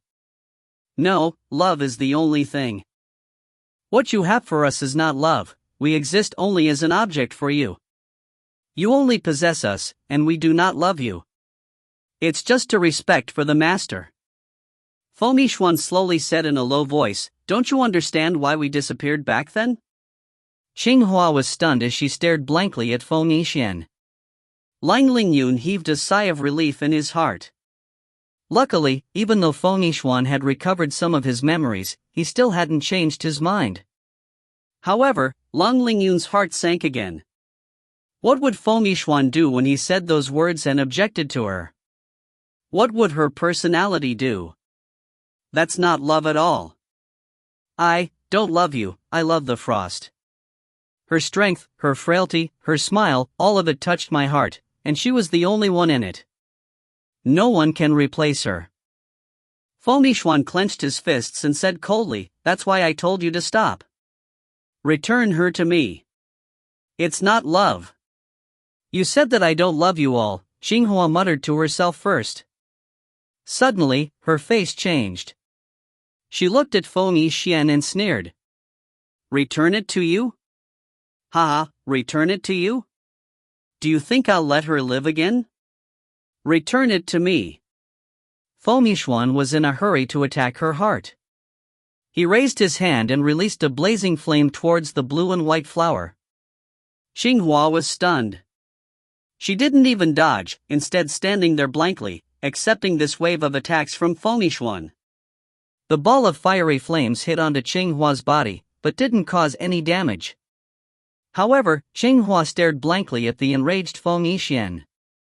You actually attacked me? Qinghua stared at Feng Yixuan in a daze, her eyes filled with shock and disbelief. She mumbled, you actually dared to attack me for her? Lang Lingyun's heart sank as she sensed that something was wrong with Qinghua's emotions. Ha ha ha ha ha, you actually attacked me for a substitute.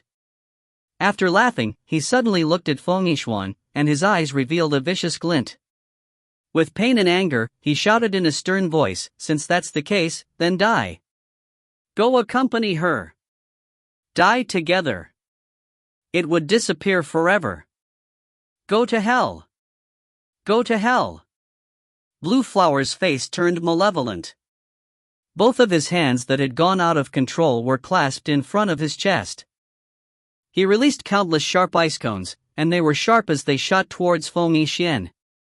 Feng Yixuan drew a circle in the air with his right hand, then a huge round flame shield appeared in the air. Feng Yixuan abruptly pushed the round flame shield forward. The ice all collided with the round flame shield, and after a series of ear-piercing sizzling sounds, the sharp ice all pierced through Feng Yixuan's body without any suspense.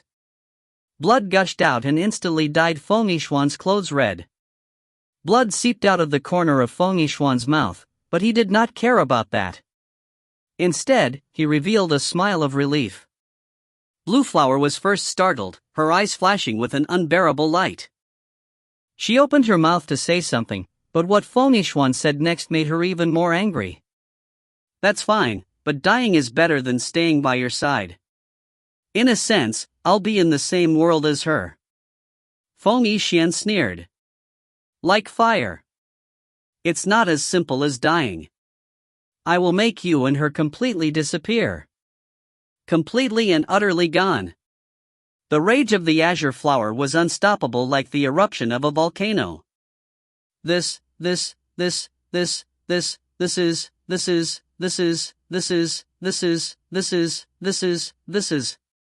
Lang Lingyun was shocked and wanted to stop him, but her throat felt like it was being strangled, and she couldn't utter a single word. This is.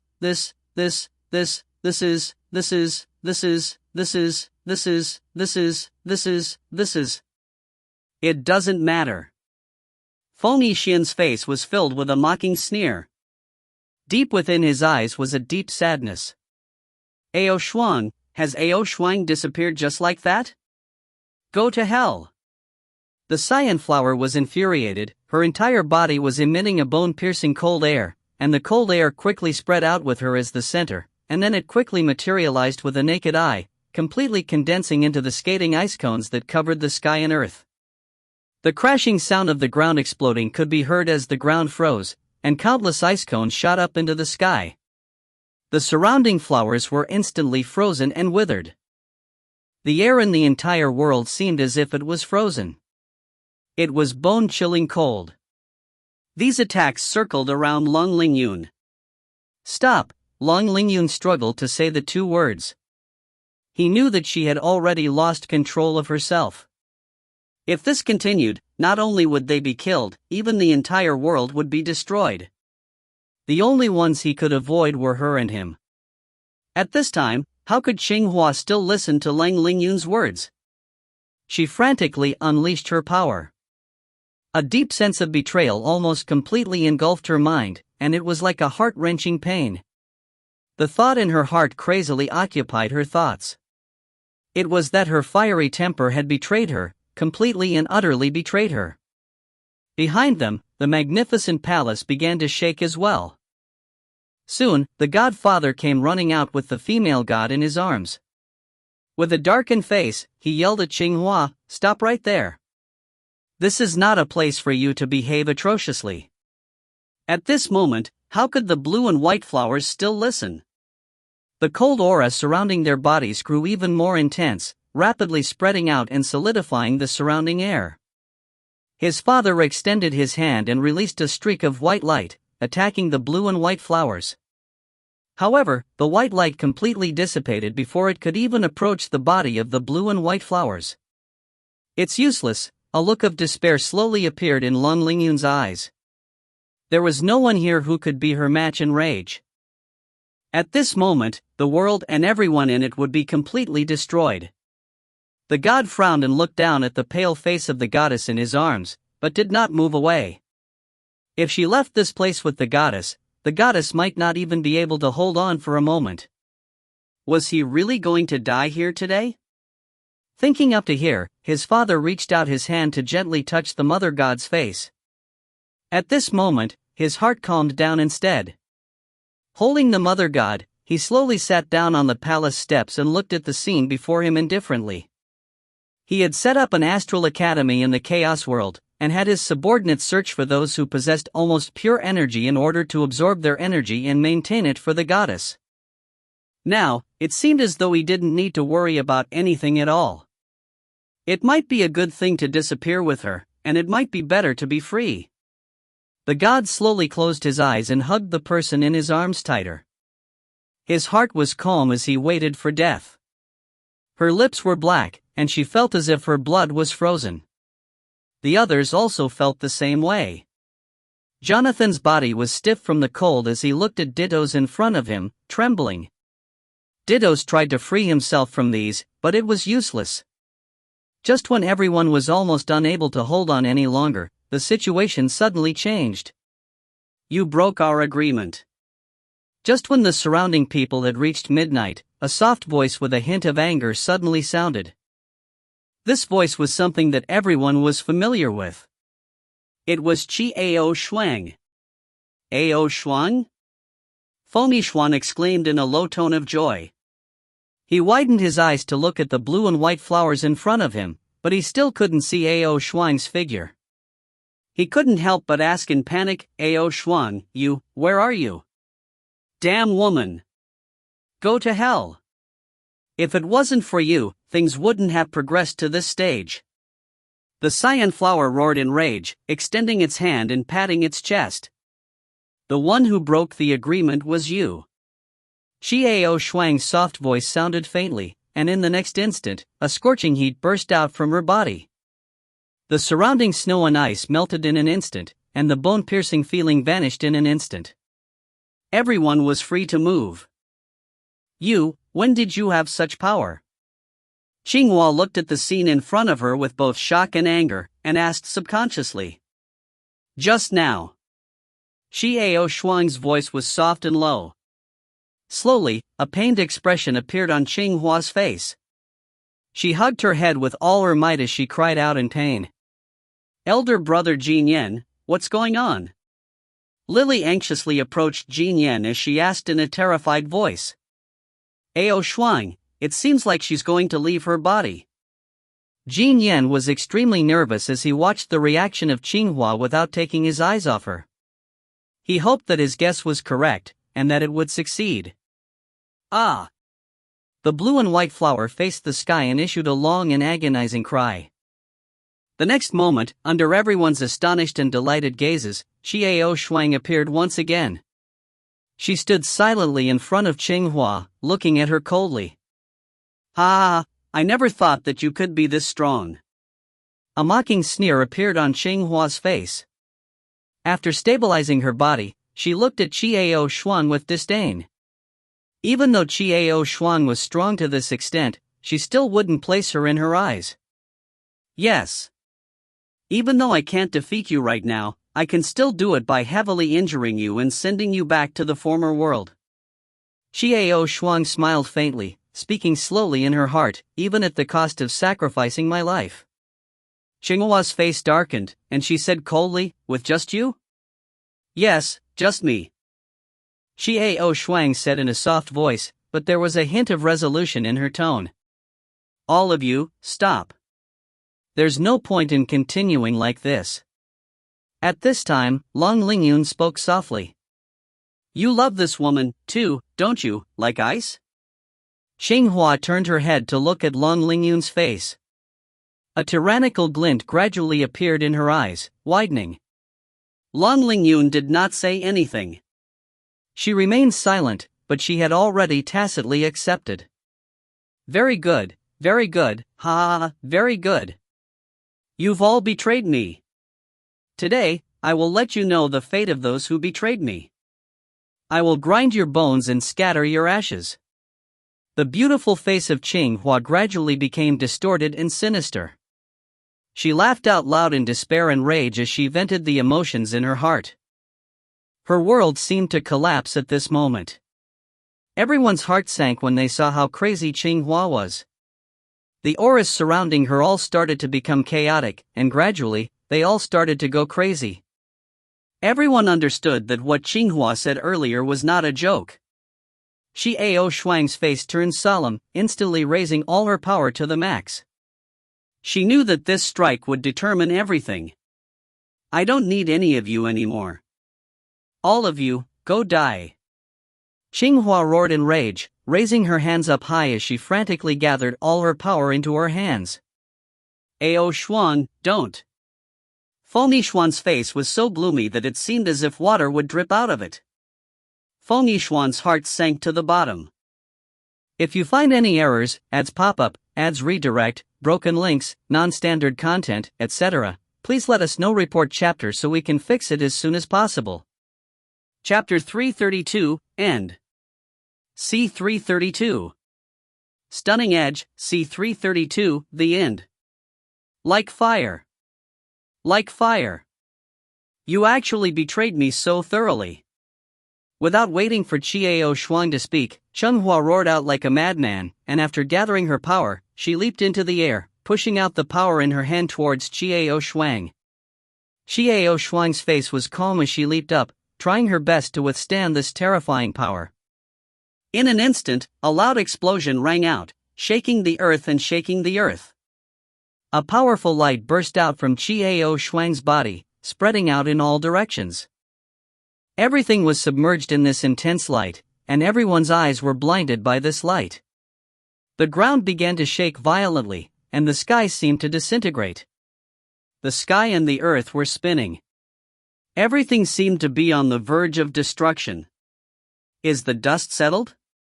Everyone felt like they were floating and their consciousness was drifting. You crazy woman. You will destroy all the planes in this world. You will collapse from here on out. The God of Father's voice was filled with resentment and a hint of helplessness. Would the entire world be destroyed? Qiao Shuang also felt that her body was about to disappear, and everything was about to fade away. It wasn't just her. The others felt the same. Blue Flower's eyes were half closed, his eyes filled with a deathly stillness. Destroy everything was good too. So, I didn't have anything. I thought the things I had didn't belong to me in the end. It was a good thing to just disappear like this. Xinghua's entire body began to emit a white light. This light continued to spread out in all directions, causing the surrounding area to collapse even more violently. At the same time, Xinghua's aura also began to slowly weaken. She's killing herself. Everything was drifting. The god continued to hug the goddess, his eyes filled with grief. Will all this vanish into thin air? Qiao Shuang's consciousness also became more and more fuzzy, but she could faintly feel her hand being held tightly by a warm big hand. It was a very warm hand, a very familiar feeling. It was Feng Yixuan, the Feng Yixian who had never left. It's him. Xiao Shuang's heart gradually calmed down. With him by his side, death didn't seem to be a scary thing. However, would his friends in the Ceylon continent disappear together with him? Qiao Shuang's heart was filled with unwillingness and worry. But there was nothing he could do now. Long Lingyun closed her eyes and slightly frowned. Things ended like this, but he didn't have the power to change anything. Her strength was as shocking as ever, and her manner of handling things was as incomprehensible as ever. However, why did he feel her aura slowly weakening, and his heart was filled with intense sorrow? Lily pulled on the corner of Jin Yan's clothes, her consciousness gradually becoming blurry. From start to finish, Jin Yan carried Camille on his back, unable to open his eyes no matter what. In his blur, Jonathan felt a pair of big hands tugging at his arms. Jean Lian and Luli also floated in the air, unable to control their own bodies. The world was collapsing faster and faster, and everything would be destroyed. Suddenly, a gentle ray of light descended from the sky. The collapsing world instantly stopped, and everything quieted down. The huge rocks on the ground slowly descended, forming a flat ground once again. The wilted flowers grew again, and the sky gradually became brighter, and the air also became fresher. Everything was gradually returning to normal, and everyone's consciousness was gradually becoming clearer. After everyone stood still, they discovered that everything seemed to have returned to how it was before. What was going on? Jiuming, you're being willful again, a gentle voice came from the horizon, but it also seemed to be right beside his ears. This voice seemed to have a calming power, calming the hearts of the crowd. Mother, mother! The god looked up at the sky in shock. It was the chief mother. Ever since the chief mother had created him and the mother god, she had never shown herself again. Today, she had actually appeared here. Who was the matriarch talking to? The netherworld? Was it that crazy woman? Mother, a tear seeped out from the corner of Blue and White Flower's eyes. It flickered, but did not fall for a long time. It's been so long. You still don't understand what true love is. How can I not worry about you? The gentle voice in the sky gradually approached and the image of a person slowly appeared in the sky. Her benevolent and beautiful face exuded a motherly glow.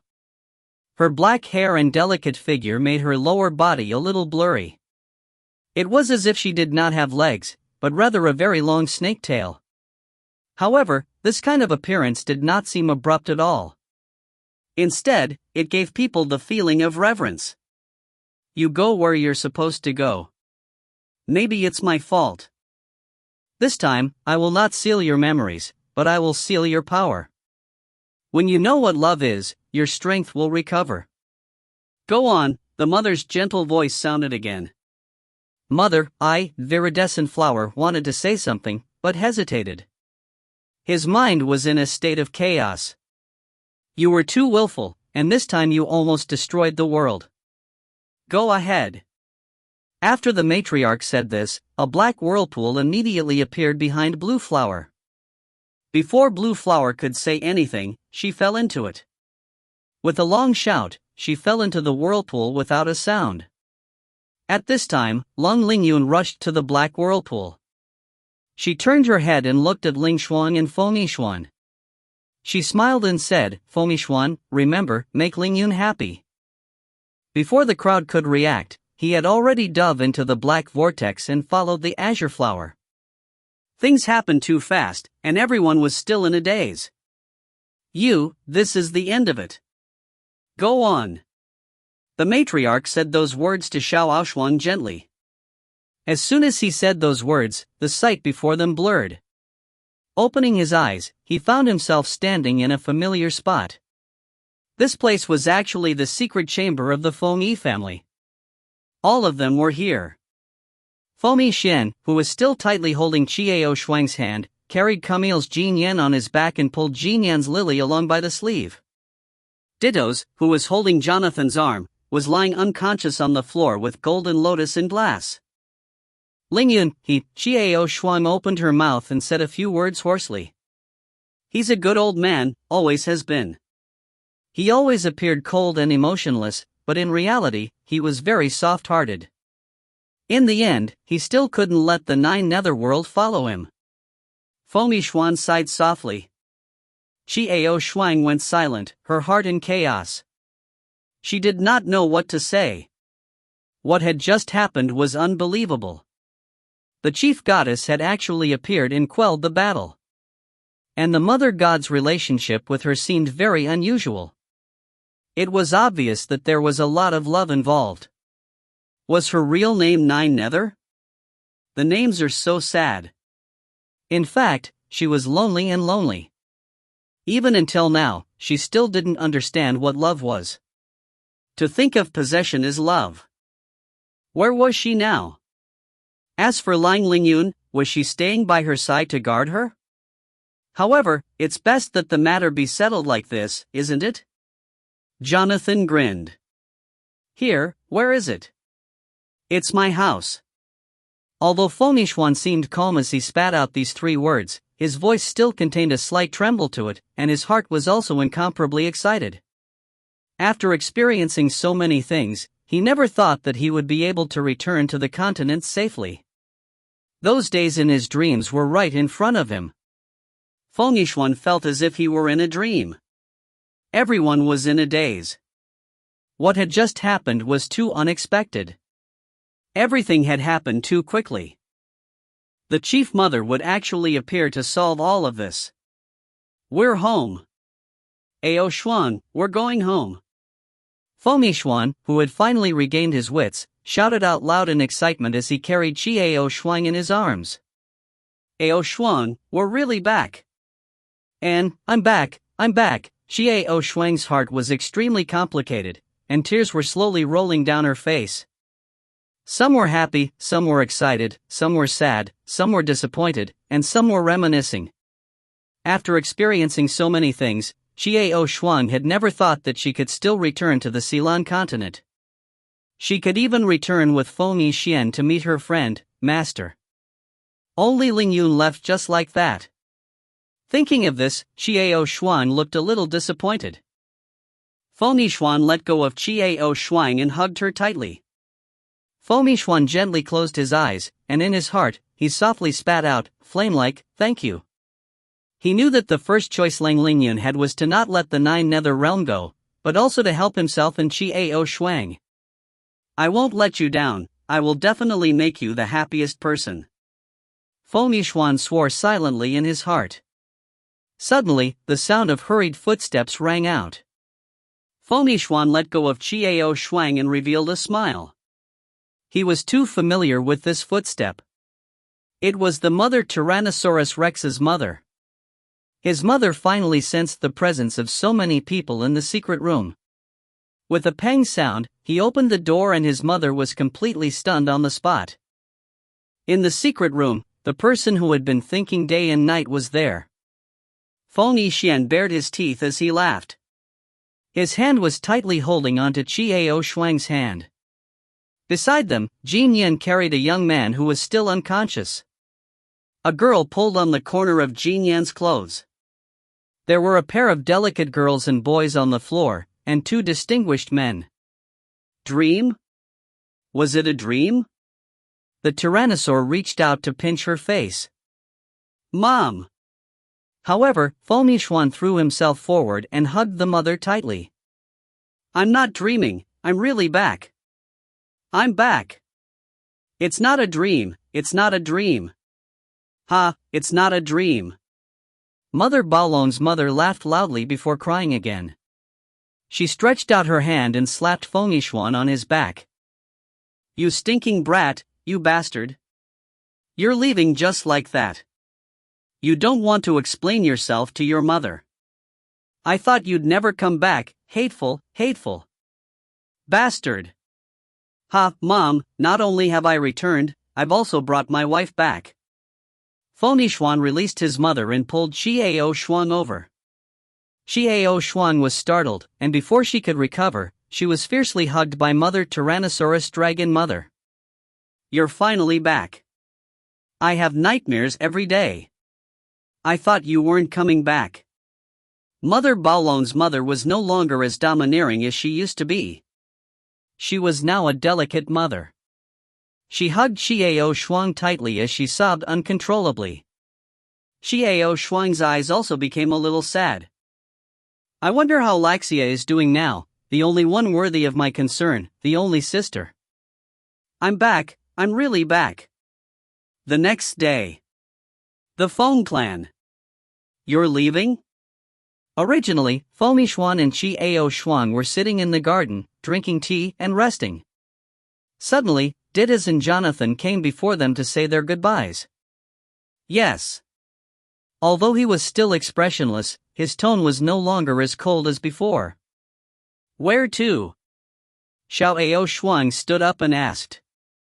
"Accompany this ice cube to experience life and let it understand what love is." Jonathan grinned and shrugged.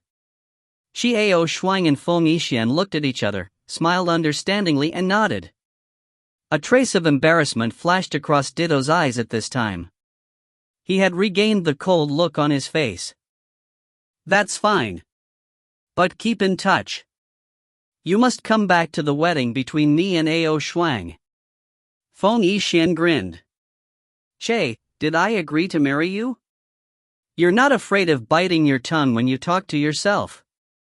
Jonathan pursed his lips. "Who says no? If you don't marry me, then marry you? Go away." Feng Yixuan snorted coldly. He wasn't a fool. He had already seen the difference in the way Dittos looked at him. Jonathan was a little strange.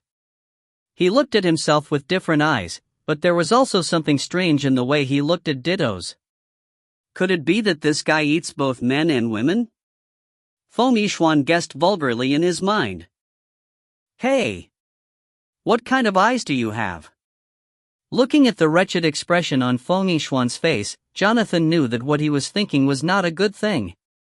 Nothing. Go. Anyway, when we get married, it will be announced to the world. Ha, you will definitely receive the news. Also, prepare the grand gift."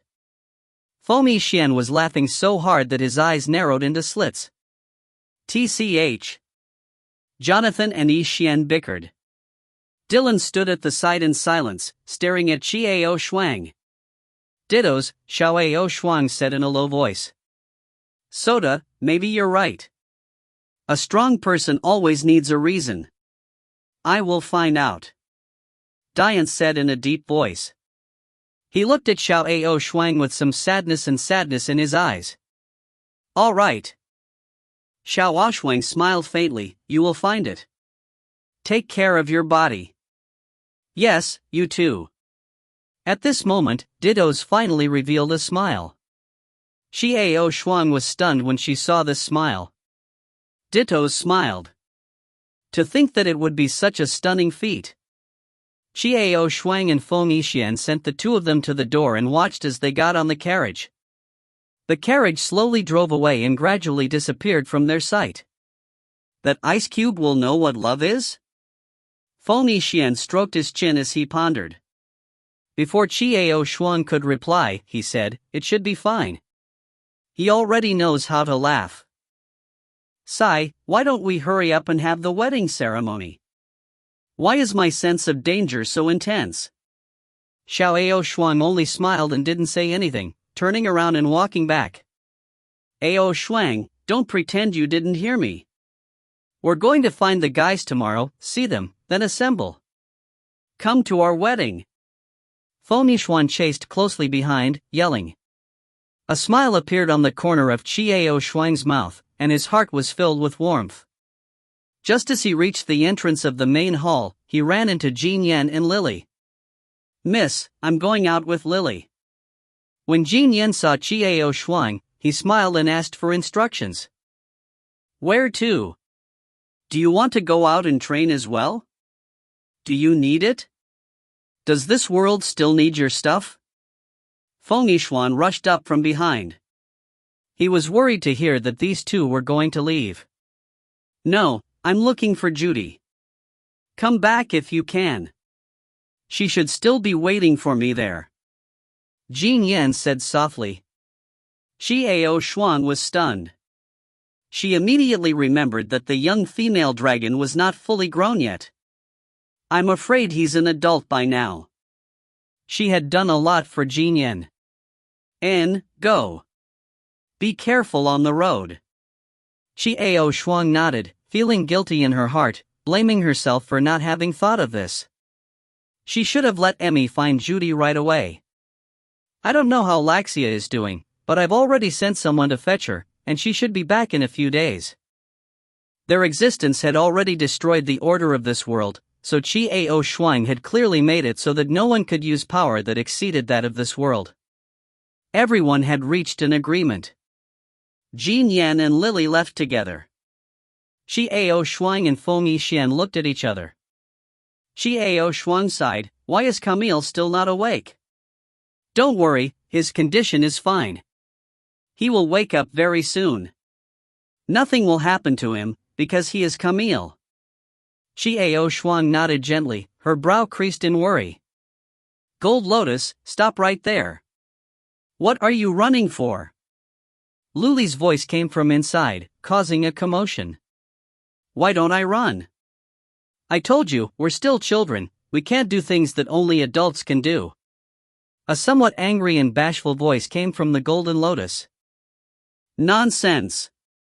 I am hundreds of years old this year, a child on the outside, but I am no longer a child in my heart. Luli scolded. I'm a child. Golden Lotus was on the verge of tears. I'll call you no child right now. Luli's voice came viciously. Ah. And then there was nothing. Xiao Shuang and Feng Yixian looked at each other and smiled. Their eyes were filled with happiness. Tomorrow, we'll go look for the dungeon. It's best if he finds it within the dragon's vein. Feng Yixian suggested, then he giggled and said, actually, Ao Shuang, after we find this dungeon, announce to the world that we're going to get married and do whatever we want. The news will quickly reach other people's ears. We'll do it for 3 months, haha. Xiao Shuang looked at him, then Fo Mi Xian held his head, thinking that he was going to be scolded again. Who knew that Xiao Ao Shuang actually laughed sweetly? This is a good idea. Yes, a most luxurious, grand, and enduring wedding. All our friends. Those guys will definitely get the news. Fo Mi Xuan happily said, how can those flying dragon clan fellows not make use of me? Let's go to the dragon's vein, then find Ben and let him spread the news. Shi Ao Shuang smiled, but she did not say anything, tacitly agreeing. The next day, Fo Mi Xian and Shi Ao Shuang left early in the morning and headed straight for the dragon's vein. At the entrance of the dragon's vein, the guard dragon felt its vision blurred and a breeze blew past. He didn't even notice that Shi Ao Shuang and Fo Mi Xian had already entered the dragon's vein. Entering the dragon's vein, the two of them saw the beautiful white palace at first glance. However, there was something strange about it. The palace was noisy, and the human figures seemed to be busy with something. As they flew closer and closer, they saw the dragons in human form. All of them were in a panic, their faces full of worry and nervousness. Some of the maidservants were carrying hot water while others were carrying towels as they sprinted in one direction. The two of them landed lightly on the side. Those people were too flustered to notice that there were more people in the corridor. What are you doing? Fo Mi Xuan grabbed a person and asked. You actually still have the heart to ask, do you really not know or are you pretending? The princess was about to give birth, but it was going to be difficult to give birth to. Princess's life is in danger. The maid said in a panic and was about to rush over. Wait, princess? Summer? Shi Ao Shuang instantly thought of what was going on. How dare you call the princess by her name? Who are you? Someone, there's an assassin. The maid shouted in panic. Without waiting for her to finish yelling, Fo Mi Xuan tossed her aside. Shi Ao Shuang frowned, and quickly ran towards the direction where the people had gathered. Fo Mi Xuan quickly followed. The dragon clan members recovered from their shock when they heard the female servants shout. They wanted to stop the two, but they were shocked to discover that the speed of these two people was so fast that they couldn't even see them clearly, much less capture them. Xiao Ao Shuang ran to the end of the corridor, and faintly heard the painful sounds of summer. Who else could it be other than Ben, who was scratching his heart and lungs at the door? What's going on? Xiao Ao Shuang said. The black dragon turned to look at Xiao Ao, then its face filled with ecstasy. Ao Shuang, you're back, you're here. Summer, she has trouble giving birth, save her. You have a way, don't you? Isn't it? Why would it be difficult to give birth? Xiao Ao Shuang frowned and asked. However, she did not stay idle and hurriedly pushed the door open. I knew it. I would never have let her have a baby. The black dragon was extremely upset, grabbing at his hair at the door, his heart aching. Could this be the legendary curse? Humans and dragons cannot be combined? Don't worry, Ao Shuang will definitely find a way. Fo Mi Xuan comforted him. Before the black dragon could say anything, a cry of surprise came from within. What are you doing? Princess. Shut up, get out of here. This is a broken stomach. Shi Ao Shuang's angry voice rang out, followed by a gust of wind rushing towards the door. The maids inside were all thrown out by Shi Ao Shuang. The painful sounds of Shenin in the summer gradually died down. From inside, Xiao Ao Shuang shouted in a strange tone, Ben, come in, the child has been born. Ha! Fo Mi Xuan was shocked. Shouldn't this child cry after birth? Why is it so quiet?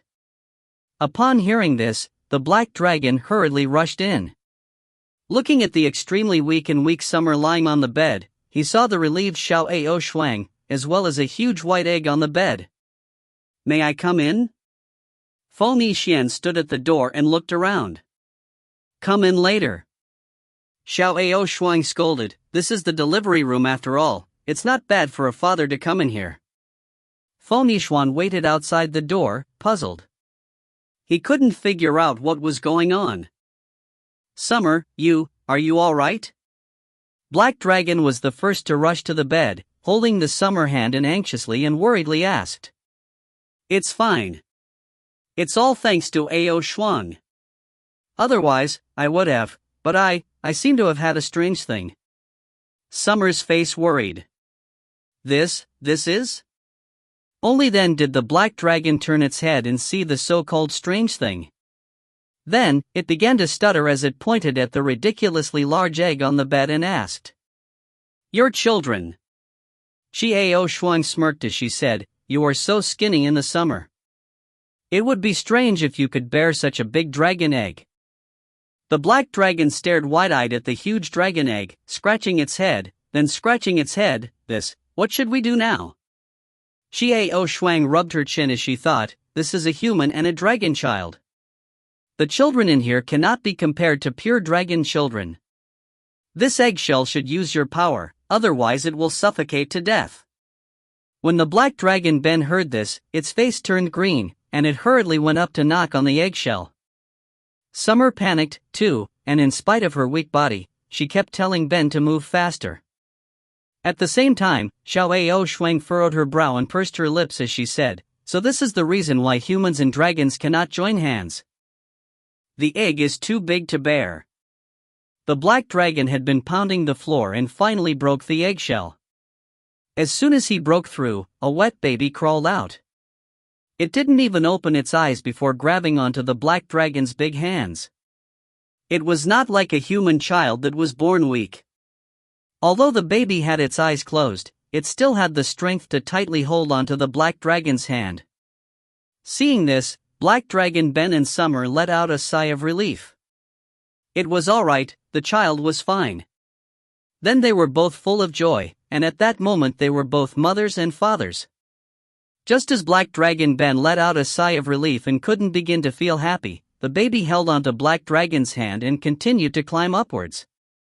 As it climbed, it closed its eyes and continued to arch around with its mouth closed. What are you doing? The Black Dragon looked curiously at his child's actions. Ao Shuang spread out her hands and revealed a mischievous smile. In the next moment, Black Dragon's original miserable cries filled the entire room. The little baby arched before the Black Dragon's chest, immediately grabbing onto its body and taking a deep breath. The Black Dragon's face was distorted, but it did not dare to throw away its child. It opened its mouth wide and was at a loss of what to do. This scene almost made Ao Shuang laugh to the point of internal injury. Give me the baby. Idiot. The Summer scolded, only then the Black Dragon Ben hurriedly gave the child in front of his chest to the Summer.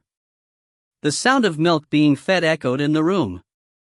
Summer was weak, but there was a smile of happiness on her face. Black Dragon rubbed his forehead and laughed foolishly. Ao Shuang watched this scene as she quietly retreated outside. Feng Yixuan was still waiting at the door. When he saw Ao Shuang come out, he hurriedly asked, How is it? How is it? A boy or a girl? Boy. Ao Shuang replied with a smile. Then, she leaned against the side of Feng Yixuan and only smiled without saying a word. Ao Shuang, let's have a baby. Feng Yixuan chuckled. Ao Shuang turned to look at Feng Yixuan and smiled. Do you want a boy or a girl? All of them. When Feng Yixuan heard this, he was overjoyed. We will continue to live after giving birth. We will continue to live after giving birth. A black line appeared on the back of Ao Shuang's head. She twitched her mouth and said, You can give birth to your own life. How can I give birth to my own child? No, we have to come together, Feng Yixuan giggled. 3 months later, every corner of the continent knew. In Raga, there was a high-profile wedding.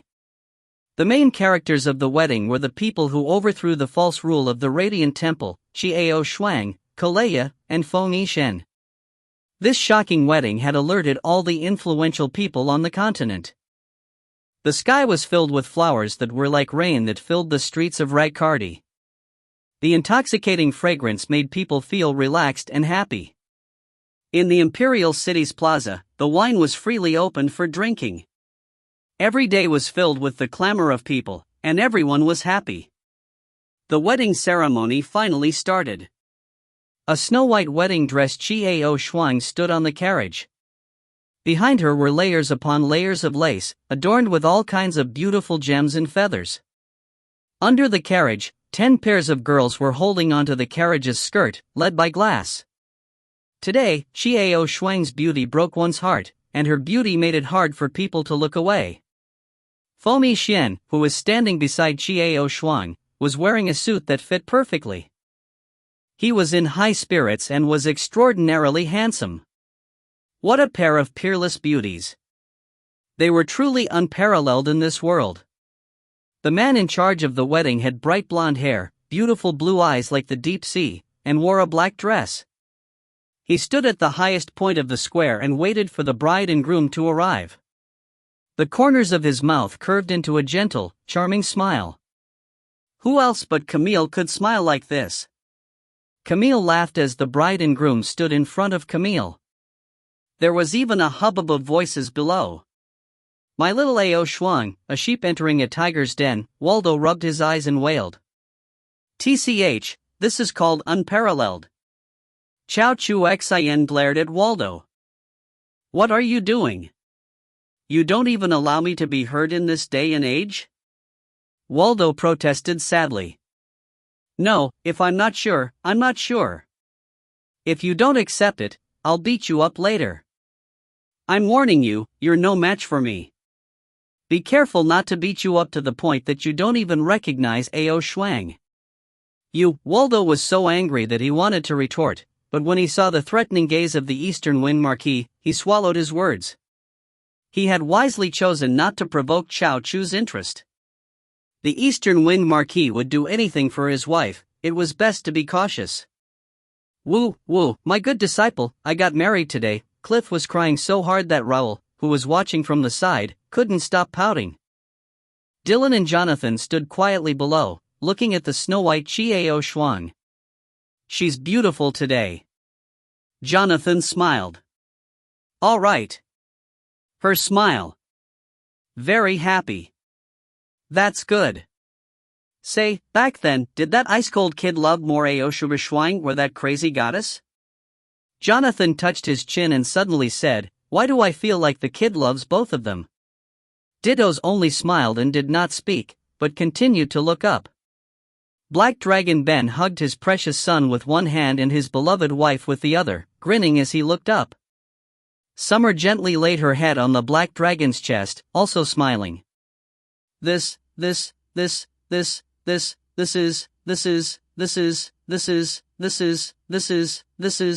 is. Both of Jean Yan's arms were occupied. On one side was a fiery-tempered and enchanting girl, while the other side was a pure girl. The hot and flirtatious lady was naturally the adult Judy, and the other was Lily. The two of them held one of Jean Yan's arms and stared viciously at each other, not showing any sign of weakness. With a headache, Jean Yan smiled wryly as he watched the ceremony. He couldn't stop them. As long as the two girls didn't fight, he would leave it to them. Laxia stood to the side excitedly, her heart brimming with joy. Next to her was a handsome young man who would occasionally look at her with a gentle gaze.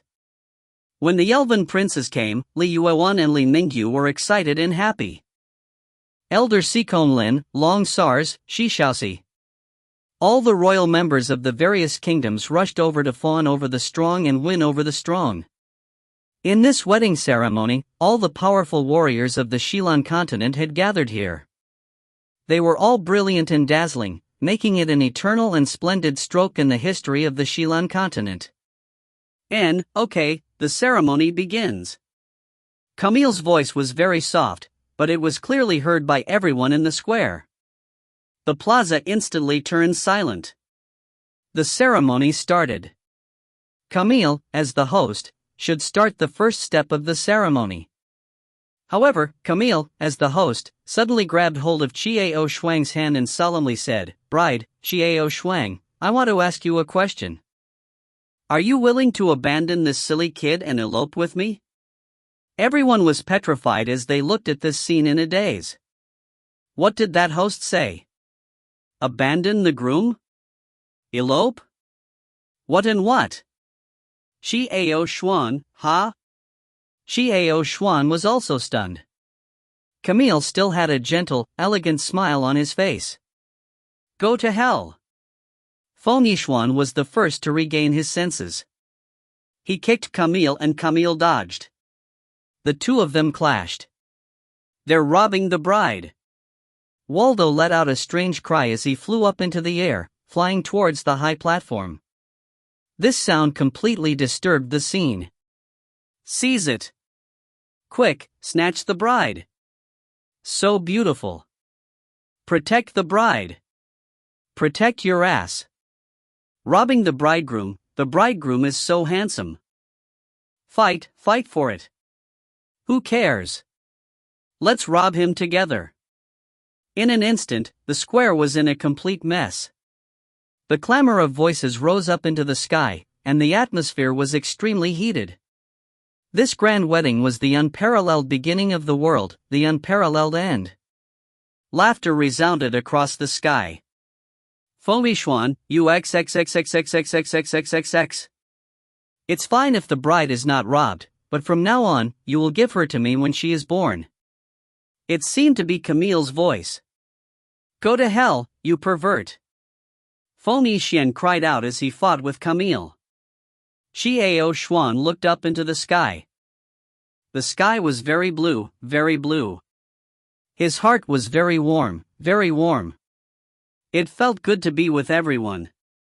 If you find any errors, ads pop up, ads redirect, broken links, non-standard content, etc., please let us know. Report chapter so we can fix it as soon as possible.